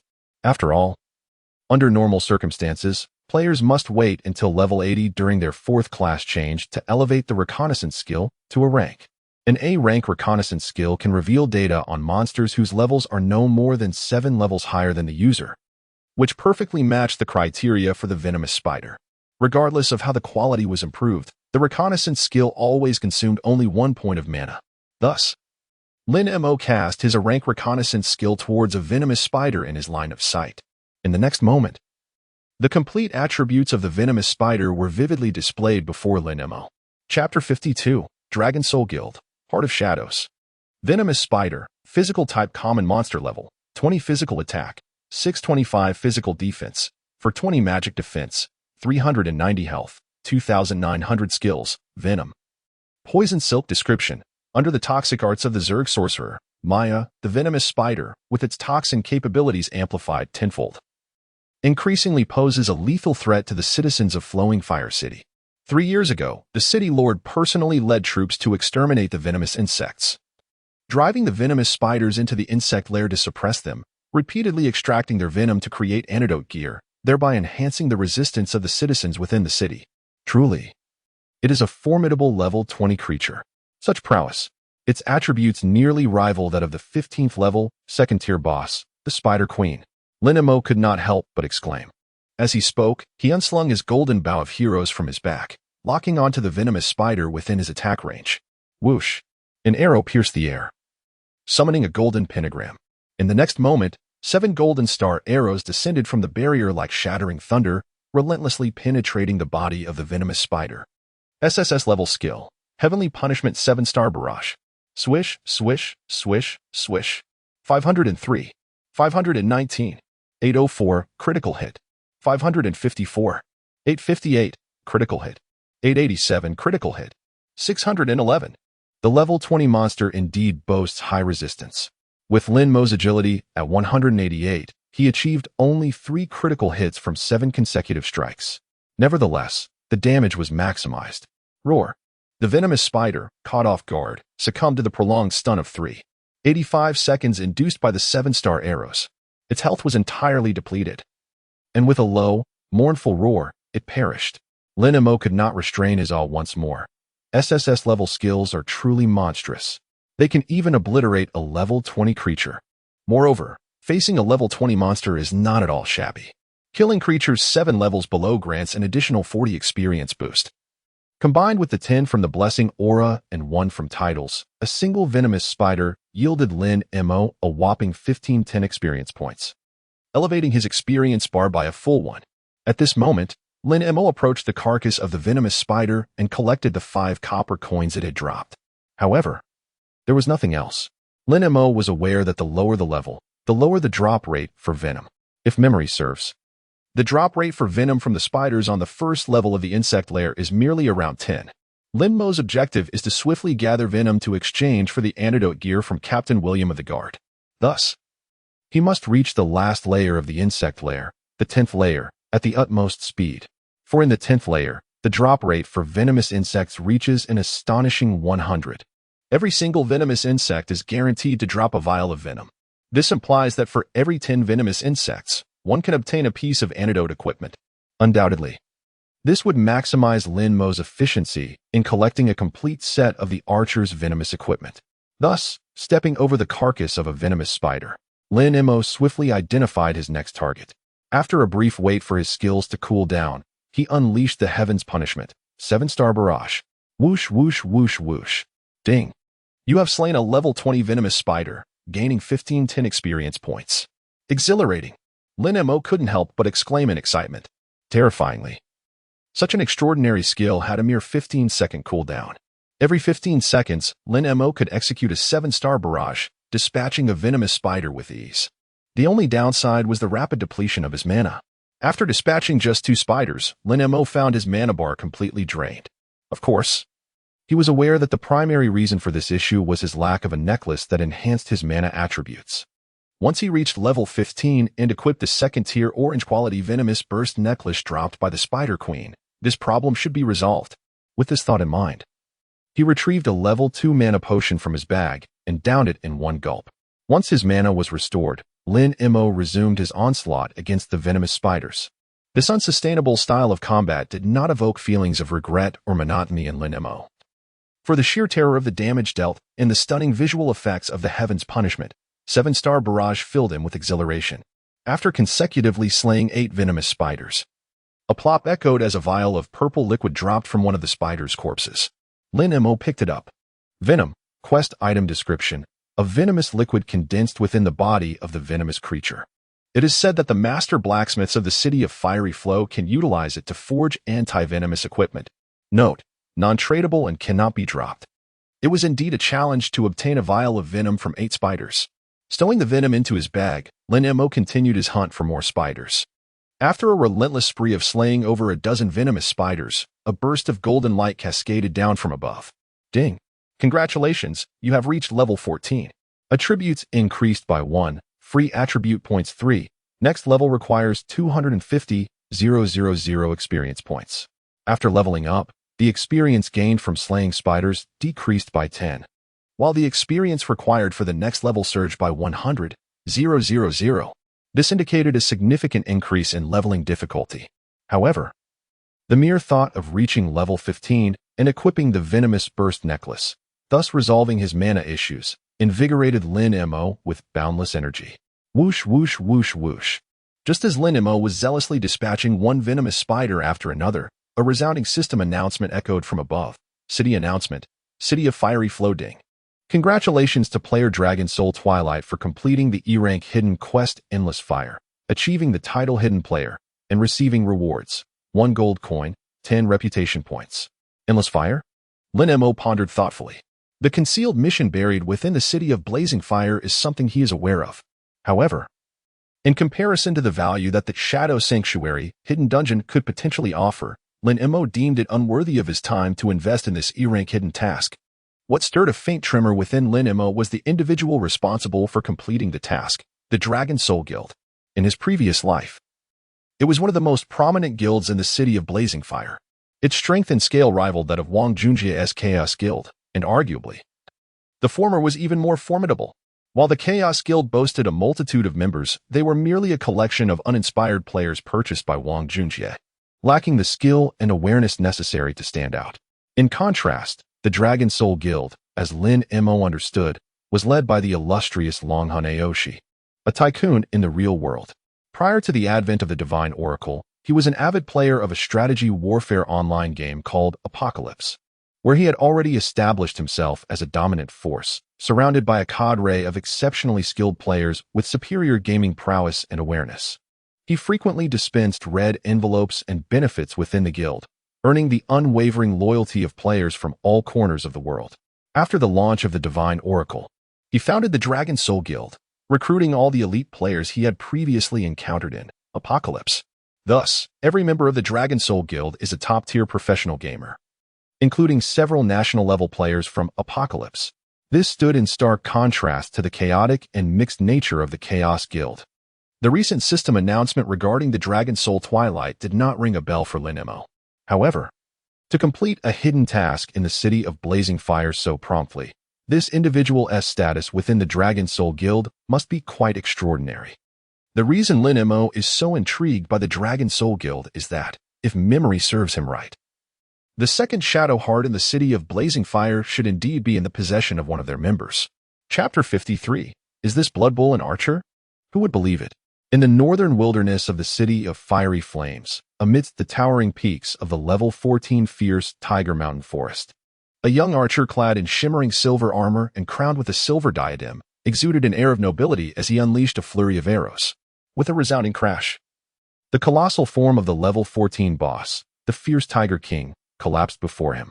Simultaneously, a cascade of golden light enveloped the youth. Congratulations on reaching level 13. Player Dragon Soul Twilight, congratulations on ascending to the second rank on the City of Fiery Flames leaderboard. At this moment, the surrounding players adorned with the Dragon Soul ID offered their heartfelt congratulations to the young man, exclaiming, "Congratulations to our Vice President for achieving second place on the leaderboard." However, despite the accolades, the handsome yet resolute face of Dragon Soul Twilight bore a hint of disappointment. Second place. As he spoke, Dragon Soul Twilight opened his WeChat and messaged a friend he had contacted an hour and a half earlier. "Have you found anything?" "Just got the details." His companion replied, "Vice President, as per your request, I found out that the ID hails from the newbie village number 116, Yunbian Town. His talent level is unknown, but he has consistently dominated the leaderboard in Yunbian Town. It is said that he has single-handedly defeated high-level bosses, completed hidden quests, and delivered the final blow to the ultimate boss of Yunbian Town. His strength is indeed formidable and not merely superficial." Glaring at the leaderboard where ranked above him, a fierce determination ignited in the depths of Dragon Soul Twilight's eyes. "Do you have a photo?" he inquired. "Yes, Vice President, I do," his subordinate replied. "Some passersby in the newbie village managed to capture his image. I will send it to you." As he spoke, the subordinate transmitted a photograph. Upon opening the image and gazing upon the face of the individual, Dragon Soul Twilight was suddenly struck with shock, disbelief flickering in his eyes. However, this astonishment was swiftly supplanted by a profound hatred and murderous intent. To his astonishment, it was you, Lin Mo.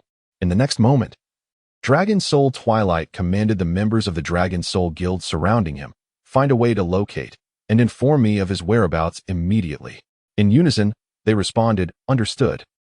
In the depths of the Insect Nest dungeon, on the first level, Lin Mo unleashed a torrent of arrows, raining down upon the countless venomous spiders. After eliminating an innumerable number of foes, he finally obtained his 10th vial of venom. Lin Mo picked up the vial and exited the Insect Nest dungeon. Upon finding Captain William of the Guards, he initiated a dialogue to submit his quest. "To think you have gathered such a substantial amount of venom from the venomous spiders so swiftly," William exclaimed, admiration evident on his face. "You truly are a worthy warrior. Now, please accept the rewards you so richly deserve." As William's words resonated through the air, a melodious notification echoed in Lin Mo's ears, announcing, "Congratulations on completing the task of clearing the insect nest. 1. You have earned 40 for 100 experience points. 101 silver coins, 2 reputation points, and a 1-point increase in William's favorability. Additionally, you have acquired the Poisonous Battle Axe. This includes a hidden player reward bonus of 1 for the task. Having previously vanquished numerous venomous spiders, Lin Mo had amassed a considerable amount of experience. With the bountiful rewards from the task, his experience bar filled to the brim. Suddenly, golden light cascaded overhead. Congratulations, you have reached level 15. At long last. He had achieved level 15. Lin Mo was exhilarated. He had waited far too long for this moment. In the pursuit of gathering venom, he had slain over 100 venomous spiders. He had consumed a staggering 50 bottles of exorbitantly priced mana potions, each costing 30 coins. His family had been financially drained, and his home had vanished. If this continued, he would be utterly overwhelmed. Finally, the moment he had longed for had arrived. With great excitement, Lin Mo retrieved from his backpack the coveted necklace dropped by the Spider Queen. Poisonous Explosive Necklace, LV15, Quality, Tier 2 Orange Magic Value, 255 Additional Attributes, Spirit 40.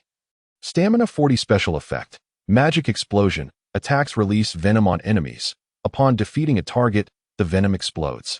Recovering 25 mana points for the wearer. Class Restriction, Universal for physical classes. Description, a toxic necklace brimming with venom. If you are unafraid of poison, wear it. Every glance at this necklace quickened Lin Mo's heartbeat. With the 40 points of spirit, it provided a terrifying boost of over 500 magic points. Not to mention, it featured an extraordinary effect of recovering mana upon kills. This was truly a divine piece of equipment tailored for Lin Mo. As skill consumption increased with level. At his current level 15, each use of the skill Heavenly Execution, 7-star Barrage required 52 mana points. The recovery effect of this magic explosion ability effectively halved his skill consumption, and this was merely of orange quality.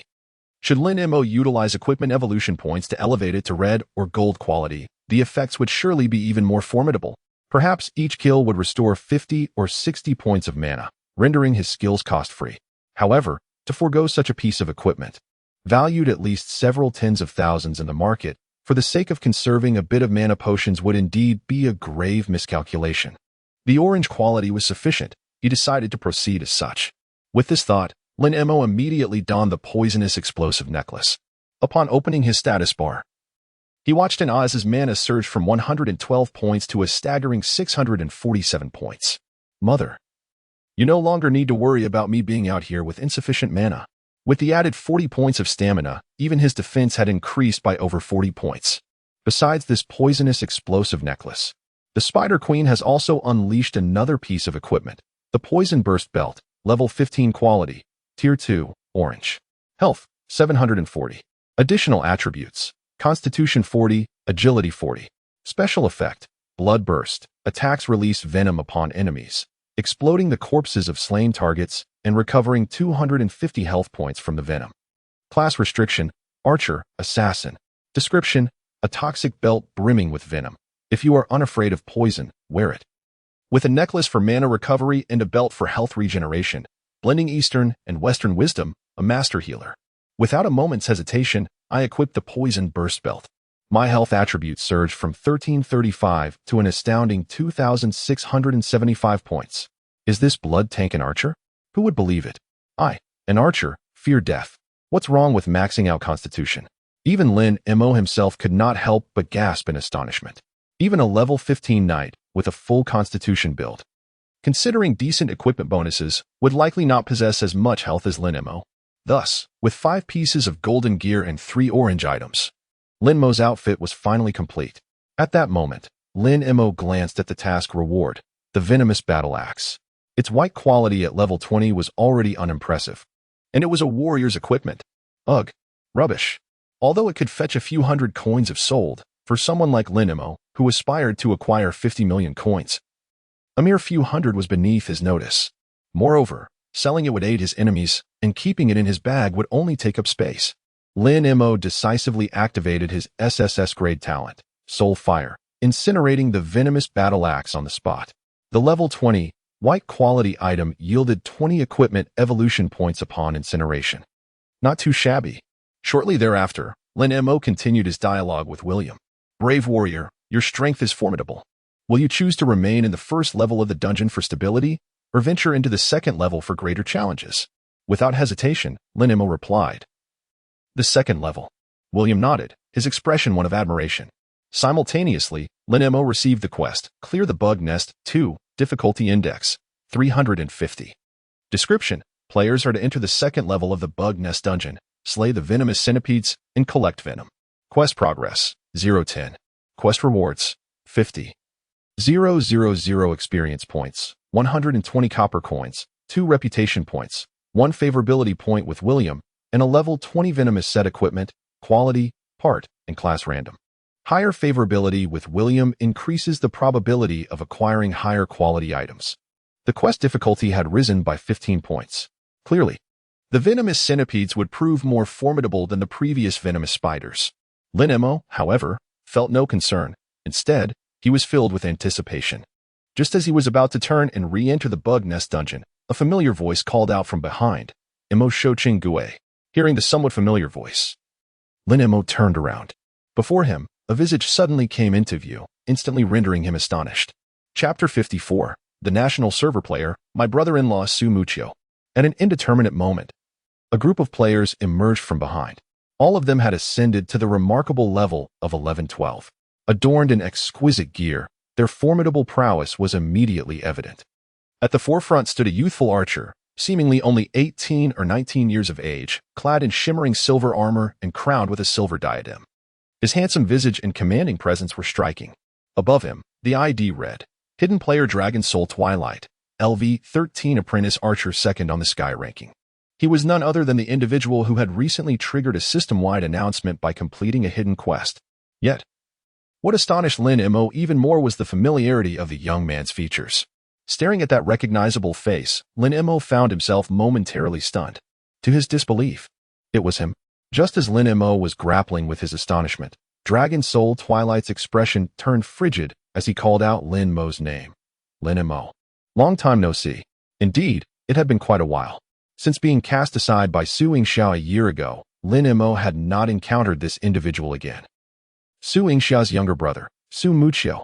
Before Lin Mo could utter a word, Su Muchio, with an icy demeanor, mockingly retorted, "Who would have thought that the number 1 on the Sky ranking of Liuhua City would be you, a worthless trash?" Lin Mo replied with a faint smile, "You and your sister truly share the same disposition. Do not mention my sister. You are unworthy." Su Muchio pointed at Lin Mo, his eyes now bloodshot with rage. "Lin Mo, you scoundrel, why did you betray my sister? Betray her? Have you lost your mind?" Just as Lin Mo was taken aback, Su Muchio continued to roar, "My sister loved you so dearly, yet you let her down. Do you have any idea how heartbroken she was when you abandoned her a year ago? That was the most devastated I have ever seen her.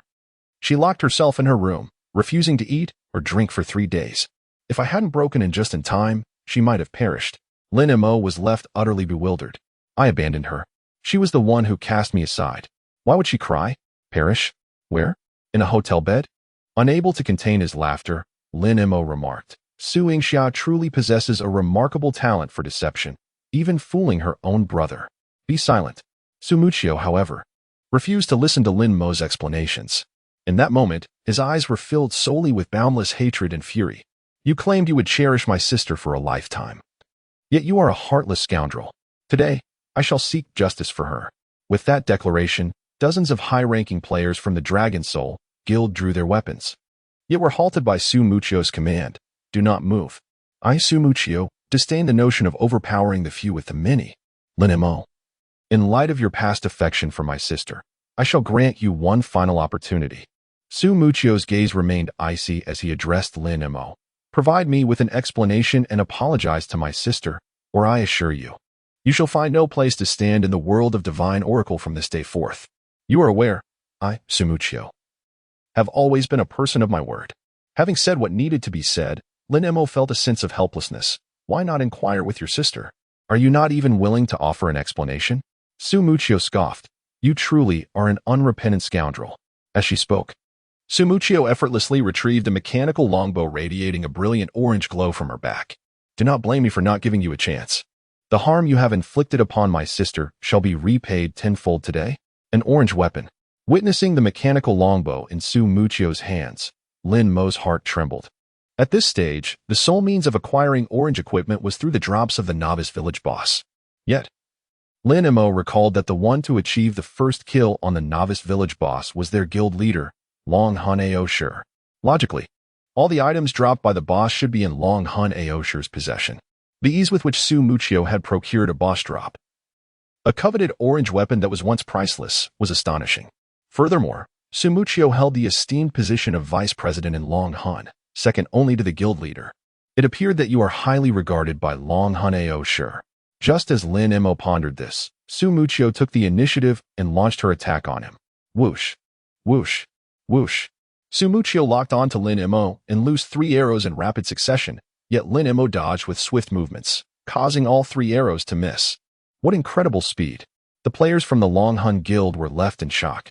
Just as Lin Mo prepared to draw his bow for a counterattack, a chilling arrow suddenly descended from above, piercing through Lin Mo's body. Immediately following was an arrow engulfed in searing flames.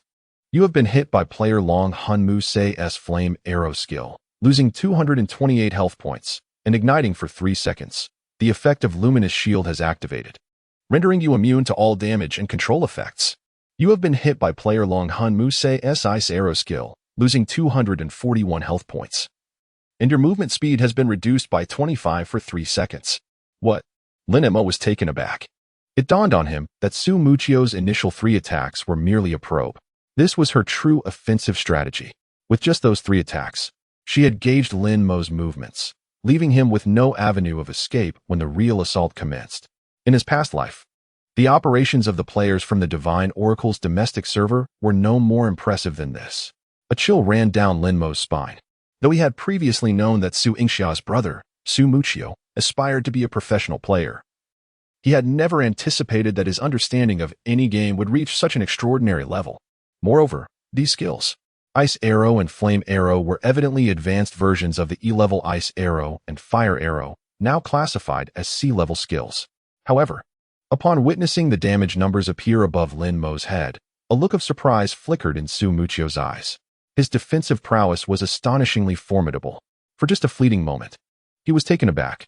Yet, a more intense killing intent flickered in Su Muchio's eyes. Unfortunately, he could not escape death. With that, Su Muchio launched another assault against Lin Mo. Whoosh, whoosh, whoosh. Su Muchio possessed peak consciousness and unparalleled predictive abilities. Coupled with the 25 deceleration inflicted by the C-grade Ice Arrow, Lin Mo found it nearly impossible to evade Su Muchio's relentless strikes. Fortunately, he had ample health. Unable to dodge, then he would simply endure. As Su Muchio unleashed a barrage of 7 or 8 arrows, Lin Mo's health remained robust. The Dragon Soul players in the rear were utterly astonished. What on earth? Is this an archer? Knights aren't supposed to be this resilient, right? It was utterly absurd. Goodness, an archer with full vitality points? Withstanding Su Muchio's onslaught, Lin Mo drew his bow and released an arrow. Whoosh. A shot pierced the air, summoning a golden pentagram. In the next heartbeat, a flurry of 7-star arrows cascaded from the barrier, precisely targeting Su Muchio, who attempted to maneuver to evade the strikes, as if the heavens themselves were unleashing their wrath, continuously piercing through Su Muchio's form. 1239 critical hit. 1280 critical hit. 1322 critical hit. SSS grade, Celestial Judgment. 7-star barrage. Thud. In an instant, Su Muchio's health bar was completely depleted, and he collapsed to the ground. Chapter 55. The Spatial Strangler's Crossbow. Ding. You have slain the player Dragon Soul Twilight. Due to their gray name, the evil value is 0. With a whoosh, Dragon Soul Twilight transformed into a beam of white light and vanished. The scene was immediately engulfed in an eerie silence. On the battlefield, dozens of high-ranking players from the Dragon Soul Guild, who had witnessed their vice president being vanquished by Lin Mo, were left in a state of shock. Vice President Su Muchio was once the foremost master of operations in the national server of the Apocalypse, the first global champion with 100 victories in KPG, one of the most formidable generals under the renowned leader of the Aoshi Guild. In the Apocalypse, even the strong players from foreign servers trembled at the mere mention of this name. How could the vice president be slain in an instant?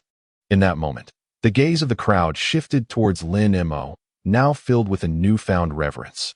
Yet, it was but a fleeting moment. They quickly locked Lin Mo in as their enemy. How dare he kill a brother who fought alongside us in Dragon Soul?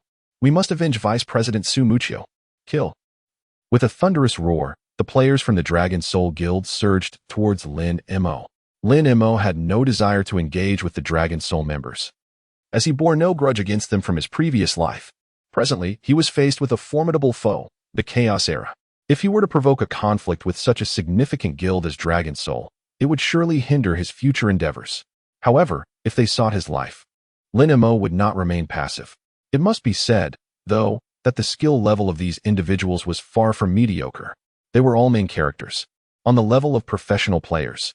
Swiftly, four assassins split into different directions, simultaneously launching an ambush against Lin Mo warriors charged from the front, deliberately drawing Lin Mo's firepower in conjunction with the assassins. Whoosh! Just as Lin Mo, with remarkable speed and devastating attack damage, eliminated 3 of his attackers. A dark gray aura enveloped him as he began his counterattack. Ding! You have been struck by the Dragon Soul player's Halo skill, losing 13 points of health and entering a 0.8-second stun state. The wizard's Halo skill. A sense of dread washed over Lin Mo. This was bad. In the next moment, seizing the opportunity while Lin Mo was immobilized, arrows and magical projectiles from archers and mages rained down upon him. Whoosh! Boom! A torrent of arrows and magical orbs converged upon him. Fortunately, Lin Mo's defenses were robust, although the damage inflicted was minimal, with many hits registering only a few points, or even a mere single point of force damage. An army of ants can indeed take down an elephant. With such a concentrated assault, no one could withstand it. Most critically, just as Lin Mo had feared, battles beyond level 10 were no longer merely a contest of numerical values. Several mages from the opposing side took turns casting control spells on Lin Mo, rendering him completely immobile throughout the confrontation. In this precarious situation, Lin Mo's starry shield was swiftly shattered. Just as the circumstances grew dire, a sudden beam of silvery light descended from the heavens, enveloping Lin Mo. Ding! Player Fat Dahai has cast purification on you. Your control has been lifted, and you now possess 0.5 seconds of immunity to control effects. Buzz! The moment Lin Mo regained his mobility, he acted without a second thought, unleashing an arrow with utmost precision. Heavenly Judgment, 7-star barrage. Whoosh! Beneath the golden pentagram, 7 golden arrows plummeted with astonishing speed. 1325, critical hit. 1298, critical hit. 1286, critical hit. Before the full force of Heavenly Judgment, 7-star barrage could be unleashed, his enemies were vanquished, and subsequent attacks would automatically target the nearest foe with the lowest health. The wizard, recognized as the most fragile among the 7 major classes of the Oracle, stood no chance. Consequently, Lin Mo's 7-star barrage obliterated all 5 level 11 Dragon Soul wizards present. With the control lifted, Lin Mo transformed into a harbinger of death. No matter how adept or aware the Dragon Soul players were, they could not withstand the relentless barrage from Lin Mo, who was akin to a moving artillery piece. They were swiftly overwhelmed. The remaining players, realizing that without the wizard's control they could not contend with Lin Mo's overwhelming attributes, decisively opted for a tactical retreat. Lin Mo exhaled in relief. Turning around, he spotted Ling Xiao, Xiao Wanwan, Shou Ho, and Fat Dahai approaching from a distance. To be frank, had it not been for the timely intervention of Fat Dahai's purification, Lin Mo might have indeed fallen victim to the concentrated fire of the Dragon Soul Guild's players. Lin Mo expressed his gratitude, saying, "Thank you." Ling Xiao replied, "We just arrived in Flowing Fire City and inadvertently encountered Dragon Soul members discussing a plan to find you. So we followed them. Why is Dragon Soul targeting you?" Ling Xiao inquired, puzzled. Before Lin Mo could respond, Shou Ho thoughtfully speculated, "To eliminate a competitor? I see that Dragon Soul Mu Se is ranked 2nd on the Flowing Fire City leaderboard. The only one above him, posing the greatest threat, is Mo Shou Qinggue. If he kills you, he'll ascend to the top of the leaderboard." Ling Xiao nodded in understanding. "I see. So Dragon Soul is indeed quite domineering." Lin Mo remained silent, as he alone understood the truth was far more complex. He approached the spot where Dragon Soul Mu Se had fallen and picked up a mechanical crossbow radiating an orange glow from the ground. Spatial Executioner S crossbow, LV-15 quality, Tier 2, orange, physical attack power, 280, additional attributes, strength 55, agility 55. Special effect, dimensional reduction, requires equipment level 3 and grants an additional 100 points of armor penetration. Class requirement, Archer. The potency of this bow surpassed that of the hero's golden bow in Lin Mo's possession. It was no wonder that despite his 500 defense, he was still susceptible to over 200 damage from his adversary. The equipment with a level requirement of 3 is exceptionally powerful. No wonder Su Muchio, at merely level 13, can wield this level 15 bow. It is undoubtedly extraordinary. It would not be an exaggeration to assert that, in the current market, this bow's value is at least in the six-figure range. However, Lin Mo did not hesitate. He accessed the rankings for the city of Liuhua, located Su Muchio in second place, and clicked to send a message. He attached the Spatial Strangler crossbow and sent it to Su Muchio. In truth, a year prior, before Su Yingxia ended her relationship with Lin Mo, her younger brother, Su Muchio, had always treated Lin Mo with kindness. Although Su Yingxia was somewhat of a scoundrel, her brother was upright and benevolent. Having lost their parents at a young age, the siblings relied on each other. I recall that Su Muchio graduated high school and entered society. He was a gaming prodigy, earning money through gaming, even providing living expenses for Su Yingxia while frequently gifting Lin Mo with clothing. Su Muchio assumed the role of the family's main support. Whenever someone belittled Lin Mo or publicly mocked him for not being worthy of Su Yingxia, Su Muchio was always the first to defend Lin Mo. In this world, besides my parents, the one most deserving of my sister is Lin Mo. You all should be silent. None of you have the right to look down upon my brother-in-law. Anyone who dares to sow discord between my sister and my brother-in-law, just try it. Perhaps it was due to Lin Mo's kindness towards his sister, Su Yingxia, that Su Muchio held him in high regard. Su Muchio was the only one who truly respected Lin Mo, even more so than Su Yingxia did. I remember when the breakup occurred. Aside from missing Su Yingxia, Lin Mo felt an even deeper sense of loss for his brother-in-law. Thus, this piece of equipment serves as compensation for the respect and understanding you once showed me. Moreover, there is another crucial point. The second Shadow Heart is in the possession of Longhun Aoshi. For Lin Mo to acquire the Shadow Heart, he must maintain a cordial relationship with Longhun. Meanwhile, at the Resurrection Spring in the city of Liuhua, Su Muchio, who was once held in high regard by Longhun Aoshi and seen as a core asset to the Longhun Guild, watched helplessly as he not only faced defeat, but also lost the exquisite orange weapon that Longhun had entrusted to him. In that moment, an overwhelming sense of defeat washed over him. Just as Su Muchio was grappling with self-doubt and frustration, an email suddenly flashed on his screen. He clicked to open it, and his eyes widened in shock. Chapter 56, Power Leveling 100,000 for Level 1. Ding. Player Dragon Soul Twilight has requested to add you as a friend. Lin Mo received a system notification. Without hesitation, he accepted the friend request. Ding. A moment later, Su Muchio sent a message filled with inquiry. What do you mean by this? Nothing of consequence, Lin Mo replied, adopting a tone reminiscent of an elder advising a junior. Remember to act with more prudence in the future. Su Muchio huffed disdainfully. Don't think that this will let you off the hook. From the very first day you were with my sister, I warned you. If you ever betray her, I will ensure you pay dearly the pain you have inflicted upon her. I shall demand tenfold recompense. With a soft sigh, Lin Mo remarked, perhaps you should inquire with Su Yingxia about who has truly wronged whom. Lin Mo, what exactly do you mean? Faced with Su Muchio's pressing questions, Lin Mo remained silent, finding the situation rather amusing. She cast me aside, only to lament to her brother that it was I who had wronged her? How cunning, Su Yingxia. Just then, Ling Xiao and Xiao Wanan approached Lin Mo, their expressions laden with concern. Senior Lin Mo, we have a favor to ask. Observing the troubled looks on their faces, Lin Mo surmised the nature of their request. Wang Junjia hasn't he let up on you too, has he? Ling Xiao nodded, expressing both hatred and helplessness.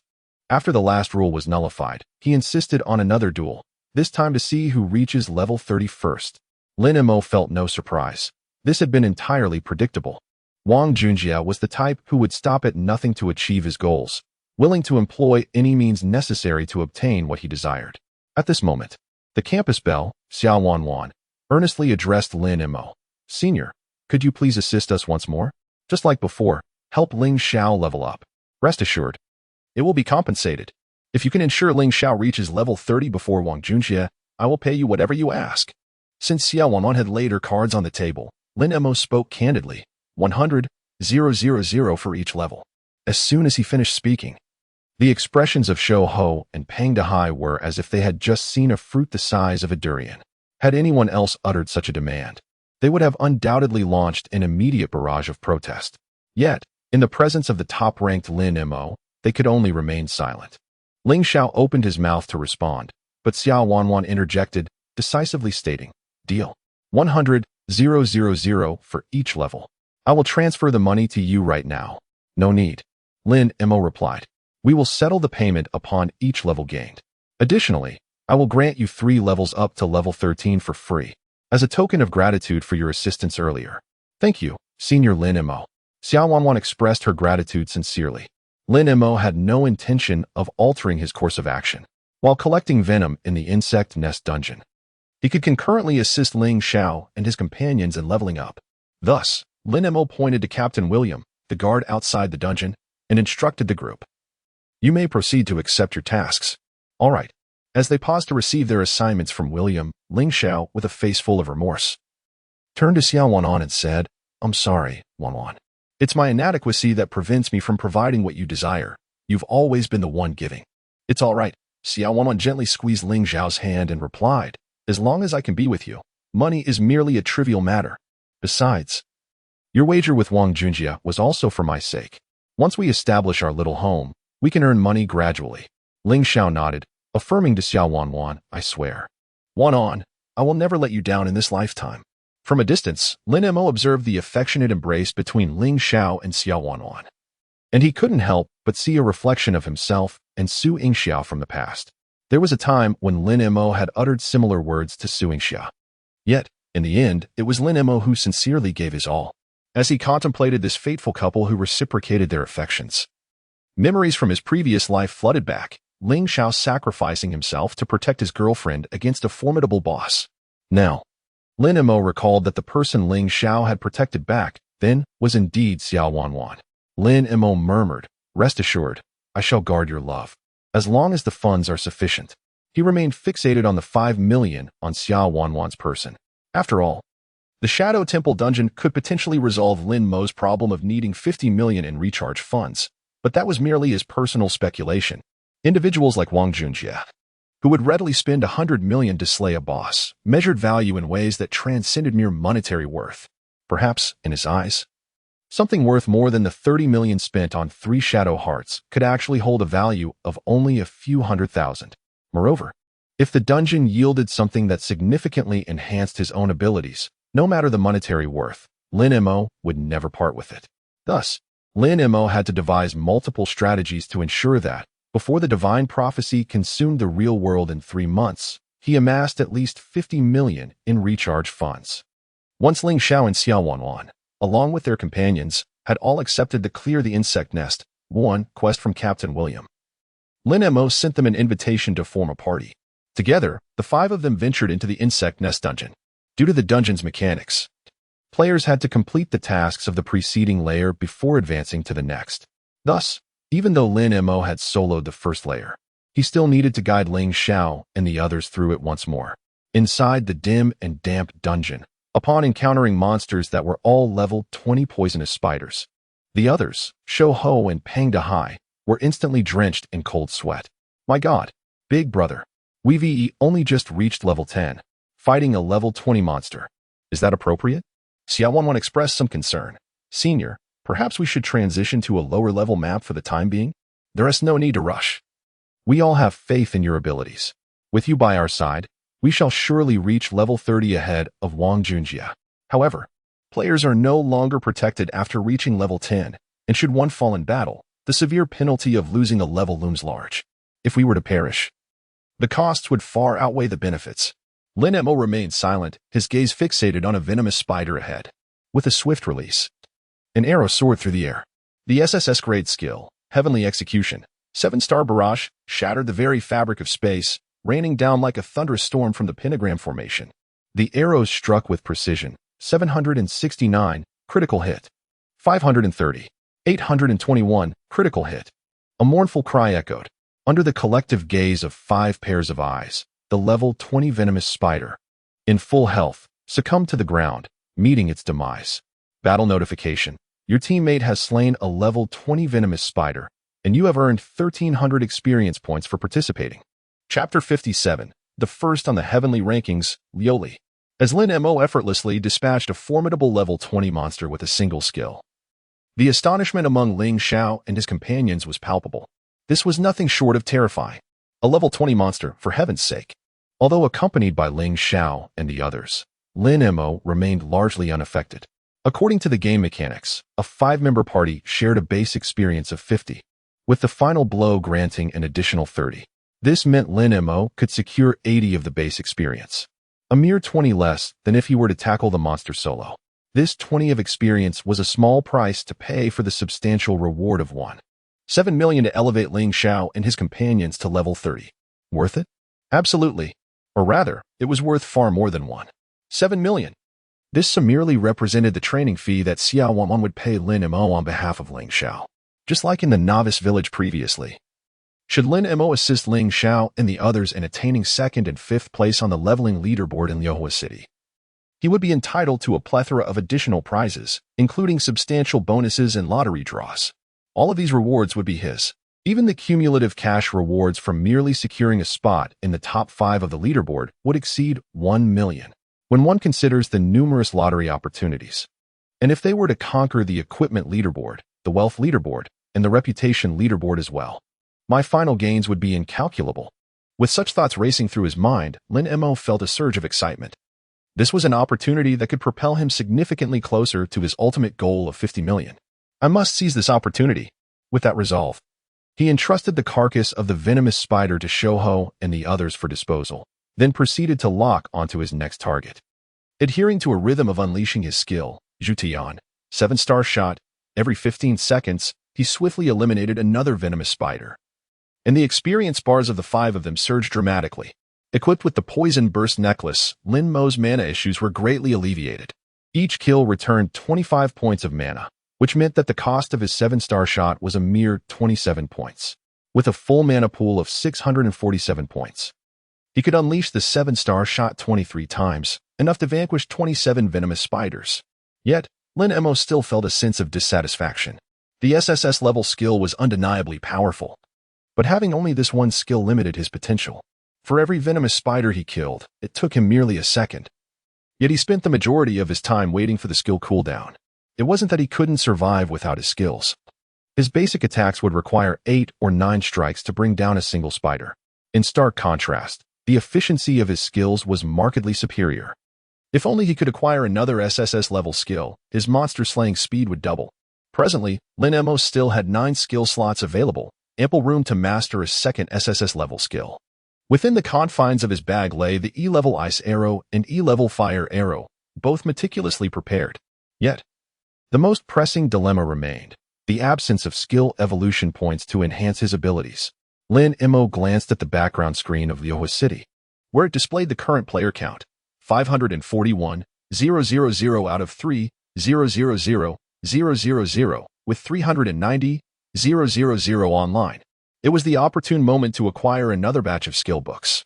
Contemplating this, Lin Mo concealed his ID and sent a message in the chat channel of Liuhua City, willing to purchase foundational professional skill books for 1,000 yuan each. Instant purchase. However, to Lin Mo's astonishment, after 10 minutes, he had only received a meager 11 books sporadically. What was amiss? Why was no one selling? Had he set the price too low? After much deliberation, he discovered the root of the issue through a private message from another player. Why didn't you mention this earlier? I already completed my class change in the novice village and used all the books. The realization struck Lin Mo like a bolt of lightning. Anyone who had arrived at the level 3 main city must have already undergone their class change, thus consuming their foundational skill books. Therefore, the most suitable place to acquire these books was indeed the novice village. Returning to the novice village personally would be a significant waste of time. So Lin Mo devised a plan. He opened his friends list in the game and sent a message to Wind Shadow, a player he had previously added. Are you still in the novice village? Yes, Brother Mo. I've been quite busy at the offline shop over the weekend, and I've only just reached level 9. Qin Feng replied, his enthusiasm palpable. Evidently, Lin Mo had transformed from a rival he once disliked into an idol that Qin Feng now admired. Lin Mo continued, please help me gather the skill books. I need all the E-level foundational books. I'll pay 1,000 yuan each, and there's no cap on quantity. For each book you collect, I'll give you an extra 100 as a tip. No problem, Brother Mo. Leave it to me. Qin Feng chuckled, but you can skip the tip. I have just one request. If you ever start a guild, May I join? It seemed that Qin Feng was determined to cling to Lin Mo's coattails. Of course. You can front the money for now, and I'll reimburse you later, if you trust me. Knowing this was his chance to shine, Qin Feng confidently replied, of course. Brother Mo, I trust you. With this task entrusted to Qin Feng, Lin Mo could focus solely on farming venomous vials. When the time came for Qin Feng to arrive at the level 3 main city to hand over the books, it would mark the moment of Lin Mo's second SSS level skills inception. Despite facing monsters of level 20, only Lin Mo exerted effort, while the others, including Ling Xiao and Xiao Wanwan, who were merely at level 10, could not contribute at all. Despite the challenges, Lin Mo's exceptional burst of power and lethal prowess enabled him to eliminate nearly 400 venomous spiders in a mere 2 hours, securing 10 vials of venom for each of the 4 companions. The substantial rewards from their monstrous slaying, combined with the final task bonus, elevated all 4 of them to level 12. They surged from a ranking of 500,000 to within the top 10,000. As for Lin Mo, he stood at level 16 with 19% experience, firmly maintaining his position at the pinnacle of the level leaderboard in Flowing Fire City. It became evident that Lin Mo's apprehensions were justified. Initially, the scarcity of players had left many formidable individuals hunting for bosses in the novice village, delaying their arrival at the level 3 main city. However, as time progressed, real-time statistics from the system indicated that the player count in Flowing Fire City had reached 2.5 million, inching closer to saturation. While Lin Mo's position on the level leaderboard remained unchallenged, the titles on the equipment, wealth, and reputation rankings had been seized by other players. At the top of the equipment leaderboard was a level 15, 2-star red item owned by a player named Dragon Soul, while the wealth leaderboard was led by a player known as the Hero of the Chaos, boasting an astonishing collection of 3,158 gold coins. The chat channels of Flowing Fire City were inundated with messages from Wang Junjie, who was exchanging gold at a rate of 1. Even as many voiced their frustrations, urging him to cease flooding the chat, the undeniable truth remained. Wang Junjie's financial prowess was unparalleled. Demonstrating strength through wealth was indeed a valid strategy. Leading the reputation leaderboard was a female player named Liuli, whose reputation score reached an impressive 1,228 points. This feat was puzzling, particularly in an era where a single task could only award 12 points of reputation. How had Liuli amassed such a remarkable score by the second day of the server's launch? Moreover, another matter perplexed Lin Mo. Gazing at the rankings, he pondered. Why do I have no recollection of this Liuli from my previous life? Surely, as a top contender, she should have left some impression on me. Could it be that I am mistaken? Although the leaderboard was in constant flux, Lin Mo remained unperturbed. The level leaderboard's rewards were obtainable only by reaching level 30 and completing a second class change, while the other 3 leaderboards required the entire city to have over 100,000 players at level 30 before they would conclude. Hence, the current rankings did not dictate any significant outcome. In the 3 months leading up to the Divine Prophecy's engulfment of reality, the SSS class talent, the nation's top female emperor, Xia, had yet to log in, signifying that Lin Mo was the sole SSS class talent in the Great Xia Kingdom at that moment. The power of SSS class talent surpassed all others. Patience was essential. Only those who could endure would emerge as the true victors. A surge of unwavering confidence blossomed within Lin Mo. Chapter 58. Qin Feng's hidden message, Wang Junjie, seals the map.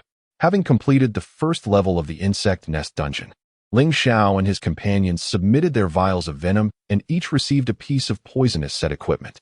Is this really a set piece? The lanky monkey exclaimed with excitement upon seeing the equipment's attributes. I read in the official guide that the value of set equipment typically far exceeds that of ordinary gear. Are you saying this is worth quite a bit? The greedy fat Daha's eyes sparkled with avarice.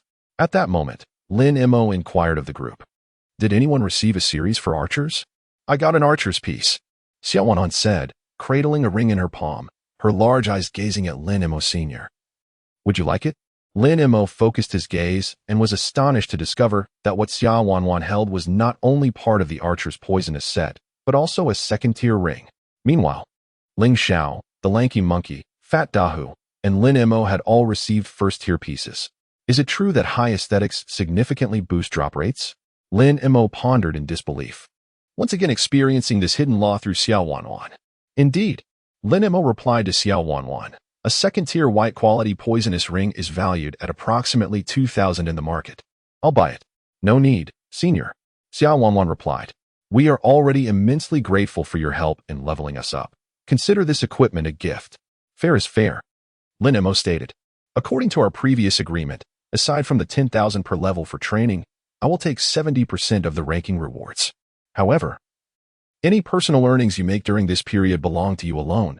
No need to share with me. Xiao Wanwan nodded in agreement. All right. Thus, Lin Mo transferred 2,000 yuan to Xiao Wanwan. Simultaneously, he turned to Ling Xiao and the others, asking, do you want to keep your equipment? If not, I'll buy it from you at 500 each. 500 each? Although they did not understand why Lin Mo was collecting equipment that did not align with his profession, the price he offered was utterly irresistible for student-budgeted Lanky Monkey and Fat Dahu. Consequently, both the Lanky Monkey and Fat Dahu promptly sold their gear to Lin Mo. Gaining 500 yuan each, they were overjoyed. Xiaoge, Monkey Go, tomorrow I'll treat you to hot pot. Sister-in-law, you're coming too. Sounds good. Ling Xiao, however, was more perceptive. He seemed to suspect that Lin Mo had some special purpose for collecting the poisonous set. Thus, he said, I want to keep this one since it's usable for my role. Is that all right? Lin Mo, without giving it much thought, replied, sure.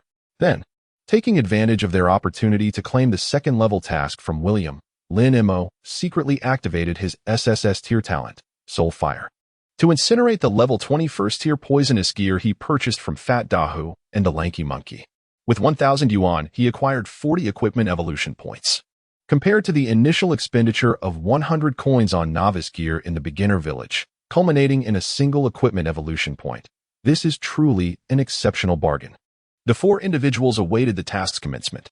Lin Mo finally realized his aspiration of advancing to the second level of the Insect Nest dungeon.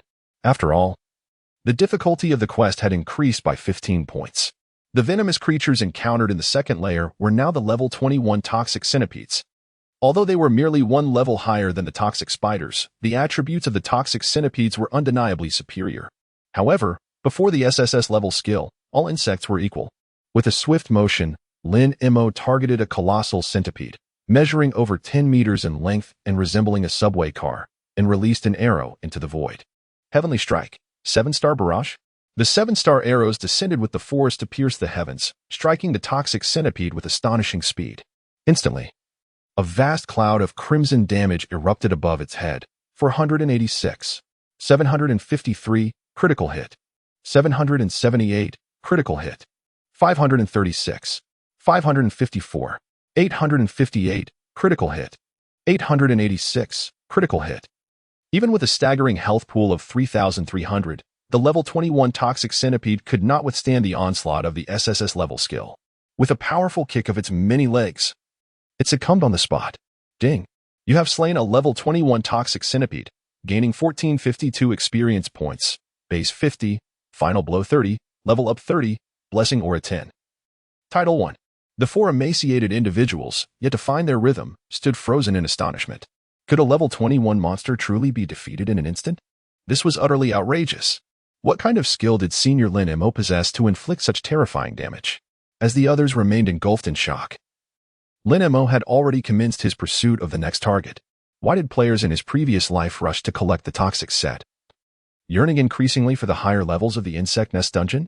Because the higher the dungeon level, the greater the drop rate for venom vials. The level 21 toxic centipedes in the second layer boasted a drop rate of approximately 20 for venom vials, while in the first layer, one vial would drop for every 10 toxic spiders. Here, one vial would drop for nearly every 5 toxic centipedes.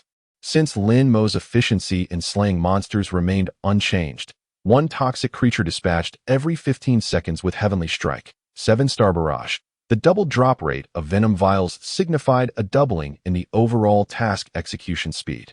In less than 2 hours, the 5 successfully collected 10 venom vials each, completing their quest. Just then, a notification chimed. Ding! Qin Feng sent a game message. Mo Go. I've arrived at Fireflow City. I've gathered a total of 425 E-grade skill books across all professions. Is that sufficient? Good heavens. 425 books? Lin Mo was stunned by the number Qin Feng had sent. Following closely behind was a wave of elation. For the complete incineration of 425 E-grade skill books would yield a total of 425 skill evolution points. With the requirement of 127 evolution points to elevate each E-level skill to SSS level, there are enough evolution points to cultivate 3 SSS level skills. That's sufficient, Lin Mo replied. Qin Feng responded, I can't fit them in my backpack, so I've stored everything in the main city's warehouse. Brother Mo, whenever you return, just let me know, and I'll retrieve them for you. All right, he concluded, closing the dialogue box. Lin Mo found himself immensely excited about the imminent attainment of a second SSS level skill. At this moment, glancing at the time, it was already 6 in the evening, and the second layer had been cleared. Lin Mo murmured to himself, perfect. I'll return to the city, log off for dinner, and once I acquire the skill book, I'll evolve the second SSS skill. Then I shall tackle the third layer of the insect nest dungeon, which will surely be much easier. With this thought, Lin Mo prepared to exit the insect nest dungeon with Ling Xiao and the others. Just then, Qin Feng suddenly sent another message. By the way, Brother Mo, are you in the insect nest dungeon? Upon reading this message, Lin Mo halted his steps. How did you know? Indeed, you must be extremely cautious.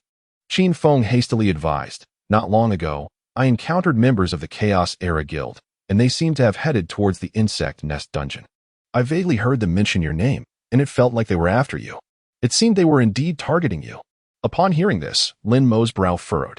How did Wang Junjie know I was in the insect nest dungeon? Hearing this, Xiao Wanwan also found it strange. There should only be the 5 of us in the insect nest dungeon. No other players would dare venture into such a high-level wild zone, so it is indeed peculiar how he knows. At this moment, Ling Xiao quickly interjected. We should leave this place before they arrive. Lin Mo, however, did not hastily move, but instead continued to inquire of Qin Feng. When did you see the people from Chaos Era? About 20 minutes ago, came the reply. Upon receiving this response, Lin Mo's expression grew grave. There was no time to lose. If all went as expected, they should already be outside the insect nest dungeon, waiting for us. Chapter 59, Evolution, the second SSS level skill. In the depths of the level 20 insect nest dungeon, an overwhelming throng of players from the Chaotic Era Guild, numbering in the thousands, had encircled the entire dungeon, creating an impenetrable barrier. The atmosphere was charged with intensity. Among the crowd, Wang Junjie, a level 13 warrior clad in golden armor, casually toyed with a seemingly priceless shimmering longsword, his gaze fixed with a mocking intensity on the dungeon's exit. He appeared to be brimming with impatience. Wang Junjie exclaimed, Damn it, you useless fools, why aren't you coming out? Have you perished inside? I can hardly wait to go in and eliminate that obstinate fool.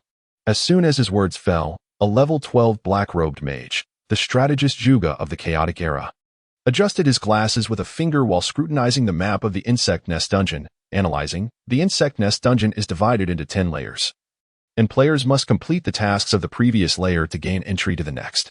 The obstinate fool is on the second layer, and we can only access the first layer at most. Even if we enter the insect nest dungeon, we cannot capture him. However, there is only this one entrance, and he is unaware of the ambush we have set outside. We need not enter, we merely wait here for him to emerge. Once he does, his demise is assured. Upon hearing this, Wang Junjie grinned malevolently. Obstinate fool. I can hardly wait to see the splendid expression on your face when you emerge and behold the grand gift I have prepared for you. Ha ha ha ha. If I don't make you eat dirt until you're satisfied, I swear I shall take your name. Meanwhile, in the city of flowing fire, a flurry of silver light descended as Lin Mo, Ling Xiao, Xiao Wanwan, Shou Hoer, and Pang Dehai were teleported back to the city. Shou Hoer couldn't help but chuckle. Just thinking about that foolish Wang Junjie waiting outside the dungeon, believing we are still inside, makes me want to laugh. Pang Dehai, however, scoffed. One teleportation scroll cost 1 gold coin, equivalent to 10,000 yuan. It's outrageously expensive. The over 10,000 yuan I earned during the leveling event in the novice village has vanished in an instant. Sigh. Xiao Wanwan reassured the hefty fellow. Maintaining our levels is the most important thing. I calculated that once we receive the leveling bonus from the city of flowing fire, even if 70% goes to Senior Lin Mo, we would still have at least 60 to 70,000 yuan left. Her words instantly reignited Pang Dehai's spirits. Lin Mo glanced at the time and advised the group, let's log off for dinner. We shall reconvene before 8 in the evening. All right. As they spoke, Ling Xiao and the others logged off. Lin Mo, however, did not rush to log off. Instead, he arrived at the warehouse management office in the city of Flowing Fire to meet with Qin Feng. "Brother Mo, are you all right?" Qin Feng inquired with concern. "Those from the chaotic era haven't caused you any trouble, have they?" Lin Mo replied with gratitude. "Thanks to your timely assistance, everything is well." Receiving recognition from his idol, Qin Feng scratched his head and grinned. It was merely a small effort. Originally, upon hearing from Qin Feng that the people of the chaotic world had set their sights on him, Lin Mo surmised that Wang Junjie was likely stationed outside the Worm Nest's underground palace with a contingent of guards. The moment he stepped out, he would undoubtedly find himself ensnared in a trap. Thus, he devised a clever plan, instructing Qin Feng to procure 5 return scrolls from the bustling marketplace of Liuhua City and dispatch them to him via mail. Subsequently, the 5 of them utilized the return scrolls to teleport directly back to the city. Although the cost of using the return scrolls was steep, it was a trifling expense compared to the consequences of being slain by the chaotic world's denizens, which would entail a penalty of losing a level. Having previously engaged in a battle against the overwhelming numbers of Su Mucho and the Dragon Soul Guild, Lin Mo had come to a profound realization in the world of the Divine Oracle. There exists no invincible protagonist akin to those in celestial novels who can single-handedly hold back thousands of foes. This game does not permit absolute invincibility. Even in his past life, the SSS-ranked prodigy Xia, the first female emperor of the Daxia national server, retained her esteemed position only because she was surrounded by countless S and even SS-ranked talents defending her. Thus, had Lin Mo ventured out alone to confront the vast army of the Chaotic Guild, his demise would have been inevitable. Regaining his composure, Lin Mo requested Qin Feng's account number and promptly transferred him 500,000 coins.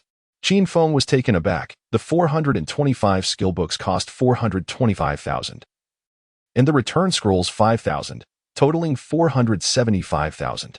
"You've given me too much. The excess is your reward for your efforts," Lin Mo replied, recognizing the time Qin Feng had spent in the novice village to assist him in gathering the books. Lin Mo appreciated that the return scrolls could only be purchased with gold, and Qin Feng had exerted considerable effort to acquire the 5 scrolls. "I have seen your contributions," Lin Mo remarked, his seemingly casual words instantly validating all of Qin Feng's silent endeavors. "Ah, it's nothing. Just don't hold a grudge over that matter with Su Yingxia." Qin Feng hesitated, then asked, "By the way, did you and your sister-in-law have a quarrel? Should I talk to her on your behalf? Based on my extensive experience with women, she is indeed one of the few exemplary girls. It would be a shame to miss out on her." Lin Mo's expression suddenly turned cold. "This matter does not require your intervention." Qin Feng quickly fell silent.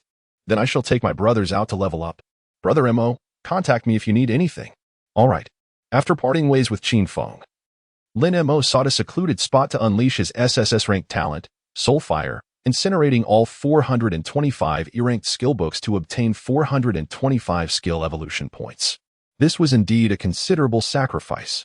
Lin Mo's funds, which had initially exceeded 1 million, had dwindled to just over 700,000, and now he was left with a mere 300,000.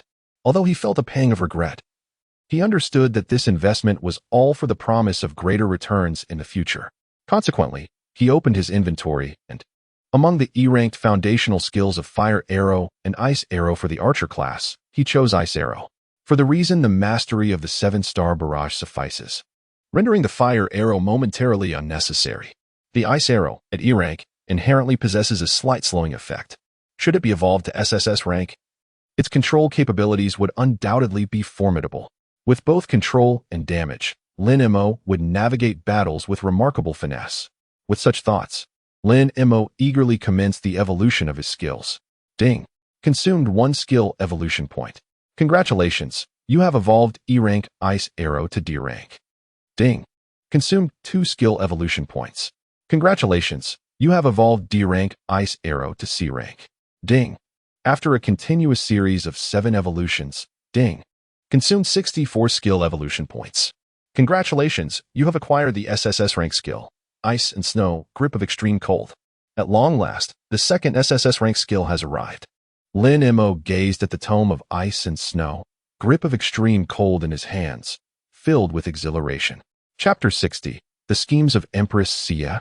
Observing the struggle from afar, Ice and Snow Grip of the Frigid, Archer SSS level skill effect.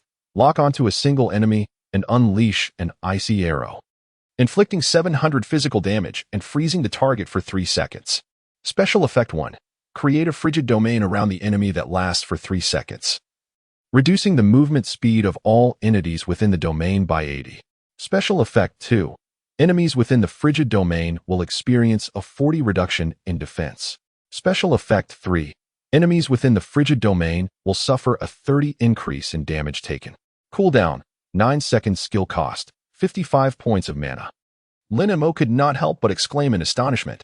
A damage coefficient of 700, accompanied by group slow, group defense reduction, and group damage amplification. And this is merely the basic effect, with the 10 skill intensity bonus from the purple title Tactical Master. The ultimate effect of this SSS level skill in Lin Mo's hands should be 770 single target damage, 88 group slow, 44 group defense reduction, 33 group damage amplification. Incredible! Lin Mo marveled in awe. Filled with exhilaration, Lin Mo promptly utilized the skill book to learn this SSS level skill, Ice and Snow Grip of the Frigid.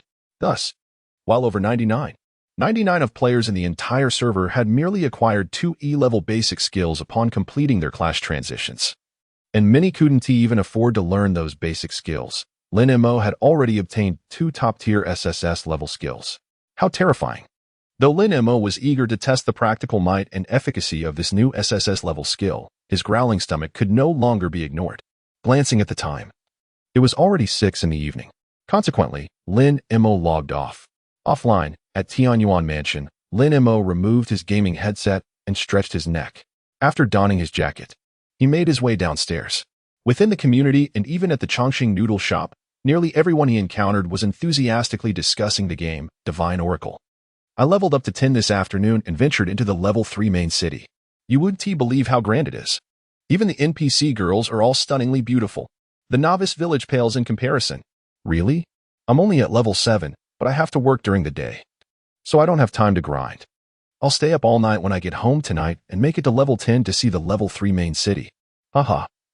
I farmed a blue item this afternoon and sold it for 1,800 bucks. Tomorrow, I'm quitting my job. Whoever wants to keep working can do so. I'm going to become a professional player. This game is so much fun.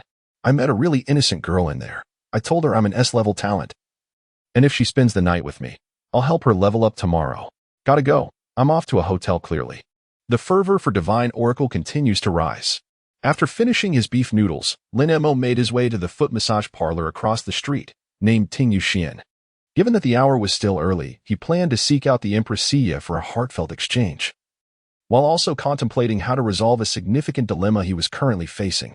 Upon entering, the receptionist instantly recognized him. Hello, Mr. Lin.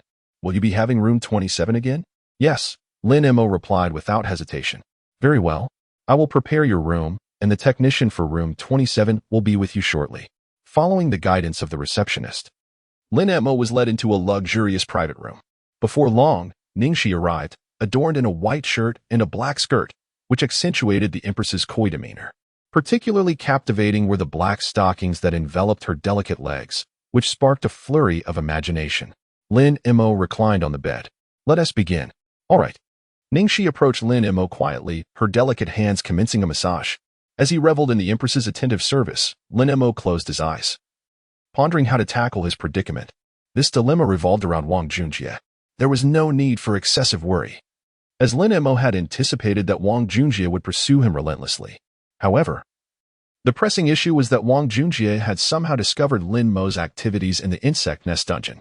If he continued to station guards at the dungeon, Lin Mo would be unable to enter and collect the venom vials necessary for exchanging for a deadly poison set. Confronting an entire chaotic guild with thousands of members head-on would certainly put Lin Mo at a disadvantage. What strategy could he devise to counter Wang Junjie? Lin Mo ruminated deeply, yet found himself at a loss for solutions. Just then, an epiphany struck him. He recalled that in his past life, the Empress was not only extraordinarily powerful but also exceptionally astute, well-versed in various military strategies and tactics, truly a paragon of both intellect and martial prowess. Thus, Lin Mo tentatively posed a question to Ningxi. I have a question for you. If you can provide a satisfactory answer, I shall reward you with 1,000 yuan tip. What do you say? 1,000 yuan tip. Ningxi's eyes brightened. What is the question? Lin Mo seized the moment. If an enemy appears before you, one that you cannot confront with your current strength and cannot evade, how would you deal with them? She pondered for a moment before softly responding. I would seek out a powerful ally of equal strength, devise a way to sow discord between them, and watch them contend with each other. Buzz. Lin Mo sprang up suddenly. Why didn't I think of that? She was startled by Lin Mo's abrupt reaction. Did my answer not satisfy you? Not at all. Lin Mo exclaimed excitedly. It was exceptionally satisfactory. Without further ado, he transferred 2,000 yuan to Ningxi as a tip and instructed her, I will head to the front desk to arrange for you to take a leave. You must return home to rest and not provide services to anyone else in my absence. After speaking, Lin Mo dashed out of the private room. Although Ningxi was filled with confusion, she felt immense joy when she opened the transfer sent by Lin Mo. Adding the 1,000 yuan Lin Mo had given her at noon, she had a total of 3,000 yuan, which she promptly transferred via WeChat to a friend whose nickname was Xiao Fei. Ding. Xiao Fei messaged, Sis, where did you get so much money? Did you get your salary? Ningxi replied, No, this is a tip from a client. Xiao Fei was taken aback, his voice trembling with fear and concern as he said, Sis, you wouldn't please don't. If you're making such a huge sacrifice for me, I'd rather not go to school. Ningxi reassured him, Don't worry, this client is very upright and hasn't done anything inappropriate. This is a legitimate reward, not what you're imagining. Xiao Fei, just focus on your studies. Leave everything else to me. I'm doing well. Ning Fei, her younger brother who had been raised by her, felt an overwhelming sense of guilt. Sis, I swear, once I graduate and start earning, I will buy you a large house, a nice car, and provide you with a good life. Ningxi smiled with appreciation. All right. Chapter 61, Hidden Instance. The Shadow Sanctuary emerges. Upon returning home, Lin Mo, eager and impatient, did not wait for the agreed-upon hour of 8 with Ling Xiao and the others. He promptly retreated to his room, donned his helmet, and logged into the Divine Oracle.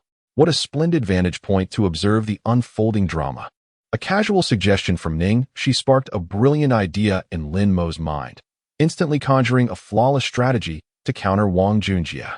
In that moment, he truly appreciated the remarkable intellect of the first Empress of the Great Xia in his previous life. This Empress was indeed formidable. It was no wonder she ascended to the pinnacle of the Great Xia server. With a sigh of admiration, Lin Mo began to orchestrate a grand scheme within his mind. Unbeknownst to him, a mischievous smile crept upon his lips as he whispered, Wang Junjie, brace yourself. The grand gift I have prepared for you will surely delight you. With that, Lin Mo opened the map of the City of Fiery Flames. After a thorough examination of the terrain, he pinpointed a location to the north of the city. If memory served him correctly, this was the place.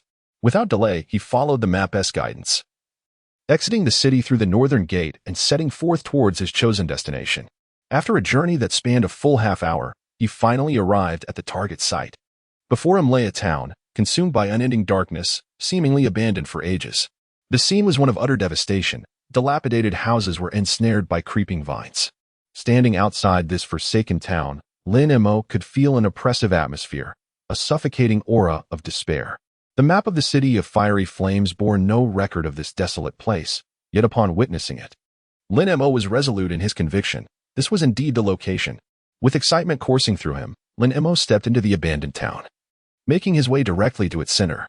As he traversed the shadowy surroundings, it felt as though countless eyes were fixated upon him. For an ordinary person, such an eerie sensation would have likely instilled paralyzing fear, prompting a hasty retreat. However, Lin Mo remained undaunted, for he understood that until the mechanisms within this town were activated, all dark entities were sealed and posed no threat to him. He arrived at the heart of the forsaken city, where he beheld an extraordinary stone door, standing 3 meters tall and entwined with endless vines. A deep bloodstain was clearly visible upon it. Feeling a sense of foreboding, Lin Mo approached the stone door and extended his right hand, aligning it with the bloodstain. In the next moment, a thunderous rumble erupted. With the earth trembling, a system notification echoed in his ears. Ding. Congratulations on discovering the hidden instance, Shadow Sanctuary. The system is about to trigger a regional announcement. Would you like to disclose or conceal your ID? A surge of joy welled within Lin Mo. Indeed. He was correct. This was the sole entrance to the hidden instance, the Shadow Sanctuary. According to the official announcement, each of the 3 major cities conceals an elite-level hidden dungeon known as the Shadow Sanctuary, the precise location of which players must discover themselves. In a previous life, Wang Junjie, having spent 30 million on 3 shadow hearts, issued a substantial bounty in the city of Liuhua, declaring that anyone who could locate the Shadow Sanctuary would be rewarded with 5 million in gold. The announcement created quite a stir throughout the city. For 3 consecutive days and nights, the average online player count in Liuhua never dipped below 2,800,000. As nearly 300,000 players conducted a thorough search throughout the city. Ultimately, it was a middle school student who inadvertently stumbled into the Forsaken City and activated the Shadow Sanctuary, earning him the 5 million reward, much to the envy of countless others, including Lin Mo. This incident also enlightened Lin Mo about the location and activation method of the Shadow Sanctuary. His previous inaction stemmed from 2 considerations. First, he had not yet acquired the toxic set nor gathered 3 shadow hearts, rendering him incapable of tackling the dungeon even if he activated it early. Second, he intended to follow the historical progression of his past life, waiting for Wang Junjie to announce the 5 million bounty before activating the dungeon himself to claim the reward without effort. However, for the sake of greater ultimate benefits, Lin Mo found himself compelled to forego this bounty and expedite his plans. He could not allow Wang Junjie to discover that he was the one who had activated the dungeon, as it would too glaringly expose his intentions. Thus, contemplating this, Lin Mo opted to conceal his ID and trigger the announcement. In the next moment, a resounding regional announcement echoed throughout the city of Liuhua. Citywide announcement. Liuhua City congratulations to player for fortuitously discovering the elite-level hidden dungeon, the Shadow Sanctuary. Rewards: 10 gold coins, 100 reputation points, and the title Explorer. The location of the Shadow Sanctuary has been revealed. Players may refer to the city map for details. Upon the announcement's release, the entire city erupted with excitement. "Oh my, how thrilling!" exclaimed an 11th level archer. "Isn't this the hidden dungeon mentioned in the official announcement? Who on earth is so remarkable?" questioned a 10th level assassin. "How could they have uncovered the hidden dungeon so swiftly? Just the exploration reward alone amounts to a fortune." "An elite level hidden dungeon," shouted a 12th level mage. "It certainly seems valuable. Is anyone interested in forming a party to tackle the dungeon and earn some gold?" "You really think you can just waltz into a hidden dungeon?" scoffed an 11th level priest. "Based on my extensive gaming experience, entering a hidden dungeon undoubtedly requires purchasing keys. Recharge options aren't even available right now," exclaimed a 10th level knight. "Who cares? Let us go check it out anyway. What if we stumble upon a rare artifact in the dungeon?" Becoming rich overnight is no longer a mere dream. Meanwhile, outside the Worm Nest dungeon, the vigilant guardian Mo had been enduring the increasingly irritable Wang Junjie when suddenly a system announcement echoed from above, illuminating his expression. "A hidden dungeon? Incredible! The talents of the Flame City are indeed remarkable. They have unearthed this hidden dungeon with such swiftness. Amazing! Let us go, brothers. Let us embark on this dungeon raid." At that moment, a subordinate inquired, "Boss, aren't we adhering to the rules?" "Rules? Nonsense. What is some trivial adherence compared to a hidden dungeon? Of course, we must prioritize the dungeon," Wang Junjie exclaimed with enthusiasm. "Once I conquer this hidden dungeon, I could obliterate 10 rules with a single punch." With that proclamation, he left several hundred men to continue guarding the Worm Nest dungeon. Wang Junjie led the remaining players of the Chaos Guild, promptly following the map's guidance towards the location of the Shadow Cathedral. On the other side, in Flame City, Sumuchio, who was hurrying back to town to submit a quest, was struck by a sudden realization upon hearing the system announcement. The Shadow Cathedral has appeared so swiftly? This hidden dungeon represents the highest exploration value in the early stages of a level 3 main city, and we cannot allow other guilds to seize the advantage. With this thought, Sumuchio immediately commanded those around him, "Summon all our brothers online at once. We must advance towards the Shadow Cathedral and clear the obstacles for our leader." Yes. Chapter 62. The Guild War, Chaos versus Dragon Soul. The emergence of the hidden dungeon, the Shadow Sanctuary, has caused a stir throughout the city. As the location of the dungeon is revealed on the map of the City of Blazing Fire, countless players hurriedly rush towards the site, following the map's guidance. The allure of system achievement rewards, leveling up incentives, and the official benefits is evident to all. This hidden dungeon, heralded as the only one of its kind in the early game of the Oracle, is destined to be of immense value. However, unbeknownst to the players, entry into the Shadow Sanctuary requires 3 shadow hearts, Many mistakenly believe that simply having the dungeon unlocked allows them access. Thus, every player arrives, clutching dreams of amassing great wealth within this dungeon. Simultaneously, within the desolate city, a map announcement echoes. Attention, the Shadow Sanctuary dungeon has been activated, and the Shadow Legion is about to awaken. Players are advised to take precautions. With a resounding tremor shaking the ground, at the moment the announcement sounded, Lin Mo had swiftly retreated beyond the city limits. He understood well that entry into the dungeon demanded not only the Shadow Hearts as keys, but also the eradication of the Shadow Legion. Given Lin Mo's current strength, he was ill-equipped to confront the Legion. Moreover, it was only a matter of time before Wang Junjie would arrive with his entourage. I must avoid confrontation. Sure enough, within 10 minutes, a throng of players from the Chaos Guild surged forth. Accompanying them were numerous solo players and members from small studios and clubs hailing from the city of Blazing Fire. Yet, they were intercepted by the forces of chaos. The Shadow Sanctuary dungeon is already claimed by our Chaos Guild. Outsiders, step aside. With over 3,000 members, the Chaos Guild exuded an overwhelming presence. The players caught at the periphery grumbled. Does Chaos intend to monopolize the hidden dungeon? This is outrageous. Indeed, this dungeon does not belong to them. Why are we barred from entry? How can Chaos muster so many players? This is absurd. Under the intimidation of the formidable Chaos Guild, these solo players, along with the small studios and guilds with merely a handful of members, although disgruntled, dared not challenge them. At this moment, Wang Junjie emerged from the throng of Chaos members, gazing at the concealed hidden dungeon, the Shadow Sanctuary, and could not contain his elation. Ha ha ha. I was just about to offer a citywide bounty for anyone who could help me locate the hidden dungeon in the city of Blazing Fire. I would reward them 5 million. You've saved me some money. As he spoke, Wang Junjie commanded his subordinates, guard this place. Do not allow anyone else to enter. Anyone who dares approach, cut them down. Understood.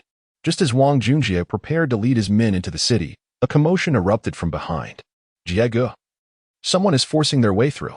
Upon receiving news from his subordinates, Wang Junjie's expression shifted dramatically as he glared furiously, exclaiming, "Damn it! Who dares to court death?" His subordinate hastily replied, "Based on their ID characteristics, it appears to be a guild named Dragon Soul."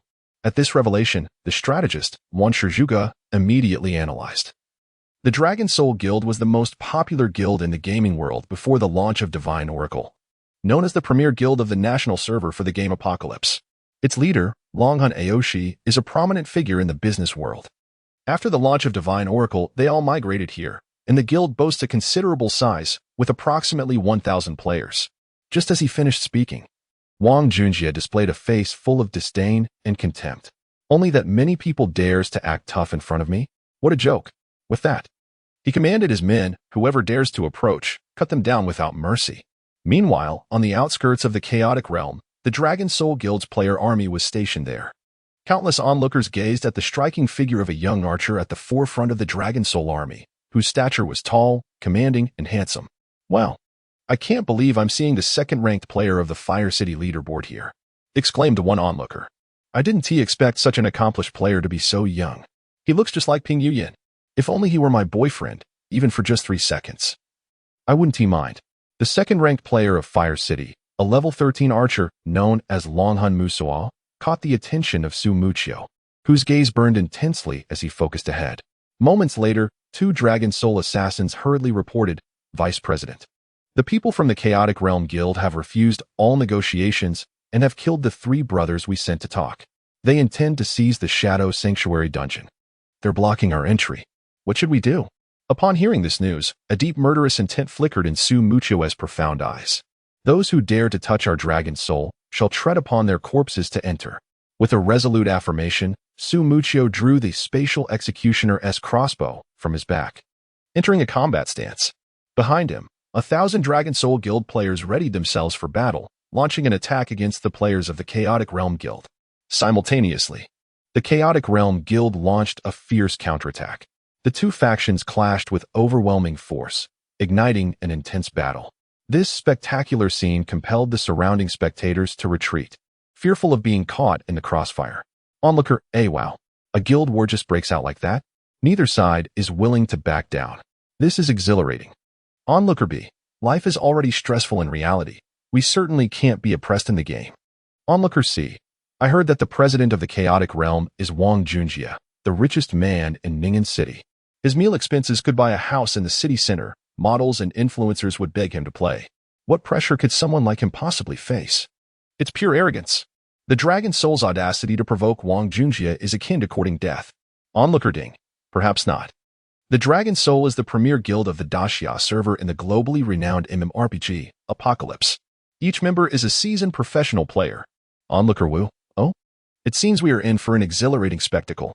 Amidst the fervent discussions of the onlookers, the clash between the two formidable guilds, Chaos and Dragon Soul, has escalated to a fever pitch. Clang, clang, clang. Melee knights and warriors wielding swords and shields have forged an unyielding defense. Boom, boom, boom.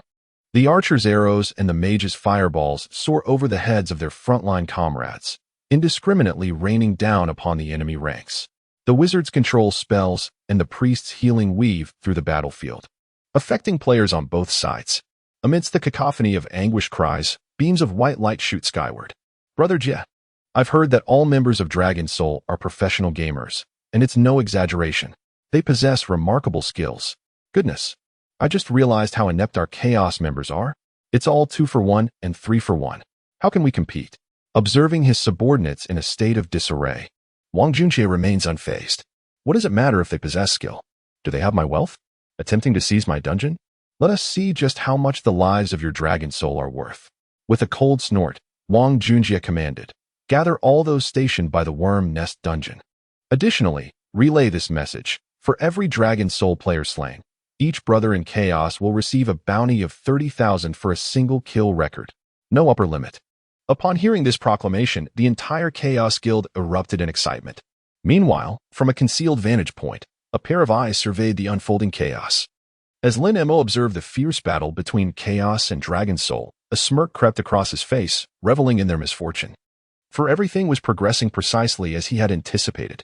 Chapter 63, SSS-rank, Grip of Ice and Snow. Indeed, the first female emperor of the national server from my previous life is truly deserving of her title. Lin Mo could not help but marvel. Ningxi's phrase watching the tigers fight on the mountain provided him with immense inspiration and insight. This prompted Lin Mo to consider, since his current strength is insufficient to confront Wang Junjie, who commands thousands within the formidable Chaos Guild, he would instead activate the hidden dungeon, the Shadow Sanctuary, to incite a conflict between the Chaos and Dragon Soul guilds. As the two titans of the former Phoenix City, Dragon Soul and Prideful World are evenly matched. Moreover, historically, they have been at odds with one another. As the saying goes, two tigers cannot coexist on the same mountain. Dragon Soul and Chaos have engaged in fierce competition across various dungeons, quests, and bosses. Small skirmishes every 3 days and larger battles every 5 days have become the norm. Thus, Lin Mo understood that once the hidden dungeon emerged, it would undoubtedly attract both sides to vie for control.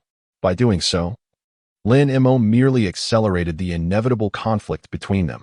Consequently, while Dragon Soul distracts Wang Junjie, he could comfortably delve into the Insect Nest dungeon and gather the venomous gear. As for whether the Shadow Sanctuary dungeon would ultimately fall into Wang Junjie's hands, Lin Mo felt no concern. He was well aware that players needed 3 Shadow Hearts to enter the Shadow Sanctuary, not to mention eliminating the Shadow Legion guarding the dungeon entrance within Shadow City. Each time the Shadow Legion was defeated, they would resurrect, gaining strength in approximately 10 rounds. Thus, the Shadow Legion alone would be quite a handful for Wang Junjie. Not to mention, one of the necessary Shadow Hearts was already in Lin Mo's possession.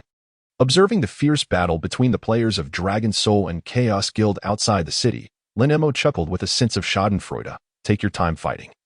I shall take my leave. Time froze at 7:30 in the evening.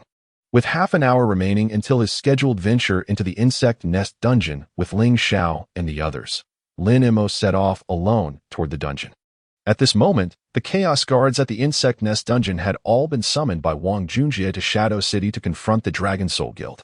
Thus, after submitting the second-tier quest to Captain William and receiving the next task, Lin Mo entered the third tier of the dungeon without obstruction. The task at this level remained to collect 10 vials of venom. The poisonous creatures here had escalated to level 22, represented by the Venomous Scorpion. Venomous Scorpion, physical type common monster level, 22 physical attack, 800 physical defense, 520 magic defense, 495 health points, 3,800 skills. Venom Sting, crush you.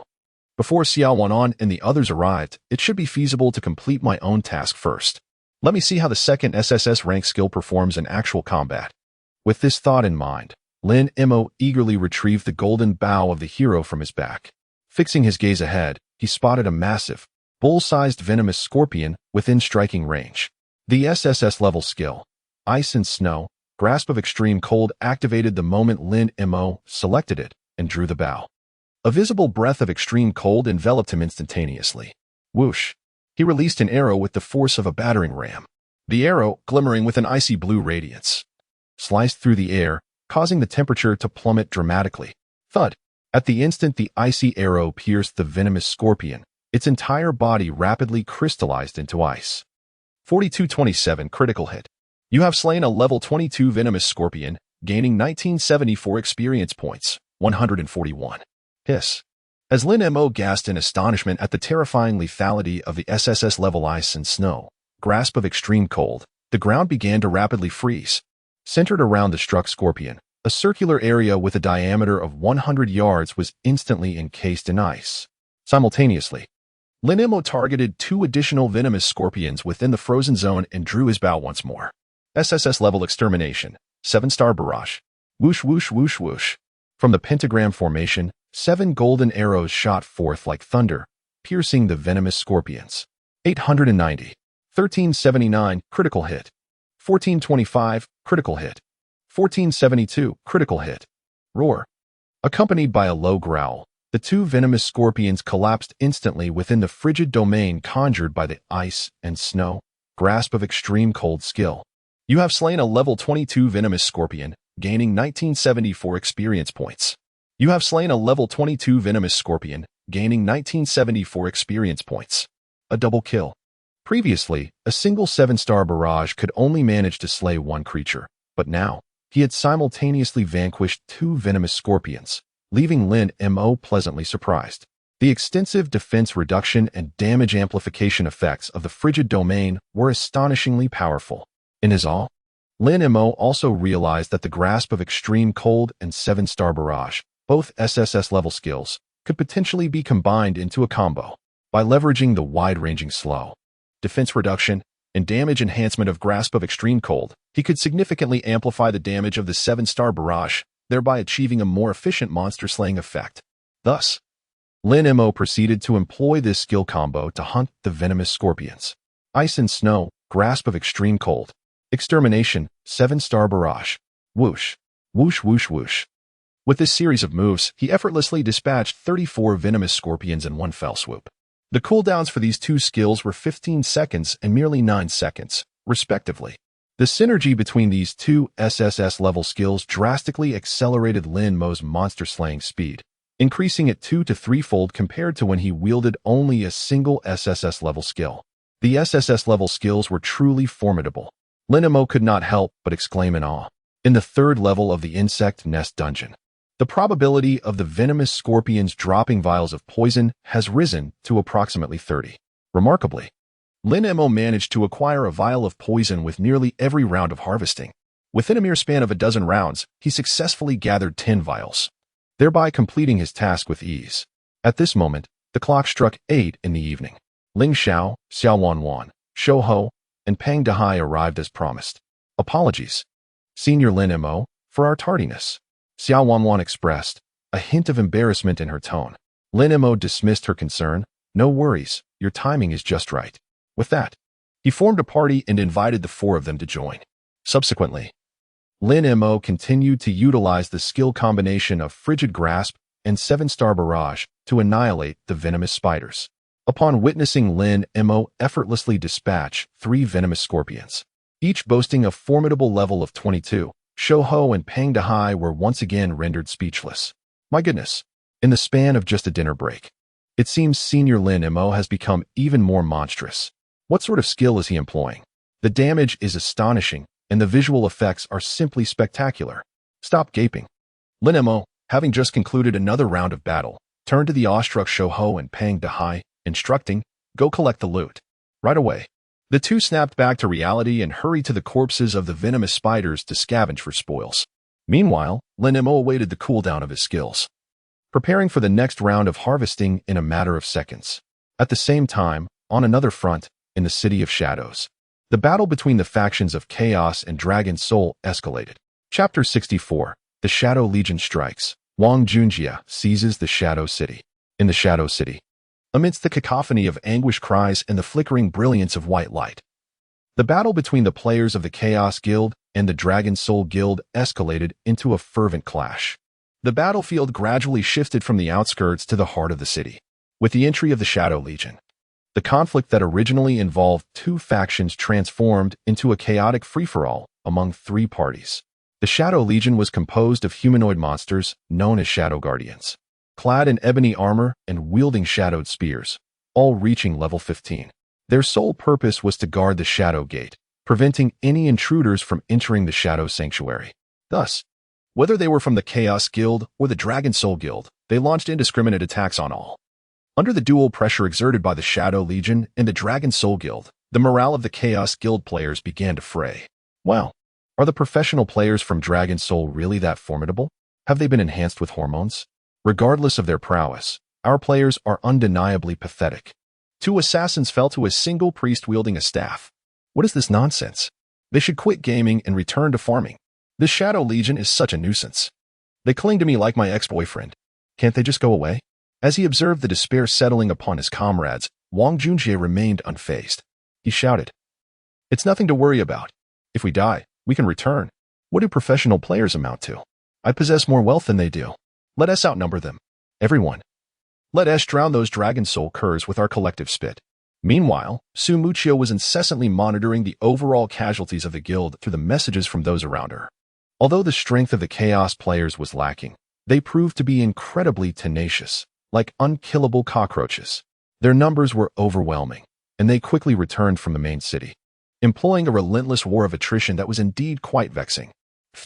Just as Su Muchio shot down a Shadow Guardian with an arrow, she witnessed the level 15 Guardian resurrect within mere seconds, now elevated to level 16. A realization dawned upon her. Without hesitation, she commanded, "All troops retreat." Upon hearing this, her teammates looked perplexed. But should we really relinquish this hidden dungeon to the Chaos Guild? If they arrogantly seize this dungeon, it will be difficult for our Dragon Soul Guild to establish a foothold in the City of Flowing Fire in the future. Relinquishing it was out of the question. Su Muchio gazed intensely at the resurrecting Shadow Guardians, deep in thought. It seems that entering the Shadow Sanctuary, this hidden dungeon, is not as simple as it appears. Prolonging our struggle with the Chaos Guild is meaningless. We will only end up with mutual destruction, giving those with ulterior motives an opportunity to exploit our weaknesses.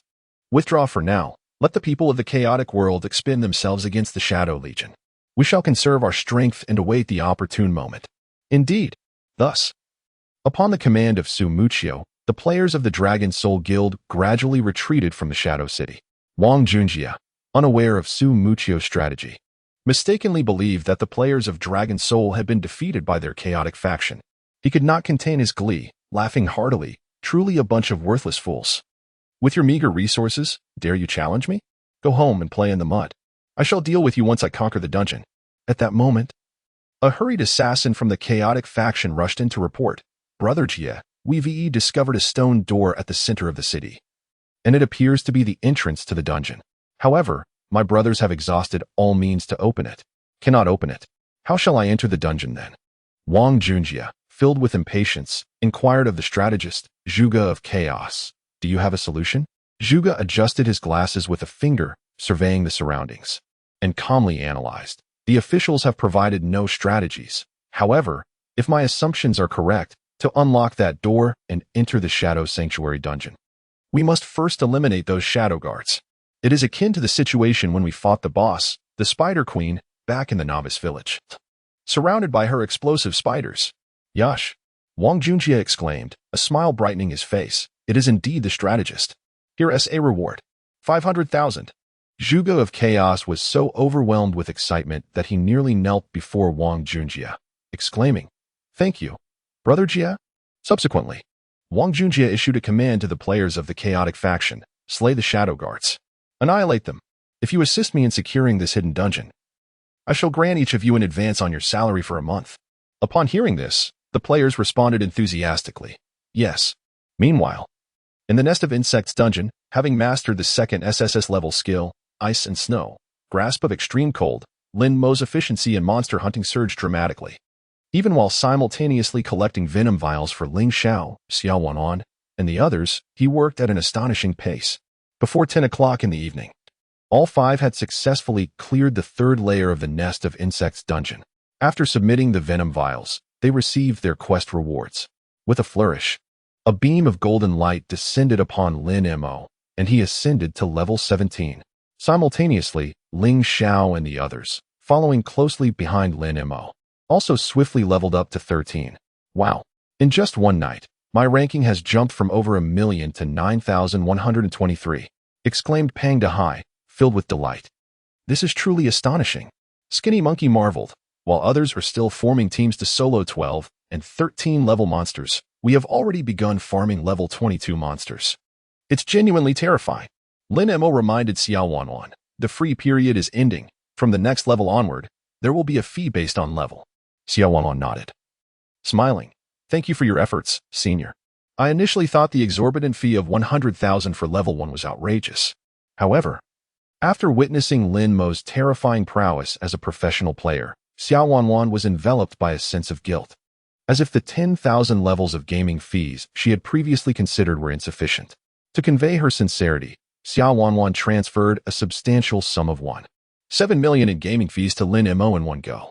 She gazed at him, her eyes brimming with hopeful anticipation. Senior Lin Mo, I entrust the upcoming tasks to you. Watching her assets gradually ascend to the impressive height of 2 million, Lin Mo felt a wave of satisfaction wash over him. No problem, he replied, turning to Ling Xiao. As long as you can keep up, I guarantee you will reach level 30 before Wang Junjia. Ling Xiao seemed lost in thought, until the lean monkey nudged him with his elbow, pulling him back to reality. He quickly replied to Lin Mo, all right, thank you. Seizing the moment after completing their task, Fat Hai and the others received a reward of a poisonous set of equipment.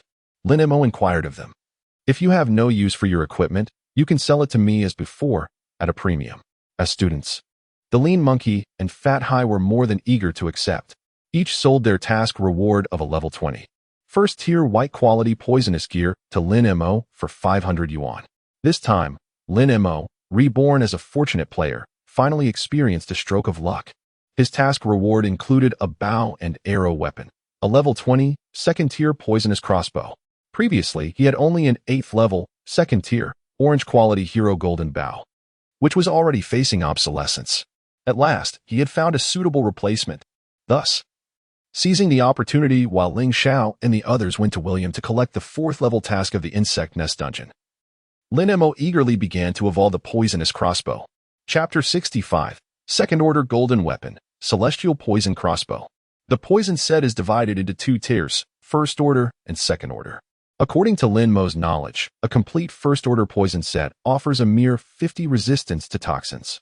In contrast, a complete Second Order poison set can achieve a remarkable 100 toxin resistance. Therefore, to ensure survival in the percentage-based poison damage of the Shadow Sanctuary dungeon, Lin Mo's aspiration must be to acquire the entire Second Order poison set. The current Second Order weapon aligns perfectly with Lin Mo's ultimate goal. Even though he cannot wield it, yet due to his level, this does not hinder him from evolving it in advance. Thus, utilizing the 585 equipment evolution points accumulated from previously refining lower-tier gear, Lin Mo proceeded to evolve the poison crossbow. Ding! Consumed 40 equipment evolution points. Congratulations! You have evolved the 20-level Second-Order white poison crossbow to green quality. Ding! Consumed 80 equipment evolution points. Congratulations! You have evolved the 20-level Second-Order green poison crossbow to blue quality. Ding! The higher the level and quality of the equipment, the greater the cost of evolution. After evolving it 6 consecutive times, a total of 520 equipment evolution points were expended. Finally, a dazzling flash of golden light appeared. Celestial Poison Crossbow, LV 20 quality, Second Order Golden, Physical Attack Power, 455, Additional Attributes, Strength 80, Strength 80. Special Effect, Poison Damage. The wielder's attacks inflict an additional 280 points of toxin damage to enemies. Class: Archer. Description: one of the components of the Archer's poison set. Calculating based on a recycling price of 500 yuan for a 20-level first-order white item. The 520 evolution points equate to an astounding 63,000 yuan. Initially, the immense cost incurred to evolve such a piece of equipment left Lin Mo feeling quite pained. However, upon witnessing the attributes of this weapon, his reluctance vanished in an instant, replaced by boundless exhilaration and excitement. In comparison to his current Brave Golden Bow, which offers a mere 190 points of attack power, Lin Mo found himself utterly captivated by this poison crossbow, which boasts double strength attributes. He yearned to equip this poison crossbow immediately. Alas, with only a level 17 to his name, he had no choice but to temporarily stow it away in his backpack. Nevertheless, this crossbow has become Lin Mo's greatest pursuit and motivation at present. Thus, Lin Mo turned to Captain William of the Guards to accept the quest for the 4th level of the Insect Nest Dungeon. Eliminate the Insect Nest. 4. Difficulty Index 380. Description: players are required to enter the 4th level of the Insect Nest Dungeon, slay the venomous toads, and collect their venom. Quest progress: 0-10. Rewards: 120. 000 experience points, 2 silver coins for reputation points, 1 affinity point with William, and a randomly assigned level 20 venomous equipment set. Quality, part, and class are random. The probability of obtaining higher quality increases with higher affinity with William. The difficulty of the quest continued to rise, yet to Lin Mo, it felt as though he was drawing ever closer to the pinnacle. After Ling Xiao and the other 3 accepted their quests, the 5 of them stepped into the 4th level of the Insect Nest Dungeon, confronted by the 23rd level venomous creature, the Poisonous Toad, which was 1 level higher than the scorpions of the previous level. Lin Mo employed his tried-and-true tactics, using the SSS level skills Ice and Snow, Frigid Grasp, and Celestial 7-star Barrage in rapid succession to eliminate foes. However, it was evident that the process was no longer as seamless as before. Previously, a single series of attacks could easily dispatch 34 poisonous insects and conclude a round of battle. Now, even when he maximized his damage output, he struggled to defeat 3 poisonous toads simultaneously, necessitating Lin Mo to land basic attacks to finish the fights. Though the issue was not particularly grave, it did heighten Lin Mo's realization that his level 8 orange weapon had become obsolete. Upon reaching level 20 and equipping the venomous crossbow, paired with SSS level skills, his output potential would undoubtedly increase significantly. Lin Mo had never experienced such a fervent desire for advancement as he did now. While hunting the venomous insects and collecting the vials of venom to fulfill his quest in the Insect Nest Dungeon, Lin Mo began to ponder a crucial question: the matter of the Heart of Shadows. Currently, not a single level 3 main city on the server had successfully unlocked the hidden dungeon, the Shadow Sanctuary. This meant that no one was aware that the Heart of Shadows dropped by the novice village boss was the key to entering the Shadow Sanctuary. Once Wang Junjie dealt with the Shadow Legion in the Shadow City, he would uncover this secret, and at that time, the value of a Heart of Shadows would soar to 10 million RMB. Thus, I must acquire the other 2 Hearts of Shadows before that happens. As for the one held by Longhan Aoshi, the president of the Dragon Soul Guild, Lin Mo already had a plan in mind. However, the time to claim that heart had not yet arrived. According to the strategy Lin Mo had meticulously devised, he needed to wait before taking action. Prior to that, I must secure the other Heart of Shadows. From his memories of a past life, Lin Mo was aware that another Heart of Shadows was in the possession of someone in the city of Blazing Fire. Yet, this individual possessed a trait that made negotiations challenging for Lin Mo: an insatiable greed for wealth. Unlike Wang Junjie, who could effortlessly part with 10 million, Lin Mo sought to acquire this heart without spending a fortune, or rather, to do so at the least possible cost, which would require some clever maneuvering. A day has elapsed since the server's launch, signifying that Lin Mo has a mere 89 days remaining. He must act with utmost urgency, dedicating all available funds towards amassing a total of 50 million in cumulative charges, unless absolutely necessary. Time is of the essence to avert protracted delays. It appears that I must make your acquaintance tonight. Thus, Lin Mo, accompanied by Ling Xiao and the others, continued their endeavors until midnight, successfully conquering the 4th level of the Insect Nest Dungeon. He then instructed Ling Xiao and the others to log off and rest. Firstly, Ling Xiao, in pursuit of leveling up and fulfilling a wager with Wang Junjie, has reportedly not closed his eyes since the server opened last night at 8 o'clock, having triggered multiple system security warnings. If he persists, he risks being forcibly logged off. Secondly, this provides Lin Mo with a perfect opportunity to attend to his own affairs. Senior Lin Mo, see you tomorrow. Goodbye. As he bid farewell to Ling Xiao and Xiao Wanwan, Lin Mo commenced his own plans. He opened WeChat and sent a message to Qin Feng. Are you free? I require your assistance. Qin Feng's admiration for Lin Mo had reached a level of unwavering devotion. Boss Missouri, what is it? Just say the word. Locate a studio named Chasing Dreams and place an order with them, ensuring to sign a breach of contract agreement. Remember, it is imperative to sign the contract. After a brief moment, Qin Feng, perplexed, inquired, Boss Missouri, I looked it up, and this Chasing Dreams is merely a small power-leveling studio with only a handful of people. Their team leader is merely a level 12 assassin, whose level is even lower than mine. Why should I place an order with them? Lin Mo refrained from elaborating. Resolutely adhering to his plan, do not question it. Simply execute my instructions. Ensure to increase the commission and select the highest odds when signing the contract. With that, Lin Mo transferred 100,000 yuan to Qin Feng's bank card. Use this for now. If it proves insufficient, let me know. Qin Feng did not press further, responding with alacrity, all right. Rest assured, Boss Missouri, this matter is in my hands. Chapter 66, Deceiving for Breach of Contract? Lin Mo's Scheme. In the offline realm of Ning'an City, within the illustrious Tianyi building, on the 8th floor, there resided a studio adorned with the Dream Chaser logo at its entrance. Before 2 rows of computer desks, a dozen studio members simultaneously removed their headsets from the Omen game, stretching their limbs and twisting their necks. How exhausting. Who would have thought that gaming could be so tiring? Brothers, it seems our studio performed splendidly today. Shall we indulge in some crayfish and drinks for supper? Sounds good. Let's consult with Brother Gang. As they spoke, their gazes converged on the exclusive desk of their boss, where a disheveled man, somewhat unremarkable in appearance, with glasses reflecting a shade of green, sat immersed in his phone. Are we having supper, Brother Gang?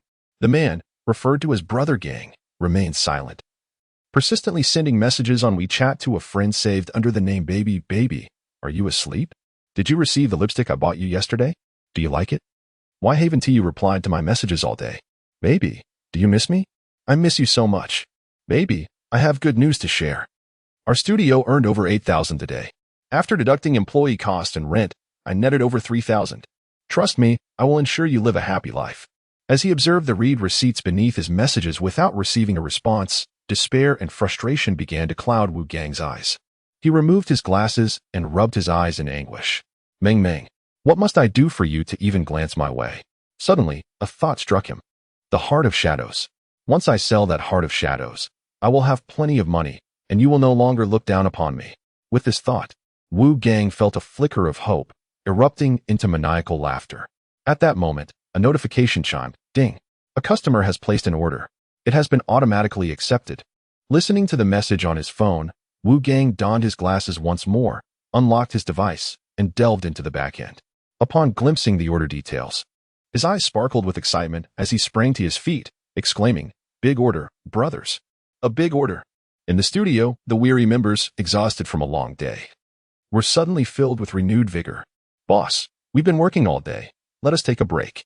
Indeed, even workhorses do not toil this hard. However, Wu Gang's next words ignited a fervor among those present. Once we complete this order, each brother will receive 1,000 as commission. Instantly, all fatigue was forgotten as everyone returned to their posts with fervent determination. No more words. Workhorses, let us get online. In the third-tier main city of the Omen-da-Xia region, the level 12 assassin Wu Gang, bearing the ID name Dream Chaser Heart of a Child, led 14 players from the Dream Chaser studio with excitement to the western square of the city, ready to meet the customer who had placed the order. The client in question is none other than Qin Feng. Without further ado, Qin Feng delves directly into the matter. Let us sign the contract first. For your commission is not insignificant. I fear there may be misunderstandings if you fail to assist me in fulfilling the task. Wu Gang, with unwavering conviction, assured Qin Feng. Rest easy, my brother. Since you have chosen our team, we shall devote ourselves entirely to accomplishing your task. Naturally, the contract was to be signed, providing assurance for both parties. Consequently, they swiftly executed the electronic contract for an order worth 30,000. Should the client's requirements not be met within an hour, Dream Chaser Studio would incur a penalty of tenfold the breach of contract fee. The order was activated, and the timer commenced. After reviewing the task details, Wu Gang confidently informed Qin Feng, "Brother Qin, I just led a team to tackle this assignment at Giant Bear Peak this afternoon. Trust me, it won't take an hour. At most, we can resolve it in 40 minutes. Qin Feng nodded in agreement. "All right, I have faith in you." Thus, Wu Gang and the members of Dream Chaser Studio led Qin Feng out of the city through the southern gate of the Fiery City. Not long after their departure, a figure suddenly emerged before them, blocking their path. Or rather, the individual had been waiting there for quite some time. Wu Gang furrowed his brow and inquired, "What is the meaning of this?" The stranger remained silent, methodically drawing a longbow from his back and entering a combat stance. Upon witnessing this, the players from Dream Chaser Studio behind Wu Gang readied their weapons, tension rising in the air. At that moment, Qin Feng, seizing the initiative, feigned ignorance as he pointed at the individual ahead, asking Wu Gang and the others, "Who is he? An enemy of your studio? Please don't jeopardize my task. If you fail to assist me within the hour, you owe me 300,000 in penalties, correct?" Hearing this, Wu Gang felt a pang of anxiety. The commission for this order was initially set at merely 10,000. But in pursuit of greater profit, he had negotiated with the client to adopt a higher commission model with increased odds. Much like insurance, the more one invests, the greater the potential payout. The original 10,000 commission had been raised to a maximum payout of 30,000 with tenfold odds, while he had engaged in similar transactions in other games. This was his first time handling such a substantial order with maximum odds. If things were to go awry, he could not afford the 30,000 penalty. However, seeing that their adversary was alone, Wu Gang felt somewhat reassured. Perhaps this was merely a ploy to establish dominance before their esteemed client, Qin Feng, and showcase the prowess of their studio. Wu Gang pointed at Lin Mo and commanded, "Brothers, charge. Take him down." In the next instant, over a dozen players from Dream Chaser Studio brandished their weapons and rushed toward Lin Mo. Lin Mo, however, remained still, taking no action. With a snap of his fingers, a multitude of players suddenly surged forth from both sides. Wu Gang was taken aback. Damn it. He has reinforcements. By the time he contemplated retreat, it was already too late. Just when Wu Gang believed his demise was imminent, he was pleasantly surprised to discover that the formidable group summoned by his adversary, despite their numerical superiority, was utterly incapable of withstanding a challenge. In a mere 30 seconds of confrontation, dozens of individuals were vanquished by the Dream Chaser Studio, comprising 15 members including Wu Gang, achieving a flawless victory with 0 casualties. Observing this, Wu Gang's despair transformed into delight. He took the opportunity to promote their prowess to Qin Feng, exclaiming, "Did you see that? This is the strength of our Dream Chasers. Brother, if you ever need assistance again, remember to reach out to us." Qin Feng's lips twitched in response. He found himself perplexed. With MOG's capabilities, why would one require such lackluster henchmen?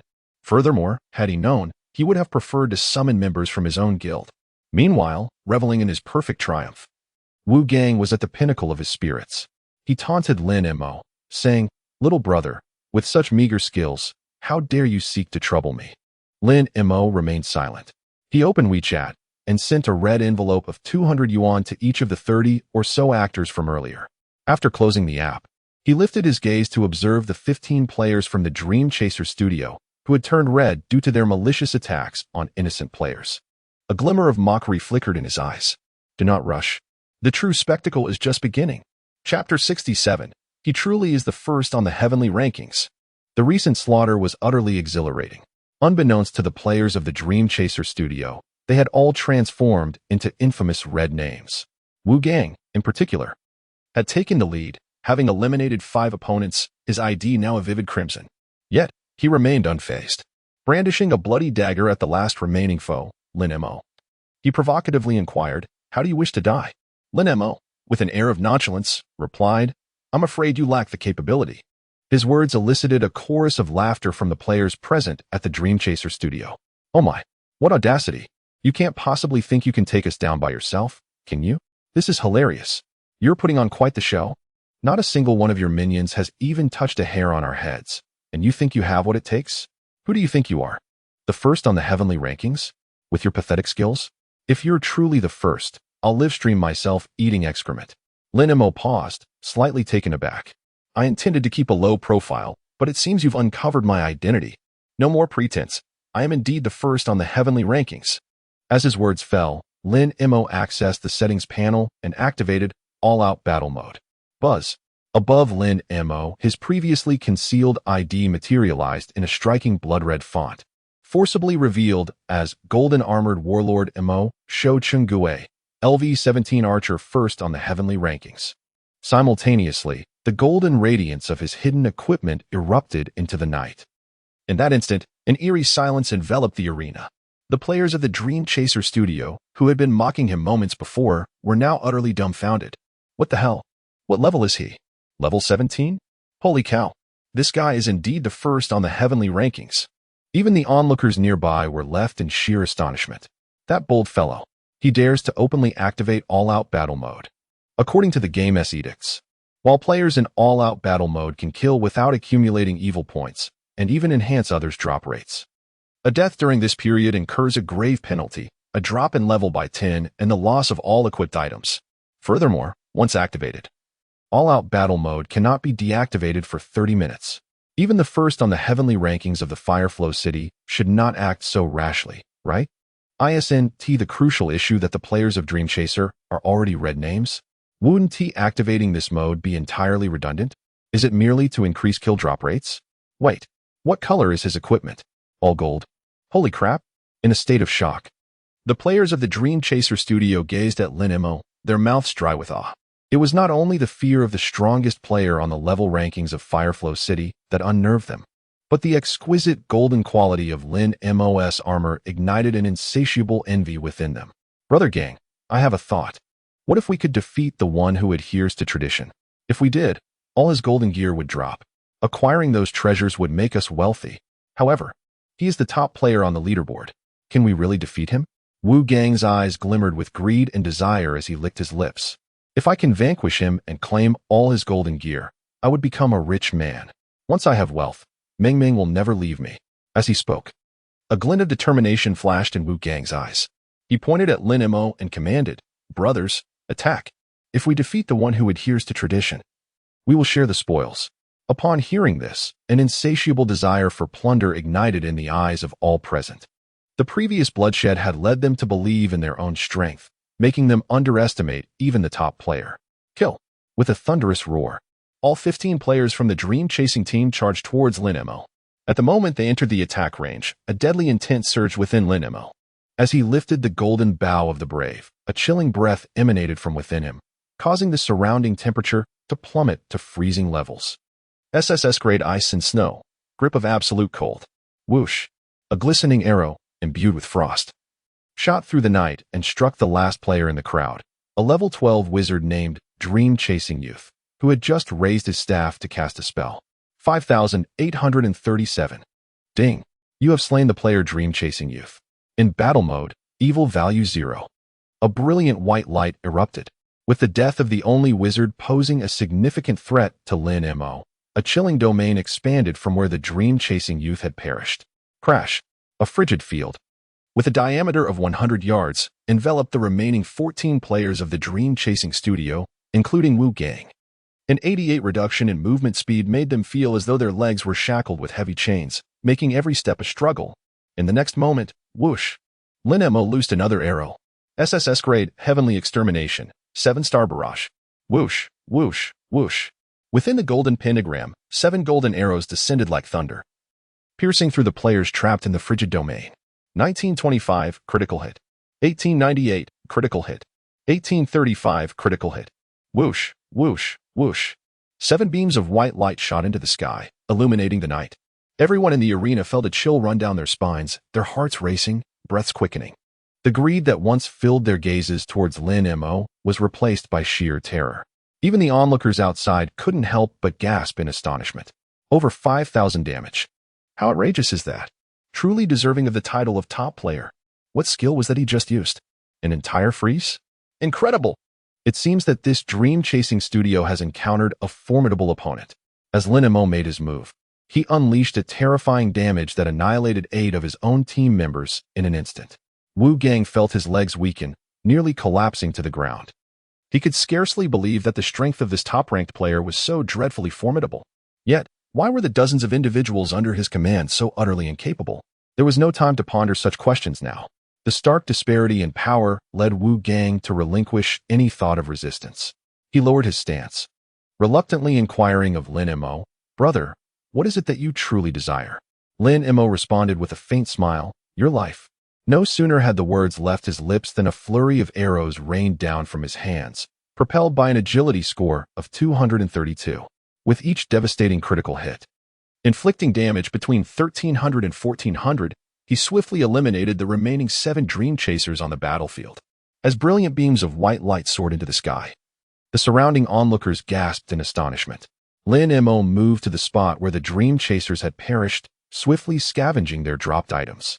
With all players marked in red, the drop rates had significantly increased, coupled with Lin Mo activating full combat mode, which further enhanced the drop rates upon defeating players. The combination nearly resulted in the Dream Chasers losing their very garments. However, amid the spoils of battle strewn across the ground, Lin Mo found himself disappointed, as the coveted Shadow Heart had not dropped. A frown creased his brow. How could it be that the Shadow Heart did not emerge? Chapter 68, Universal Combat Mode. Annihilation of Pursuing Dreams. Informed by the memories of a past life, Lin Mo was acutely aware that one of the 3 Shadow Hearts located in the City of Blazing Fire resided within the entity known as Pursuing Dreams. The reason Lin Mo expended a considerable sum, over 6,000 coins, from his own purse to hire over 30 actors from the talent market was to orchestrate a deliberate demise for Pursuing Dreams by having them relinquish their equipment and willingly become fodder, thus transforming him into a red name. Furthermore, he activated the Universal Combat Mode, all in a bid to augment the death drop rate for Pursuing Dreams. Contemplating, Lin Mo noted that Pursuing Dreams had already claimed 5 lives, accumulating the highest level of malevolence, reaching 500 points. With the Universal Combat Mode in effect, his death drop rate was nearing its zenith. Logically, with the Shadow Heart on him, a drop was inevitable. How could it be absent? Was it possible that he did not carry the Shadow Heart? Thankfully, Lin Mo had anticipated this scenario and devised an alternative plan. Turning to Qin Feng, he instructed, "Inform Pursuing Dreams to prepare a penalty of 300,000. The thought of such a lucrative compensation excited Qin Feng, who replied enthusiastically, "Certainly." Simultaneously, at the Revival Spring in the City of Blazing Fire, the 15 members of the Pursuing Dreams studio congregated around the spring, illuminated by cascading beams of white light. They exchanged glances, each wearing a mask of existential doubt. Goodness, is that Lin Mo truly invincible? This is utterly absurd. We've offended the number 1 on the leaderboard. It seems our standing in the City of Blazing Fire is now precarious. In that moment, some members even contemplated switching studios for survival. Meanwhile, Wu Gang, whose level plummeted from 12 to 6 overnight, had yet to fully grasp the gravity of his situation when he received a notification from Qin Feng about the impending 300,000 penalty. Suddenly, clarity dawned upon him. Damn it, they are in cahoots. They are scheming to extort a hefty penalty from me. At that moment, one of his subordinates timidly remarked, "Brother Gang, 300,000? Can our studio even afford that?" Wu Gang gritted his teeth. The studio's performance was dismal, and such a sum was beyond his reach. Yet, what alternative did he have? The opposing party had clearly indicated that they would not allow him to continue assisting Qin Feng in this endeavor, even if granted. With his current level and all equipment lost, he was incapable of completing the Great Bear Peak mission. Moreover, they had signed a contract. Failure to pay would entail legal repercussions. Suddenly, an idea struck him, recalling an item of value stored in his warehouse. He promptly messaged Qin Feng, "Tell Lin Mo that I possess a valuable item. The Shadow Heart. Would he be interested in purchasing it?" On the other side, when Qin Feng conveyed the news to Lin Mo immediately revealed an enigmatic smile. At last, the bait had been taken. It turned out that Lin Mo's contingency plan was to entice Wu Gang into surrendering the Heart of Shadows through a substantial penalty for breach of contract. To keep his intentions from becoming too apparent, Lin Mo deliberately prompted Qin Feng to respond. "What is that? Why would I need it?" Wu Gang replied candidly. "To be honest, I stumbled upon it on the corpse of a boss in the novice village. I consulted a friend who works at the Oracle Gaming Company, and he informed me that the Heart of Shadows is the sole key to enter the hidden dungeon, the Shadow Cathedral. Upon hearing this, Lin Mo felt a pang of unease. He was aware of the Heart of Shadow's purpose. This was indeed troublesome. As expected, in the next moment, Wu Gang made a direct offer. I initially intended to sell it to Wang Junjie.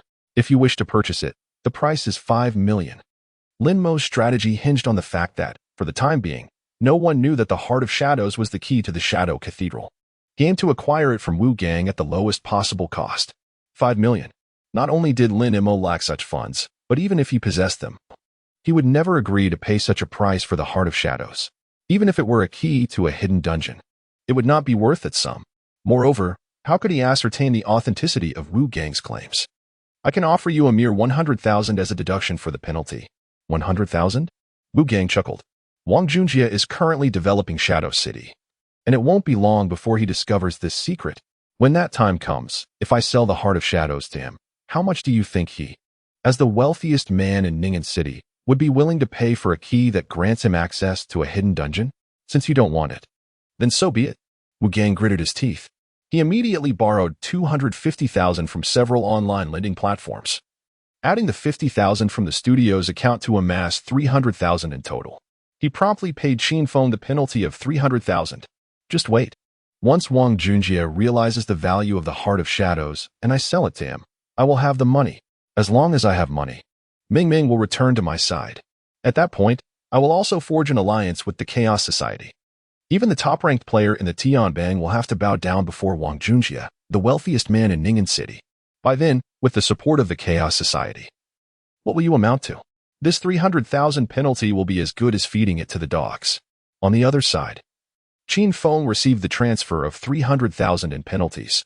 He couldn't help but silently marvel. They would rather pay a penalty of 300,000 than relinquish the Heart of Shadows? What were they thinking?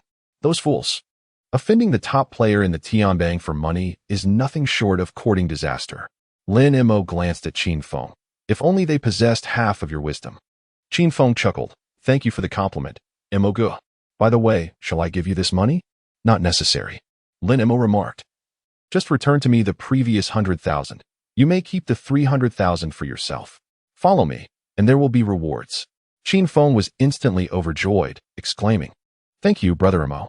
Although Qin Feng operated a 4S dealership at home, generating an annual income of over 200,000, the sum of 300,000 still represented a significant amount for him.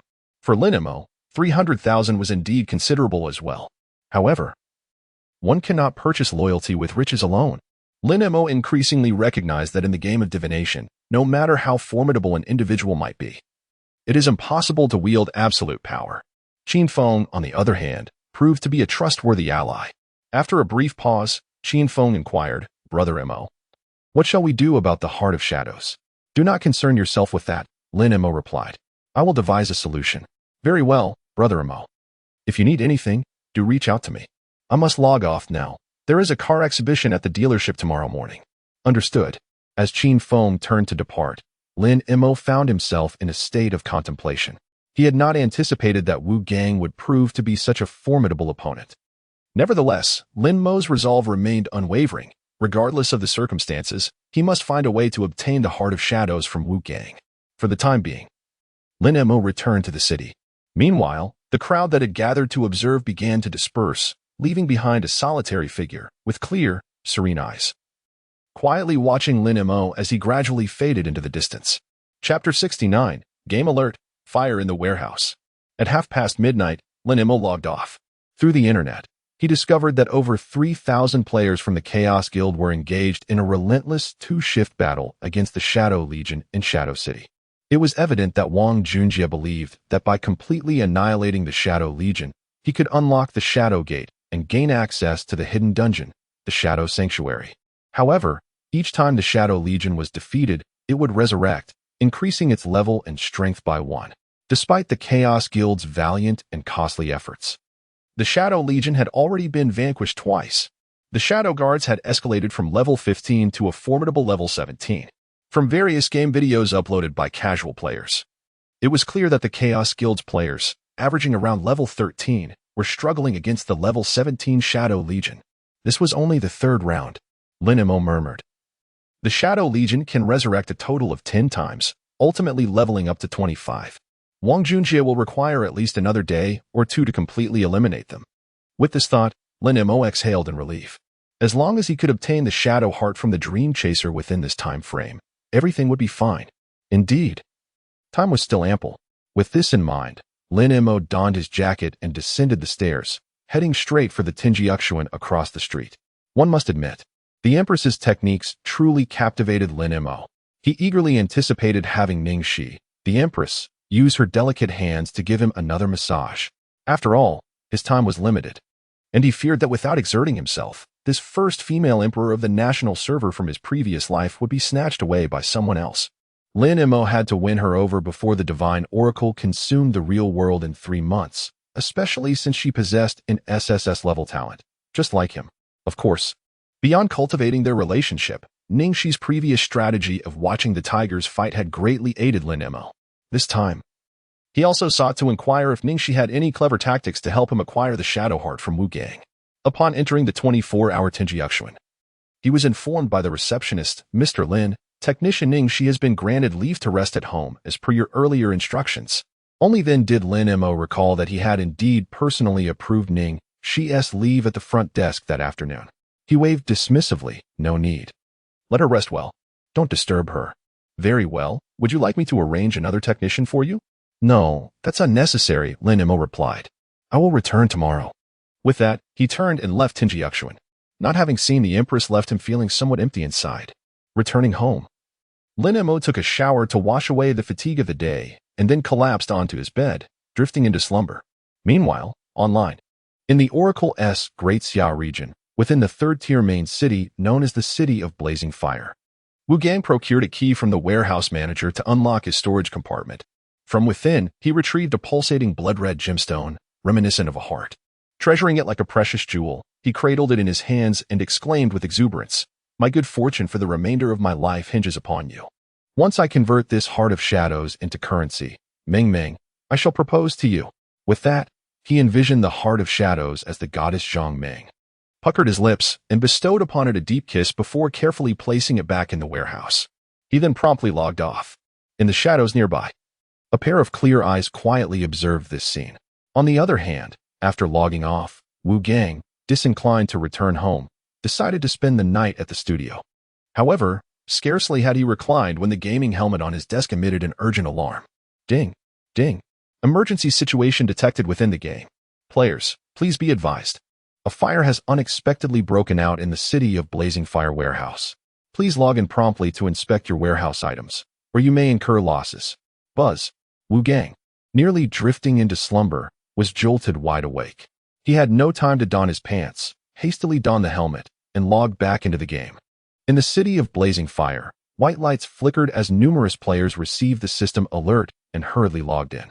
Upon reaching the warehouse location, they were met with a scene of chaos, flames soaring high into the sky. Countless players rushed to witness the spectacle. Goodness, it's truly a blaze. But how can a safe zone catch fire? Who the hell started this? Is it an official Easter egg? Thank the heavens. My goddess' novice pants that I stored in the warehouse are still intact. They haven't burned. Wu Gang quickly pushed through the throng, anxiously rushing to the terrified warehouse manager to obtain the warehouse key and open his storage compartment. The moment he beheld the unscathed Heart of Shadows nestled within, he couldn't help but exhale a sigh of relief. What a stroke of luck. Thank goodness the Heart of Shadows was unharmed. Otherwise, it would have been catastrophic. Fearing that others might glimpse his treasure, Wu Gang promptly stowed the Heart of Shadows into his backpack. Damn, even the warehouse isn't secure. It seems I must hasten to liquidate it. Only by converting it into cash can I feel at ease. Just as Wu Gang was contemplating this, preparing to reach out to Wang Junjie to divulge the secret of the Heart of Shadows, he suddenly received a notification for an app order. Ding. A customer has placed an order. It has been automatically accepted for you. It dawned on him that he had forgotten to disable the automatic order acceptance feature. At such a late hour, all the studio members were offline.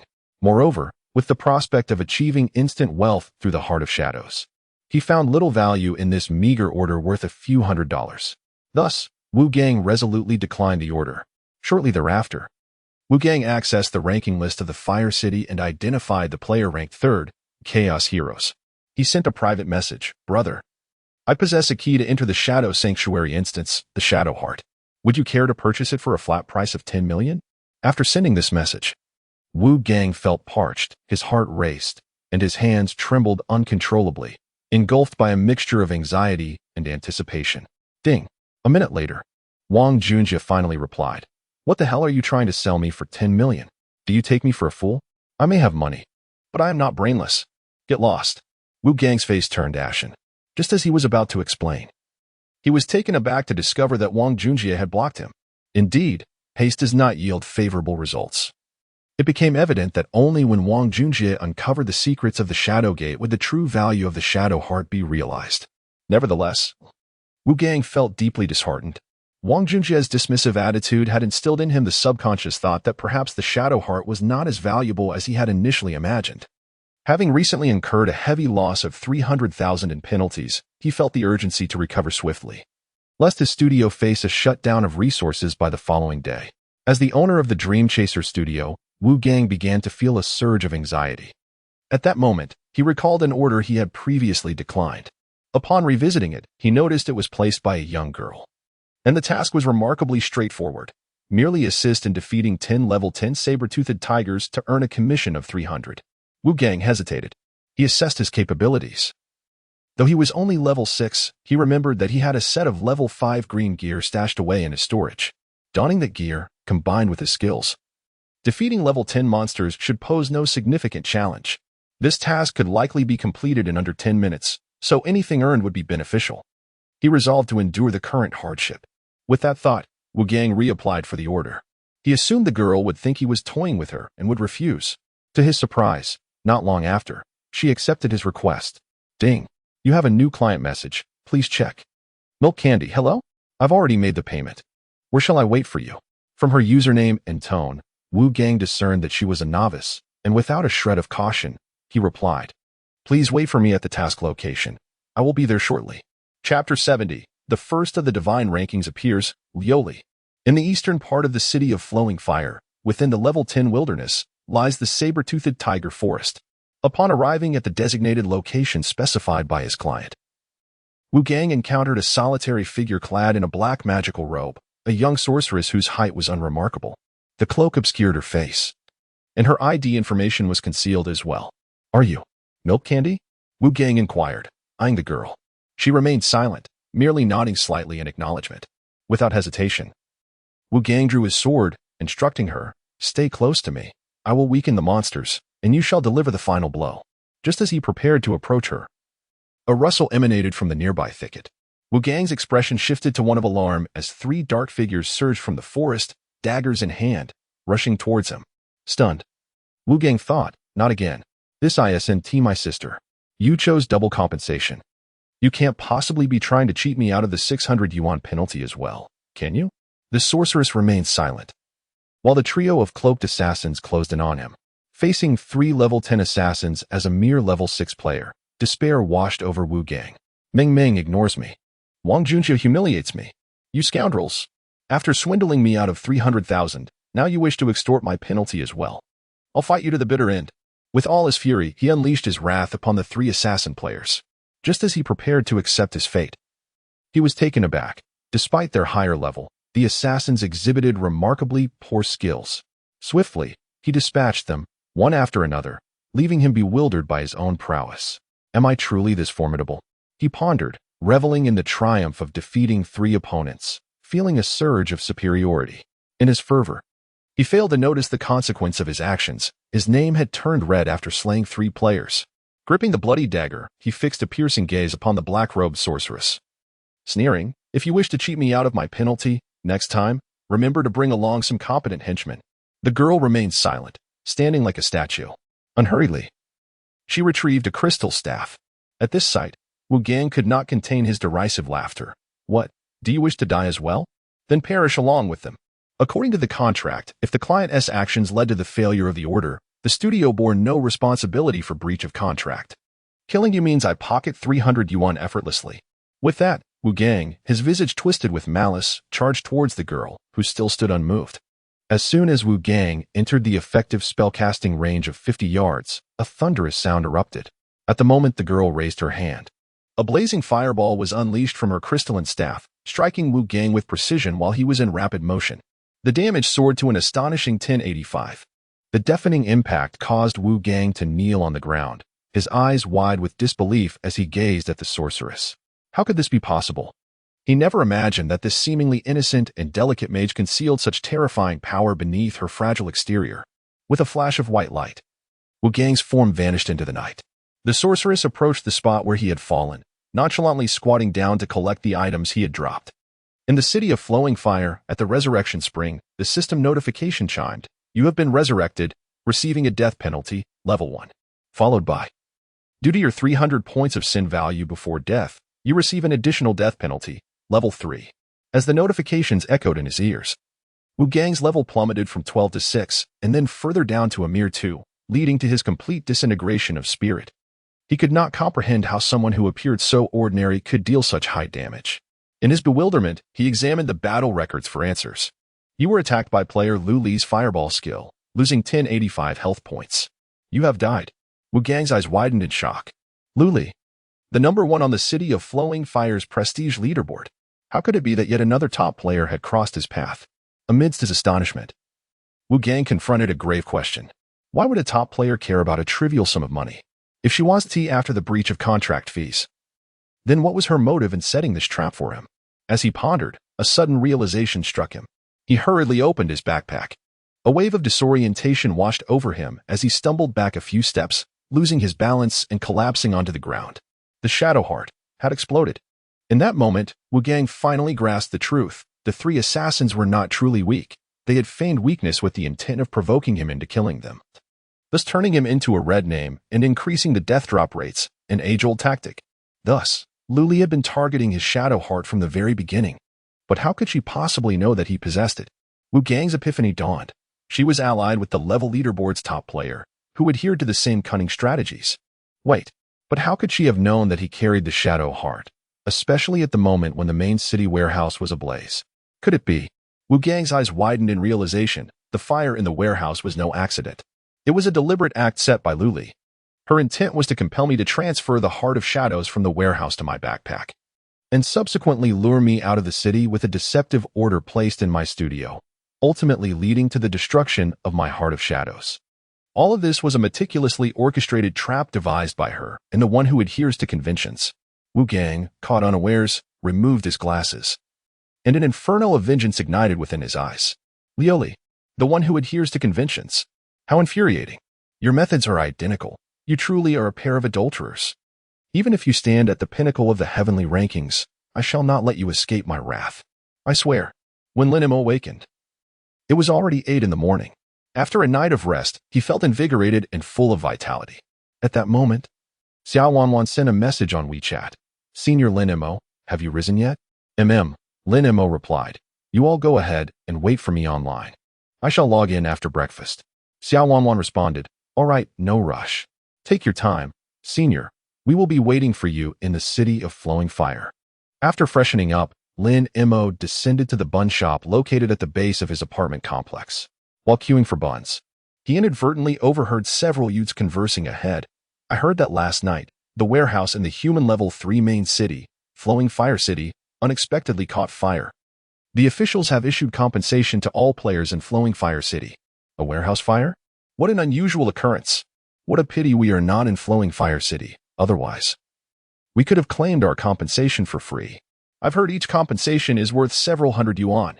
A fire in the warehouse of Flowing Fire City? Although it seemed rather absurd, Lin Mo did not dwell on it, as he had nothing of value stored away. After purchasing 2 meat buns and a cup of soy milk, he finished his breakfast and returned to his room, donned the Oracle helmet, and logged into the game. Ding! Player Mo Shoching, welcome back to the Oracle world. With a flash, Lin Mo appeared in Flowing Fire City. At first glance, he noticed the mailbox was flashing. Upon clicking it, Lin Mo received compensation rewards from the officials for all players in Flowing Fire City, 3 silver coins and 5 points of reputation. It seems the warehouse did indeed catch fire last night. To receive 300 yuan worth of compensation and 5 points of reputation? Not bad at all. As Lin Mo reveled in this delightful news, he suddenly realized that, in addition to the system's compensation reward, he had seemingly received 2 emails simultaneously. What could the other one be? With curiosity, Lin Mo opened his backpack for a glance. Instantly, he was left in a state of shock. Inside his backpack, the solitary Heart of Shadows had inexplicably transformed into two. Chapter 71. The Mysterious Email, the Heart of Shadows acquired. Ding. Player, the sender is anonymous, has sent you an item via email. Heart of Shadows, attachment extracted. Upon returning to read the email, Lin Mo was filled with astonishment. He recalled that in his previous life, there were only 3 Hearts of Shadows in the City of Flowing Fire. The one in his possession was originally meant for Wang Junjie. The other 2 were held by Longhun Aoshi, the president of the Dragon Soul Guild. And the other was with the Dream Chaser. Longhun Aoshi? He had yet to even lay eyes on him. And he had no inkling that Lin Mo was collecting the Hearts of Shadows. It was inconceivable that he would simply hand over his possession without reason. As for the Dream Chaser, that was even more implausible. He would rather pay a penalty of 300,000 than sell the Heart of Shadows to Lin Mo. So how could he possibly gift it to him? Who, then, was the sender of this email? Just as Lin Mo was lost in thought, a familiar voice suddenly echoed behind him. Senior Lin Mo. Turning around, he found Ling Xiao, Xiao Wanwan, the thin monkey, and Fat Hai approaching him. The immediate priority was to venture into the Insect Nest dungeon, acquire the poisonous set, and then obtain the Heart of Shadows from Longhun Aoshi. This way, even if Wang Junjie breached the City of Shadows, only Lin Mo would be able to enter the Shadow Sanctuary. As for the anonymous sender of the Heart of Shadows, perhaps they were unaware of its true value. Otherwise, even if they had the means to procure it, they would not so readily bestow it upon him. Nonetheless, having chosen to assist him, it was inevitable that they would cross paths again in the future.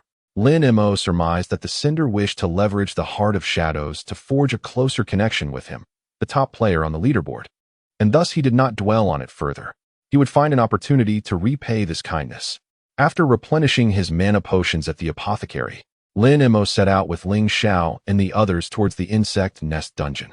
Along the way, Xiao Wanwan checked the level rankings of the City of Flowing Fire and exclaimed with delight, Wang Junjie is not much higher in level than us. At the pace Senior Lin Mo is leading us, Ling Xiao, you will surely reach level 30 before Wang Junjie. Thank goodness for you, Senior Lin Mo. Xiao Wanwan looked at Lin Mo with gratitude in her eyes. At that moment, Ling Xiao suddenly inquired, Senior, for the past couple of days, you have been guiding us through this Insect Nest dungeon.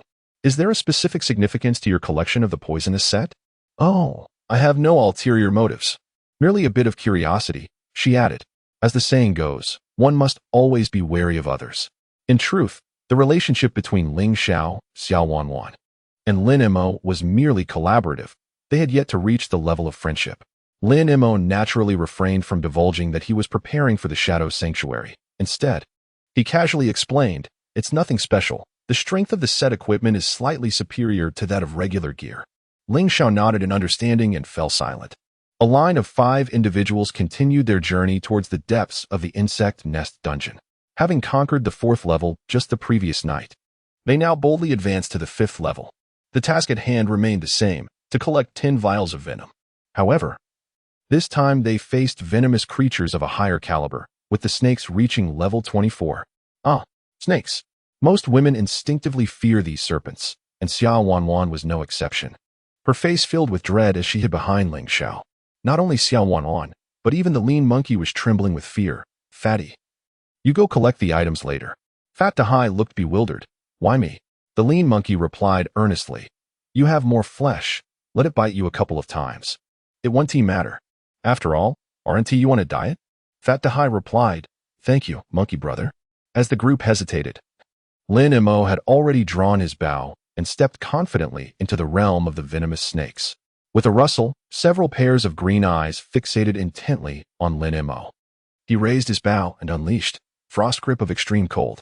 Celestial Execution, 7-star Barrage. The sky was filled with a flurry of star arrows, raining down within the realm of frigid temperatures. 3 venomous snakes were swiftly dispatched, with 2 falling at once. However, the remaining snake was still in near full health. To the lean monkey and the others watching from the rear, Lin Mo's ability to simultaneously eliminate 2 creatures of level 24 was already quite formidable. Yet Lin Mo felt no satisfaction, frowning slightly. The difficulty is escalating. Armed with an 8th level orange quality hero's golden bow, Lin Mo experienced a sense of powerlessness akin to that of middle age. Whoosh, whoosh, whoosh. 879 critical hit. 879 critical hit. 586. Utilizing the 88 slowing effect. 44 damage reduction and 33 damage increase from the Frigid Realm. Lin Mo unleashed 6 or 7 regular shots before finally slaying the last venomous snake. Ding. You have killed a level 24 venomous snake, gaining 2,178 experience points. 121. Ding. You have killed a level 24 venomous snake, gaining 2,178 experience points. Ding. You have killed a level 24 venomous snake, gaining 2,178 experience points. With a flourish, a beam of golden light cascaded down. Ding. Congratulations, you have reached level 18. Attributes increased by 1, Freedom Attribute points 3, Skill slot 1, next level requires 100,000 experience points. Lin Mo expressed his satisfaction. Excellent. I am one step closer to reaching level 20 and obtaining the second-tier golden venomous crossbow. Furthermore, it was noteworthy that the drop rate for venom vials at the 5th level had soared to 50. Remarkably, these 3 snakes had yielded 2 vials of venom.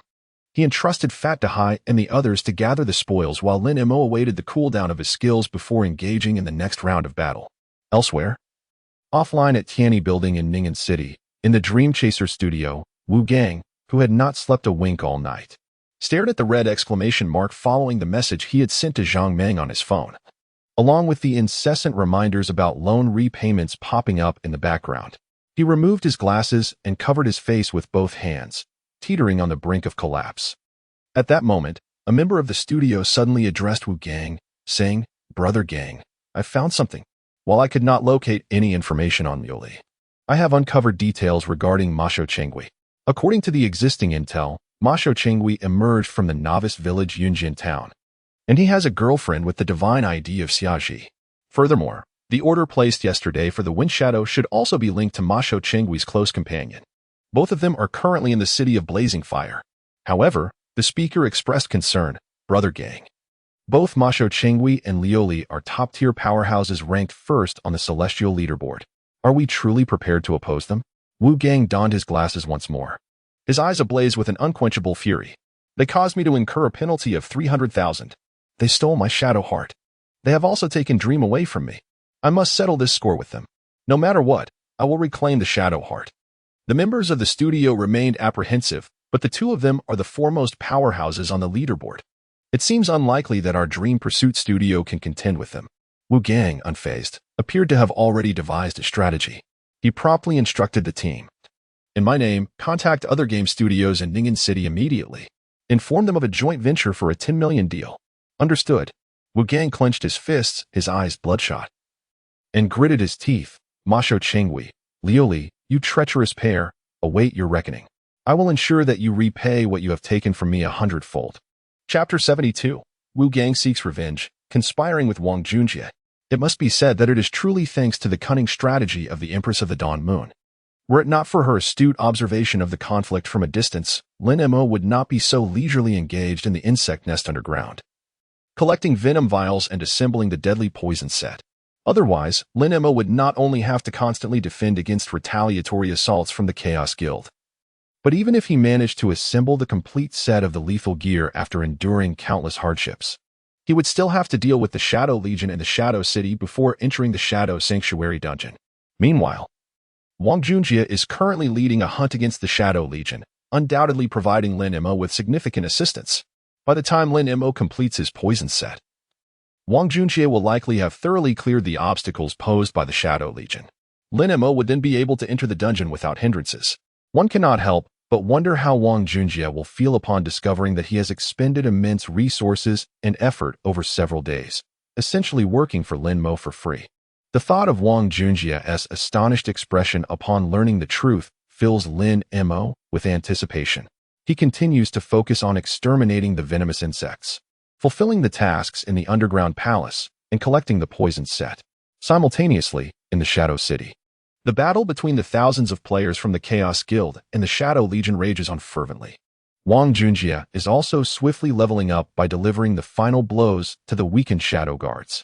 With a swift motion, Wang Junjie slays a level 17 Shadow Guard that is barely clinging to life. He watches as the Shadow Guard quickly revives and evolves to level 18.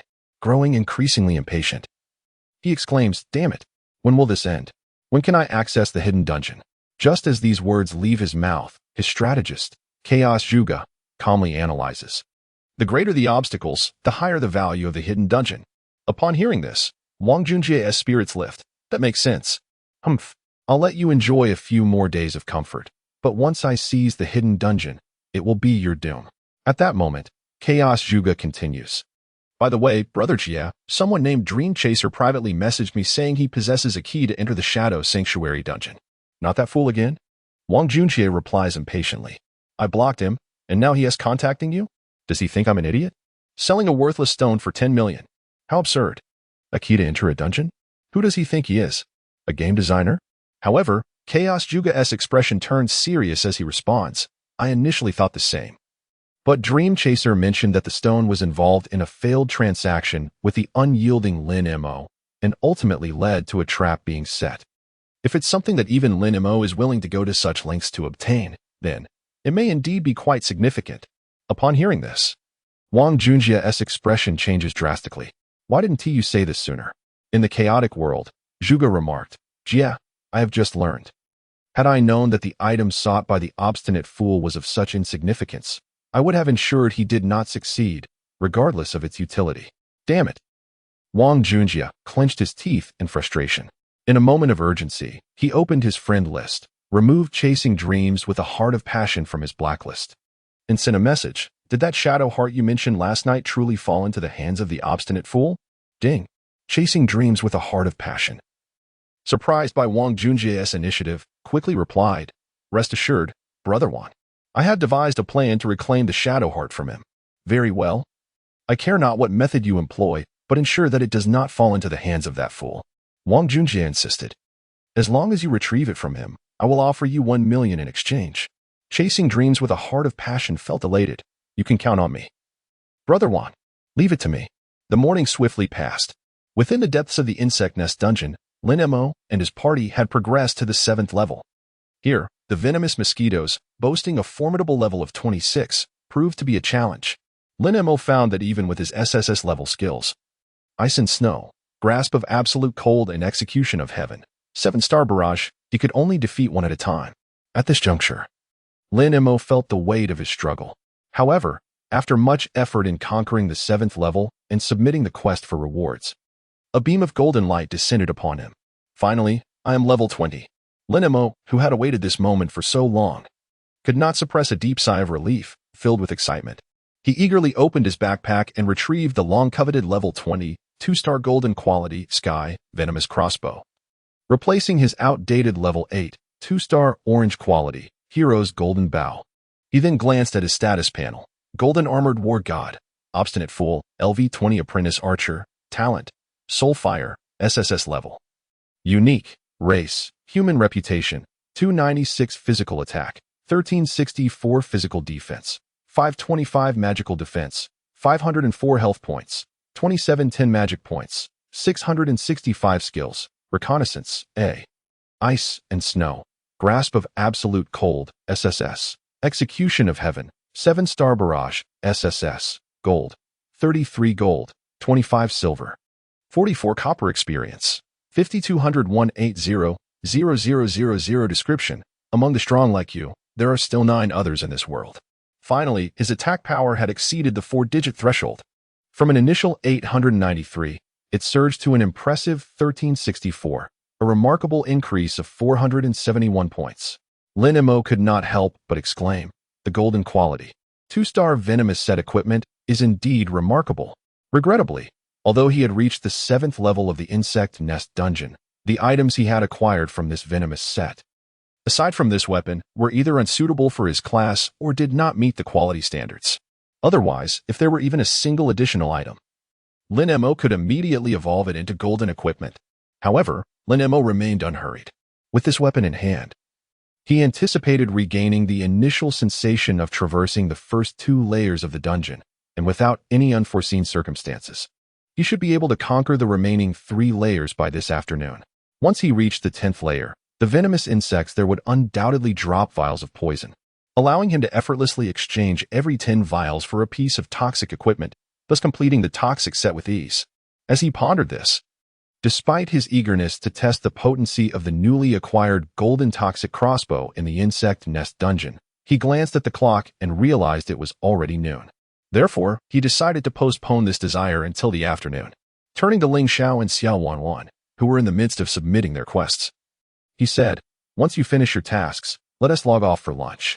We'll reconvene online at 1 o'clock. All right, Senior Lin Mo." Upon finishing his words, Lin Mo promptly crushed a return scroll, transforming into a flash of white light and vanishing. The slender monkey couldn't help but exclaim, "Wow, a return scroll worth 10,000. Not even a blink of an eye. Such extravagance from the big shot." Fat Dahai scratched his head. "So how do we get back?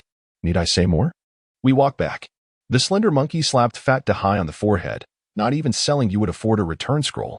After returning to the city, Lin Mo did not rush to log off for lunch. Instead, he made a trip to the auction house in the city of fiery flames. Intending to sell the heroic golden bow he had just replaced. Although it was only level 8, its value lay in being a second-tier orange quality item. In the current phase, where first-tier white and green gear were commonplace, and even blue gear was a rarity, this second-tier orange equipment was undoubtedly a highly sought-after top-tier artifact. Lin Mo had refrained from evolving the heroic golden bow to golden status until now, all for this very moment. Chapter 73. Has Su Yingxia set a trap again? Lin Mo sees through it at a glance. In accordance with the market trend, Lin Mo decided to auction the Hero-S Golden Bow, an invaluable companion that had aided him from the novice village to the third-tier main city, for a price of 100,000 yuan at the auction house of Liuhua City. This price was by no means exaggerated. After all, a level 10 first-tier blue item could easily fetch 7 to 10,000 yuan in the current market, with a player base of 3 million in Liuhua City. The total number of second-tier equipment in the auction house was fewer than 100 pieces. The orange-quality second-tier weapon was a rare gem, unique in its existence. Were it not for its lower level, had it been level 12 or 13, the bow's value could have increased by at least 50. Nonetheless, Lin Mo felt content with the prospect of selling it for 100,000. After dealing with his equipment, Lin Mo logged off, having ordered takeout in advance. He found the delivery waiting at his doorstep as he logged off. He managed to keep his offline time within 10 minutes. After finishing his meal, Lin Mo returned online. There was still ample time before his rendezvous with Ling Xiao and the others, so he decided to head to the insect nest dungeon to complete his 8th level quest first. Just as Lin Mo stepped out of the pharmacy, replenished with mana potions and ready to embark on his journey to the insect nest dungeon, he suddenly received a WeChat message. "Su Yingxia, perhaps there was once love, but now," Lin Mo felt no lingering affection for this woman. Nevertheless, he opened her message to take a glance. "Lin Mo, I know it was all my fault in the past, but my feelings for you have always been genuine. Could you grant me another chance? Let us have one final conversation. I'll be waiting for you here at Death Town location." Had this been in the past, Lin Mo might have fallen for her words. However, at this moment, he felt an overwhelming instinct. This was a trap. Thus, he replied, "All right, I'll be there shortly." Upon receiving his message, Su Yingxia was deeply moved. Yet, Lin Mo, having sent his reply, continued his journey to the insect nest dungeon. A person who easily discarded 4 years of affection for money. Later betraying Lin Mo to Wang Junjie, and even slandering him before her own brother, there was nothing in her past actions that warranted Lin Mo's trust. At that moment, Qin Feng suddenly sent a message that made Lin Mo's expression turn grave. "Brother Mo, do not come. Whatever you do, do not come. This is a trap." What was going on? Was Qin Feng with Su Yingxia? Lin Mo had anticipated that Su Yingxia's message was a snare, but instinct told him that Qin Feng was caught in this trap, with his life hanging in the balance. At that moment, Lin Mo contemplated 2 possibilities. The first was Wang Junjie. The second was Wu Gang from the Dream Chasing Studio. Regardless of who it might be, Qin Feng was inevitably entangled due to Lin Mo's involvement. This was a situation Lin Mo could not afford to ignore. Thus, to be cautious. Lin Mo placed 2 shadow hearts in an untouched warehouse of the blazing fire city. He then opened the map to search for Death Town. Following the map's guidance, he hastened towards the western part of the blazing fire city. Along the way, Lin Mo casually sent a WeChat message to Ling Xiao. "You all need to come to Death Town immediately. Bring Pang Dahai with you." Regardless of whether it was Wang Junjie or Wu Gang, both had numerous subordinates, making it imprudent for Lin Mo to confront them alone. Most importantly, he required the purification skills of Pang Dehai, a priest, to alleviate control effects when necessary. Meanwhile, Ling Xiao and the others were still on their way back to the city from the Bug Nest dungeon. Upon seeing Lin Mo's message, Ling Xiao's expression hardened. Lin Mo is summoning us to Death Town. It must be urgent. Is something wrong? CL11 voiced her concern. We should hurry over. If Senior Lin Mo is in trouble, your leveling speed, Ling Xiao, will be affected. If you can't reach level 30 before Wang Junjie, it will be catastrophic. Indeed. Let us make haste. With that, the four of them disregarded returning to the city and immediately followed the map's directions towards Death Town. Back with Lin Mo. After sending the message to Ling Xiao, he strategically opened the ranking list of the Blazing Fire City and clicked into the temporary chat box of one of the players on the list. On the other side, in Shadow City, Wang Junjie, who was hunting shadow guards, suddenly received an in-game friend message, is in Death Town. Upon reading this, Wang Junjie's eyes sparkled with excitement. Haha, if you have the guts, stay hidden in that wretched wormhole forever. Why come out? Previously, I couldn't be bothered to wait for you. But now that you've shown yourself, let us see where you'll hide next. He then commanded the nearby members of the Chaos Guild, brothers, hold on for now. Let us all head to Death Town. In the western region of the Blazing Fire City, in a quiet, dark area exuding a sense of death, stood a small town filled with gravestones resembling a cemetery. A man and a woman were bound to the ground. The man was Qin Feng, and the woman was Su Yingxia. Surrounding them was a large group of players from the Chasing Dreams studio, led by Wu Gang. Simultaneously, from the back of the town, desperate and anguished screams echoed. Qin Feng lay on the ground, his eyes bloodshot, as he roared at Wu Gang. One must bear the consequences for their actions. If you have the guts, come at me and let my guild brothers go. It turned out that not only Qin Feng and Su Yingxia had been captured, but also over 30 players from the Wind Chasing Guild, who were currently suffering inhumane torture deep within the town. Wu Gang approached Qin Feng, stepping on his face, leaning down with a sinister expression, and said, if you want to blame someone, blame your good brother. He brought this upon you. Indeed, I nearly forgot to mention. Do you understand why I have led you to this forsaken town? It is because this map possesses a unique feature. Players who perish within this desolate place will respawn at the very spot of their demise. Rather than returning to the main city, Wu Gang sneered malevolently, stating, if all goes as expected, your guild's brethren should have been reduced to level 0 at the hands of my men. Fury ignited within Qin Feng, and he retorted, damn you, I will kill you. Suddenly, Wu Gang brandished a dagger, ruthlessly plunging it into Qin Feng's chest, causing blood to spurt forth. Beside them, Su Yingxia was so overwhelmed with fear that she burst into tears. Before long, Qin Feng lay lifeless in a pool of his own blood. However, his corpse did not respawn immediately. Indeed, 10 seconds later, he resurrected at the very spot. Due to the penalty of death, Qin Feng's level plummeted from 14 to 13. Before he could regain his composure, the mage, Dream Chaser, cast an E-grade dazzling spell, stunning Qin Feng. Seizing the moment, Wu Gang placed his foot upon the defenseless Qin Feng's face, exclaiming, sticking to the rules brought me down from level 12 to 2, forcing me to struggle back to level 7. Now, I shall let you experience the bitterness of losing levels. As his words fell, Wu Gang unleashed another flurry of stabs, once again ending Qin Feng's life amidst the blood-soaked ground. Su Yingxia, in a state of panic, exclaimed, you cannot kill me after you have slain him. Seizing the 10 seconds during which Qin Feng was reborn, Wu Gang advanced towards Su Yingxia, his dagger glistening with blood. Fear not, you cannot escape. The sins of your man shall be borne by you. Such a pity for such a beautiful face. Just as Wu Gang raised his dagger, poised to slash at Su Yingxia's visage, a swift arrow suddenly shot forth from behind, piercing Wu Gang's chest with startling accuracy. 23-25, critical hit. Without a moment's hesitation, he collapsed before Su Yingxia. The abrupt silence compelled Su Yingxia, still in a state of extreme shock, to slowly open her tightly shut eyes.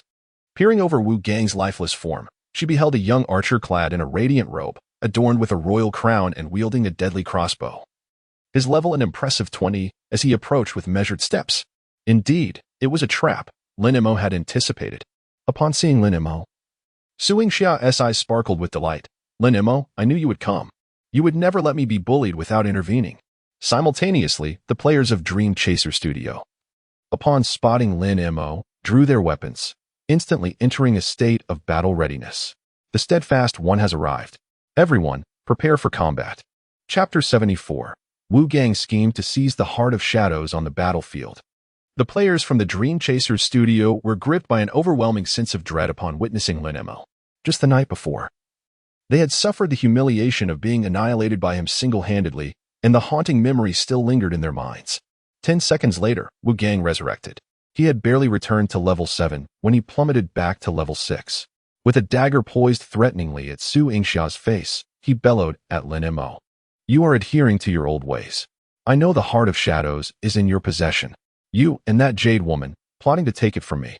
Hand over the Heart of Shadows, or I shall take your girlfriend's life. Lin Mo remained silent, advancing steadily towards him. Following closely behind were Ling Xiao Xiaowanwan. The thin monkey and the fatty, a quartet united in their resolve. Wu Gang's composure faltered. The blade grazed Su Yingxia's delicate visage. Drawing a crimson line, do you truly believe I will hesitate? Ah, it hurts. Lin Mo, save me. Su Yingxia cried out, her voice laced with desperation. Yet Lin Mo continued in silence. Buzz. As the combat mode activated, the ID, Golden Armored War God, Adherence to Tradition, LV-20 Apprentice Archer. Top of the rankings, illuminated above him in golden letters. His entire gear radiated a resplendent golden glow. Threatening me? I'm afraid you've chosen the wrong approach. He declared, and as the words left his lips, an arrow soared through the air, summoning a golden pentagram formation. In the next moment, 7 golden arrows fell like thunderbolts from the sky. SSS grade Heavenly Punishment, 7-star Barrage. Swish, swish, swish, swish. 2574, critical hit. 2499, critical hit. 2525, critical hit. In an instant, the 7 individuals struck by the arrows were obliterated, including Wu Gang, who had yet to lay a hand on Su Yingxia. This spectacle sent the dread among the Dream Chasers players soaring to unprecedented heights. Goodness, what astonishing speed! How is it possible that his speed as an archer surpasses that of Wu Gang, a rogue? Qin Feng gazed at Lin Mo with admiration. Brother Mo. You are so cool. I adore you. Just as he finished his praise, a ghostly hand erupted from beneath Lin Mo's feet, ensnaring his legs and binding him tightly. Ding. You have been attacked by the Dream Chaser's death binding skill, losing 1 point of health and entering a state of immobilization for 0.9 seconds. Lin Mo furrowed his brow. It was that Dream Chaser, the only wizard capable of posing a threat to him. Truly, no matter how skilled one may be, one must always be wary of the knife. In his past life, wizards were deemed the most useless class. Yet they remained a source of frustration for countless top-tier players in the realm of divinity. Fortunately, Lin Mo had anticipated this. Fatty, break the control, he commanded. As the thin monkey shouted from behind. With a swift incantation, Pang Dehai raised his staff and exclaimed, a silvery light cascading from above Lin Mo, incinerating the ghostly hands that bound his legs. Ding. Player Pang Dehai has cast the skill purification on you. You are now free from control and granted 0.5 seconds of immunity. The Dream Chasers, poised to unleash a concentrated assault on Lin Mo while he was ensnared, were suddenly overcome with trepidation. In battle mode, Lin Mo, unrestrained, launched indiscriminate attacks against the surrounding players from the Dream Chaser studio. Facing the might of the 20-level, 2-star golden quality celestial poison crossbow. These mere players of levels 13 and 14 were utterly incapable of enduring even a single arrow of Lin Mo's standard attack.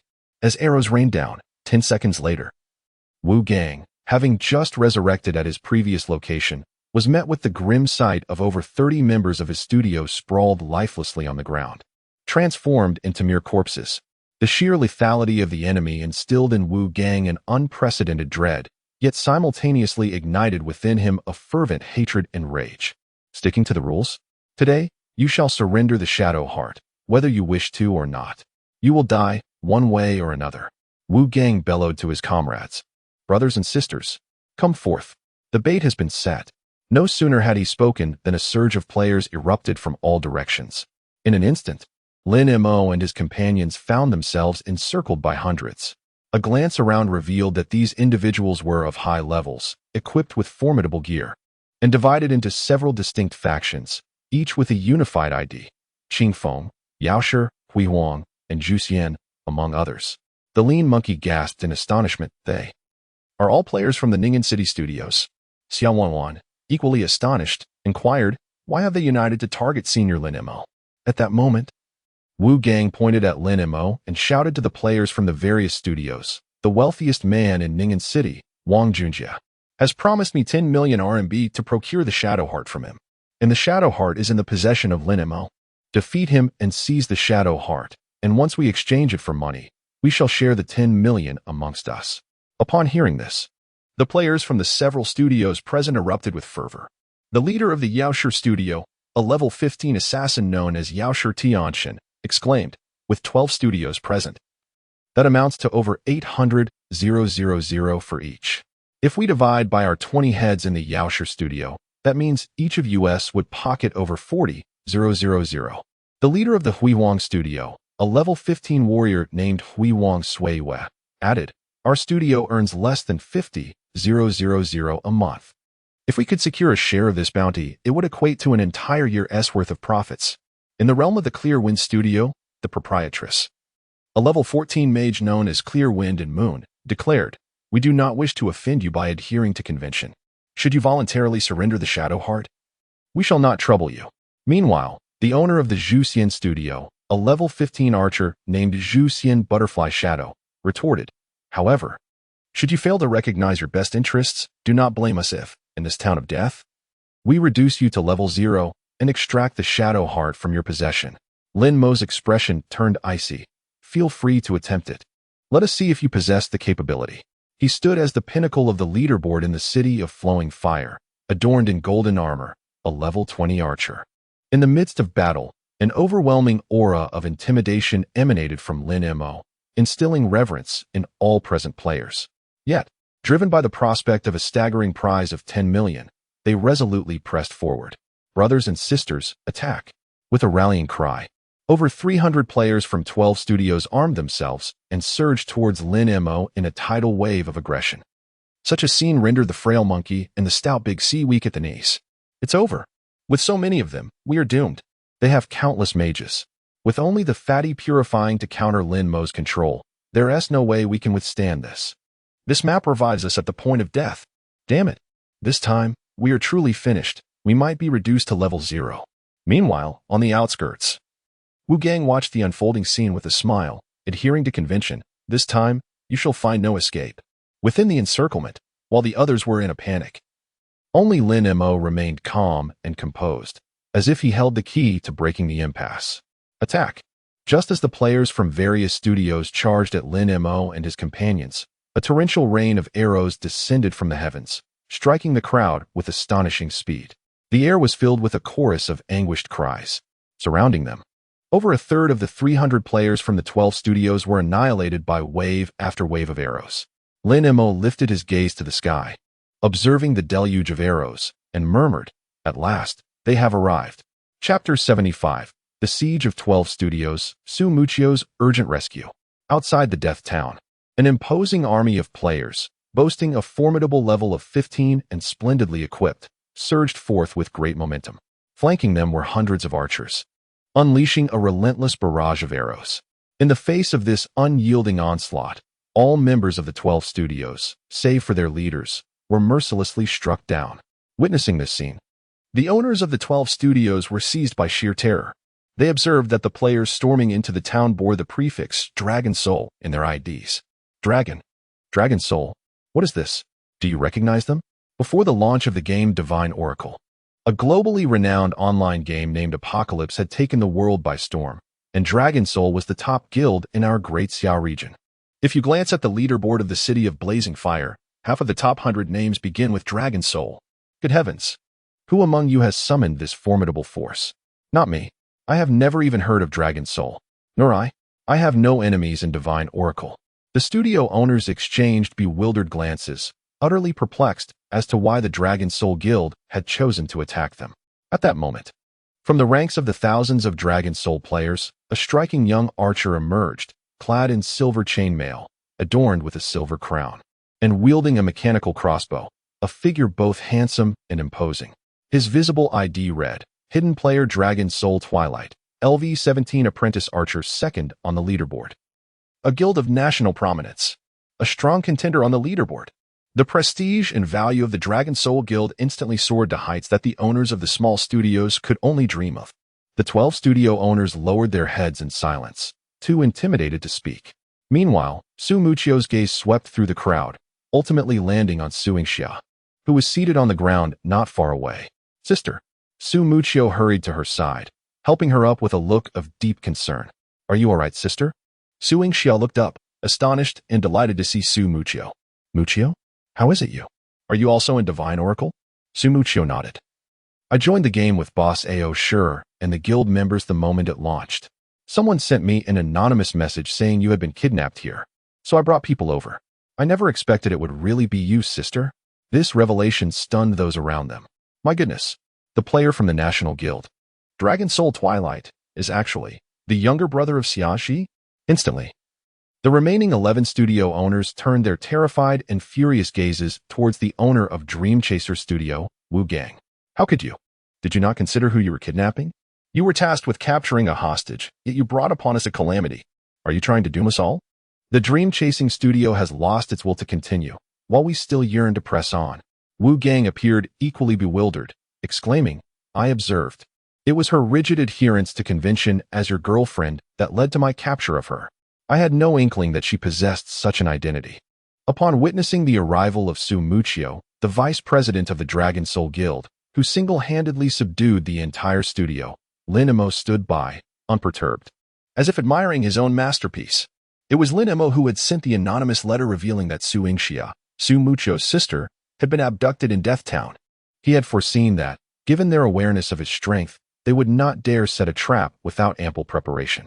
Thus, Lin Mo cleverly used Su Yingxia as bait to lure the Dragon Soul members. The outcome affirmed that Lin Mo's stratagem of using another's weapon to slay was effective, catching Wu Gang and his companions utterly off guard, fearing the wrath of Dragon Soul and the repercussions it might have on their future in the Oracle. The 12 bosses hastily apologized to Su Muchio. Great One, we were blind to your glory. We meant no offense. We genuinely did not know she was your sister. From this day forth, whenever the Dragon Soul Guild requires assistance, our Juxian studio shall be at your beck and call.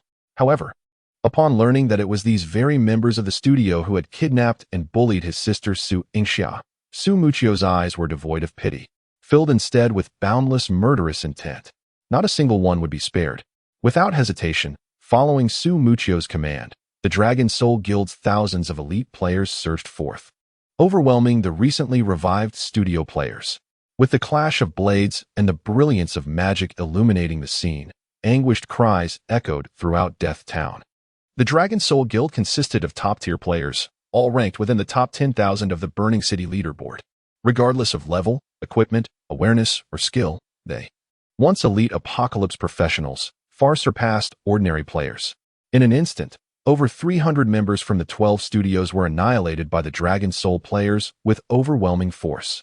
Yet, Su Muchio did not issue a ceasefire. The battle was far from over. He awaited the studio players to activate the resurrection mechanism in Death Town, which would bring them back to life in 10 seconds. The Dragon Soul players readied themselves for a second wave of slaughter. Then came the third, the fourth, and the fifth. Amidst the cacophony of desperate wails, the 12 studios witnessed their 300 players, once at level 13-14, reduced to level 0. All their equipment lay in ruins. Regardless of gender, they were left clad in only their modest undergarments, trembling together in fear. At this moment, the players from the studios shook with terror, overwhelmed by regret. What was the worth of a monthly salary of 3,000 yuan when faced with such dire consequences? Having failed to reap any rewards, all their gear had been destroyed. Their levels reset, they had to start anew. Utterly wasted. Su Muchio regarded them with an expressionless demeanor, her voice cold as she proclaimed, "Should there be a next time, I shall ensure your accounts are banned. Yes, yes. We shall be more cautious next time. No, no, no.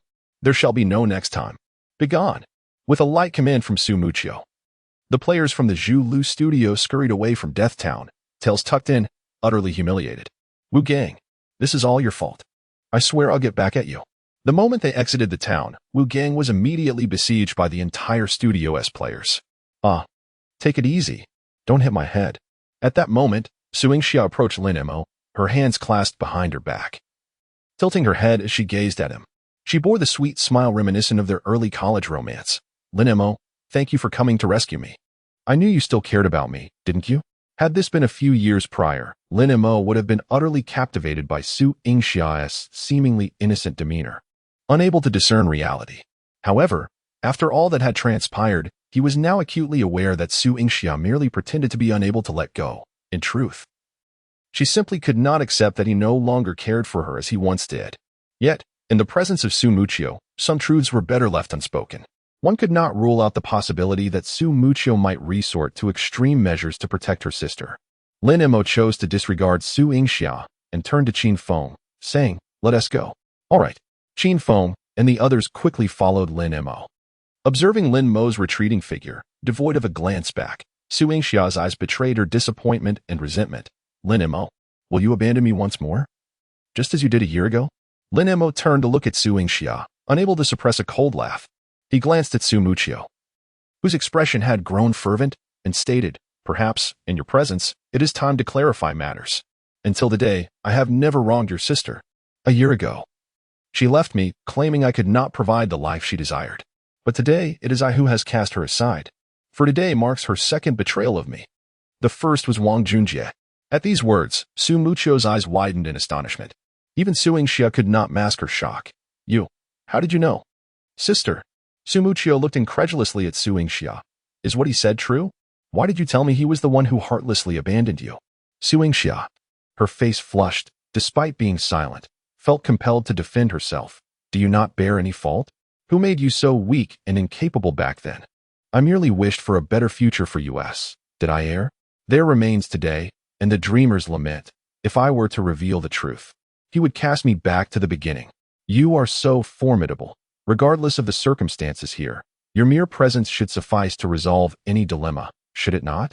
Before Lin Mo could utter a word, even Su Muchio found it difficult to maintain her composure. "Sister, you, oh, forget it."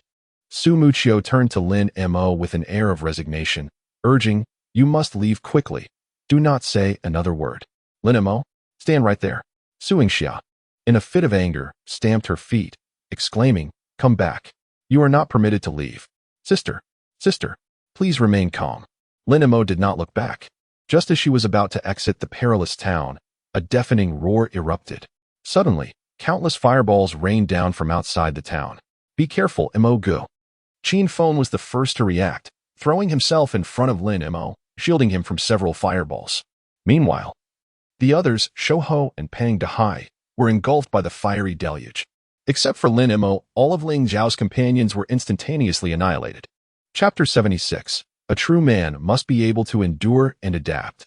Before they could step out of the death town, a sudden rain of magical fire descended, annihilating Ling Xiao, Xiao Wanwan, Qin Feng, and the other three entirely. In the next moment, a formidable legion of players surged towards the town with great fervor. "Is it the Chaos Guild?" Su Muchio exclaimed in astonishment as he beheld the approaching army. "What brings Wang Junjie here?" At that moment, Lin Mo abruptly turned, casting a glance over his shoulder at Su Yingxia, who vehemently shook her head. "It wasn't me. I swear, it truly wasn't me." In an instant, over 3,000 players from the Chaos Guild had completely encircled the entire Death Town. Among the throng, Wang Junjie emerged, swaggering with a massive sword in hand. Fixing his gaze on Lin Mo, he bellowed with maniacal laughter. "Sticking to conventions, we meet again. Ha ha. This time, I shall witness how you escape. If you can kill me again today." Before he could finish his declaration, Lin Mo, with astonishing speed, knocked an arrow and released it in one fluid motion, firing 2 successive shots that pierced through Wang Junjie's body. 1921 critical hit. 1921 critical hit. Wang Junjie's eyes widened in shock as he collapsed to the ground. "Next time, remember to keep your distance," Lin Mo remarked casually to the dumbfounded Wang Junjie. "Do not cross boundaries." Outside the Death Town, the effect of resurrection does not trigger.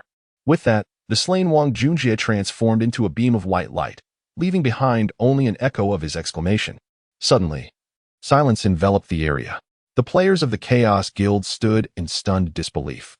The strategist Zhuge from the Chaos Guild was the first to regain his composure, swiftly taking Wang Junjie's place and barking orders. "Kill Lin Mo.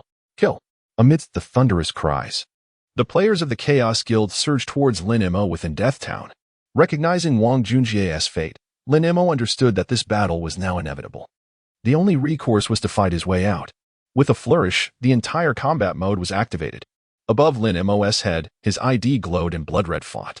Enveloped in a radiant golden aura from his gear, he gripped the level 20. Tier 2 Golden Sky Poison Crossbow and targeted the advancing players from the Chaos Guild to launch his assault. Ice and Snow, Grasp of the Bitter Cold, Judgment of Heaven, 7-star Barrage. With 2 powerful SSS-level skills unleashed, 8 opponents were instantly vanquished. A vast area of extreme cold, spanning a diameter of 100 yards, blossomed at the town's entrance, significantly hampering the charge of the Chaos players. With an agility score of 202, arrows rained down from Lin Mo's bow. 1836, critical hit. 1912, critical hit. 1888, critical hit. The staggering critical damage rendered the players from the Chaos Guild, all at level 1314, utterly defenseless against the onslaught. Even the most resilient knights succumbed to a single fatal blow. A cacophony of brilliant white light erupted into the sky, emanating solely from Lin Mo's relentless firepower, rendering the chaotic forces incapable of even stepping into the town, as they were ruthlessly gunned down at the very gates. This scene left the players of the Dragon Soul Guild in the rear utterly astounded. Even Su Muchio was taken aback by Lin Mo's formidable explosive power. His strength was astonishingly formidable. Although Su Muchio himself was a top-tier player, ranking just one position below Lin Mo, he was acutely aware of the vast chasm that separated their strengths. At that moment, another Dragon Soul warrior remarked, "Yet he alone cannot possibly withstand the onslaught of the myriad troops from the chaotic forces. Vice Guild Leader, should we not assist Lin Mo?" Su Muchio shared this sentiment. After all, for the past year, he had mistakenly believed that Lin Mo had abandoned Suingxia, leading to his misunderstandings. Now, having learned the truth, he felt a pang of guilt towards Lin Mo. Moreover, the chaotic forces were also adversaries of their Dragon Soul Guild, and a fierce battle was inevitable in the Shadow Sanctuary dungeon in the near future. If they could diminish the chaotic forces' momentum now, they would be in a stronger position to seize control of the Shadow Sanctuary dungeon later. Just as Su Muchio was preparing to issue commands, Suingxia suddenly intercepted him and called out to Lin Mo, "Lin Mo, I admit I was wrong before. However, it cannot be denied that you have also failed in your duties as a boyfriend. If you are willing to apologize to me and reconcile, I will have Muchio assist you." Upon hearing this, even Su Muchio was taken aback. "Sister, isn't it inappropriate to pressure him at a time like this?" Yet Suingxia stood her ground. "Can't you see? I genuinely care for him. But what about him? I merely desire a gesture from him. Blood is thicker than water." In Su Muchio's heart, his sister was ultimately his top priority. He then addressed Lin Mo. "Lin Mo, just a word from you, and I can help you escape this predicament." Lin Mo chuckled. "You want me to apologize? Do you think I am the kind of person who would forsake my dignity to save my life? Huh, indeed, I am that person." Without hesitation, Lin Mo turned around and shouted, "I'm sorry. I was wrong. Ingxia, baby, save me." Everyone had expected Lin Mo to be a man of principle, perhaps hesitant at the very least. Yet, his swift capitulation astonished the Dragon Soul players behind him. Suingxia, however, was overjoyed. "Hee, this is more like it. I knew it, Lin Mo. After 4 years, you would not easily give up on our relationship." Without delay, Suingxia urged Su Muchio, "Muchio, hurry and assist Lin Mo. He can hardly hold on any longer. Don't let him get hurt." "All right, rest assured, sister, the rest is up to me." As Su Muchio removed the spatial executioner crossbow from his back, he issued a resounding command to the players of the Dragon Soul Guild surrounding him. "Brothers, charge, kill." His thunderous cry reverberated through the air, prompting thousands of elite players from the Dragon Soul Guild to seize their weapons and surge forth with indomitable spirit towards the players of the Chaos Guild outside the town. As the two factions clashed, it was as if fire and water had merged, with the warriors of Dragon Soul leading the charge. Lin Mo could not help but breathe a sigh of relief. A true man knows when to bend and when to stand firm. What is dignity worth? Surviving is paramount. After all, the Death Town map beneath his feet boasted a mechanism for respawning at the place of demise. Should Lin Mo fall here, he would undoubtedly be slain back to level 0 by the Chaos Guild. Having restored his condition with a potion of mana, Lin Mo plunged back into the fray. Although the Chaos Guild had the advantage in numbers, their rabble, on average, was no match for the elite players of Dragon Soul, who possessed the prowess of seasoned professionals. Moreover, with Lin Mo serving as a mobile artillery unit, the 10 or so priests of Dragon Soul wielded purification spells, focusing solely on him. The sorcerers of chaos were utterly unable to restrain Lin Mo. Whoosh, whoosh, whoosh, whoosh. One arrow, one kill. Any who dared approach met their demise. Lin Mo was in a frenzy of slaughter. Chapter 77. The Dragon Soul's Pride. For the first time, Lin Mo profoundly experienced the exquisite sensation of having a supportive team. In past battles, his greatest fear was the fear of control. But now, with a dozen priests from the Dragon Soul wielding the purification spell, any control inflicted upon him, even a slight slowing buff, would be instantly cleansed. Immune to control, Lin Mo transformed into a relentless harvester, obliterating everything in his path. His presence was akin to a boon for the Dragon Soul Guild. The Dragon Soul itself possessed the strength to take on 2 enemies for every one of their own. With Lin Mo in their ranks, they decimated the opposition. The players of the Chaotic World Guild were utterly overwhelmed. Zhuge Liang of the Chaotic World had his glasses knocked off. Where are my glasses? Did anyone see them? Quickly, help me retrieve my glasses. Retreat. All troops, retreat. At the command of Zhuge Liang, the remaining players of the Chaotic World Guild, barely half of their original number, scrambled to escape the peril of Death Town. The battle concluded. The players of the Dragon Soul Guild erupted in cheers, although they too had sustained significant losses. The difference between half of 1,000 and half of 3,000 is incomparable. Moreover, as victors, they were entitled to the spoils of war. Ultimately, this battle was a resounding triumph for the Dragon Soul. As the players of Dragon Soul began to clear the battlefield, Su Yingxia rushed to Lin Mo's side. Lin Mo, where are you living now? Give me an address so I can visit you. Lin Mo felt an immediate tightening sensation. What now? Do you intend to harm me again? Having learned from past experiences, if Lin Mo were to trust Su Yingxia again, he would be nothing short of a fool. He had changed his residence to evade her. Why would he easily reveal his location to her now? Lin Mo replied, Did you not say before that you did not want to cohabitate before marriage? That was in the past. Su Yingxia retorted playfully. We were intimate last night. What does marriage matter now? I am going to find you. Seeing Lin Mo hesitate, Su Yingxia's brows furrowed. You were not deceiving me with your previous words, were you? Are you planning to discard me after using me? Su Muqiu approached, addressing Lin Mo. Even if my sister has erred in the past, you should not toy with her feelings like this. Su Yingxia pressed on. If you refuse to tell me where you are, it shows you do not trust me. Without trust, how can there be love? Trust? Lin Mo chuckled. How am I to trust you? Su Yingxia, incensed, declared, So, Lin Mo, you truly are using me. Lin Mo replied calmly, That is not usage. It is merely a reflection of one's own actions turned back upon them. I have matters to attend to, so I must take my leave. With that, Lin Mo turned and walked away, leaving Su Yingxia crouched on the ground, weeping openly. Suddenly, a sharp arrow landed before Lin Mo. Su Muqiu's voice resonated from behind. My sister raised me. Without her, I would not exist. No one in this world can bully my sister, regardless of your past or future with each other. You must appease her now, or else you shall not leave this place alive. Lin Mo turned, a glimmer of coldness flickering in his eyes. Are you threatening me? In an instant, dozens of Dragon Soul warriors drew their swords, surrounding Lin Mo. Su Muqiu declared, You know me. I, Su Muqiu, am a person of my word.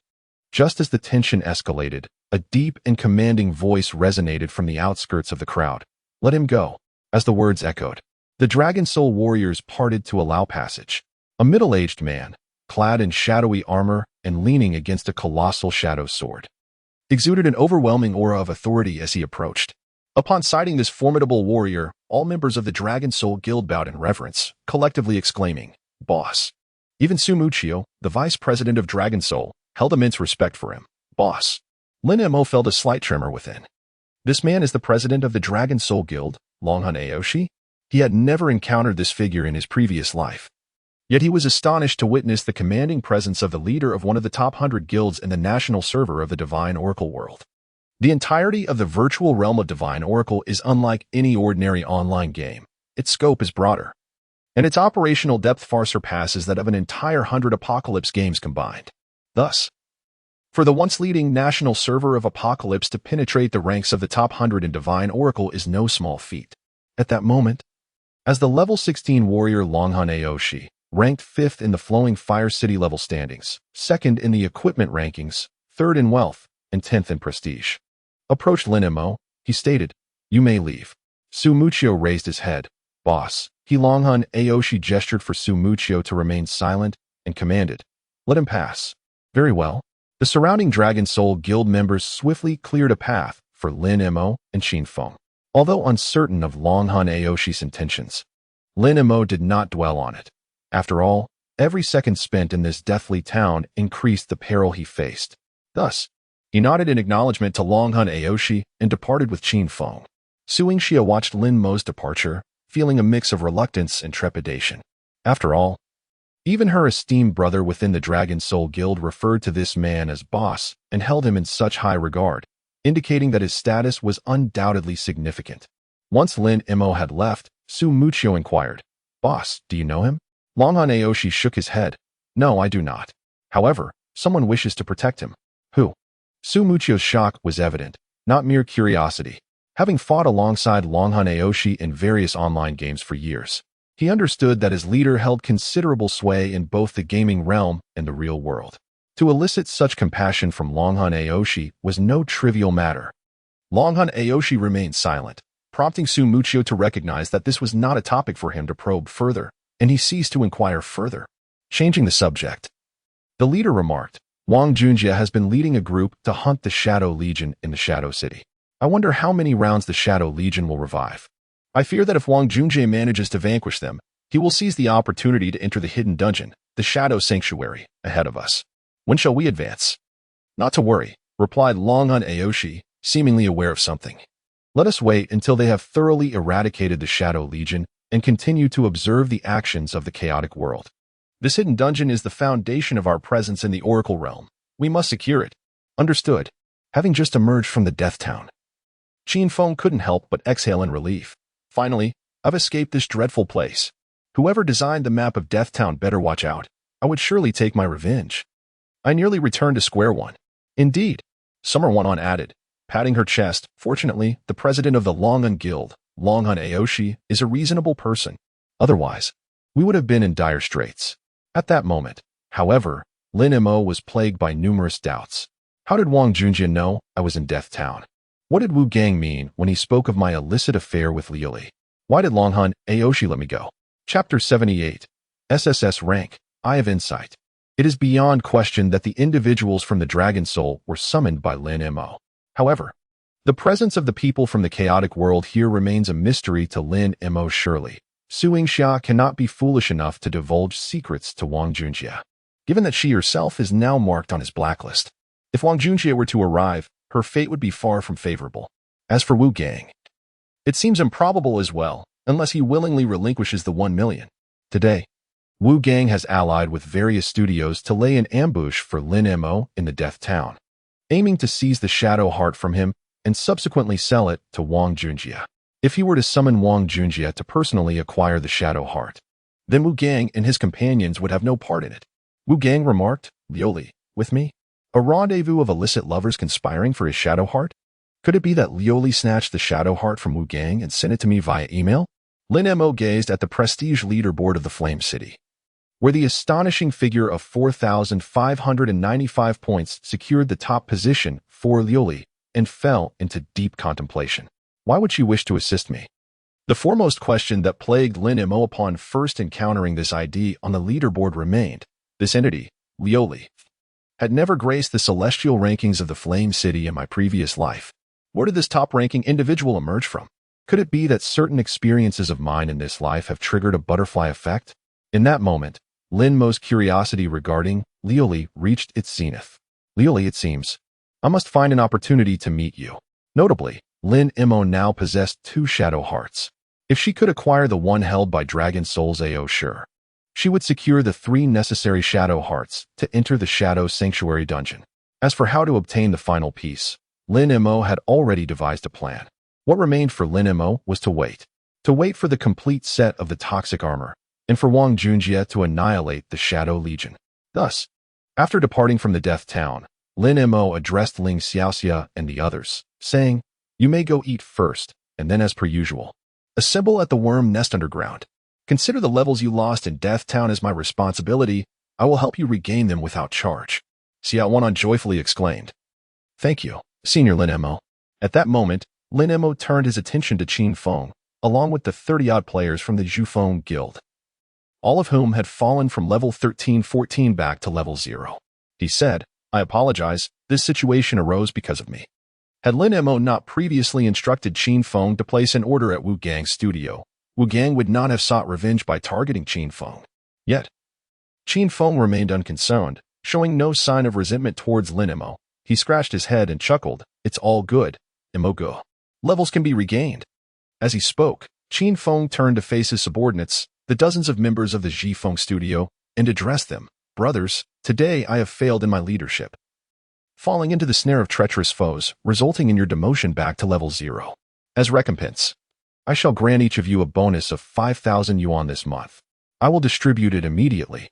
Upon hearing these words, the group of players, who had been relegated to level 0 and were engulfed in an abyss of despair, some even contemplating quitting the game, were suddenly ignited with fervor and renewed confidence. "Thank you, Brother Feng. Do not thank me. Thank Brother Mo." Qin Feng pointed to Lin Mo and remarked to his younger brothers, "It was Brother Mo who secured that 300,000 yuan penalty fee from the Dream Pursuit studio." The crowd then collectively shouted in unison, "Thank you, Brother Mo." One cannot help but commend Qin Feng's emotional intelligence. By allocating half of the penalty fee for bonuses, he bolstered morale while also sharing the glory with Lin Mo. Undoubtedly, for Lin Mo, his most treasured quality was his loyalty. It is unclear when it began, but once Qin Feng acknowledged Lin Mo as his elder brother, he became unwaveringly devoted. At the very first moment when the Chaotic World Guild launched an assault on Death Town, Qin Feng did not hesitate to shield Lin Mo with his own body, sacrificing himself for Lin Mo's protection. This scene was vividly etched in Lin Mo's mind. In his previous life, Lin Mo had no interaction with Qin Feng, yet both were situated in the third-tier main city, Fireflow City, where he had heard of the Zhifeng Guild. 3 months later, during the first wave of the level 1 insect tide, unleashed by the Divine Oracle, all players of the Zhifeng Guild became the initial martyrs in the defense of their main city. "Rest assured, in this life, I shall ensure your safety," Lin Mo vowed silently. Following this, they parted ways. Lin Mo proceeded towards the insect nest dungeon, while Ling Xiao and the others returned to the city. Meanwhile, in a nearby grove, a pair of clear eyes quietly observed Lin Mo as he gradually receded into the distance.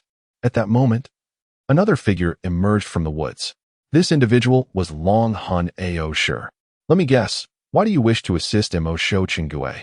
Long Han Ao Shi mused, gazing thoughtfully at the black-robed mage girl before him. "Do you harbor feelings for him?" The girl, her face partially concealed by her cloak yet revealing a delicate and petite visage, shook her head. Long Han Ao Shi continued to speculate, "Is he your benefactor? And you seek to repay him?" Noticing the girl did not shake her head this time, Long Han Ao Shi smiled and said, "It seems I have guessed correctly."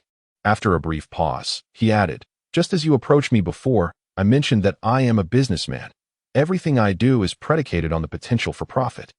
I have complied with your request to release Mo Shou Qinggui, and I have instructed my Long Hun Guild members to ensure his safety when necessary. What about you? Aside from the piece you provided me as a deposit, a level 15, second-tier equipment, what equivalent exchange can you offer me?" The girl's voice was gentle and delicate. "I can provide you with 10 pieces of the same equipment." Buzz. At the moment she uttered these words, even the indomitable Dragon Soul, a titan of commerce, found his heart racing with unexpected excitement. To establish a top-tier guild, it is imperative to ensure that every member is outfitted with high-quality gear. Hence, Dragon Soul had been closely monitoring the equipment market in the city of Flowing Fire. After much effort and networking, he had finally managed to spend 130,000 on a second-hand dealer to acquire a level 8, second-tier orange-quality item, the Brave Golden Bow. He fully understood that at this stage, acquiring second-tier equipment above level 10 was a formidable challenge, let alone what the girl mentioned, 10 pieces of level 15, second-tier equipment. Just then, the girl continued, "You can collect the materials yourself. I will assist you in crafting." Initially, Dragon Soul harbored doubts about how she could produce 10 pieces of second-tier equipment all at once. Upon hearing this, he suddenly realized she must be able to craft them at the blacksmith shop. However, crafting equipment posed an even greater dilemma. While collecting the other materials was trivial, the primary issue was the required reputation. Dragon Soul skeptically remarked, "Even crafting a single level 15, second-tier item demands over 100 points of reputation. Currently, It is challenging for an average player to muster even 10 points. How could you possibly create 10 pieces? The girl remained silent. At the moment the previously concealed ID revealed itself, Dragon Soul was both shocked and enlightened. Lioli, level 15 mage, ranked first on the prestige list. It turned out she was indeed Lioli, the top-ranked player in the city of Flowing Fire, boasting over 4,000 points of reputation, 10 times more than the second place. Lioli inquired, "Would 10 pieces of equipment suffice?" Dragon Soul, invigorated, replied, "Absolutely. I will add you as a friend. Once you have gathered sufficient materials, reach out to me for the crafting." "No problem." As he watched Lioli's figure gradually fade from view, Dragon Soul mused, "Maintaining the status quo is secondary. Showcasing one's value and seeking to align with my Dragon Soul Guild is paramount." This seemingly simple girl is far from ordinary. Lin Mo had arrived at the Worm Nest underground palace ahead of Ling Xiao and the others, seizing the opportunity before their arrival. He intended to solo the dungeon and complete his quest. He aimed to ascend to the 10th level of the palace by this afternoon. Upon reaching the 10th level, he could efficiently farm a complete set of second-tier archer poison gear. Even if luck were to evade him, and he ended up with numerous sets of poison gear for other classes, it would still be worthwhile, as a complete set could fetch a handsome sum. This dual benefit of collecting his own poison set while profiting from unwanted gear was enticing. With these thoughts in mind, Lin Mo accepted the quest from Captain William of the Guard and ventured into the 8th level of the underground palace. Before my eyes lies an ethereal and lush primordial forest. The air is filled with a resonant buzzing as enormous venomous bees navigate recklessly through the dense foliage. The challenges of the subterranean labyrinth escalate with each successive tier. The 27th level bees have surpassed the detection range of A-grade reconnaissance techniques. However, this presents no challenge for Lin Mo Ding. Consume 16 skill evolution points. Congratulations, your reconnaissance skill has evolved from A-grade to S-grade. Ding. Consume 32 skill evolution points. Congratulations. Your reconnaissance skill has evolved from S-grade to SS grade. Ding. Consume 64 skill evolution points. Congratulations, your reconnaissance skill has evolved from SS grade to SSS grade, the highest level. SSS grade Insightful Eye consumes 1 mana point to view data on monsters whose levels do not exceed 10 levels above one's own, and to discern their weaknesses. Chapter 79, the second piece of deadly equipment, activation of set skills. According to the prophecy's design, the life skill of reconnaissance can only accompany players through each job change, automatically leveling up. In his previous life, Lin Mo never discovered the true form of the fully leveled reconnaissance skill. Normally, players had to reach level 255 and complete 7 job changes for the reconnaissance skill to upgrade to the ultimate SSS level, Eye of Insight. However, when Lin Mo met his demise in his past life, he was merely a lowly character with just over 100 levels. Lin Mo had never anticipated that in this life, at the mere level of 20, he would possess the supreme SSS-level reconnaissance skill.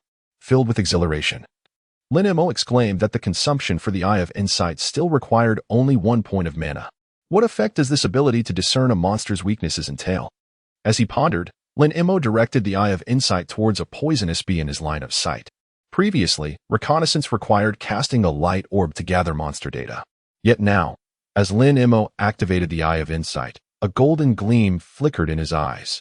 The SSS-level Eye of Insight even boasted such an advanced usage method. In the next moment, the data panel of the poisonous bee materialized before him. Venomous bee. Magical type, common monster level. 27 magical attack. 15-20 physical defense. 8-10 magical defense. 760 health. 5500 skill. Poison spike. E level. Weakness. The venomous bee's stinger can inflict substantial damage and a slight paralysis effect on enemies. But during the 2 seconds after launching its stinger, it is in its most vulnerable state. Attacking the venomous bee during this time can increase damage by an additional 30. To discern weaknesses truly allows one to perceptively identify a monster's vulnerabilities. Does this imply that I can see the weaknesses of any monster? Lin Mo felt a surge of excitement. However, the attributes of this level 27 venomous bee were indeed formidable. Had he still been equipped with the level 8 second-tier orange heroic golden bow, he would have struggled to inflict any damage upon it. Fortunately, he now wielded the level 20 second-tier golden celestial venomous crossbow, which gave him a glimmer of hope. Locking onto the venomous bee ahead, Lin Mo deliberately allowed it to initiate the attack. Poison spike. The bee flung its stinger towards Lin Mo. Whoosh. Miss.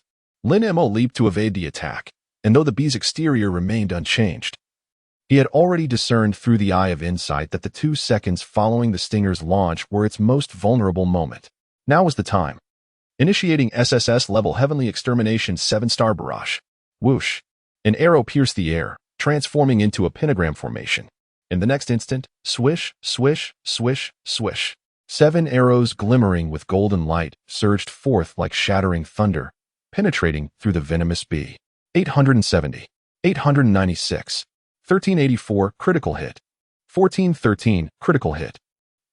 3 critical hits and 4 non-critical strikes, totaling 8,000 damage, instantly depleting the 5,500 health of the venomous bee. Ding. Killed a level 27 venomous bee. Experience gained.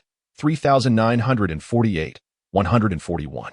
With a level 20, tier 2 golden weapon and a weak point attack, the damage dealt was utterly explosive, in stark contrast to the previous encounters on the 7th layer, where 2 SSS-class skills could only fell a single level 26 venomous insect. The difference was simply staggering.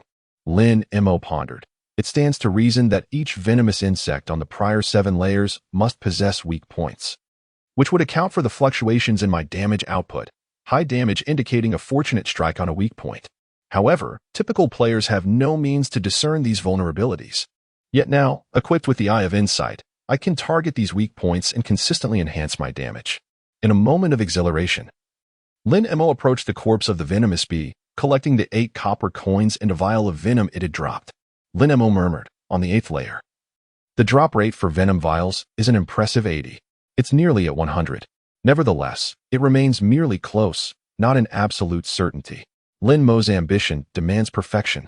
That is, a complete 100 on the 10th layer. Thus, the earlier 7-star Barrage was merely a trial run. Now, the true stage belongs to Lin Mo. After enduring the difficulties of the 5th and 7th layers, Lin Mo finally regained the dexterity he had experienced while grinding through the 1st and 4th layers. He simultaneously targeted 3 venomous bees. As they unleashed their Venom Stinger skill, entering a 2-second state of weakness, Lin Mo drew back his bow. SSS class Ice and Snow, Grasp of the Frigid. SSS class Annihilation, 7-star Barrage. 6,112. 1,675. 2567 critical hit. 2599 critical hit. With weak point attacks, combined with the area effect of the frigid domain that reduces defense and increases damage, the damage from the 7-star Barrage soared to unprecedented heights. With a buzzing sound, the 3 venomous bees fell lifelessly. The nearly 12,000 experience points caused Lin Mo's experience bar to surge by 1. Scattered on the ground were a pile of copper coins and 2 vials of venom. Thus, he awaited a cooldown for his skills. In the next round, Lin Mo replicated his technique, unleashing the 2 formidable SSS-class skills in succession, effortlessly dispatching 3 more venomous bees. Such efficiency. Remarkably swift. By the time Ling Xiao and the others had finished their lunch, Lin Mo had already collected 10 vials of venom, solo clearing the 8th layer of the Insect Nest dungeon. When they finally logged in after their meal and made their way from the City of Fire to the Insect Nest dungeon, Lin Mo had already conquered the 9th layer. This time, through the rewards of a quest, Lin Mo finally obtained a piece of gear he had long desired, the Archer's Venom Set Series, Level 20, Tier 2.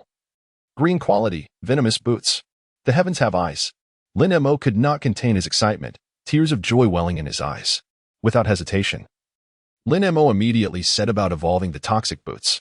Originally of green quality, it had skipped a single evolution. Consequently, after a series of 5 evolutions, a radiant golden light enveloped the boots. Skyward Toxic Boots, LV 20 quality. 2nd tier golden agility. 255 additional attributes, agility 80. Stamina 80 special effect. Toxin conversion. For every 1 point of toxin effect the wearer possesses, gain 0. 1 agility, class. Archer description. One of the components of the Archer's toxic set. With a foundational agility of 255. That surpasses my level 5 Holy Light Mage boots by a staggering 213 points. Lin Mo exclaimed, invigorated. This toxin conversion effect seems rather intriguing. For instance, the only piece of equipment Lin Mo possesses that bears a toxin effect is the Toxic Crossbow, which inflicts an additional 280 points of poison damage with each attack. This toxin conversion effect would allow the weapon's 280 points of poison damage to translate into an extra 28 points of agility for me. At first glance, while 28 agility may seem modest for a 20th level second-tier golden equipment, it is still noteworthy. However, currently, Lin Mo possesses only this weapon with a toxin effect. As the name implies, the toxic set is intrinsically linked to poison. The subsequent accessories, rings, hats, clothing, necklaces, belts, and pants will undoubtedly feature special effects associated with toxins. Once fully equipped with the toxic set, the cumulative effects of all toxin-related attributes, when calculated alongside the conversion rate of the toxic boots, are unimaginable in terms of the agility Lin Mo could attain.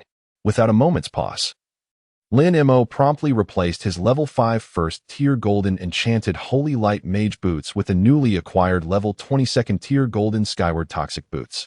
At that moment, a system notification suddenly echoed in his ears. Ding! The two-piece effect of the Archer's toxic set has been activated. Chapter 80. The 10th level, the Insectoid Royal Palace. In the realm of Divine Edict, each set of equipment possesses a unique set skill. However, it is not imperative to assemble an entire set to activate the skill. Merely acquiring 2 or more pieces suffices. The more complete the set, the more potent the skill becomes. Lin Mo eagerly accessed the set skill and examined it. Immunity to all toxins. 2-8 passive, increases all toxin effects by 20 for the wielder, and grants an additional 20 immunity to toxins. This is the very skill. Lin Mo exclaimed with excitement. If I can gather a complete 2-star toxic set and fully enhance this immunity to all toxins skill, I shall attain a 100 immunity to toxins. With such immunity, I can freely traverse the notorious toxic treasures and instances within the city of blazing fire, and withstand the corrosive effects of the shadow breath in the Shadow Sanctuary instance. The prospect of this toxin immunity alone was enough to elate Lin Mo. He had not anticipated that, in addition to immunity, it would also amplify his own toxin effects. In his previous life, he had merely farmed venom vials, exchanged them for toxic equipment, and sold them without ever completing even 2 pieces of the set. Thus, he was only aware of the immunity effect and remained oblivious to the enhancement of toxin effects. At this moment, as the effects of immunity to all toxins from the 2-piece set activated, Lin Mo inspected his equipment and observed the special effect of the toxic crossbow, which originally dealt an additional 280 points of toxin damage, had now been augmented to 336 points due to the 20 enhancement from the set skill. The toxic boot's conversion rate, which transformed each point of toxin effect into 0. 1 agility had increased to 0. 12 agility per point. With just 2 pieces, there was already a 20 enhancement. If he were to complete the entire set, the enhancement could potentially reach 100. This would imply that all toxin effects would be doubled. Lin Mo was exhilarated. He had not expected the potency of this toxic set to be so extraordinary. Initially, Lin Mo had collected the toxic set solely to conquer the hidden instance, the Shadow Sanctuary, intending to discard it afterward if he had no further use for it. However, he now realized that this equipment could very well serve as his primary gear. At this moment, Lin Mo's desire to swiftly gather the complete toxic set reached its zenith. Thus, Lin Mo received his final task from Captain William of the Guard. Eliminate the insect nest, 10, difficulty index, 600. Description: players are required to enter the 10th level of the insect nest dungeon and slay the insect sorcerer, Moya, who has been imprisoned there by the Lord of the City of Flowing Fire 3 years ago. Task progress: 0-1. Task rewards: 300,000 experience points, 3 silver coins, 10 reputation points, 1 point of favor from William, and a level 20 poisonous set equipment, quality, part, and class are random. The higher the favor level with William, the greater the chance of obtaining high-quality items. Note: upon completion of this task, players will unlock the ability to exchange venom bottles with William for an unlimited supply of poisonous set equipment. The first 9 levels had a gradual increase in task difficulty, around 10 points each. Yet, upon reaching the 10th level, the difficulty surged dramatically from 500 to 600. Lin Mo marveled. It seems that this insect sorcerer is quite formidable. As he mused, Lin Mo stepped once more into the depths of the insect nest dungeon. With his figure vanishing into the shadows of the dungeon, a large group of players approached rapidly from a distance, intent on surrounding the insect nest dungeon. Surround the insect nest dungeon. If Mo dares to emerge, we shall make him pay. Yes. In the 10th level of the insect nest dungeon, The preceding 9 levels consisted of various insect burrows, lakes, and forests. However, upon entering this realm, Lin Mo was greeted by a grand hall reminiscent of an ancient imperial palace.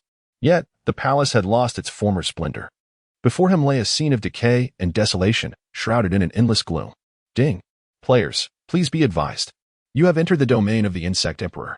If you proceed, you will face the wrath of all the insect armies. As the system prompt echoed, Lin Mo suddenly felt countless eyes from the surrounding darkness fixated upon him. Taking a step toward the hall, the eyes around him began to stir restlessly. This confirmed Lin Mo's suspicion that the insect sorcerer, Moya, must be within this palace. However, to confront him, it seemed imperative to first deal with the swarm of minions outside. Lin Mo observed that lurking in the shadows were various venomous creatures from the first 9 levels of the dungeon, including venomous spiders, scorpions, and centipedes. Yet, all of their levels were a daunting 30. With such a multitude of venomous insects nearby, recklessly charging into the Insect Emperor's palace could result in an instant demise. Contemplating this, Lin Mo decided to lure 23 venomous creatures into an open area near the Insect Emperor's palace to eliminate them one by one. Armed with only a level 20 golden weapon, he found that battling the level 30 venomous insects was somewhat challenging. However, it is worth noting that Lin Mo's notion of difficulty pertained to his inability to effortlessly annihilate multiple venomous creatures at once, rather than being incapable of defeating them. Fortunately, the newly equipped level 20 golden boots perfectly compensated for this shortcoming. Originally, my agility points were just above 200, sufficient to confront level 30 monsters, with a critical strike rate hovering around 30. However, after equipping the venomous boots, my agility has soared to an impressive 510 points.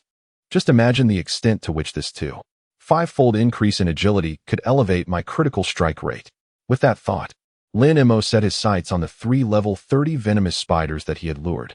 Utilizing his SSS grade insightful eye, he discerned that the spiders' weakness lay in the fleeting moment when they spun their webs, entering a brief state of immobilization lasting approximately 1 second, during which their defense would diminish by 20.